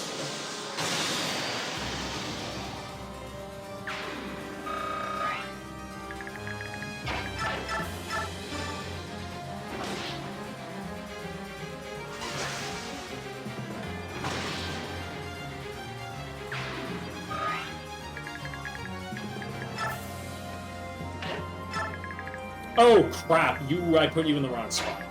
You know what? That's fine. We'll have Nasir do this instead.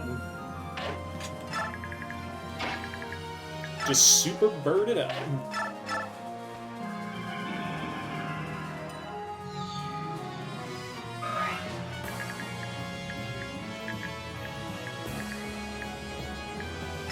Gonna put you here, just because that gives you the extra resistance.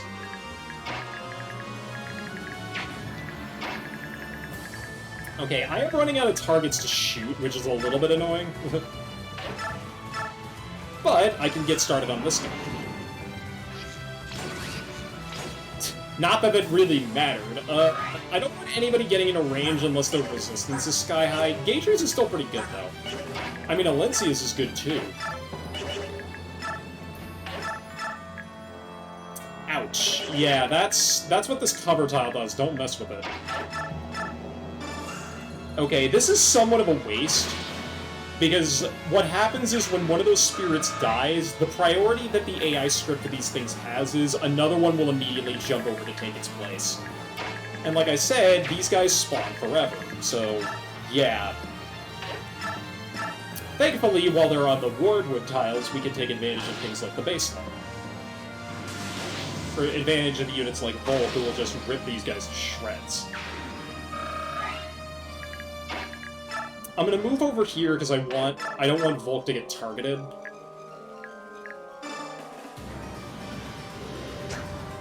Damn it! Okay, that's unfortunate.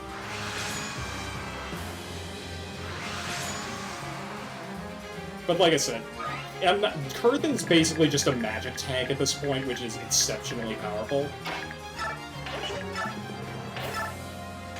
I'm gonna have you... yeah, Peleus is pretty good here because he has a weapon triangle, and this may have been a case where I would have wanted parity.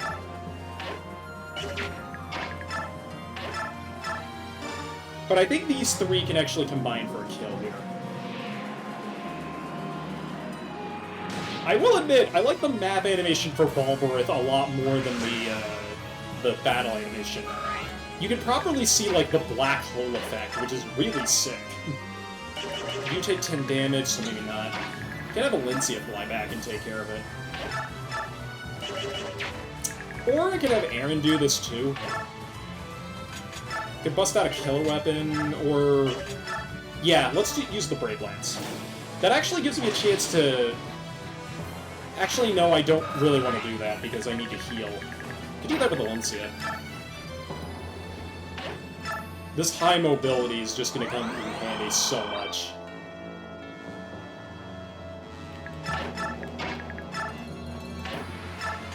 And we are going to repair this. First time showing that off. The Hermern Staff, the remaining uses of that are probably going to be better used on other weapons, but like I said, just having the Brave Lance is super nice.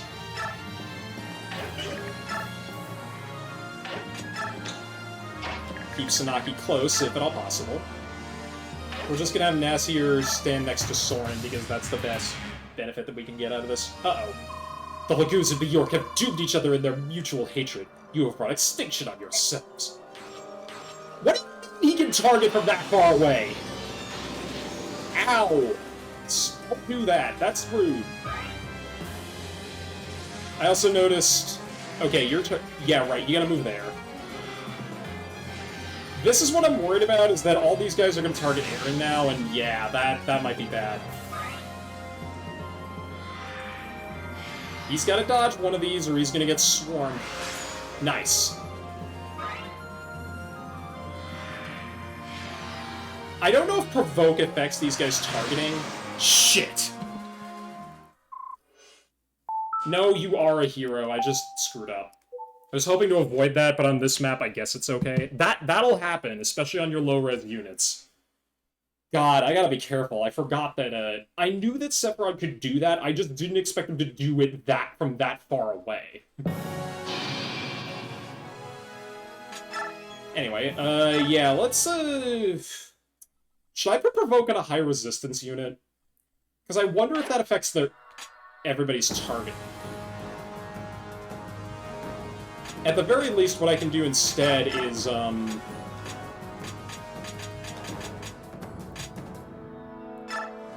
Okay, you already have pure water. Why did you get to... I guess only 20, that kind of... Yikes, okay.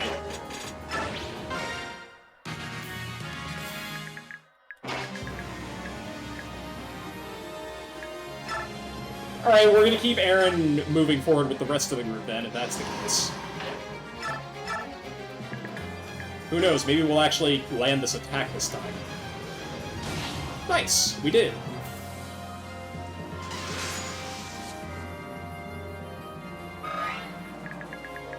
Alright, if Aaron's not standing on a tile with at least plus 10 resistance, he dies. Good to know. That attack missing's not fun.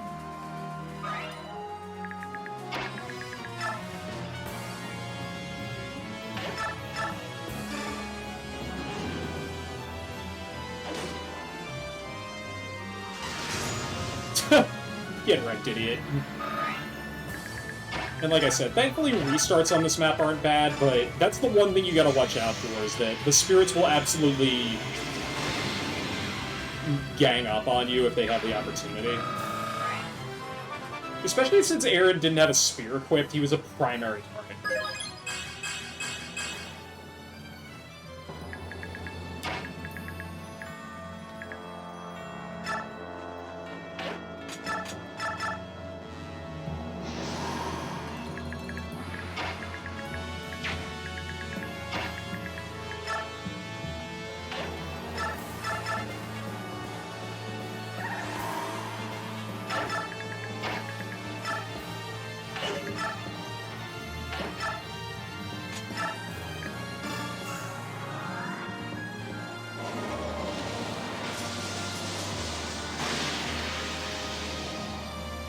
Keep it going, keep it going. Like I said, we're not burning the midnight oil yet, but we're gonna get there, and it's not gonna be fun when we do.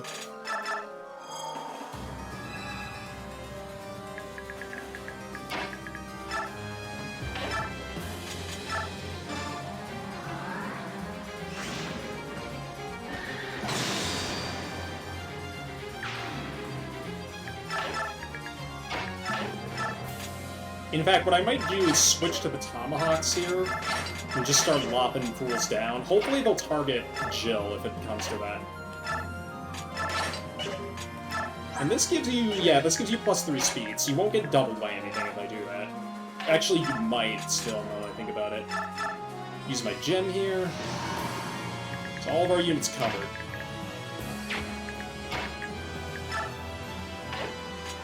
I might have Tabarn go over on the left here. Nice.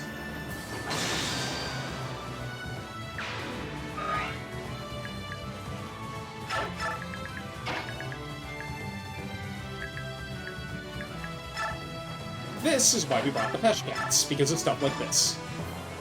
Nice. Alendite works well enough.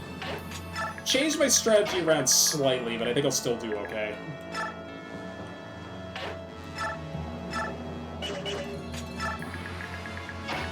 Alright, if Aaron dies again, I might just not be deploying him at this point, because I didn't recognize how bad that would be. Alright, you're gonna do your thing again.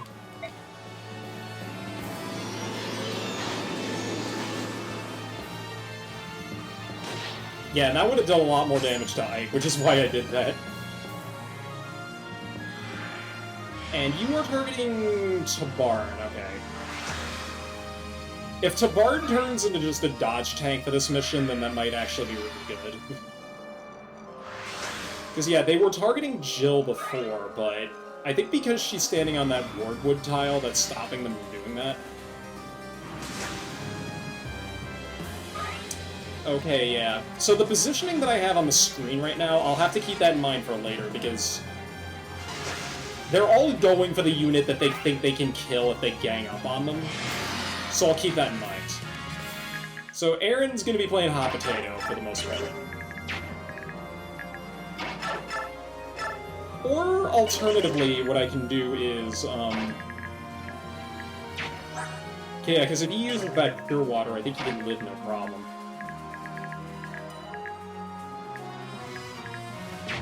She needs to be standing where Kurth is, so I'm gonna need Kurth to move up.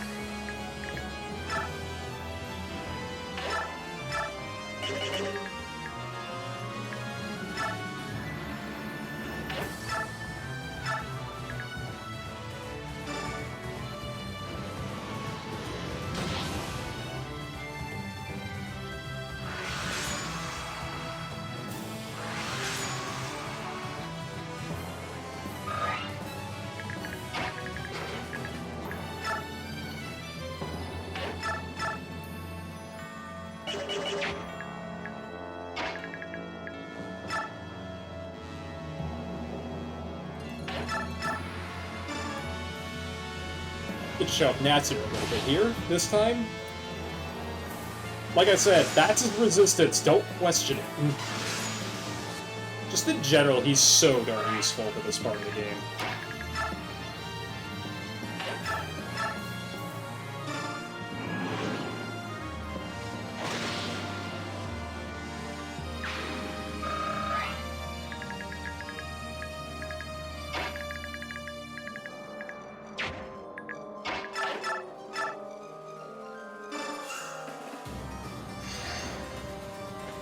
Woo! Okay, nice. And what I can do now is, do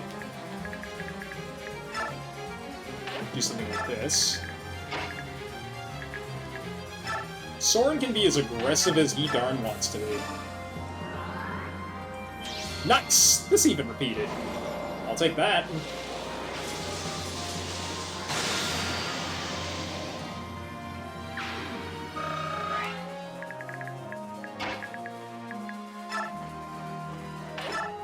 Now, if you were to proc either here, you would actually heal yourself. You did not, but that's okay.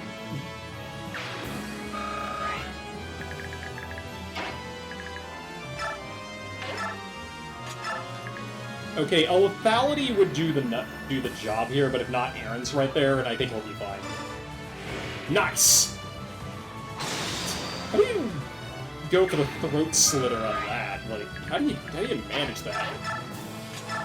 Anyway, like I said, Balbrett's just darn good here. Aaron's gonna need to play Leapfrog, otherwise he's gonna get caught out and just completely wrecked. Because, yeah, that's 6 damage as opposed to 16, which is what he was taking earlier.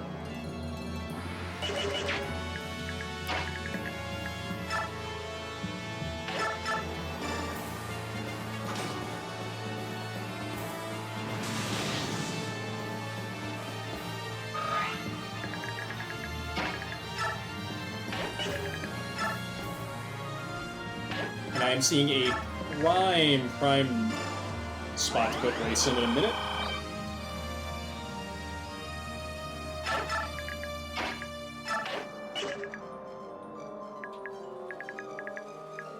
How high is your avoid me? Oh, it's 114. If I put you here, then you're gonna get targeted by a lot of things. And I don't know if I can rely on just that 5 avoid, because I know that Sephiron's gonna, like, freak out and try to attack next turn. And I was gonna go here, right? I think so.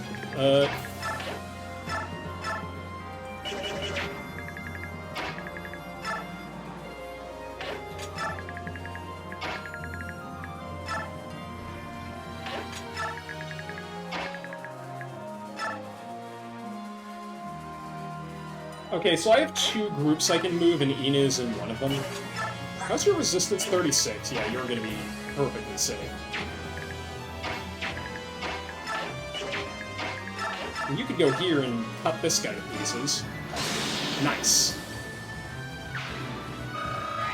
I'm gonna need Shannon to move forward here, so I think what I'm gonna do actually is... whoop, nope, not that. Like I said, just start burning through these. We got enough, more than enough for this.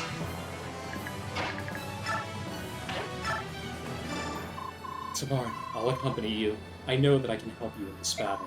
Any objections? Sure, sounds good. Think you can keep up with me? I apologize if my speech is kind of off a little bit. Like, good grief, this is starting to get crazy. Because like I said, we are fast approaching 8 hours, which is just ridiculous to think about. And yeah, Peleus is fun.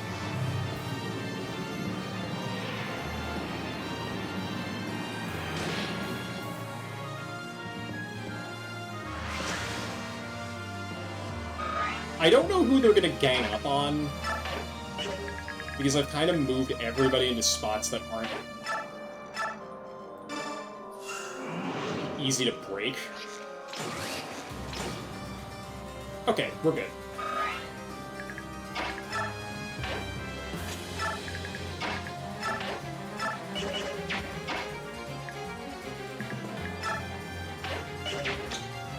Okay, I can run the barn back and actually... Knowing what happened last time, I think I'm going to try to go for a repeat of that. And besides, there's 2 units standing in spots where they could attack him, so we'll keep that in mind, and then I'll just make sure that Micaiah stays with the rest of the group. Oh, I don't even need to heal him? What happened? Who did that? Never mind. We'll just stay here. Alright, next turn we're gonna have to go for the Jug. Hello, King Tabarn. I thought I might see you. Only the strongest reach the top. It's only natural that you would be among them. You know what? I don't believe you're the big, bad, evil guy you want us to think you are. What could you be talking about? Ah, I was right. I see it in your eyes. I've been around for a while and learned a bit about spotting fates. So now that your secret's out, maybe you'd like to open up and tell me. Who are you, really?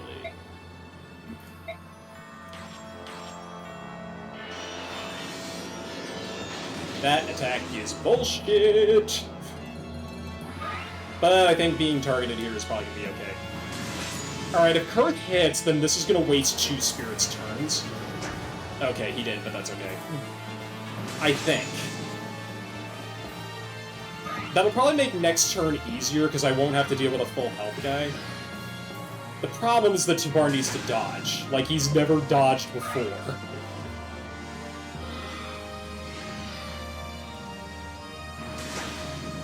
Good, good. Keep it up.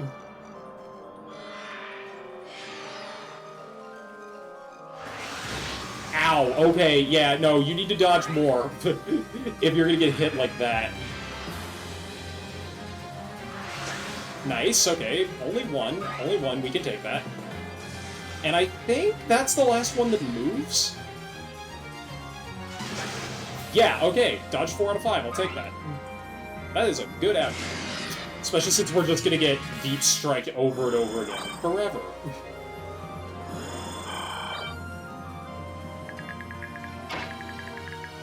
And Tabarn can even fly in here if I need him to. Which I'm going to. Heal him up. And let's sneak him in. It's mainly going to be targeting the spirit that's directly behind Sephiron that is the most difficult, in my experience. This is where Pass could really come in handy.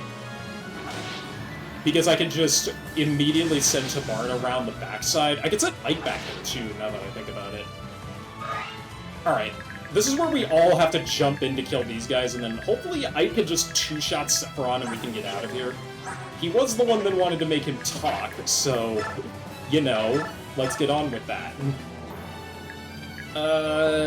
Yeah, okay.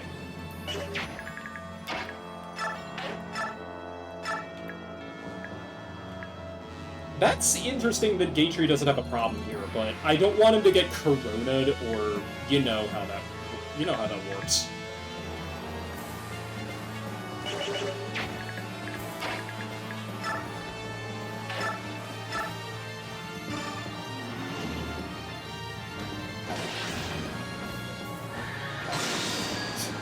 Again, a little bit unnecessary, but thank you. Alright, what's your... Ooh, okay. That's 20, and that's mainly because of the tile that it's on. I could get Mia down here with parity. She's in a bit of a no-man's land, but I can move her over.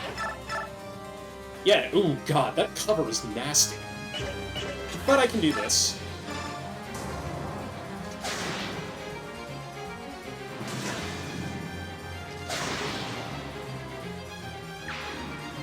I forget who also has it. I think Shannon does.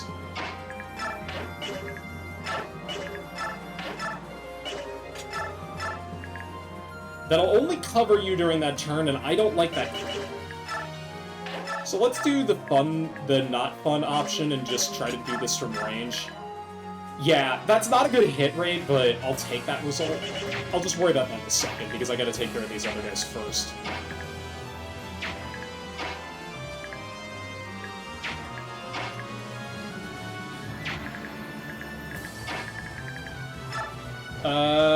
Can I... That's not the edge of your range, so I can move 1 tile over. That's what I wanted to do.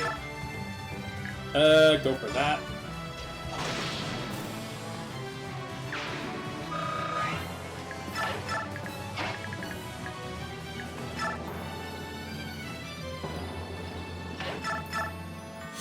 Yeah, again, that's nasty. That's gonna take multiple units to get through. It's not like I don't have the time or the inclination to not do that. Speaking of which, yeah, we're gonna get rid of you in a second. I just have to make sure that everybody's gonna be okay.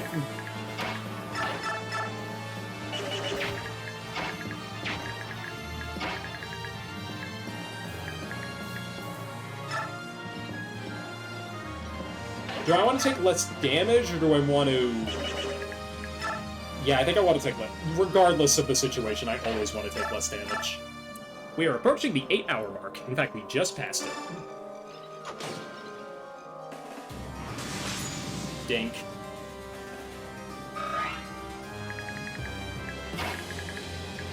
This is going to be a good spot to put Perth, so we're going to do that. He doesn't actually connect, though, which is annoying. This is where things like Blizzard Tomes and stuff would have been handy, but I'm all out of those. I'm gonna do this.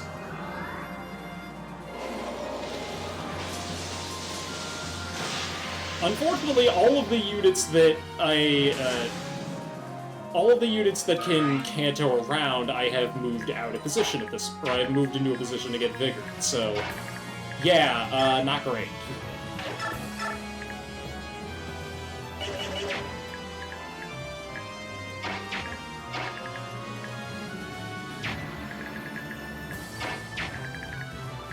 Alright, I've got 2 of these guys at half health. If I Vigor now... In fact, what I'm going to do is I'm going to put Ina in this spot, and then she can be the 4th unit to get it. There we go.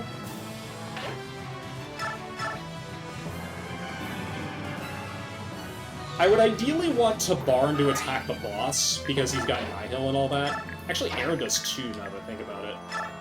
Can you survive this assault? You can, but that's not great. I'm really gonna have to move this. I think Nihil will be more beneficial on Gatry on the final map compared to here. So I might have Aaron just kind of help kill the remaining spirits.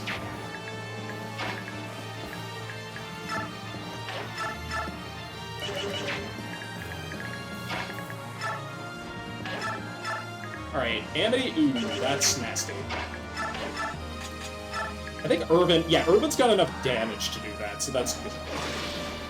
Because I think that's the one that had more health. No, it isn't. Okay, we might have a problem. At the very least, I will have wasted 3 spirits' turns, and Sephiron might rewarp.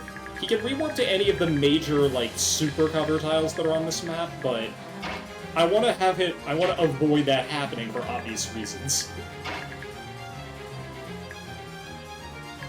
Ideally I put Ino right here, but that means that... Wait, but the Tempest... How do you do with the Tempest Blade? 8, okay, that's not nearly enough. Yeah, because that guy's 22, that's really going to be the way to push through. But I can do it, actually.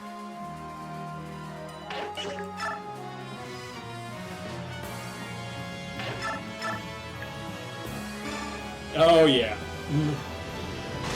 Alright, Sephiron's exposed. Let's take advantage of this while we still can. Tabarn will do a number on this guy. I still don't like that crit. But... Oh, he doesn't... Oh, interesting. That is a very weird biorhythm waveform. By the way, I forgot to mention about these waveforms. Some units will actively cheat and have biorhythms that are perpetually in the green. I don't think anybody's done that, at least to my remember. At least as far as I can remember, but... Yeah, it gets really annoying, so... Shannon can help out here just by, you know, having parity with indirect fire and all that, but... Yeah, I think at this point I need to start wiping these other guys out.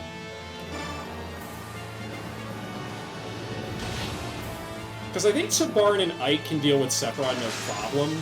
I just need to make sure that they don't get crit.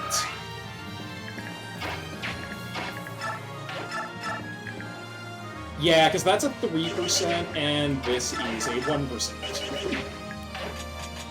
If there was ever time to do this, even though we're only 3 turns into this, that would be good.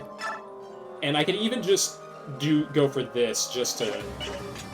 How do you do with parity? That's actually a little bit better. Bolgoons and New York have doomed each other with their mutual hatred. You have brought extinction on yourselves. There's a couple of other interesting dialogue bits. Obviously, Sephiron has it with Micaiah and Sanaki. So that's what that looks like.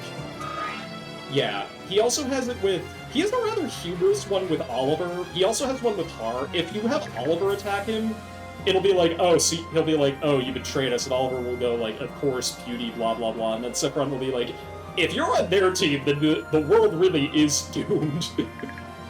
Very interesting that Sephiron's default state would just be like, oh, we're fucked. We're fucked because we can't control this man. Okay, I definitely don't want to do that, because like I said, Blood Tide just rules, but I don't want anybody to be... Alright, so that's a kill, provided I don't get... So, what are we left with here? Might as well make the most of this while we still can. Yep, do that. Oh, we brought that up anyway, just to seal the deal. Peleus has been doing a ton of work in here. I am very impressed. Granted, I think he's almost at max rank, so he's almost at max level, so yeah, I guess that's it.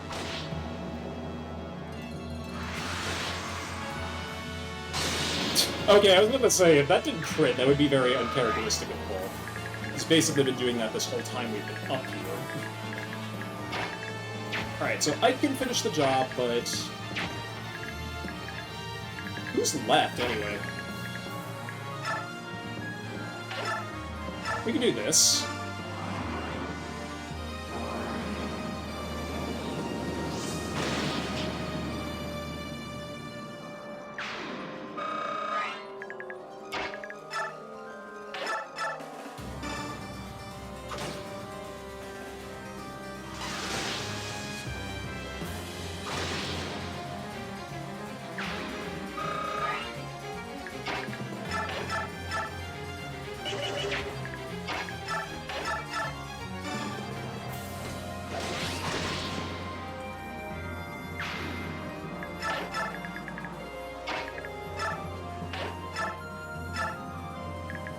Alright, let's end this. Well, hopefully end this. This is gonna end one way or the other.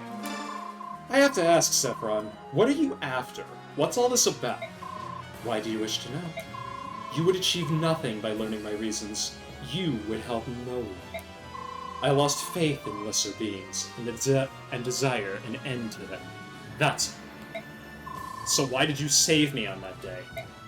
May I ask you a favor, Ike? Tell me how you feel about it now. Can you bear recalling those horrific memories? Yes, I'm fine now, but I suppose at the time I wouldn't have been able to take it. All beings endure tragedies for as long as they continue to live. It has always been the case that suffering is unavoidable, and this grim reality plays out over and over, in every country, under every ruler.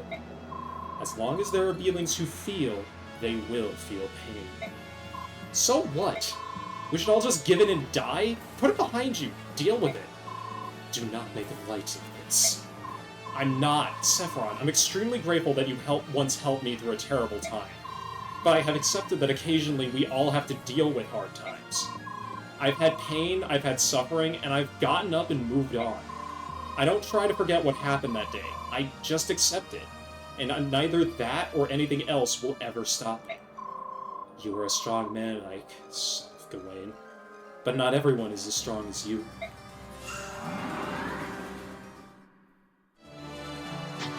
Come on, no 3%.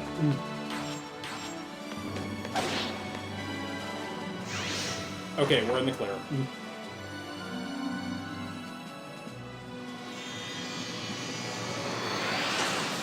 Yeah, that's what his spell looks like up close. Really, really nice, but unfortunately we never get to use it. Pity. It's a level up, too. Yeah, Ike's not as max level, but he might as well be. At last, dying.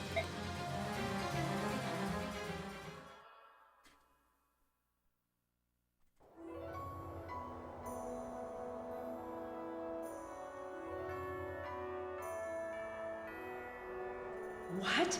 It can't be true. Our apostle? can't believe it myself, but the senators made an announcement. It must be true. Pardon me? Has something happened to the Apostle?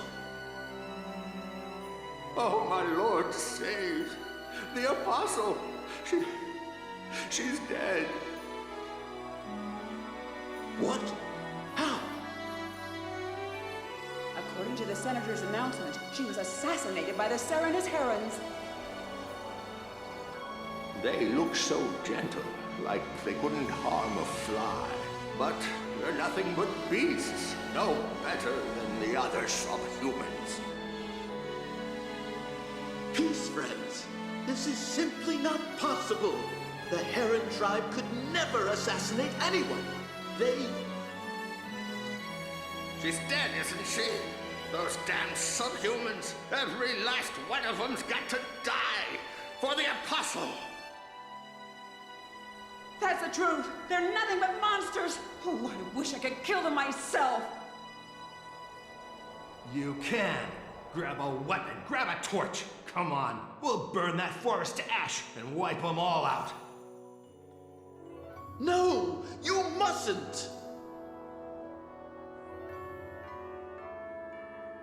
What's wrong, my Lord Sage? You don't look well. Are you feeling all right?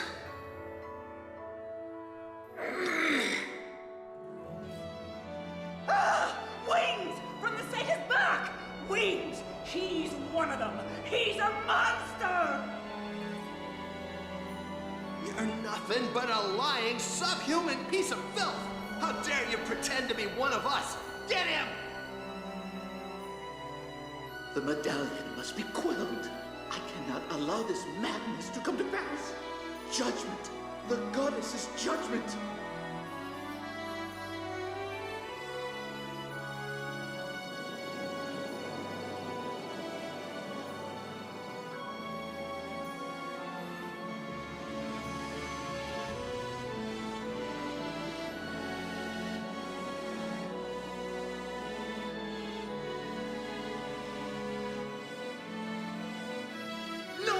What have they done? The forest, the trees, the herons were innocent. Why? The medallion. I must quell the chaotic energies. Must calm them.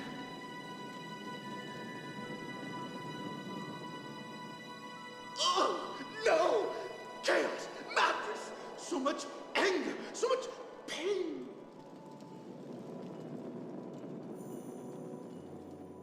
Why? Why was my family taken? Why? Why was my forest destroyed?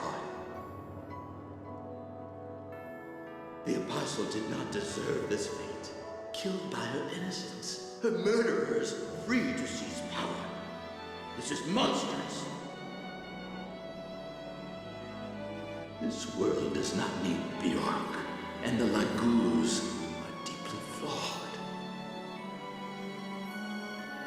There's no need to wait for the Covenant's 1,000 years.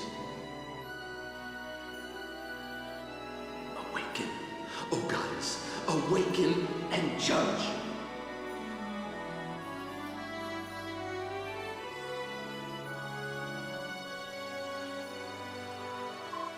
Sephiron! Sephiron, hold on! Open your eyes! Yune, help me. What should I do? What? Really? Okay, I'll try.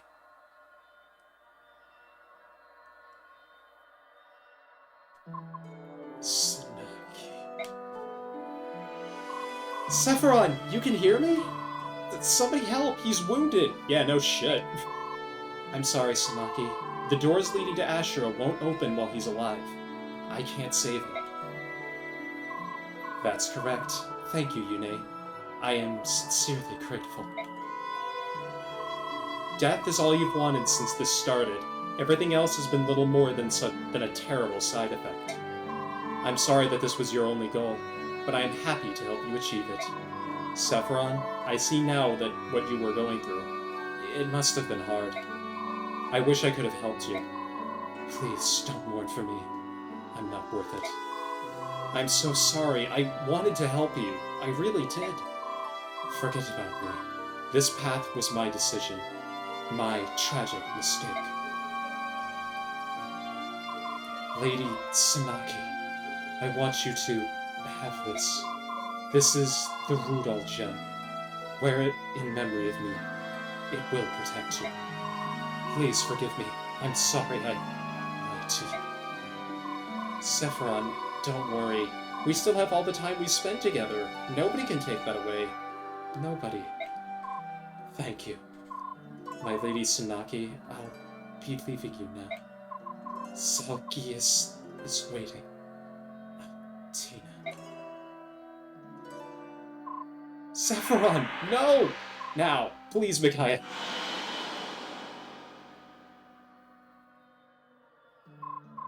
Don't die. You can't die.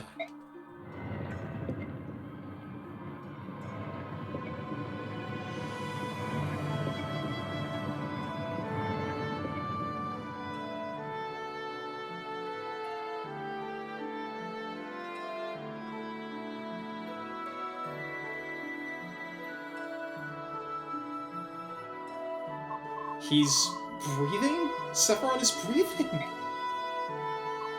Ah, just in time. You saved him! Thank you! Micaiah, thank you. Micaiah is completely spent. She's sorry, but she won't be able to fight in the next battle.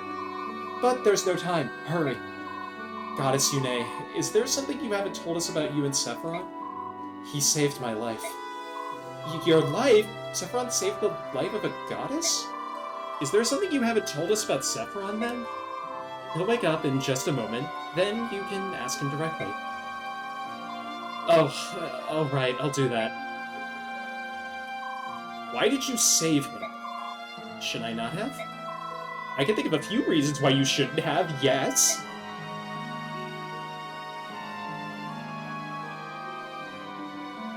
Hey, get up, now. Take it easy on him, he's had a hard day, and we haven't?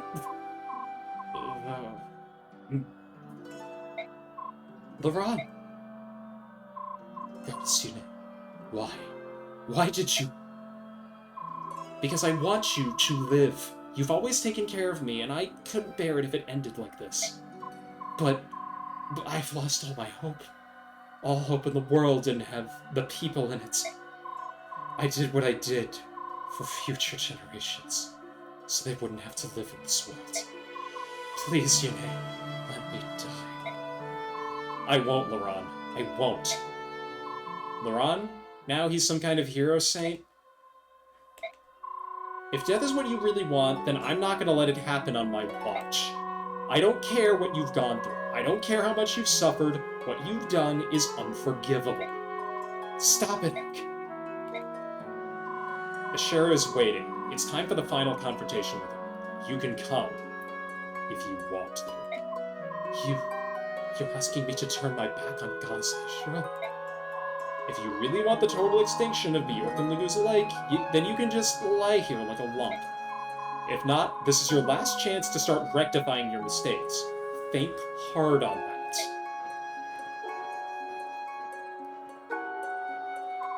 But, Ike...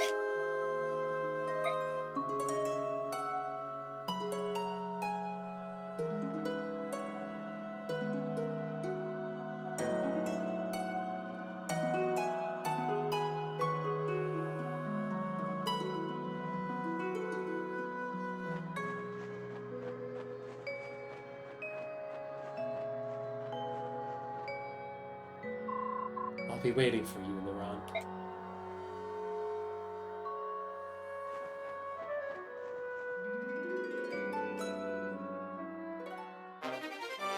Hey, we actually did get it after all, and I can't deposit this in the convoy, so bye-bye, Volner. The turn bonus for that map is 10 turns. If you don't get that, I don't know what you're doing. That took me 3 turns. I've seen people do it in 2 or even 1. Like, come on.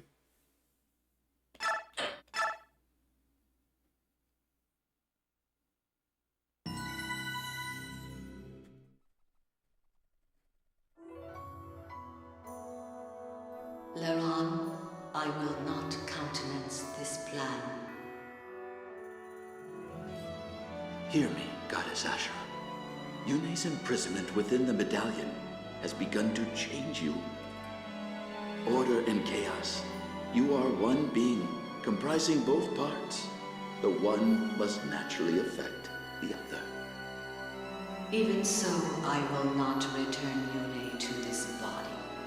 She is unstable, and I must be perfect in order to protect this world.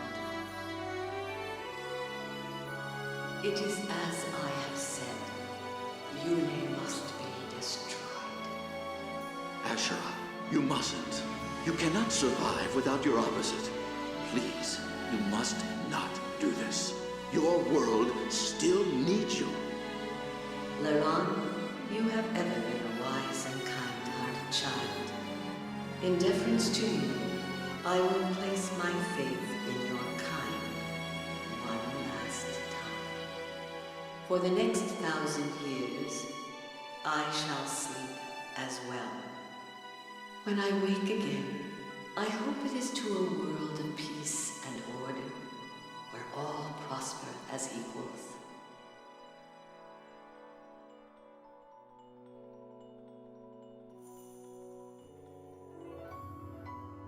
If I do, then I will know that you have advised me well.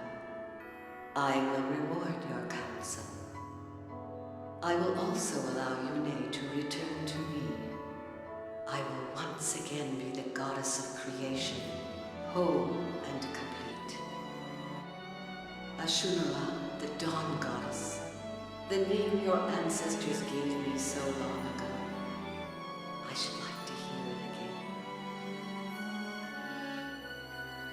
However, during this 1,000 years, if the chaos of war should arise and awaken Yune from her slumber in the medallion, I will know that you have strayed from your path, and I will punish your failure as I will reward your success.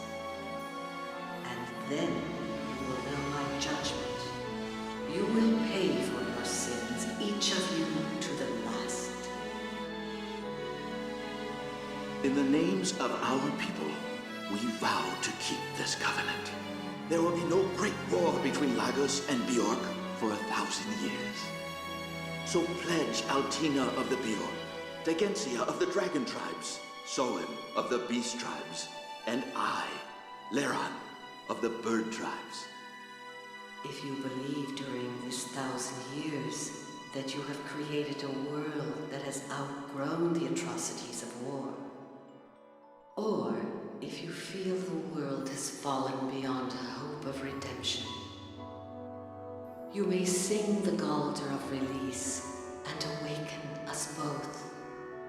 Your heirs will possess that ability as well.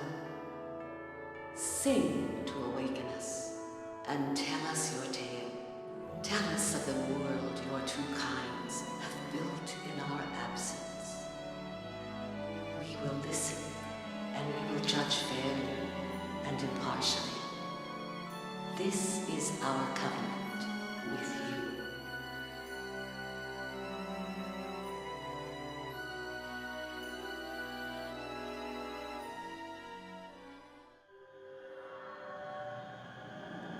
There she is.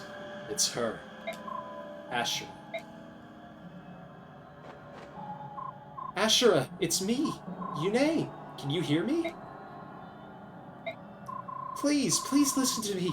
You don't need to pass any more judgment. You can return the people to normal. I cannot. There are still people in my world who are made of fallible flesh. This imperfect world has passed beyond control. Now, I shall pass my final judgment. Wait! You can't violate the terms of the Covenant, Ashera! 1,000 years still hasn't passed. We were woken by Galder, not by mankind's war. It doesn't matter. During my long sleep, Bjork and Laguz continue to fight. The children of flesh will never learn or grow. Time will pass as always, but nothing can change the destiny of mankind. You have to look deeper. The first judgment turned everyone to stone, and I'll tell you why. Because these people are not people as we know them, Asher. These people have become something new. People, the Zunanma, are the only living creatures of this world that we didn't create. Animals evolved to become Zunanma, who then became Laguz and Bjork. That evolution continues today. Ashura, I'll tell you a secret that you didn't know. Children can be born of both a Laguz and Bjork parents. They are still very few in number, but if allowed to flourish, mankind might become anything. If the two races continue to evolve, I'm sure something wonderful will emerge. You can't just bring that to a halt. Do not claim certainty of anything. Children of this world are born of chaos, and nothing could be more uncertain. The world does not require the evolution of man. My responsibility is to protect order, the balance of all life forms. Beings that evolve without my guidance will only destabilize and threaten this world. Because of that, you have to wipe out everything made of flesh? Is that what you're trying to say? Very well then. You and I have nothing more to talk about. My only choice is to defeat you. Yune, do not be absurd. You cannot overthrow me, just as I cannot overthrow you. Of course not, but they can. Everyone, the time has come. Defeat Ashura, or everyone you love will be a statue forever. If these people, they carry your blessing. Yune, you mean to fight me? Ashura, our goddess, this is the world, and we are the people you created. You make it sound as if we're some sort of filthy creatures that just decided to settle down here and cause trouble. Don't say it like that. We're not perfect. Sometimes our brains tell us one thing while our emotions tell us another. And war, the more we try to avoid it, the worse it is when it comes to us. People are probably the dumbest creatures alive. But somehow you're also the most endearing. It's your imperfections that make you so interesting. Imperfections very similar to ours. We know that we've messed up. We'll do our best to avoid more war and to make peace our highest priority. Ashura, just give us one more chance. All we ask for is one more chance. You expect me to reverse my judgment? The Goddess of Order cannot be so mercurial. My decision is final. So that's how it's going to be, huh? Then we will fight. And we will save our people. Make your peace with whatever the gods worship. Your end is near. My end is near. In every battle that mattered in my life, I've always been the one left standing, no matter how slim my chances. If this battle means more than any of the others, because it's for the life of every person that I've never cared about, I will win this fight. Let's go! Got a bit to go through, including, ooh, I see it! I did all the work for it. We're gonna be going into the same group as before, so Soph and Garrett are gonna be sitting on the bench. I'm gonna head to the restroom real quick. When we come back, we end this. The final boss of this game is very, very awesome. I can't wait to get into the thick of it.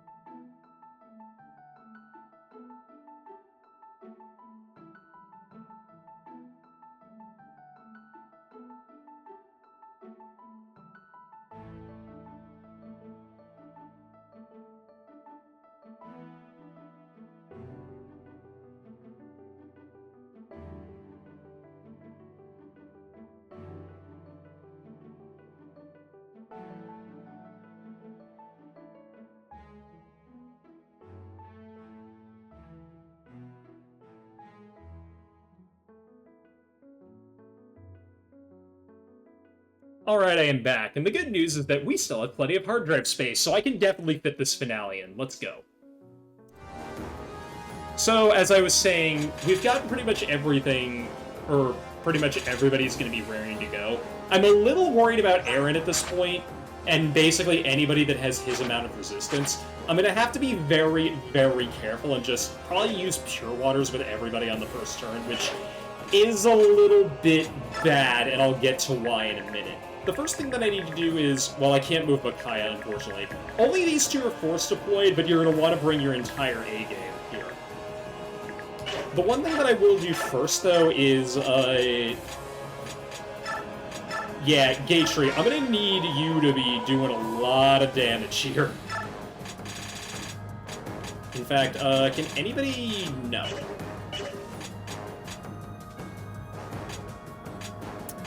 I don't think, yeah, Fade is also kind of useless. Given how the goddess's attack pattern works, and yes, she has an attack pattern, it's not going to be very handy for me to have that. So what I'm going to do is I'm going to give... Yeah, I'm going to give Aaron Pavice, and I'm going to give Gatry Nihil.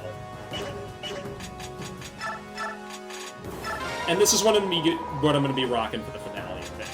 Because Pass isn't really worth it anymore. Wrath, I don't want to get that low, because if I get that low, I'm probably going to die. Smite is the only other skill I can think of that could be useful, but honestly, I don't think it is. Nihil is worth its weight in gold here again, more than anything else if I'm being honest, and we've got so much of this stuff to give out. I might as well just start maxing people out, because this is the end of the game, why don't we? I'm not going to ramble too much here, though, because, like I said, we're over 8.5 hours, and... Yep, that is... Okay, so Jill's cap must be at 35, which is the only thing that she didn't hit. Pity. This is a good show, if I've ever seen one. I was worried Geishu wasn't going to be able to pull his weight in the tower. He has proven me wrong several times over at this point. We like Gatry, as I keep on saying. Tomorrow I'm going to give an extra push, just because if I can get even an ounce of strength, that's going to mean the world.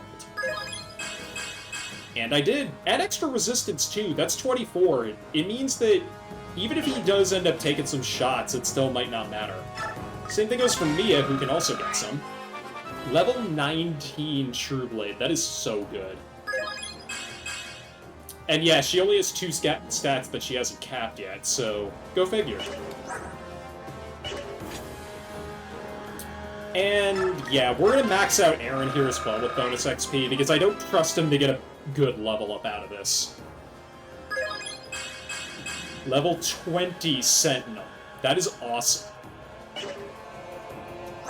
Didn't come close to capping resistance or, well, luck I don't really care about. I guess with Peleus we can do this. Maxed magic on this guy is going to be handy. I think his max might actually be 40, but he's done so well regardless that I don't really care. Yeah, he must be close to... Strength is probably caps at 25 if I had to guess, but that's neither here nor there. I could give Shannon a bit of a boost. That might be good. Like I said, let's just do everybody, because... And I'm just not going to worry about it, and we'll just go. Because to hell with training at this point, everybody needs to pull a ton of their weight, or everybody needs to do a ton of work on this map, or we're not going to make it. Same thing goes for Bumble with Kurth.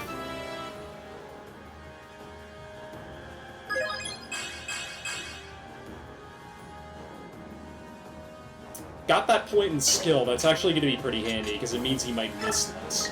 I'm going to do this as well. You might have noticed that Rudol gem that Sanaki's got is getting her that plus 10, but that item is literally just a memento that does nothing. Or it might as well do nothing. Because it had... Remember, actually it might do one thing. The goddess does actually have physical attacks that she can use, but it's a bit weird. Let me see. Volk? Yeah, let's go. You done did good, but... We're just gonna do that, and that's speed capped, if I'm not mistaken. And defense. We did pretty good for ourselves here. That's close enough for me to want to level up. Come a long way, my boy. It's to the point that I might want to do that again. Yeah, you cap res. Let's do that again. I got enough of this to go around. Why don't I? Because I believe that's... I know that's capped speed. I don't know if that's capped... No, that's not capped speed. Never mind. You cap at 35. Go figure. You just never hit that growth. Yeah, good God. Jill might... This might be one of the best. That is insane. We'll do that too. I don't think Micaiah's gonna hit level 10. She is pretty much my main healer for this fight. And I mean, her dying is a game over condition, so yeah.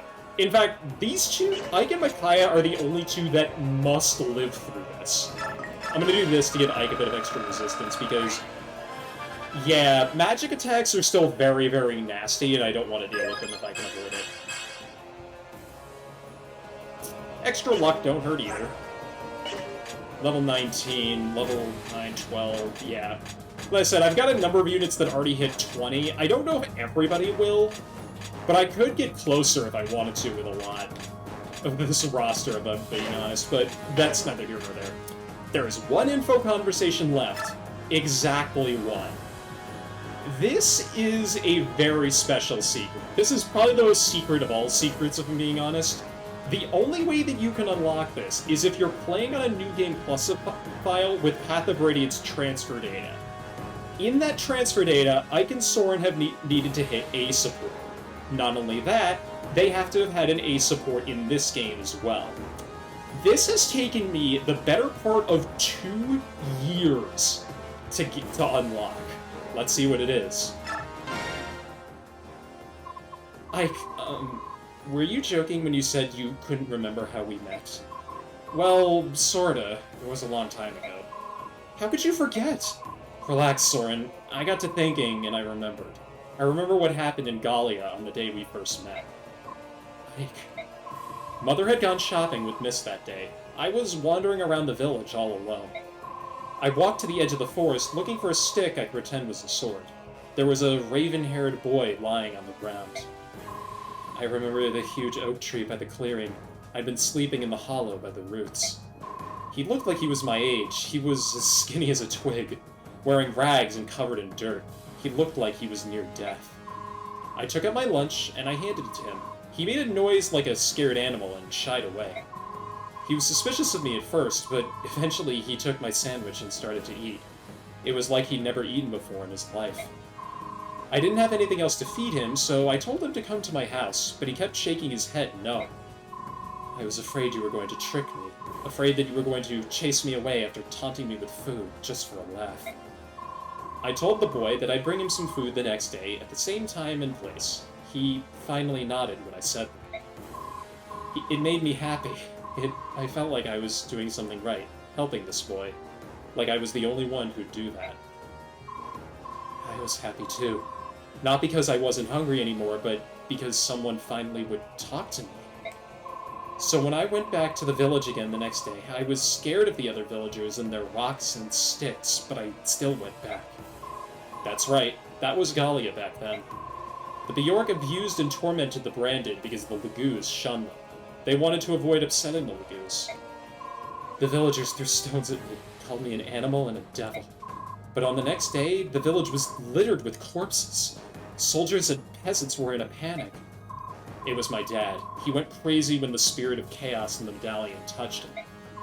I walked through the empty streets, checking bodies to see if you were dead, but I couldn't find you. I decided that you had to be alive. I took money and food from the village and headed for Crimea, a land of Bjorks. Soren. On my way to Crimea, I kept seeing Lagoos from the Beast Tribe.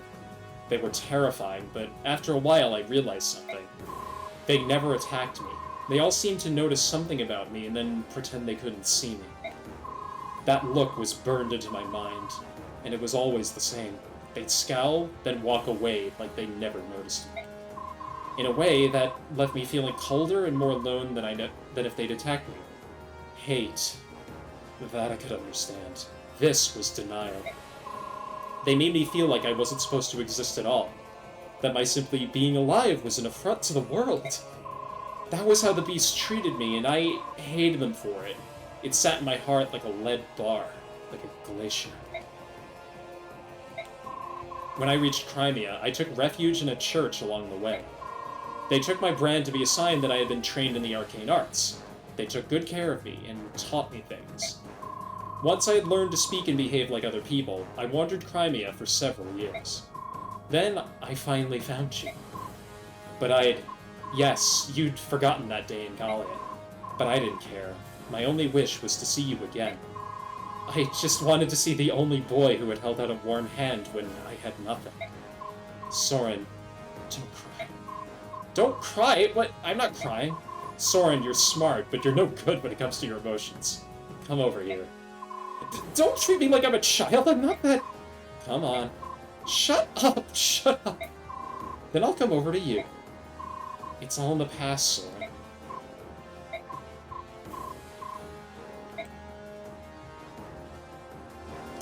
Guess restoring Ike's memories, or I guess Sephiroth did more than just restore Ike's memories of that day.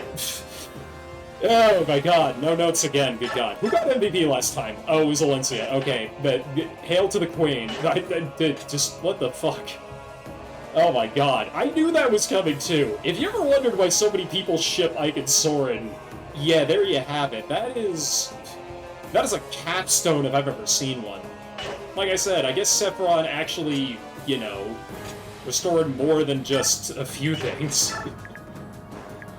Holy shit. Okay, so don't be fooled by how sparse the map looks. This final battle is not easy at all.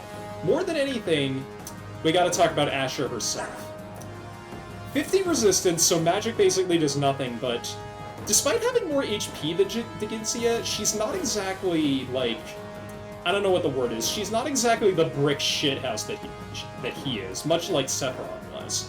That being said, Judge, this is powerful. More importantly, she's fast enough to double a lot of the people that we'll be going up against. But she never uses this directly unless you engage her in close combat, or at least in 1-2 range combat is what I meant to say. Race? Don't know. SS rank and everything, not that it matters. Mantle skill, and that's it.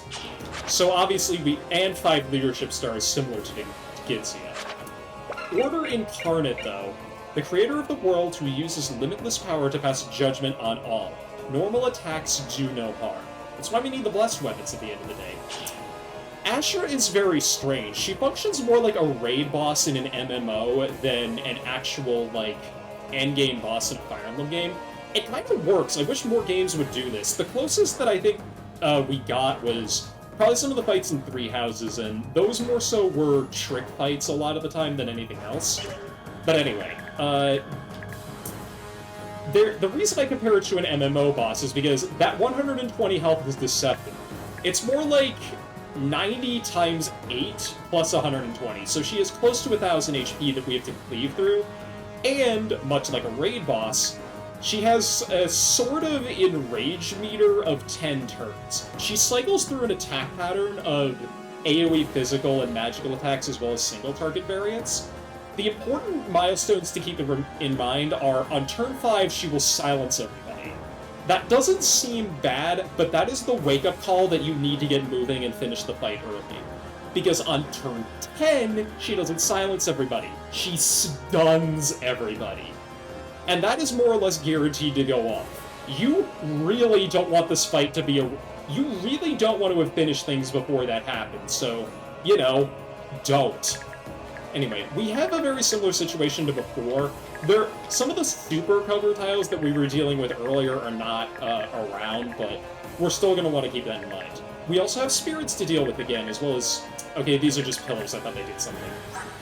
These are the same as they were before, but we're still going to want to track them down regardless. The main reason we want to do this is because not only can they gang up on our units again, which is super irritating, but they also have a hidden skill similar to the guard skill in the last fight, where if one of these auras is down, they can sacrifice themselves and resurrect these to full. Now, I've never seen this happen, that's mostly hearsay, so I don't know if I buy that, but I also really don't want to risk it, so we're going to want our units to be attacking this aura right away. We can't get, as Micaiah will, or I guess Yune will briefly explain, we can't actually do that, we can't actually attack Ashura until all of the auras are gone, so we're going to want to prioritize that. More to the point, Micaiah herself will not be doing any fighting. I'm gonna have to go into here. So, we're gonna trade this over to Alencia. I have good reason for doing this. I don't want you to use this Orb Slate, by the way. Just drop that. Remember how I said the Fortify was God tier, but had a very particular purpose? Where... Oh, I'm in items. I need to be under here. Fortify, and we'll bust out the Maturing Staff, because we can. This is, like I've said in the past before, this is effectively full range. It is magic divided by 2, and Micaiah is close to her cap, meaning that it's a 20-tile range, which is this whole room. In fact, I'm gonna do this just to make sure, because I think I'm pretty sure I could force her to ram her magic cap before we start. Sure can, that's pretty good. Also, wow, she's a very good magic type. Again, I said it before, but this is probably the best Micaiah I've fielded, and I don't think that changes anything. So, now that we've done that, I basically have Micaiah suited out for this. I might need to give Ike an extra Pure Water. In fact, I think I'm gonna do that. Yeah, we'll go ahead and do that. Ike has the Nihil skill, and like I said before, Nihil is super, super important. I don't think Jill needs one. You definitely don't need one, so I'm gonna give that to Gatry. No, Gatry has one already. Alencia, no. Volk, maybe. Peleus doesn't need it. Aaron needs it, but he still has one.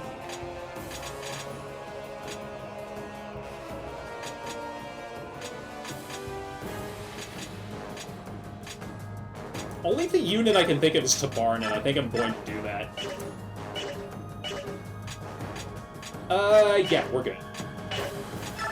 So, about these auras.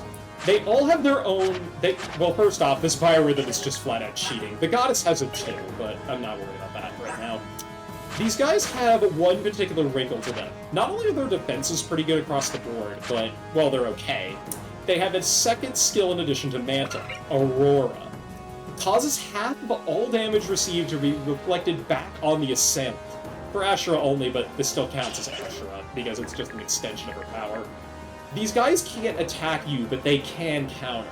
The only way to get around this is with Nihil, which is why the skill is so important. And no, I can't cheese it like before and have Sephiroth or have Shannon take care of it, but parity will still work here just fine.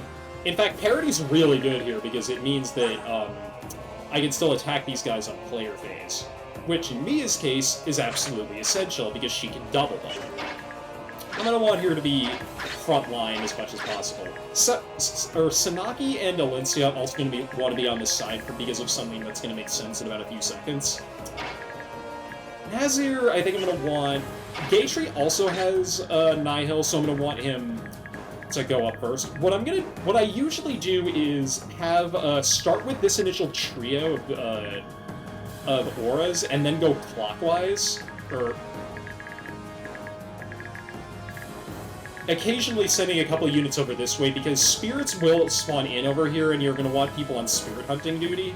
There's a lot of good tiles to give resistance, which is nice because almost every attack we're going to be dealing with is magical. Well, except for a couple from the Goddess herself, but I'll get to that. And I think I'm going to send... I'm going to swap Nasir and Ina's positions. In fact, I'm going to swap over. I'm going to keep Rayson on the far side. The nice thing about Ashura herself is that she does not attack Micaiah, and she does not attack Rayson either. I mean, Rayson is the most order-aligned character out of this entire roster anyway, so I guess it makes sense. Did I get... There's no way... Yeah, there's no way I got A support, but a B is still good. Alright. As we approach the 9-hour mark, let's get into this. Although, hang on a minute. Do I want to... Let's do that. Yeah, let's do that. Maybe that, too? Shannon doesn't really have to be close on his first turn. I think I'm gonna do something like that. Volk is probably gonna be on spirit hunting duty, so that makes the most sense to me. Oh, look who's here. Forgive me, goddess. I must end my service to you now. My dear goddess, Asher, please forgive me. Laron. Everything I've done was a mistake. This is all a result of my weakness. The changes were unbearable to watch, too frightening to understand. It grew painful to accept change, and with that, my heart was filled with cowardice. I was overwhelmed by the pain and could think of nothing but soothing it. As long as I suffered, I was blind to anything else, even to the beautiful things of the world. I can see it now. The people deserve compassion. They deserve to have their lives back.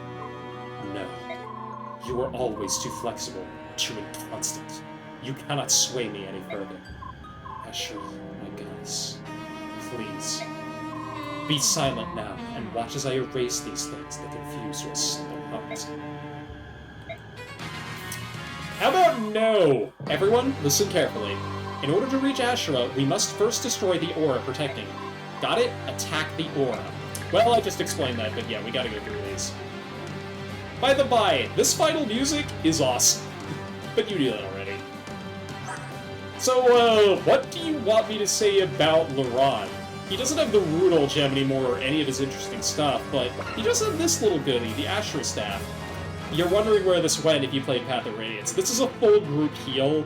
Basically, if this goes too long, I can probably bust this out and start making sure that we can keep going. Or I can use that on turns that I don't need it, just to make sure that people, you know, I can continue to be aggressive. It's a nice tool to have. Also, in addition to all of his tapped stats, he also has SS rank in Light and Dark Magic. Hello! Saxum, okay, hi. Hello, how are you doing? Hopefully your stream was good. I don't see anybody. I hope your stream was good. I'm Marcus Oh, hi. I like streaming games like this, including a lot of RPGs. We're just at the very end of... Yoink. Was that the raid message? Hang on a minute. What is going on? Like, what? Excuse me? Were you conspiring just to do confusion to explain yourself?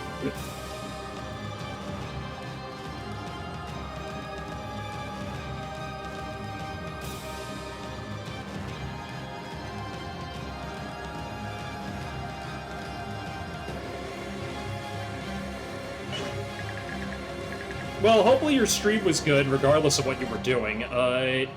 What were you doing anyway? Hang on a second.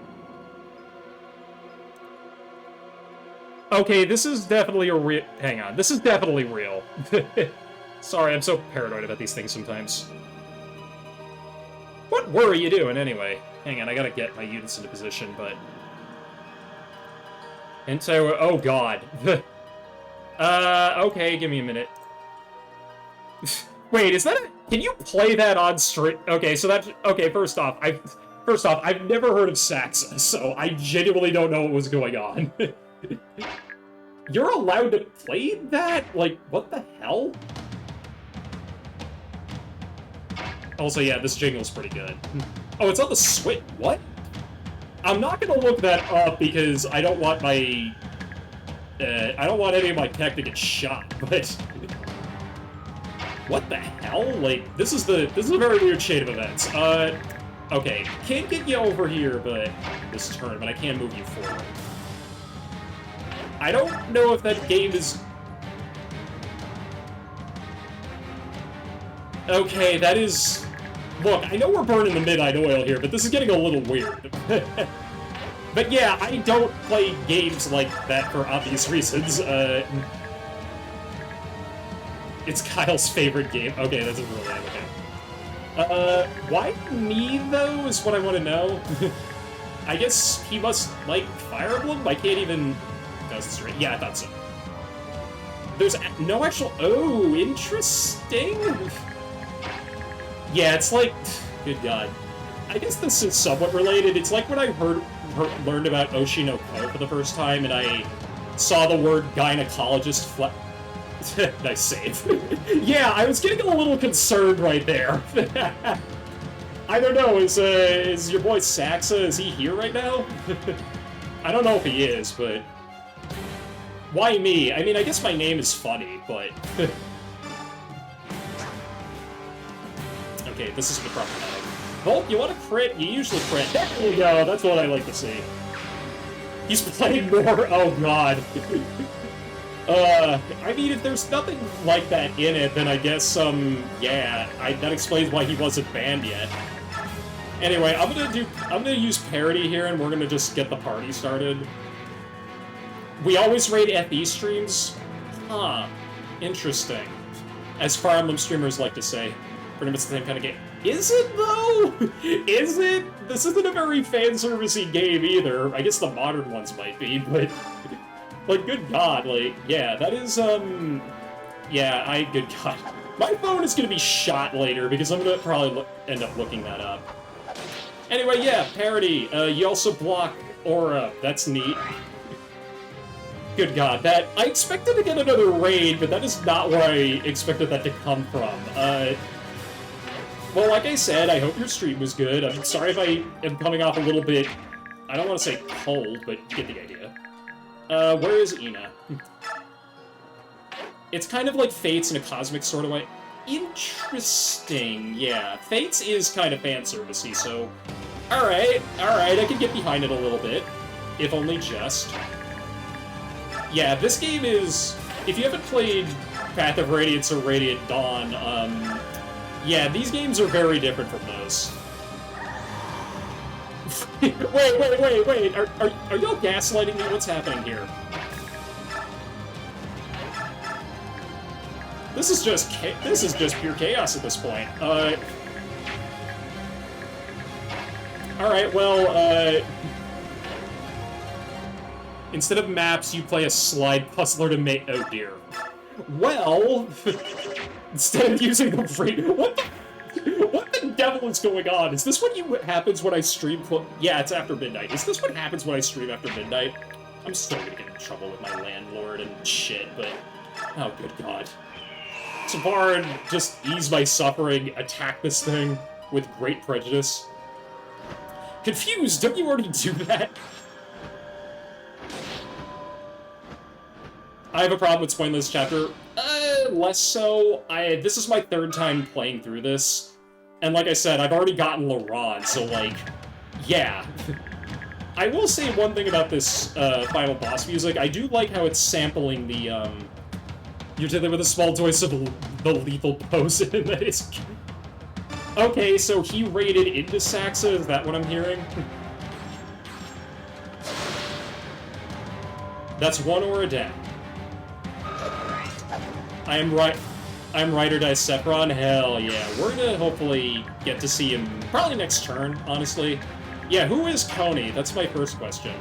This better not be a Ligma joke. If this is a Ligma joke, I'm actually gonna be mad. Well, not really, kind of. Kind of? I don't know. I might be mad. Sax's chat has a lot of... Okay, noted. Yeah, because I'm like... Sorry for the brief... Bomber pilot... Oh my god. This is... I feel like I'm cracking the veil of insanity here in a way that I won't understand. Shannon will take 16 damage, but that's okay, because I can heal that. Actually, wait. They had parity. Yeah, screw you. Yeah, that's what happens when you attack somebody with Aura, the damage gets reflected back. I mean, it's not the worst one that I could deal with, and Pelia still has a 2-use physics, so I could use that if I really want to. We're gonna have Jill run up over here and deal with this. She's a tanky girl, she can handle herself. Oh yeah, definitely. Jill Fizzart, Wyvern Extraordinaire, and now active anti-racist, possibly? I'm not sure. I'm gonna get started on this one. Coney's main Twitch channel, there's a lot of lore. Oh, I know lore. I know streamer lore, believe me. That stuff gets... You think you know... It's a bit like the Cthulhu-verse. The more you know, the more insane you get, which is why, you know... I don't know, I'm getting screamed by somebody who plays frickin' Coney's Bobber Platt. And I thought I was the crazy one. Good God. It's like, no, it's the other way around. No, he's got a point. Anyway, yeah, I need Night Tide, so I probably should have moved Peli or Kurthmaga here first.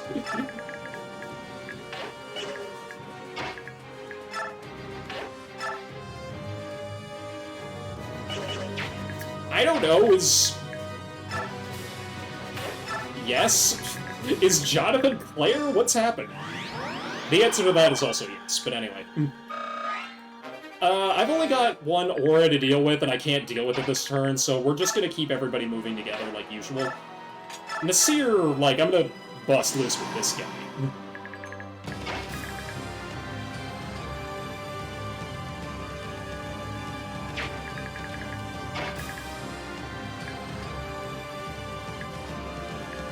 Oh, Banjo-Tooie, yeah, I know that game. That's a normal game. That is a perfectly cromulent, third 3D platformer.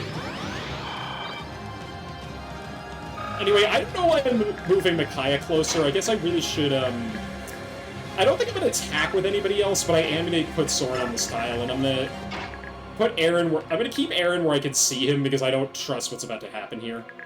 In fact, do I want to... Yeah, I'll put you here. The game is neither normal nor... That game is neither normal nor cromulent. Excuse you. What the fuck? Oh my god. What? Okay, never mind. It is not cromulent. It is the opposite of cromulent. It is anti-cromulent. Let's have a chat, because what is going on?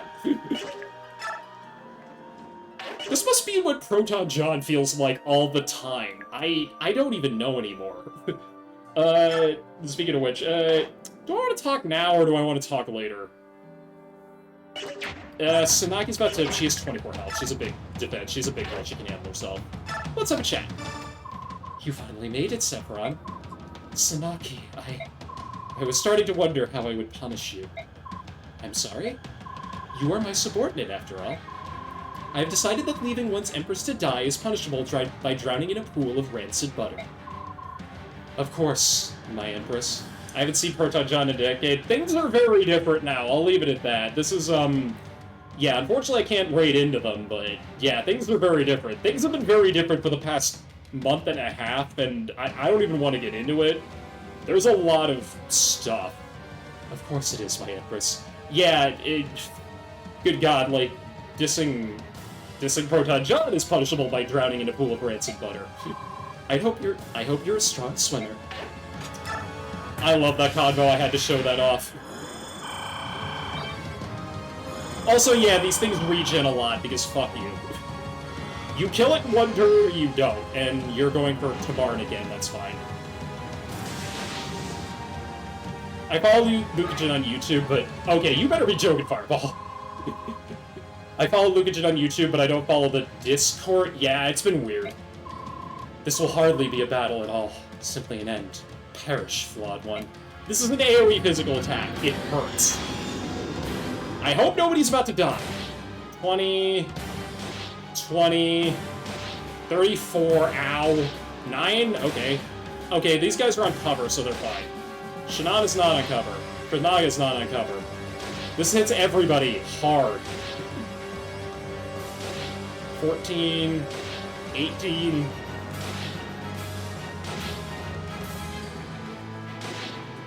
19... 25? Okay, I think we'll live. Yeah, we're gonna live. That's the most annoying, those, like, your Heron getting hit.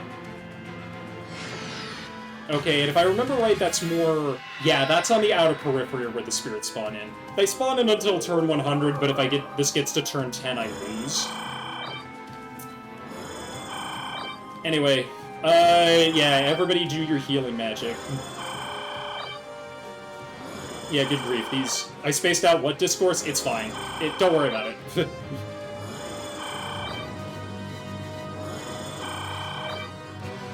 Do I need to unfollow more old YouTube accounts? No.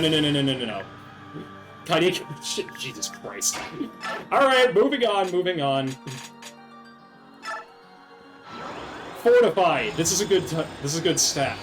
This is a really good staff. Because, yeah, everybody just got fully healed, and we can keep moving. Speaking of moving, Nasir has Nihil. I'm going to take advantage of that. In fact, I think I'm going to go right here. The next attack that Ashura uses is a single-target magic spell, I want to say.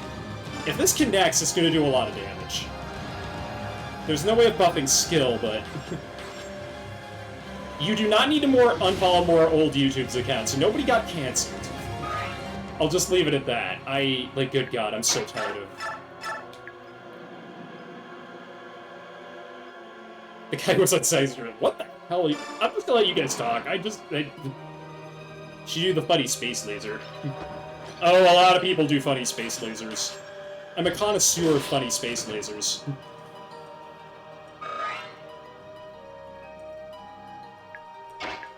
So I can have Tabarn deal with one of these, or I can have Mia take care of it with parity. Yeah, I'm gonna do that. Because if this connects, that means that I can get this done faster, which is the big deal. Are those all... Oh no, that's a better Twitch TV emote, okay? I was about to say, shoot the whoop. That's ancient technology you're messing with right there. Alright, Ike, okay, you're in the way, which is annoying. Volk, destroy this thing.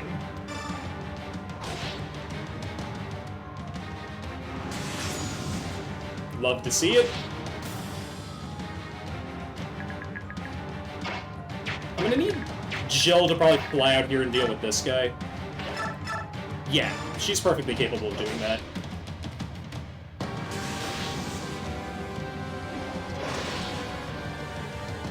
That's a good engage emote, I gotta admit. I like that one, that's good. So, if it's a single target magic spell, then yeah, I need to put people on Boardwood. Like, badly.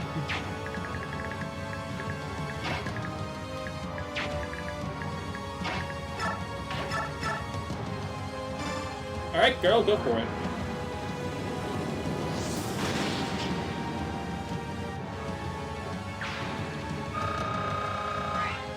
Okay. Somebody called me a blinker because I blink.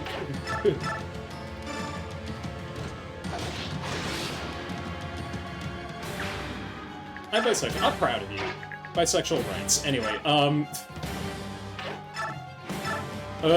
yeah, so this is why I wanted to give Laurent the Rexor Tome. He's just really, really good at doing damage here. A lot of it. In fact, if I do this, he'll do even more because of Whitepool.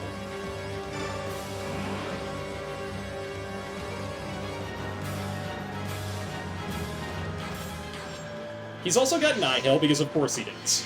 I thought he had Mantle, but I think Mantle changes to Nihil when he joins you, because of course it does.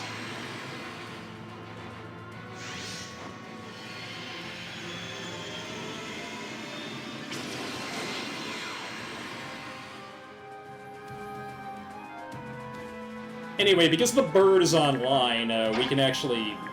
Oh, actually, I just thought of something. Because Tabarn hasn't moved yet. Like I said, speed. Speed is how you win this.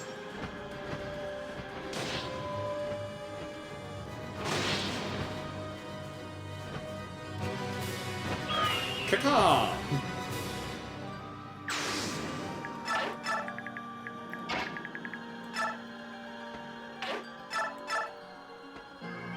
Rayson is hopefully in no danger of anything that's not an AoE spell, so I'm not worried about that. In fact, I can move him right here, and he'll be very useful next turn. I dealt with the spirits, right? Yeah, got my two Queens of the Skies taking care of business. Ike, you have not been doing anything, I just recognized. I haven't moved you at all yet. In fact, I could have Ina walk across Electric Ave here, and then... I don't think I can do anything here, no. But we're doing that for Blood Tide. We're not doing that for anything else, really. Yeah, see? Perfect.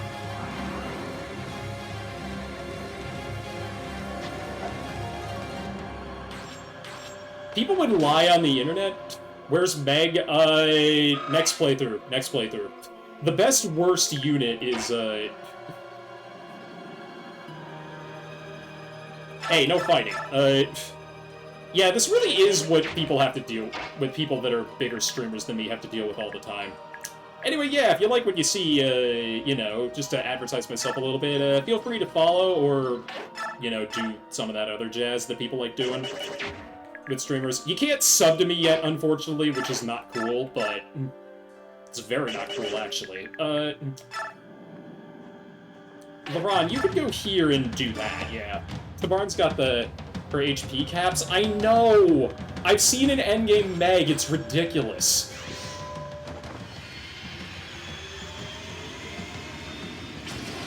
I know, I was like, huh, maybe if she gets a couple kills on the map that she joins, and then no, she just decided to miss. Yeah, that is on the bucket list of this game, is that, like, one day use her. I love this game because it kind of forces you to use a lot of units, and force sounds negative, but when you consider the fact that most Fire Emblem games, you'll build up your A-team and then just never deviate from it ever, yeah, that's not, like, it's not the coolest thing in the world, I'll just leave it at that. The one thing I gotta worry about is, you're not standing on a good tile for that. Oh, and I can't even shove you. That's not good. Kurth can shove you, but then he's in trouble. That's why death exists. Jeez. Yeah, I mean, you don't have to use Gatry, but he's just really good. I remember a lot of what I was using him for back then was I would just put him at the back of a map, and then when reinforcements inevitably showed up there, because it was a Fire Emblem game, he would just take care of them for me. And look at him now, he's so awesome. We like Gatry around here. What I'm gonna do is, I think I'm gonna finish this guy with Tabarn, because I can't even shove Ina. I'm really worried about Ina getting attacked by the magic spell that Asher is about to throw out. Usually she targets Nazir, but... yeah. We're kind of cruising here, and I'm kind of hoping I can keep things that way.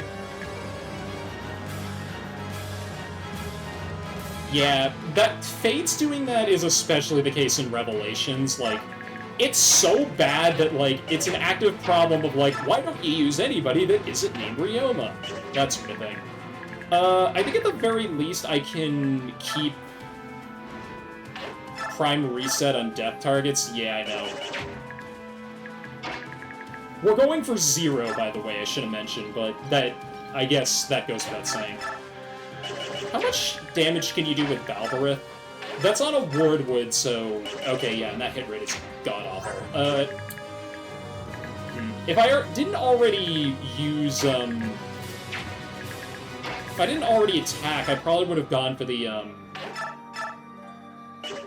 yeah, I don't even want to do that, good lord. Yeah, Perry does not amuse me either, good grief. That woman is awful. It's one thing to be a poorly written character, it's another thing to be a poorly written character that makes other characters around you worse. Xander is a worse character because he puts up with Perry's nonsense, and Xander's awesome. Anyway, let me swing Shannon over onto this side so that I can actually... Actually, I can do this. Forgot I have Perry. Yeah, thank you, I'll be here all week. Except I'm only going to be here for about another hour and a half. Because that's how long this game is going to take to finish. If you haven't seen, I've been going for the better part of 9 hours at this point, because I decided, you know what would be funny if I did the whole endgame in one go? And you know what? It was, but... is Xander the single best unit in Fire Emblem? He's one of the best units in Fates, because also heroes exist outside of that, you're right.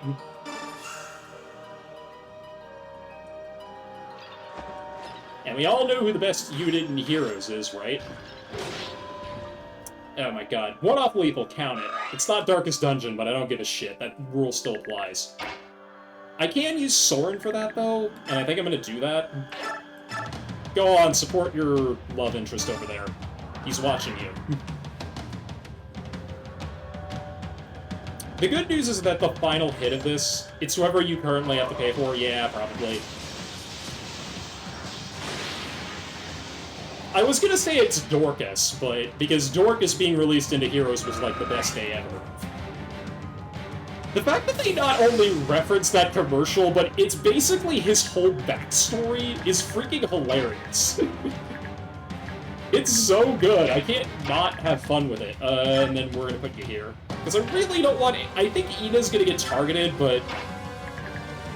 Yeah, I just really don't want that to happen, but I think it's gonna happen, and I can avoid it. No, okay. This could be bad. Don't double, please? Shit. Ah. What happened to Dor- Oh, you know. What I'm about to do here. Yeah, I hate to do that, but like I said, I'm going for 0, and that's annoying. I had to reset on the last map, too. And we were doing so well. Ugh. Anyway. I can't believe it defaulted to her. But that is unfortunate. Teehee, yeah, I know. You know. Ignore the fact that I'm resetting, please. Yeah, we already read this.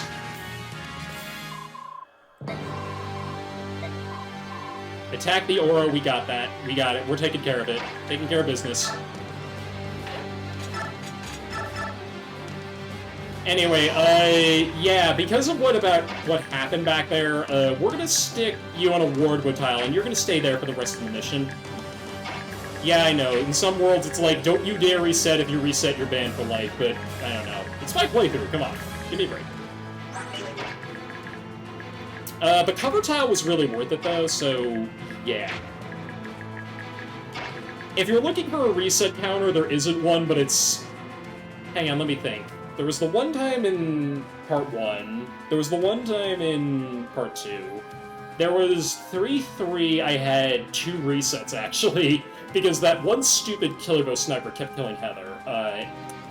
Then there was, I reset one time in Part 4, and then I reset twice in Part 4, but one of them didn't count. It was just so I could kill Izuka multiple times. If that's not culturally acceptable, I don't know what is.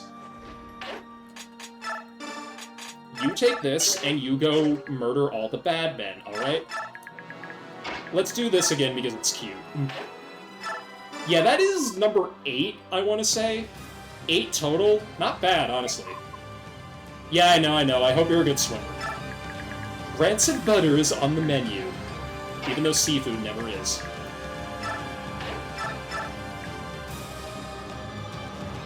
Okay, so I think I'm actually going to take care of the one that's in front of Ike last.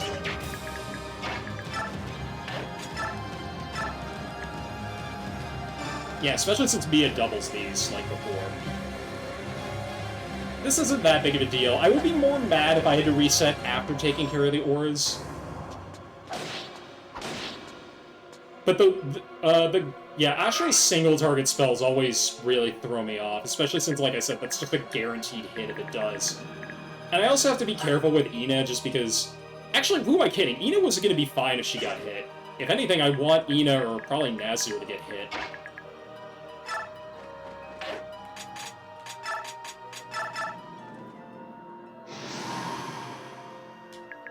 Okay, we took care of that. Let's bird up, as the saying goes. Apparently, this conversation happened 9 hours ago, but apparently among the Fire Emblem Radiant Dawn heads, Rayson is the worst of the 3 herons to take in. Mostly because he needs a turn to get ready, whereas everybody else does not. Just something to think about.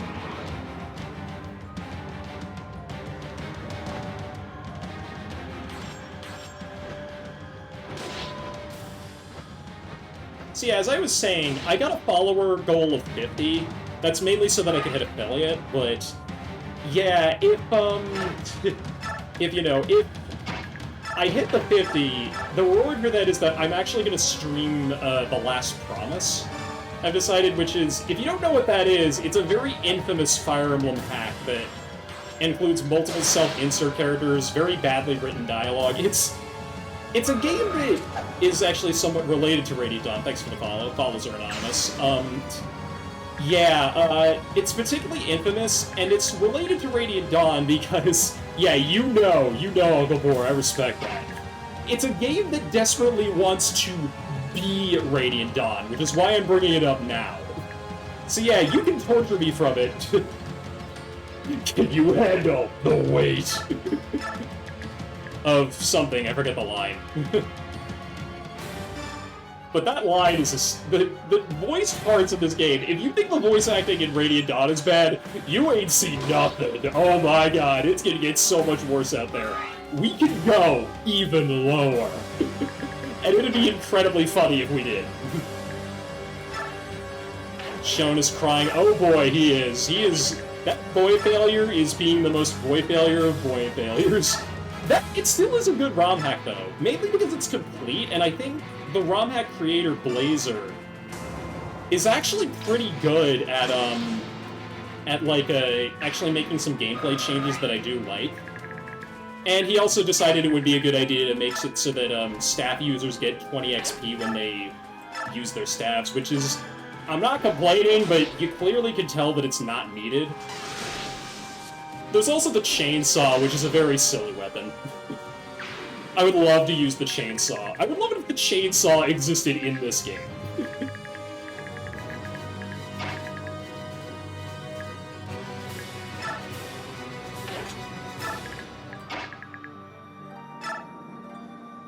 But yeah, goated ROM hacks aside, I gotta make sure that my better units take cover. Is anybody hurt? I don't think anybody is. Oh, boo-hoo, 1 hit point. And I haven't even moved Volk yet, so, yeah. Did you ever play Vision Quest? No. Yeah, I've heard of that one, too. That one's also kind of infamous for different reasons, but I'm not gonna do that because Volk dies if I do that. And I don't want to lose my edgy boy. He's my edgy boy. What am I gonna do? Not be edgy? Don't answer that. Yeah, I've heard of Vision Quest.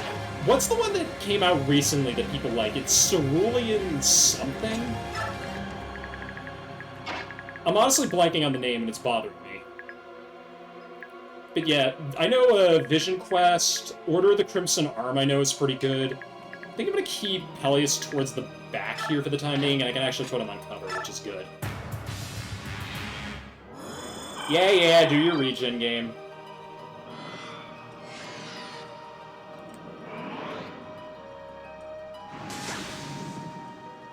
Yeah, Order of the Crimson Arm is another one that I want to play at some point.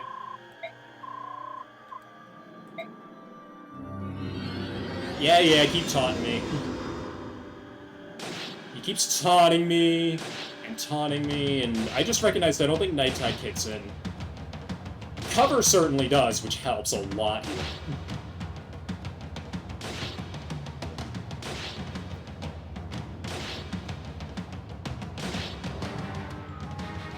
Bake sale recently where he cooked stuff for the cookbook that Vision has in settings for no reason. There's a cookbook in a Fire Emblem ROM hack? Okay, now I really need to see this.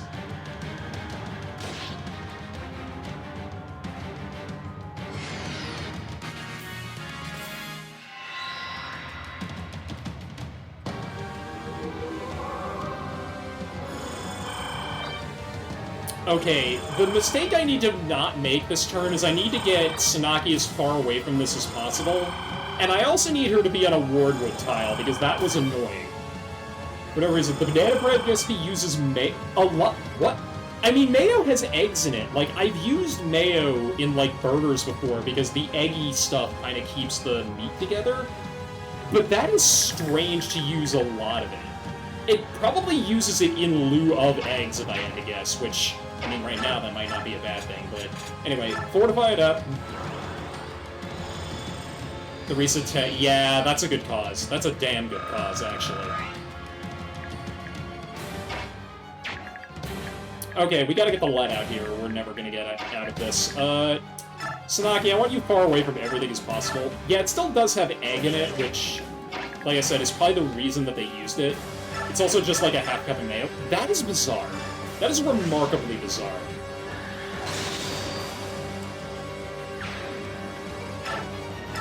Let's see, do you have... You do not. I was thinking if Sanaki gets targeted, I might give her Pure Water. Because she's probably not going to be attacking the aura at all. Come to think of it, if I do this, then...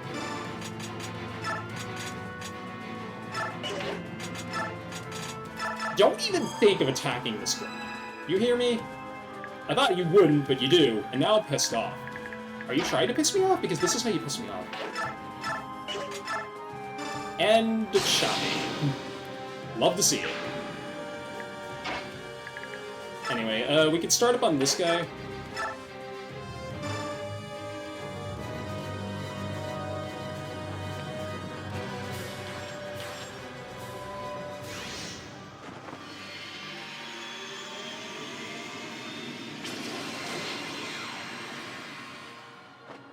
I honestly love Laurent as a secret character. It's kind of interesting that the game really adheres to its theme of, like, I don't know, redemption or something.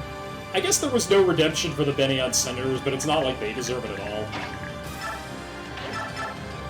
Right, that is a dead, especially if I use Ike or something, that is a dead, aura. I gotta worry about this one now. Yeah, in fact, I think I'm gonna have my physical units attack that one.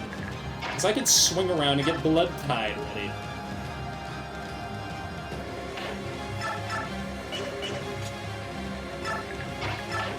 Parody it up. That's not the best hit rate, but villains with nuance and motivation. Edelgard has motivation. Shit.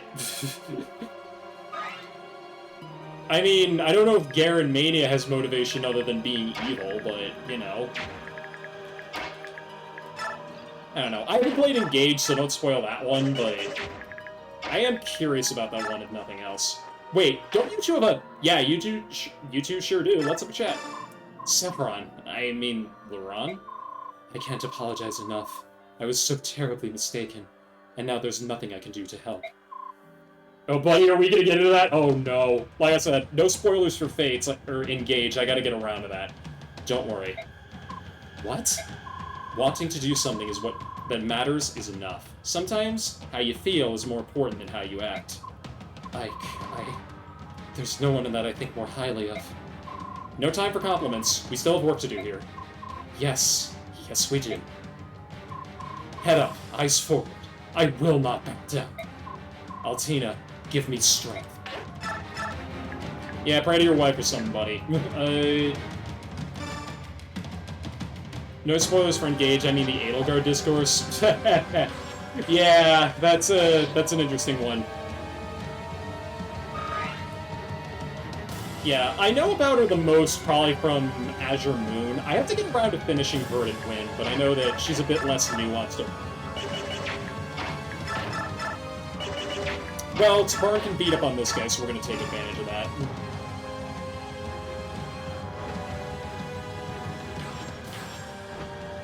Oh, you like Black Eagles? Oh, yeah, no harm in that, but... Yeah, I did Blue Lions on my first playthrough because somehow, like, I was like, oh yeah, we like Dimitri around here, but... Yeah, that was a decision.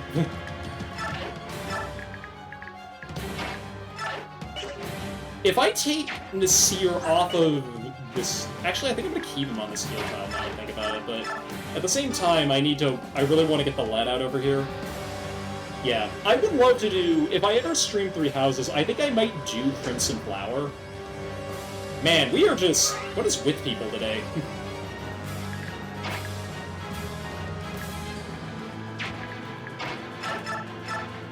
Actually, I need to use Parody, don't I? Yeah, I do. But that's actually kind of worth it. Yeah, I would want to do Crimson Flower or Verdant Wind. The route that I don't like in 3 houses is the Church of Cernos, because you want to talk about villains that don't have nuance or clear motivations, and yeah. I don't know what's going on in Thalos' world. I don't know if Thalos knows what's going on in Thalos' world. All I know is I don't like it. Yeah, again, you can't attack a Heron, so... Let me take care of this again, because we're just gonna do the same thing we did last time. I think I'm gonna keep Aaron at the back, the theocratic revolutionaries, but some of the fans are very defensive of their anime world they're waging. Yeah... Anti-theocratic, yeah. I was about to say, the church is the theocratic route. But yeah, the Church of Saros route is just, ugh. It's the part that really bothers me, because I wanted so much out of it, and something tells me the devs did too, because that route reeks of we ran out of dev time. Even though I've heard some people insist that route actually... that they actually did the Church of Saros route first, but I have a hard time believing that. Anyway, that's not this game. This game is awesome. We are being anti-theocratic here. We are standing that nonsense, and more to the point. Kurth, can you do 38 res? You're not gonna get hit. Oh! Wow, you have a convo with Laran? Well, I gotta see this. You're Laran. Prince Kurthnaga, though you've grown. You know who I am? I resided in Goldoa for more than 700 years. I had no idea. That's because I was kept in hiding, but I did meet you several times when you were just an infant. I remember a mysterious man with black wings. Was that you? I always thought it was a dream. I was always so fascinated by that man and his songs. I remember him well and fondly.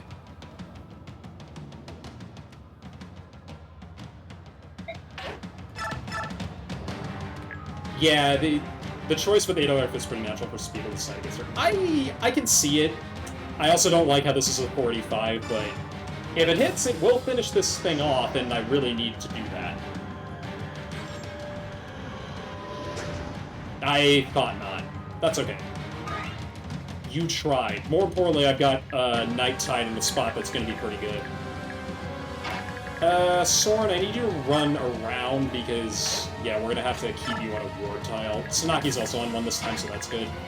If Nasir is the one that gets hit, no problemo. That's all I'm gonna say. I've seen Gabaldon foolish odds. Hey, listen, you gotta do that. That's the final map. I'm not worried about Racing Brand here, so we're just gonna do that, and then, yeah. There's 280s. This is not foolish odds, unless if you miss, which is entirely possible. It's happened to me before. See? Second one hits home.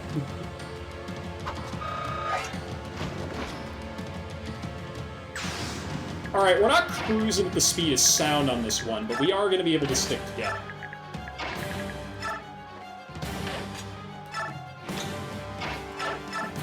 Yeah, that's the only one you can hit. That's okay. I swear, Nasir is a good unit, even though I don't think he's gonna get any... yeah. We gotta go for these if the opportunity arises, because I don't know what I'm gonna do if not that. Can I get you into support range for Ike Boy? Yes, I can. And you're O. How much damage is this gonna do? Oh, we're living. We are living at 2 HP. I was hoping that he was going to target she was going to target a dragon, and she did. There's Renewal coming into focus, and then, yeah, I'm in a position where I can just whack the spirits that come in.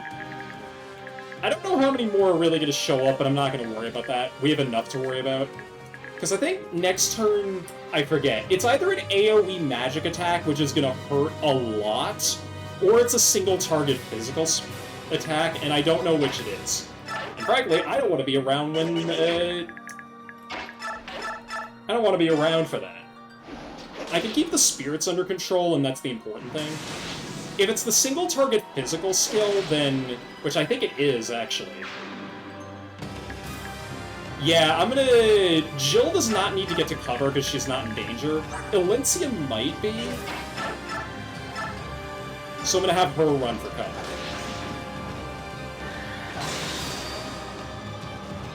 Cancel that fool. Go for that. Rayson's not gonna get targeted. Ina might, but I'm gonna heal her this turn.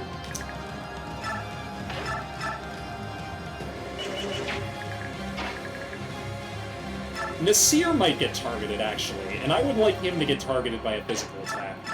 He'll take no damage from magic, but hey, I'm not gonna complain if that happens. And then... Actually, yeah, maybe I could do this. No, I'm gonna want you to attack this one instead.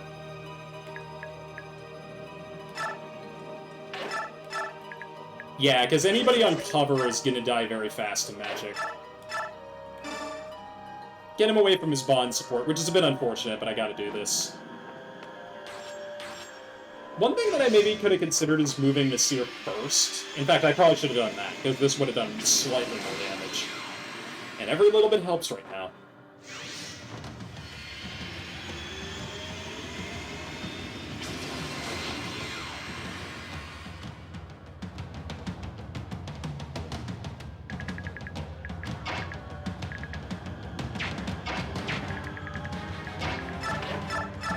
Alright, I gotta focus. I feel like I'm starting to fade here. That's not good.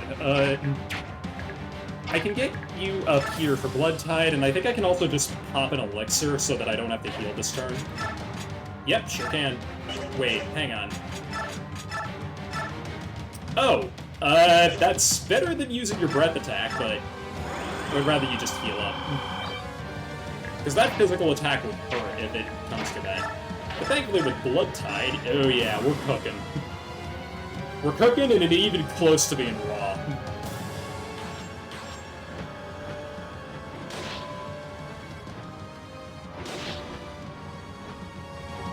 Yeah, I noticed that a fair number of my units here are just kind of standing around, but...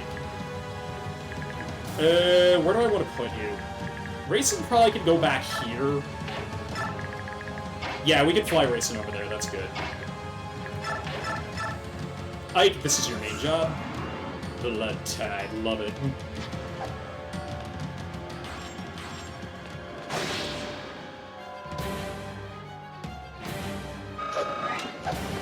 That's 4. We are halfway done.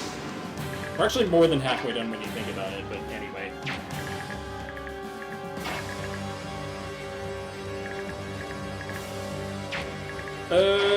Rex Caliber?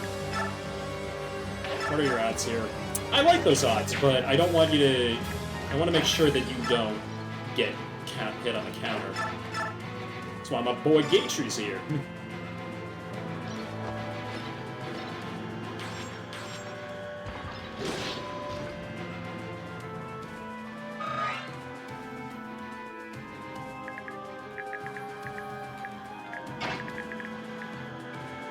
And then... hang on a sec.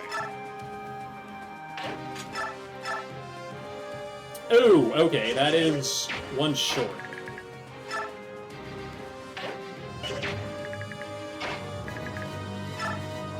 Yeah, I'm guessing this is probably the best bet that I've got here. Although I really want you to be on a cover tile if at all possible. Which right there is a cover tile, thank you. And that's not even the best thing I could do here, if I'm being honest. I'm gonna go ahead and... we're gonna try for the parity hit. 65's not good, but it's the best that Shannon is gonna be able to do here. Nice! That opens Mia up to attack something else, which is gonna be pretty good. Because I think Mia, Laron, and Tabarn will be able to take down another one of these, which leaves us with only 2 left. And I'm gonna want you to be here. Like I said, I need... if the physical attack is coming, I need to get units to cover. And if it's a magic attack, well, they're gonna survive anything. I might actually... this is sort of cheating, but I don't give a shit. Like I said, this is gonna take over 10 hours. I don't want it to take 12. I'm hoping that this gives 34 defense, so this might be good enough.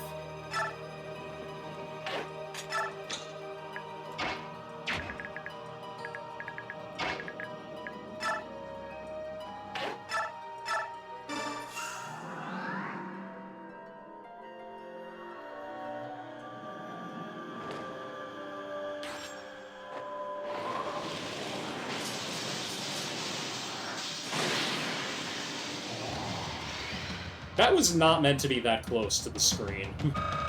Or to Soren, for that matter. He's practically going danger close to himself. And then we've got these 3 left.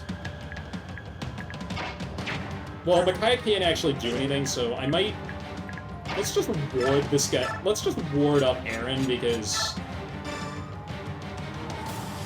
Yeah, let's just do that.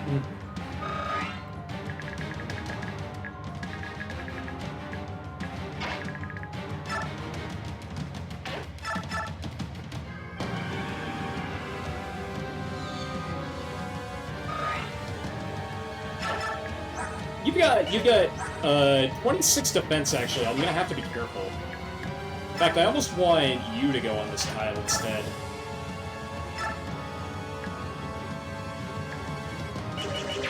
Anyway, I don't think we can combine for a kill here because of the ward wood, but... Oh no, 60. That's pretty good. Daunt, too, not that it matters.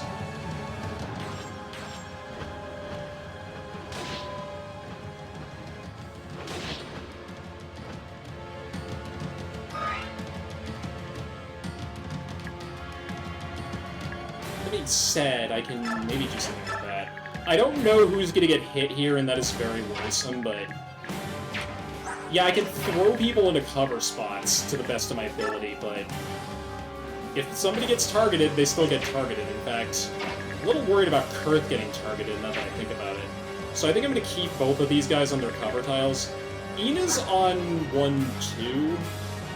That will do more damage, though, so I think I might have to... move Kurth over, just so that I can give her the extra +5. I'm a little worried about her, I'm gonna be honest. Because that was really potent stuff.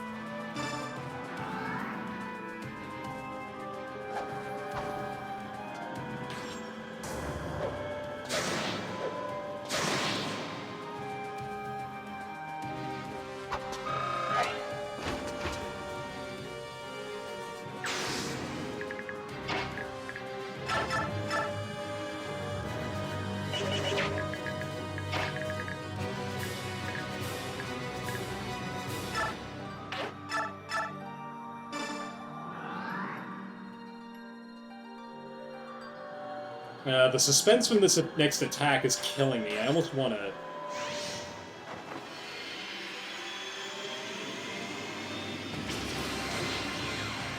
I almost want to end turn right now and just let the chips fall where they may.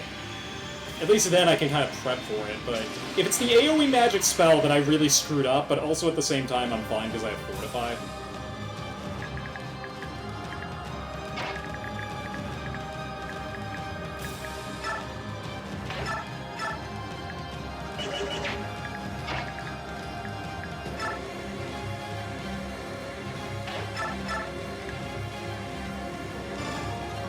Gotta make use of that Nihil somehow.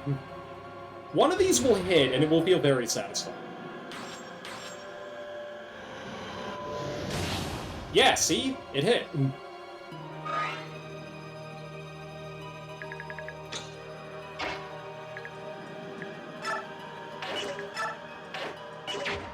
If you can attack... Aaron's a physical tank, he can take the hits. Besides, somebody's, never mind, not gonna do something. Is this my best hit rate? Hang on a minute. Yeah, that's got 176, and these 3 are my only units left. I mean, Volt could do it. Problem is Nasir is standing on the cover tile. I think I'm just gonna have to let that regen. There's nothing I can do to avoid that. Although I am gonna get you in a cover tile. And I'm gonna have to get Peleus into one too. We're a bit spread out, but... Oh, you only reach at 40, okay. Okay, I screwed up. It was the magic attack. I don't think anybody's gonna die from this, but this is still gonna hurt.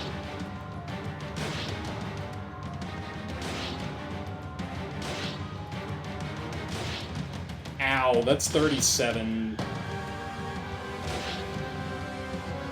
You're not the one I'm worried about.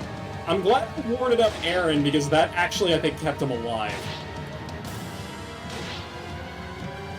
That kept him more than alive, actually. Who am I kidding? I think Ike is my lowest res unit, so... Yeah, and then these two probably took no damage, because they're pretty far out. Okay, I think those are on the vertical. Or there might be 4. There might be 4. No, it was on the verticals. Okay. Now, this next turn is the physical attack, but I want to see if I can avoid that if at all possible. And Laurent regen all his health because he's just broken. What skills does he have anyway? I forgot to check that. Well, oh, right. This counts as... I guess this counts as Nihil and... What am I saying? It counts as Nihil and it counts as an HP heal. Okay, yeah, so... Can definitely kill this one. This one I'm a bit more worried about, but I think I've got units in the position to help out there. Let's pop our Fortify again. I think that healed everybody. It should have.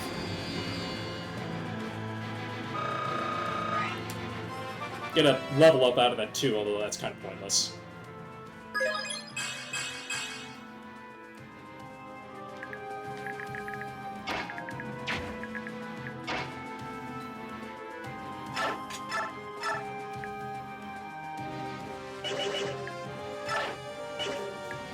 I want you to stay on the cover if at all possible. That bottom one, all of my magic users are going to be kind of bad against that. Plus, I'm also completely out of position to deal with it. I did say I was going to save it for last, but I'm starting to wonder if that was really a good idea. Although if Shannon jumps over here, I think I could force a parry out of him, and then this is going to have pretty good odds of hitting. Yeah, it does. That's a kill. He might have been better on with the one that's on the other tile, but this leaves my Nihil users open to start hopefully attacking Asher herself. We'll see. I might have to wait another turn, which means I gotta risk somebody getting hit in the face with a very powerful spell, but...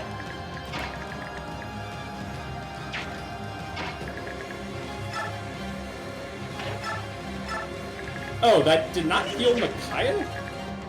Interesting.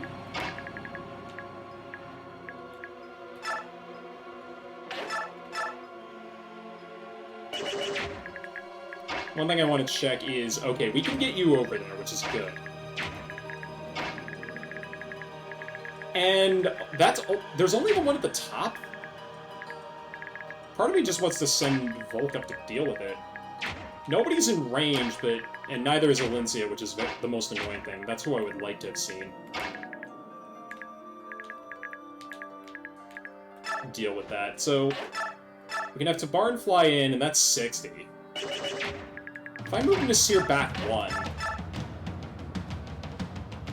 I need 6 damage somehow, and I think I know how I'm going to get it. Provided this hits. This is a coin flip.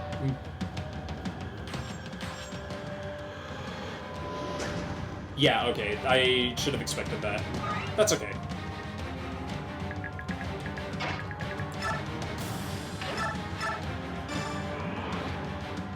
What do like the Blood Tide skill here, now that I think about it?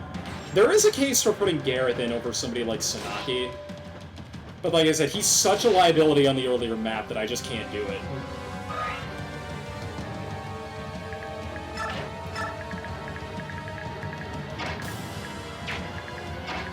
Ike himself is probably going to be pretty good here, but I'm going to want Soren to jump onto the cover tile, since I know what's coming next turn. And this is fine, because I think I'm just going to heal him. We can heal 6 damage, or it might be 7, if it rounds up. It'll probably be mean and round up. Oh no, it didn't, it was 6. Perfectly fine.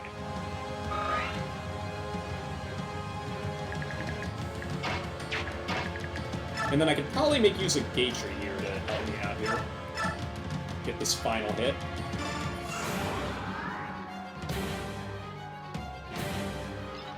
Again, I would love it if one of these pool skills affected hit rate, but I don't think any of them do. Because Night Tide is only defense. Is.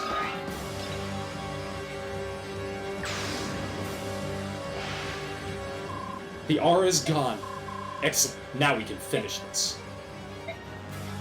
Okay, now Ashra proper has come out to play, and yeah, that is scary. I don't know if this is a magic skill or a physical skill. I assume it's a magic skill because it's using your magic. That's annoying because this is where the ward staff pays for itself. That being said, what's her hit rate on... Yeah, that's a bad idea. Especially since... Does it count as a light magic skill? Yeah, it sure does. That or it just gets weapon trying over everything. Which is entirely possible. The game loves to cheat like that. But, Volt can start the party, and Laurent can also... Well, okay, no. Attacking... Right, attacking with magic is a bad idea, so I think I'm gonna have you run up here. Over to this tile, and then we will... Hopefully be able to... We can't even do that. What the hell? Well, how's your aim looking? Okay. Gotta keep that in mind. Physical damage to the forefront here. This is how we're gonna get through this. Because, yeah, that's 20. Volt can also help, because he gets, an extra 15. Or an extra 30 if both of those connect.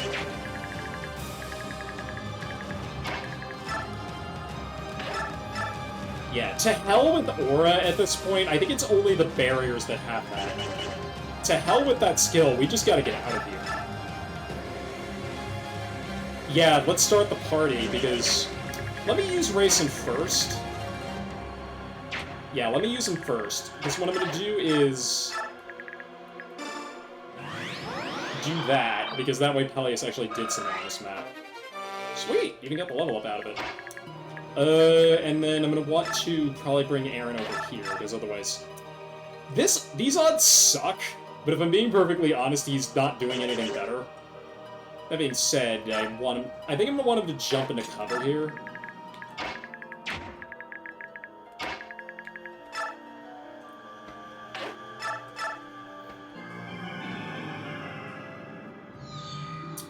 I would have rather buffed up Geisha instead of Nazir, but I think I can live with that.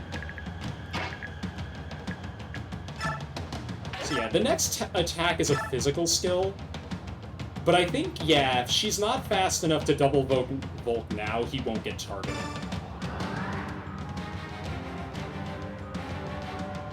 I could have probably put, Probably could have put Ina in range, but I wasn't moving ahead. That's 90. Good stuff, Volk. Good job. Valencia can also contribute, and I think I'm going to want her to be...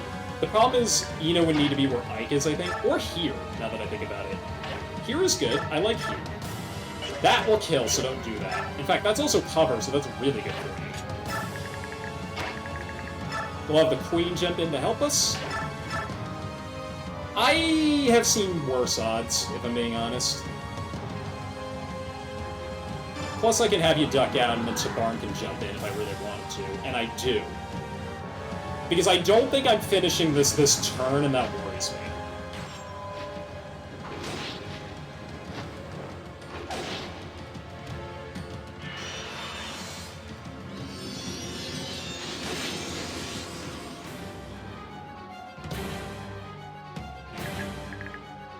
Ooh, yeah, that's bad. Because then I can't get Tabarn in range for Blood Tide, but how much does he do anyway? Enough. That is 52. So, the reason why I've been waiting on this is because for us to properly end this, if you want something done right, you gotta do it yourself. And the only person, and when I mean yourself, I am referring to Ike. Ike has to be the one to score the final hit here. If he doesn't do that, then Asher will just revive casually with all of her health. And we will be in a lot of trouble. Laurent, you want to let that thing fly?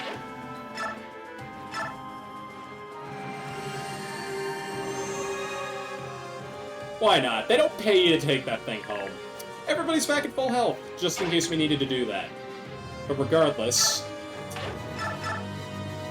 I don't know if this is gonna work. Because the game has to decide if I hit here first, and if it's not, then there is a good chance that we die. Never tell me the odds. Yep, okay, we're good. We have to put an end to this. Take all the power I have. Thank you. I'll use it well.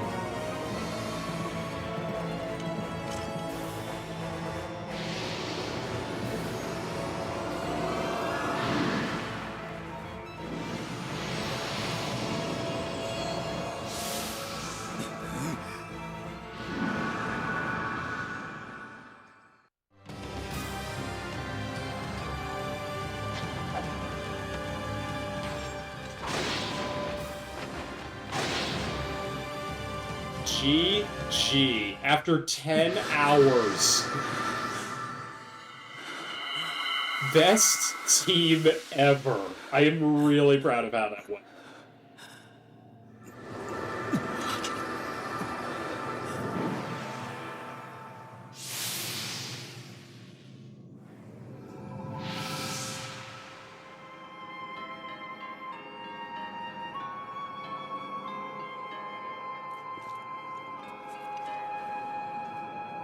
What of you?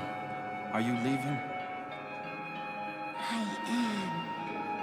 But I believe it's for the best. This world does not need gods. We have always failed you. We've made you weak. That's why we must go. You don't have to leave. It's true. We don't have much use for gods. But well, you show us what we should aspire to. We need inspiration. You give us a reason to grow, to become more than we are. And if we don't have that, Yune, we're nothing more than statues. Can you forgive me for the pain I've caused? I don't know. But you have already forgiven us. How could we not?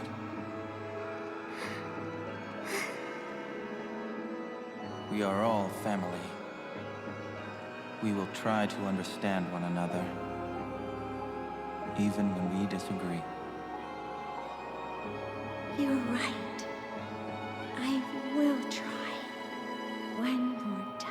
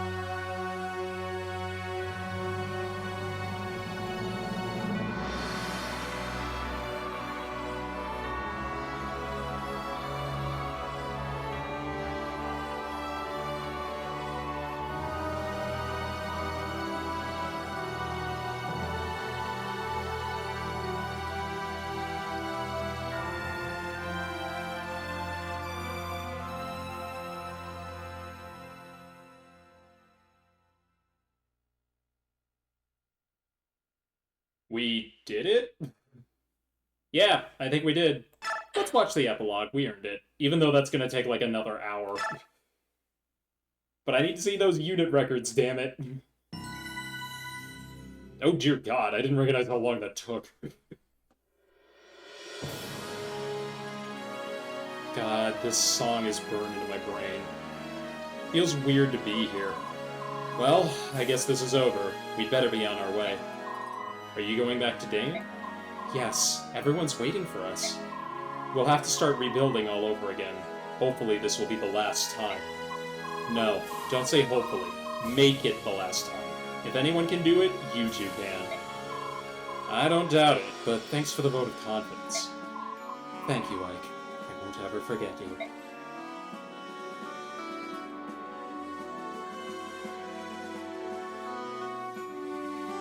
I think you can read these for yourself. I've done a fair amount here.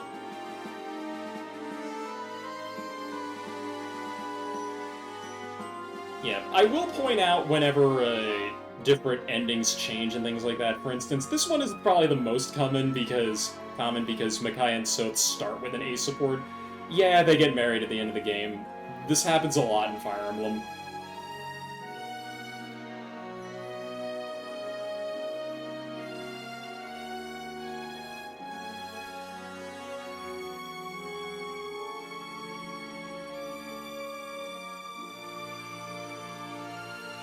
I don't remember this being that long, I'll be perfectly honest, even though we have like 80 units to go through. I guess I'll just kind of say that, like I said, being here, as I said earlier, is just... I figured I would make it, I just wasn't sure if it was going to be under circumstances like this. It is 1 in the morning. I don't know what I'm doing. This was perhaps the best, worst idea I've ever had while streaming. It goes without saying.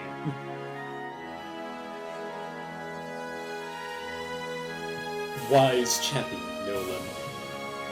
He was a, like I said before, he was kind of one of the rougher cuts I had to make when trimming off my roster. He really impressed me, especially in part 1. He just kept getting really good level ups over and over again, and yeah, he kind of slowed down a little bit, but it didn't really matter. You've been at it for a long time, dude. Yeah. This has been... If you check the VODs, it doesn't even go far enough back. I think it only goes back to, like, the middle of Part 3. I started this at the beginning of the year. Here's Aaron. The first Endgame team member properly showing up. There's no way to change his ending, unfortunately. You'd think he'd have a shared ending with Laura, but he doesn't. Laura just becomes a mother to many orphans, a la Terra. Aaron serves as a lookout. Wasted his talents, honestly. And Ileana's still hungry, because that's really her only character trait.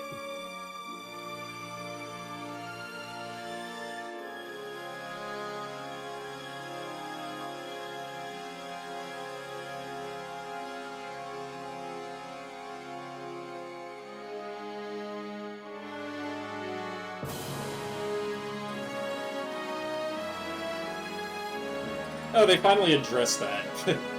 Oh, here's Jill. Jill has a shared ending with Har. I was trying to get it, but it just wasn't working out. Interesting that she becomes kind of a... She becomes a ruler in her own right. Yeah, these two marry, and I believe the way it works is Jill bosses Har around a lot, which, you know...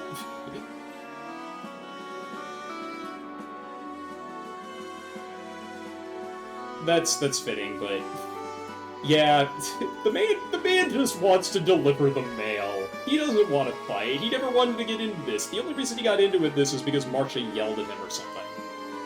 Yeah, good grief. If you want to watch the rest of this, though, I believe up to everything, including Part 3, is actually on YouTube. Speaking of which, I'm sorry. But that's... I don't believe you, because, my dear, you have the mark. Wait, don't you have the mark? No, Mother. Lady Almeida, is that the reason you thought me to be your son? And that is the reason why Izuka chose me out of all the children at that orphanage. Stop! This is impossible! You are my son, and I am your mother, and I say so. Lady Almeida, your only memories of your son were him as a baby. You yourself said so. In other words, he already had a mark, even as a child. Yes, that's so... what of it? This mark, my mark here, is called the Spirit's Protection. When I was 13, I chose to make a pact with the spirits. What? When I learned that you were one of the Dragon Clan, I began to doubt, and slowly my doubt turned into certainty. I'm sorry, Lady Almeida. I'm sorry that, although it was never my intent, I ended up deceiving you. I'm sorry, but I am not your son. Please. But still, I was happy. It was fleeting, but I knew the feeling of a mother's love.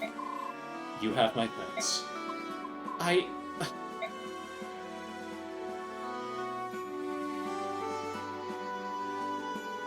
Yeah, so that conversation only triggers if Peleus, I think, attacks Izuka on the one map where you fight him.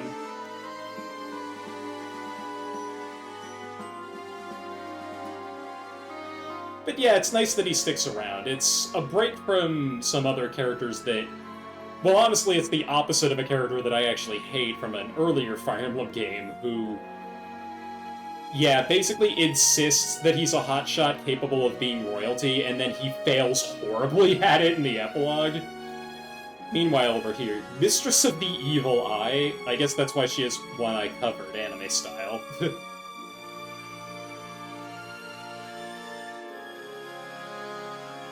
Yeah, but Hatari, I didn't really get into it, because the game doesn't really get into it until the endgame, come to think of it, because...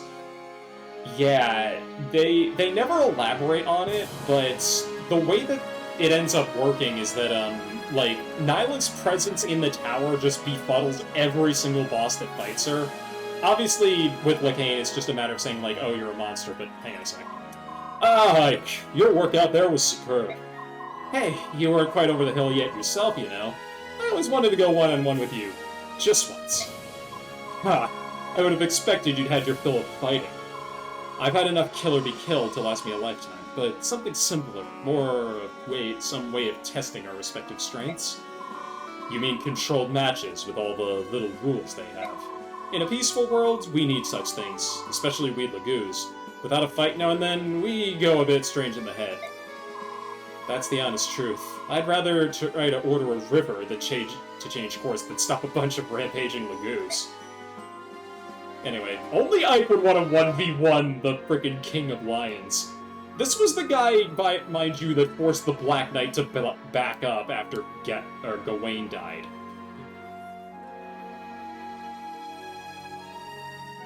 But yeah, interesting that he would just cede his throne to Skirmir right away, but... no matter.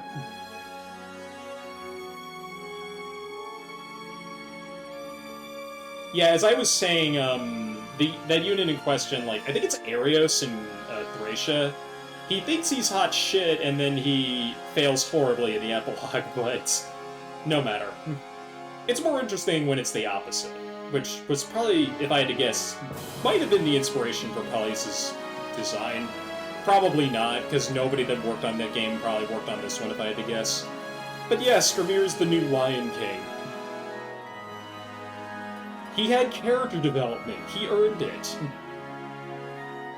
And meanwhile, Renalf is stuck advising Skirmir. I believe if he has an A support with Ike, that changes, but... I've never done the A support between Ike and Renalf. The Soren one always won out.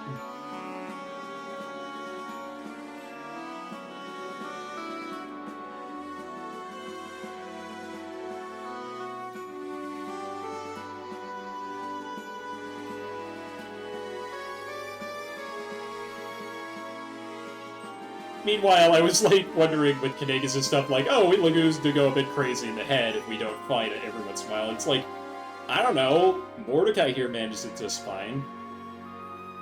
I guess being a... tiger dads aren't everybody's cup of tea, although... whatever.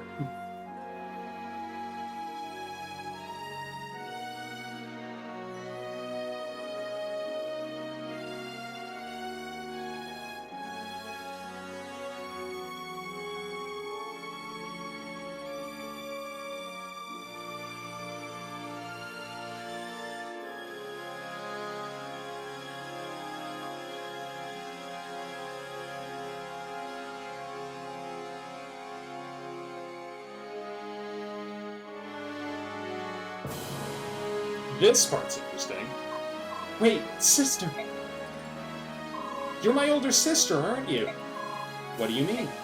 It makes sense. All the pieces fit. The Galder of Elise, the Goddess Yune's voice. It's true. Inside the tower, I heard the voices of many hearts, and I knew. I am descended from Laran and Altina. Misaha, the former apostle, was my grandmother. Yes, I thought so. In that case, my sister, please consider staying in Benion. With your power and charisma, you could do so much good here. No, I'm afraid I can't. But why not? Dain is my home, and Dain needs me to help it heal and rebuild, not Benion. But Benion has you, Empress. You will be a just ruler. Make your country proud to have me. Will I never see you again? Hardly. I think what our countries need now is a sense of family and friendship. I ask that you sign a treaty of alliance with Dain and announce that we are equals. I will, of course. Once things settle down in both of our countries, that will be the first thing I do, sister. Thank you, Empress Tsunaki. My dear little sister.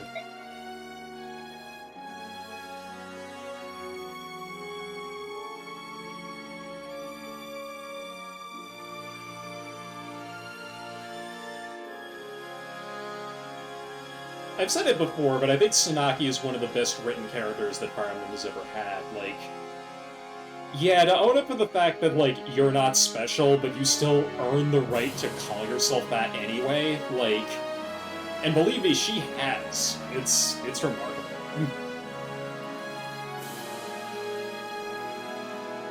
Multiplayer supported Sigrun, you are steel hiding silk, like good guy. Yeah, no, Tanit is the one you should fear. She's the drill sergeant.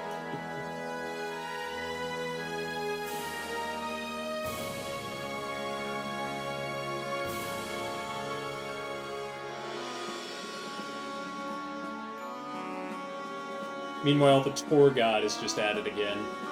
I don't know how the hell to use him, I'm gonna be honest, because he's gone for 90% of the game, but... oh well, he's an interesting chap, I'll say that much. His dialogue was funny to read, mostly because he just, like, looks at Soth and Igelon and is like, why did you both get so tall? This is stupid. Frickin' vertically challenged mage over there.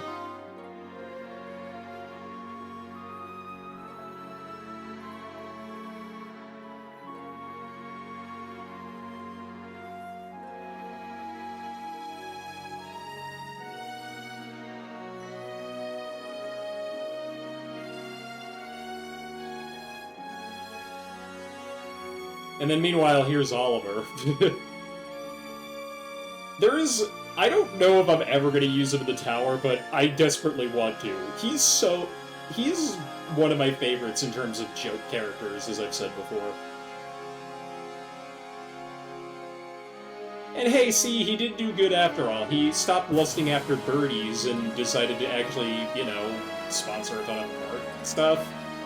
You know, doing the stuff that, I don't know, wealthy people should do.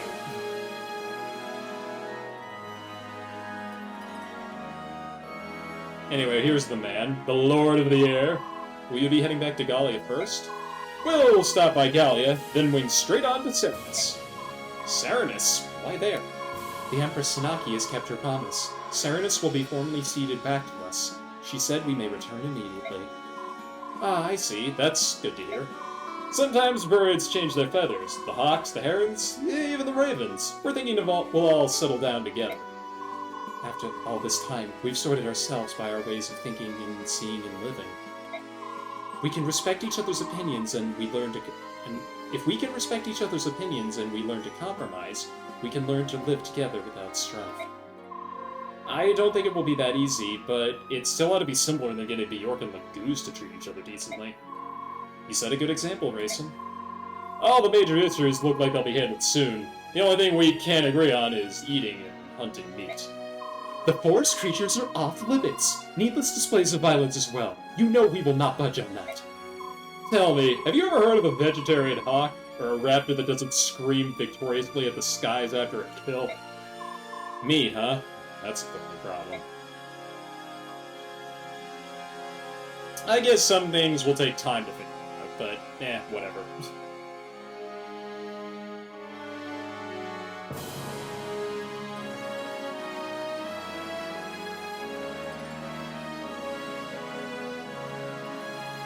Damn straight, buddy. You done did good.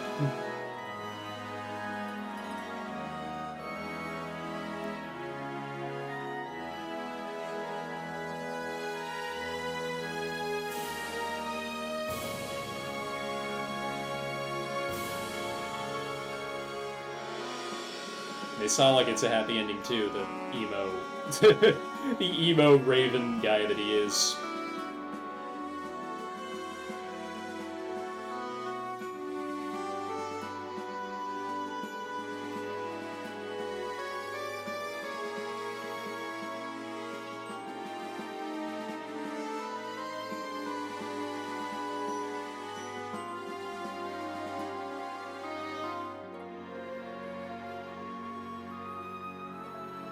Janaf, you're talking to me? I've been at this for 10 hours. I still have to cook dinner after this. It's 1 in the morning, for crying out loud.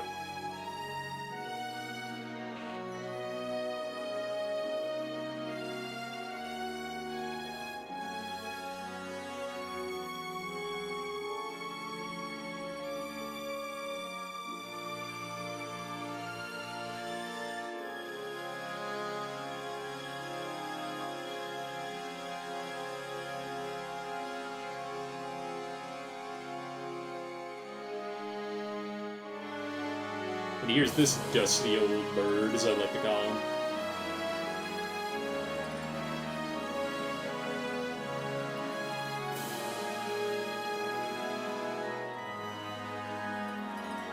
Every year, he sets a new age record. Meanwhile, Volk is here. And as you would guess, well, he just disappears after he's done. The man of many mysteries. It's so redundant. Meanwhile, Kurth, you done did good, kid. I gotta hand it to him. He did a lot of good in the long run.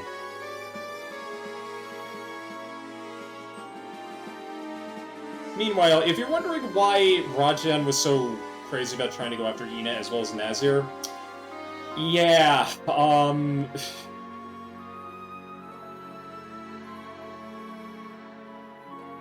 she was pregnant the whole time.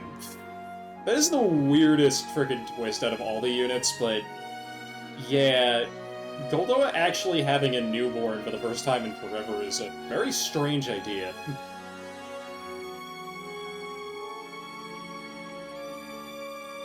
Yeah, and there you go, great-grandchild, so grandfather and granddaughter, there you go.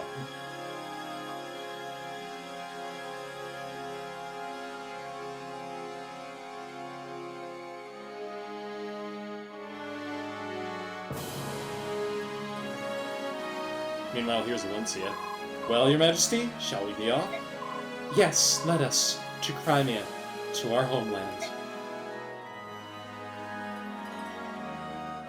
Now, before you ask, no, Ike and Valencia do not marry.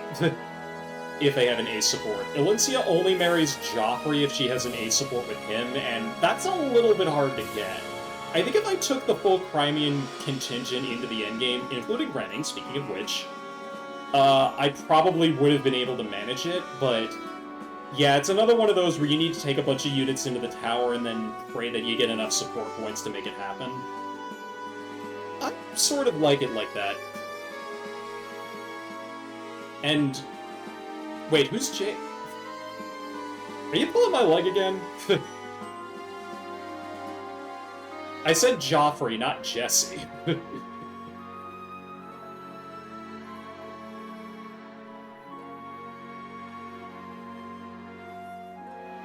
Model of shit. Meanwhile, he doesn't get the girl. He just becomes a model of chivalry, as you do.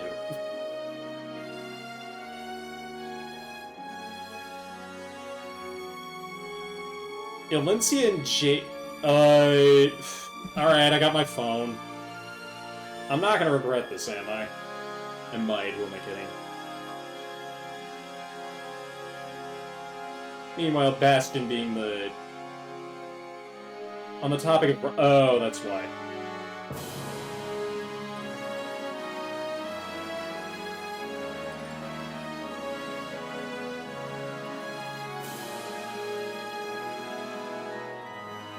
Yeah, I'll have to look that up later. Oh no, you talking about a Sacred Dawn? God, I never... Did that ROM hack ever get finished?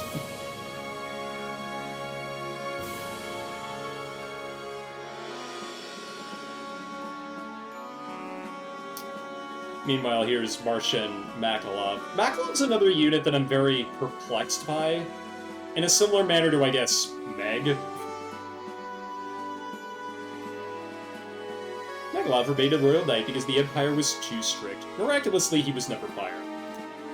Yeah, so he's one of the only units that can get SS rank in swords that's not a True Blade. Moreover, I think that he and Astrid will actually marry each other if they have an A support, but...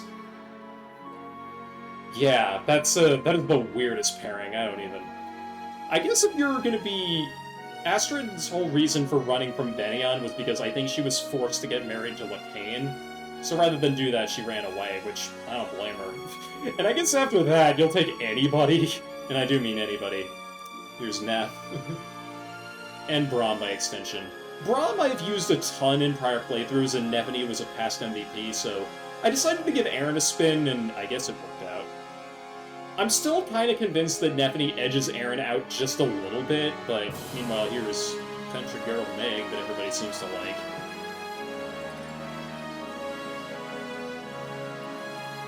Braum the Rural Juggernaut. It's an interesting title to give.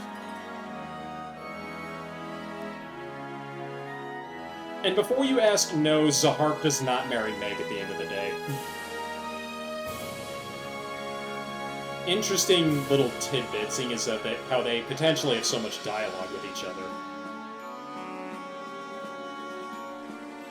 She always had money, despite... I don't want to think on that too much.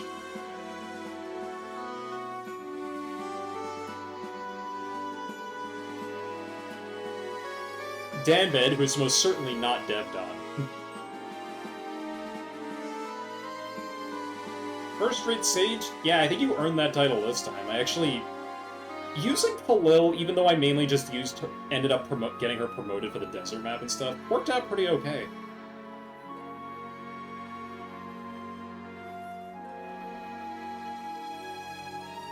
We're finally getting to the Grail Mercenaries.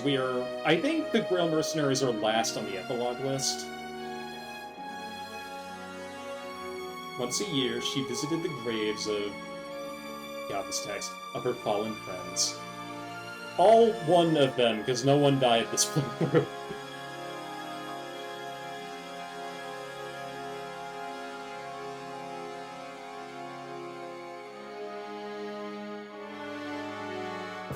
Here's Shannon. An expert that all he put his hand to, he chose none as his calling.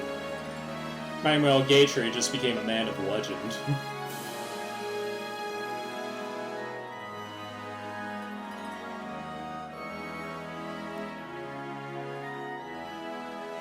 And the poor bastard loves the Whammons, but he never gets married. Go figure.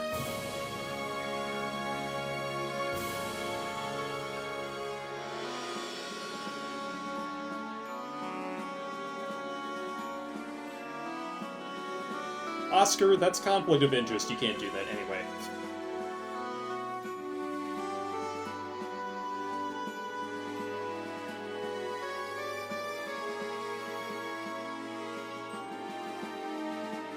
Also, yes, this is one of the more cute bits of information, is that, Mist and Boyd also get married if they have an ace support, which most people, I think... If you know this game, then they actually have a special bonus conversation on top of some other stuff, which is how you get a spirit dust out of it. Pretty nice to have, but... Meanwhile, Rolf ends up being a tutor instead of Shannon, go figure.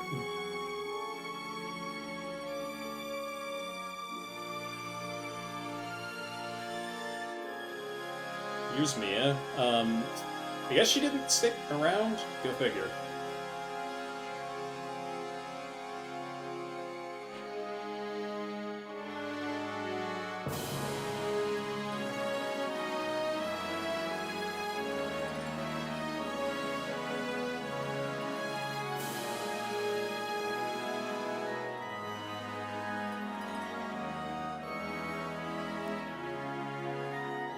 I still do find it funny that Boyd got mad at that.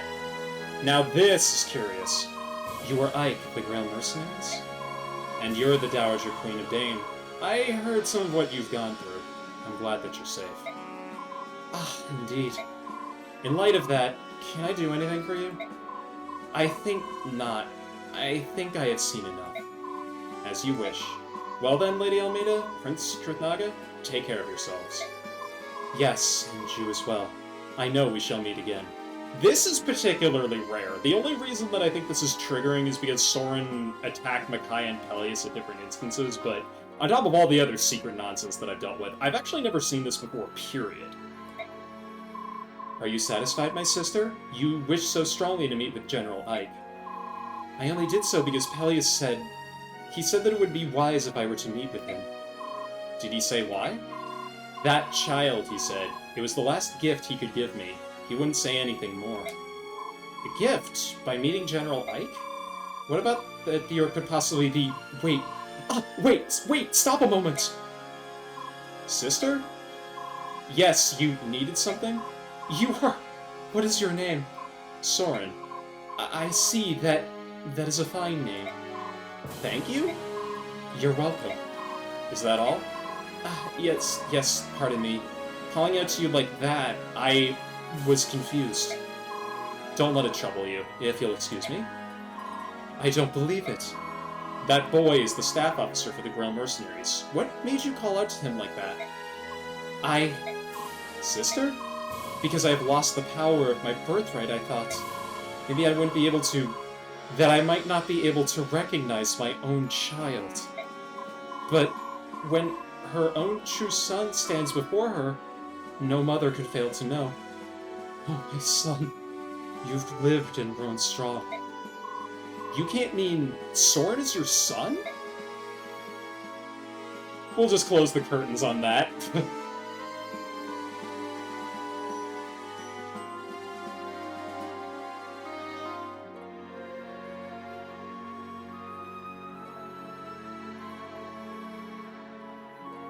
So yeah, the game doesn't really hint at this, but Ike and Soren do have a shared ending. At least, well, the game doesn't really hint at it. Because Ike takes off regardless of what happens. Meanwhile, yeah, okay, Laurent is ending us off.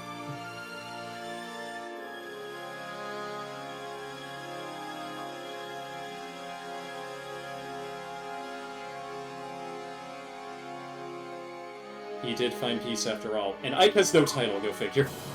Welcome home. Could it be that you were here all this time? Alas, no, I am sorry to say, but for several days I somehow felt as though you would soon return. Well, I'm home, and I'm glad to see you again, Laurent. And I am glad to see you as well, Goddess Shumara. How long has it been? 100 years? 500? About 1,200 years. I see. For mortals, that is many, many lives. Yes, the peace we had once had is on the verge of crumbling again. That is unfortunate. The miasma of war is beginning to shroud the world. However, I shall not again be frightened. As one born of the hopes of man, I shall protect this world. Yes. Laurent, I've missed your songs. Would you sing for me now? I no longer...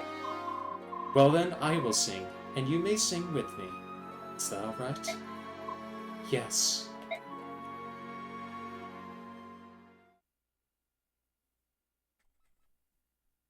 Credits!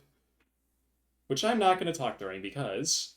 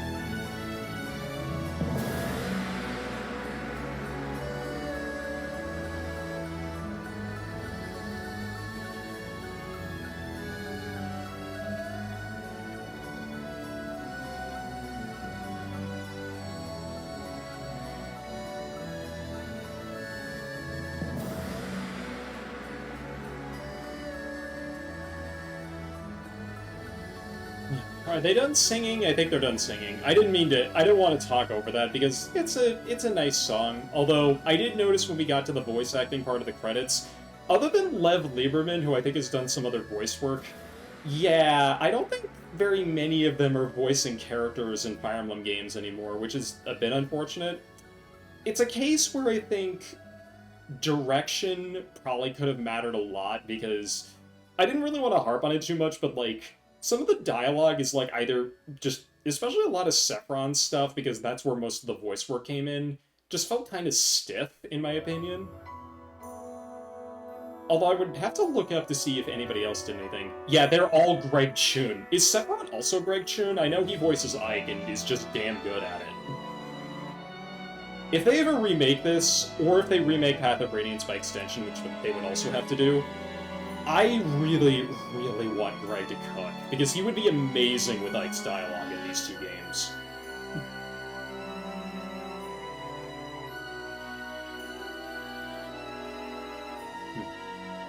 Yeah, I would have to look up, because I think Sephiron's gotta be in Heroes by this point. If he's not, I would be shocked. I know Soren is, but...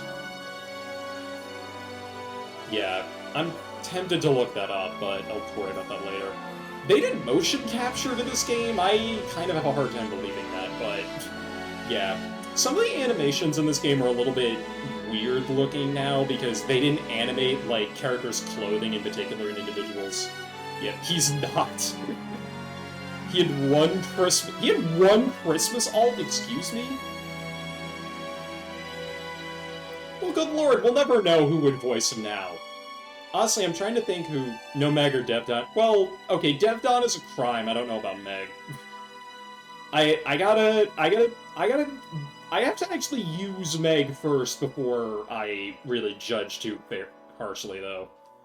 Honestly.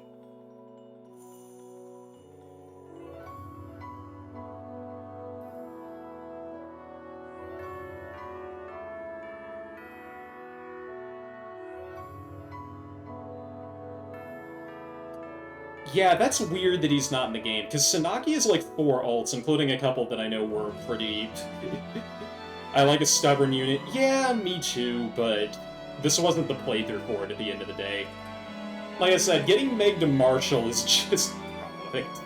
Jesus. Yeah, it'd be interesting to use Meg at some point. I also debated, because of the, just some of the conversations you get when Renning joins, just using all the Crimean units and trying to go for themed armies in the tower. I think that could be a lot of fun. In fact, I'd be hazard to guess, because of how well Alencia did at the end, that would work out really darn well. Because I think the weakest unit in that group is probably Lucia, and even then, that's mainly due to availability, and I see you, Iwata. I always see you. Even at the end of everything, you know, as long as games like this persist. Anyway. In days long past, a young man strode the lands of Tellius. He was simple yet true, his deeds brave and noble. He reunited 2 races long at war, and healed the heart of a goddess long gone mad.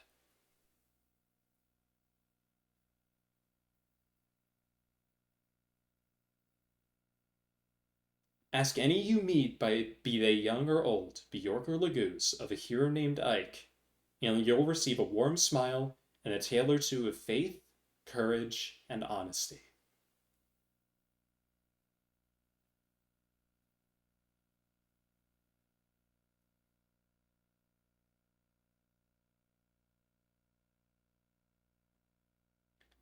So ends the tale of the radiant hero of legend.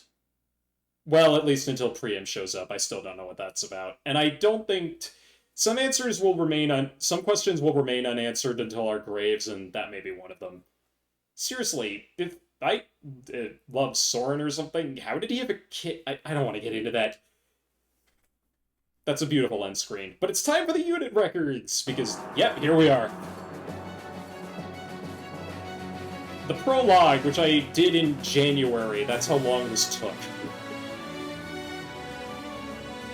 Not a bad turn count until we get to raise the standards 26, and then once about that's... I don't even want to know how that happened. The internet is just... Winds of Rebellion took 19 turns? Yeah, interesting that that turned out to be canon. I don't even want to know. That's... And... Yeah, glad to be here to celebrate. I was too. I wasn't expecting to get 2 raids tonight, and I'm really happy that happened. Just cause, that didn't take as long as I thought it would. I just noticed that that went ahead with 2 hours. Some of these, though, like, yeah, Revelations being 3 hours, that didn't shock me. That was shorter than Unforgivable Sin, though, which is strange. And then, yeah, like, the map against the dragons, I think, is definitely the longest and hardest of the 5, but good God in heaven. This is the part that really matters. These are the units themselves. Renning's at the bottom, which is somewhat typical. He's below even the Herons, which is odd. Here's all the units that I didn't use at all. LaRon didn't get a single kill, which is interesting, but okay. Here's all the units that got 1. I guess the NPC one counted for Liar. Oliver got 1 because that was... I clipped that, actually. 2 for Astrid, 5 for Janeth, interesting. There's Mist with 6, more than the 0 that she got in Path of Radiance. Laura ended up getting 7, which that you don't see that every day. Vika got 8, and most of those were kills that I fed to her because I thought it would be funny. Skirmir got 9. Bryce only got 9, which is interesting. Sigrun only got 10. That's awfully low. Kurthnaga only got 11, I think. It's my first endgame unit. Sanaki with 16. Braum with 17. Edward got 20, but most of those are in part 1. Same thing with Volug, and Volug's 22. Nyla got 26. I was a little worried that would be higher. Now we're getting into the units that I used a lot. So 29. Volk with 30. There he is. Helios with 40. I thought he'd be higher. Tabar with 46. Again, thought he'd be higher. Bakaya got 50 at the end of the day. That's a lot more than I was expecting. 58 on Oscar, 65 on Zahar, 71 on Alencia, Shanam with 73, 74, 78, 82, and Nolan barely didn't make the top 5, which means I didn't even take hard to endgame, and he's somewhere in here. In 5th place is in fact Har. That's 88. He wasn't even in the tower, and he still made the top 5. Like, how do you manage that? In 4th place, this is the lowest I've ever seen him as Ike.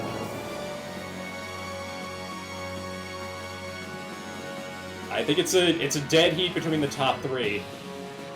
Level 19 Trueblade, and 3rd is Mia.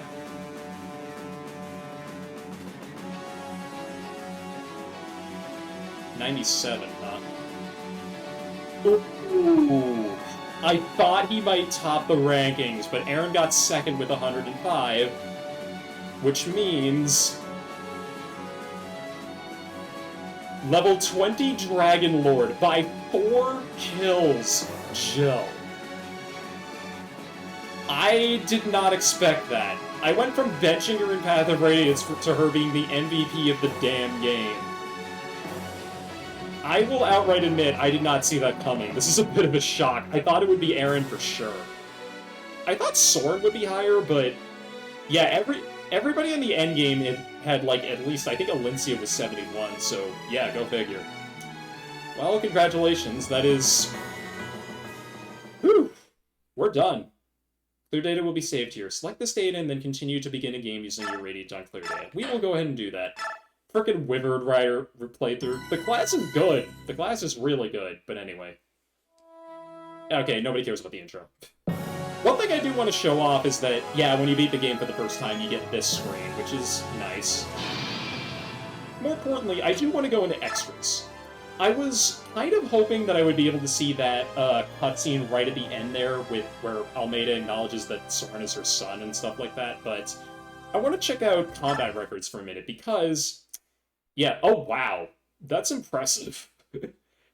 Yeah, I used to play very slowly in the past. Those are my past 2 playthroughs. Ike was the MVP of the first one. I think Soth was actually 2nd, which was incredibly bizarre, but Nephany got the 3rd, and I think she got like 200 kills or something like that. It was insane, but yeah, that wasn't the slowest in terms of playthroughs because, yeah, a lot of that might have been intermission time and stuff like that, but this is your 30 most recent. I don't know anybody that would have that many, but hey, it's there. In terms of other stuff, you have this feature, the Path of Radiant Support Archive. This is where all of the supports that I've gotten over the past several playthroughs of that game I've done, and I've done 2 complete playthroughs. Those get ported over.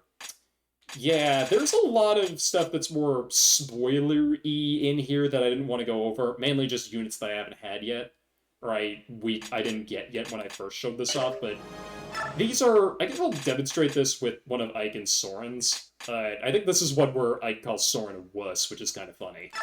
But, yeah, it's the old Path of Radiant's character portraits, and it's a raw text dump. Yeah, you're a big softy, there you go.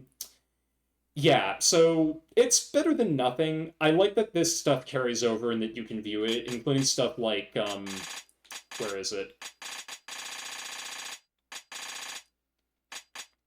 I swear it was higher up in here.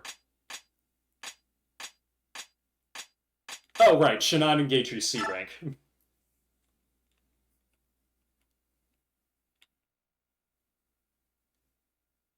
Yeah, I'm just gonna let you read that for yourself, because this just... Every time I spend money, you give me a hard time. What about when I bought the Ultimate Shield? Gatry, that was a castle gate. Hey, did you ever get that back? That guard thought you were a thief. Or the Speed Brig 4000, which... I mean, that took a game to kick in, but yeah, that putrid snake oil without... You dumped the whole bottle on your head without smelling it first. But I did move faster. Yeah, you can read stuff like that again, which is nice. Oh, shit.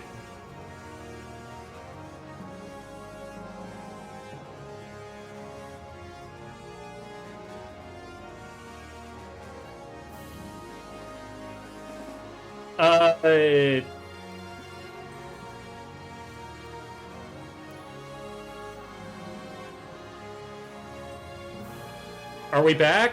I think we're back. I'm not recording this part, but I think we're back. Yeah, so...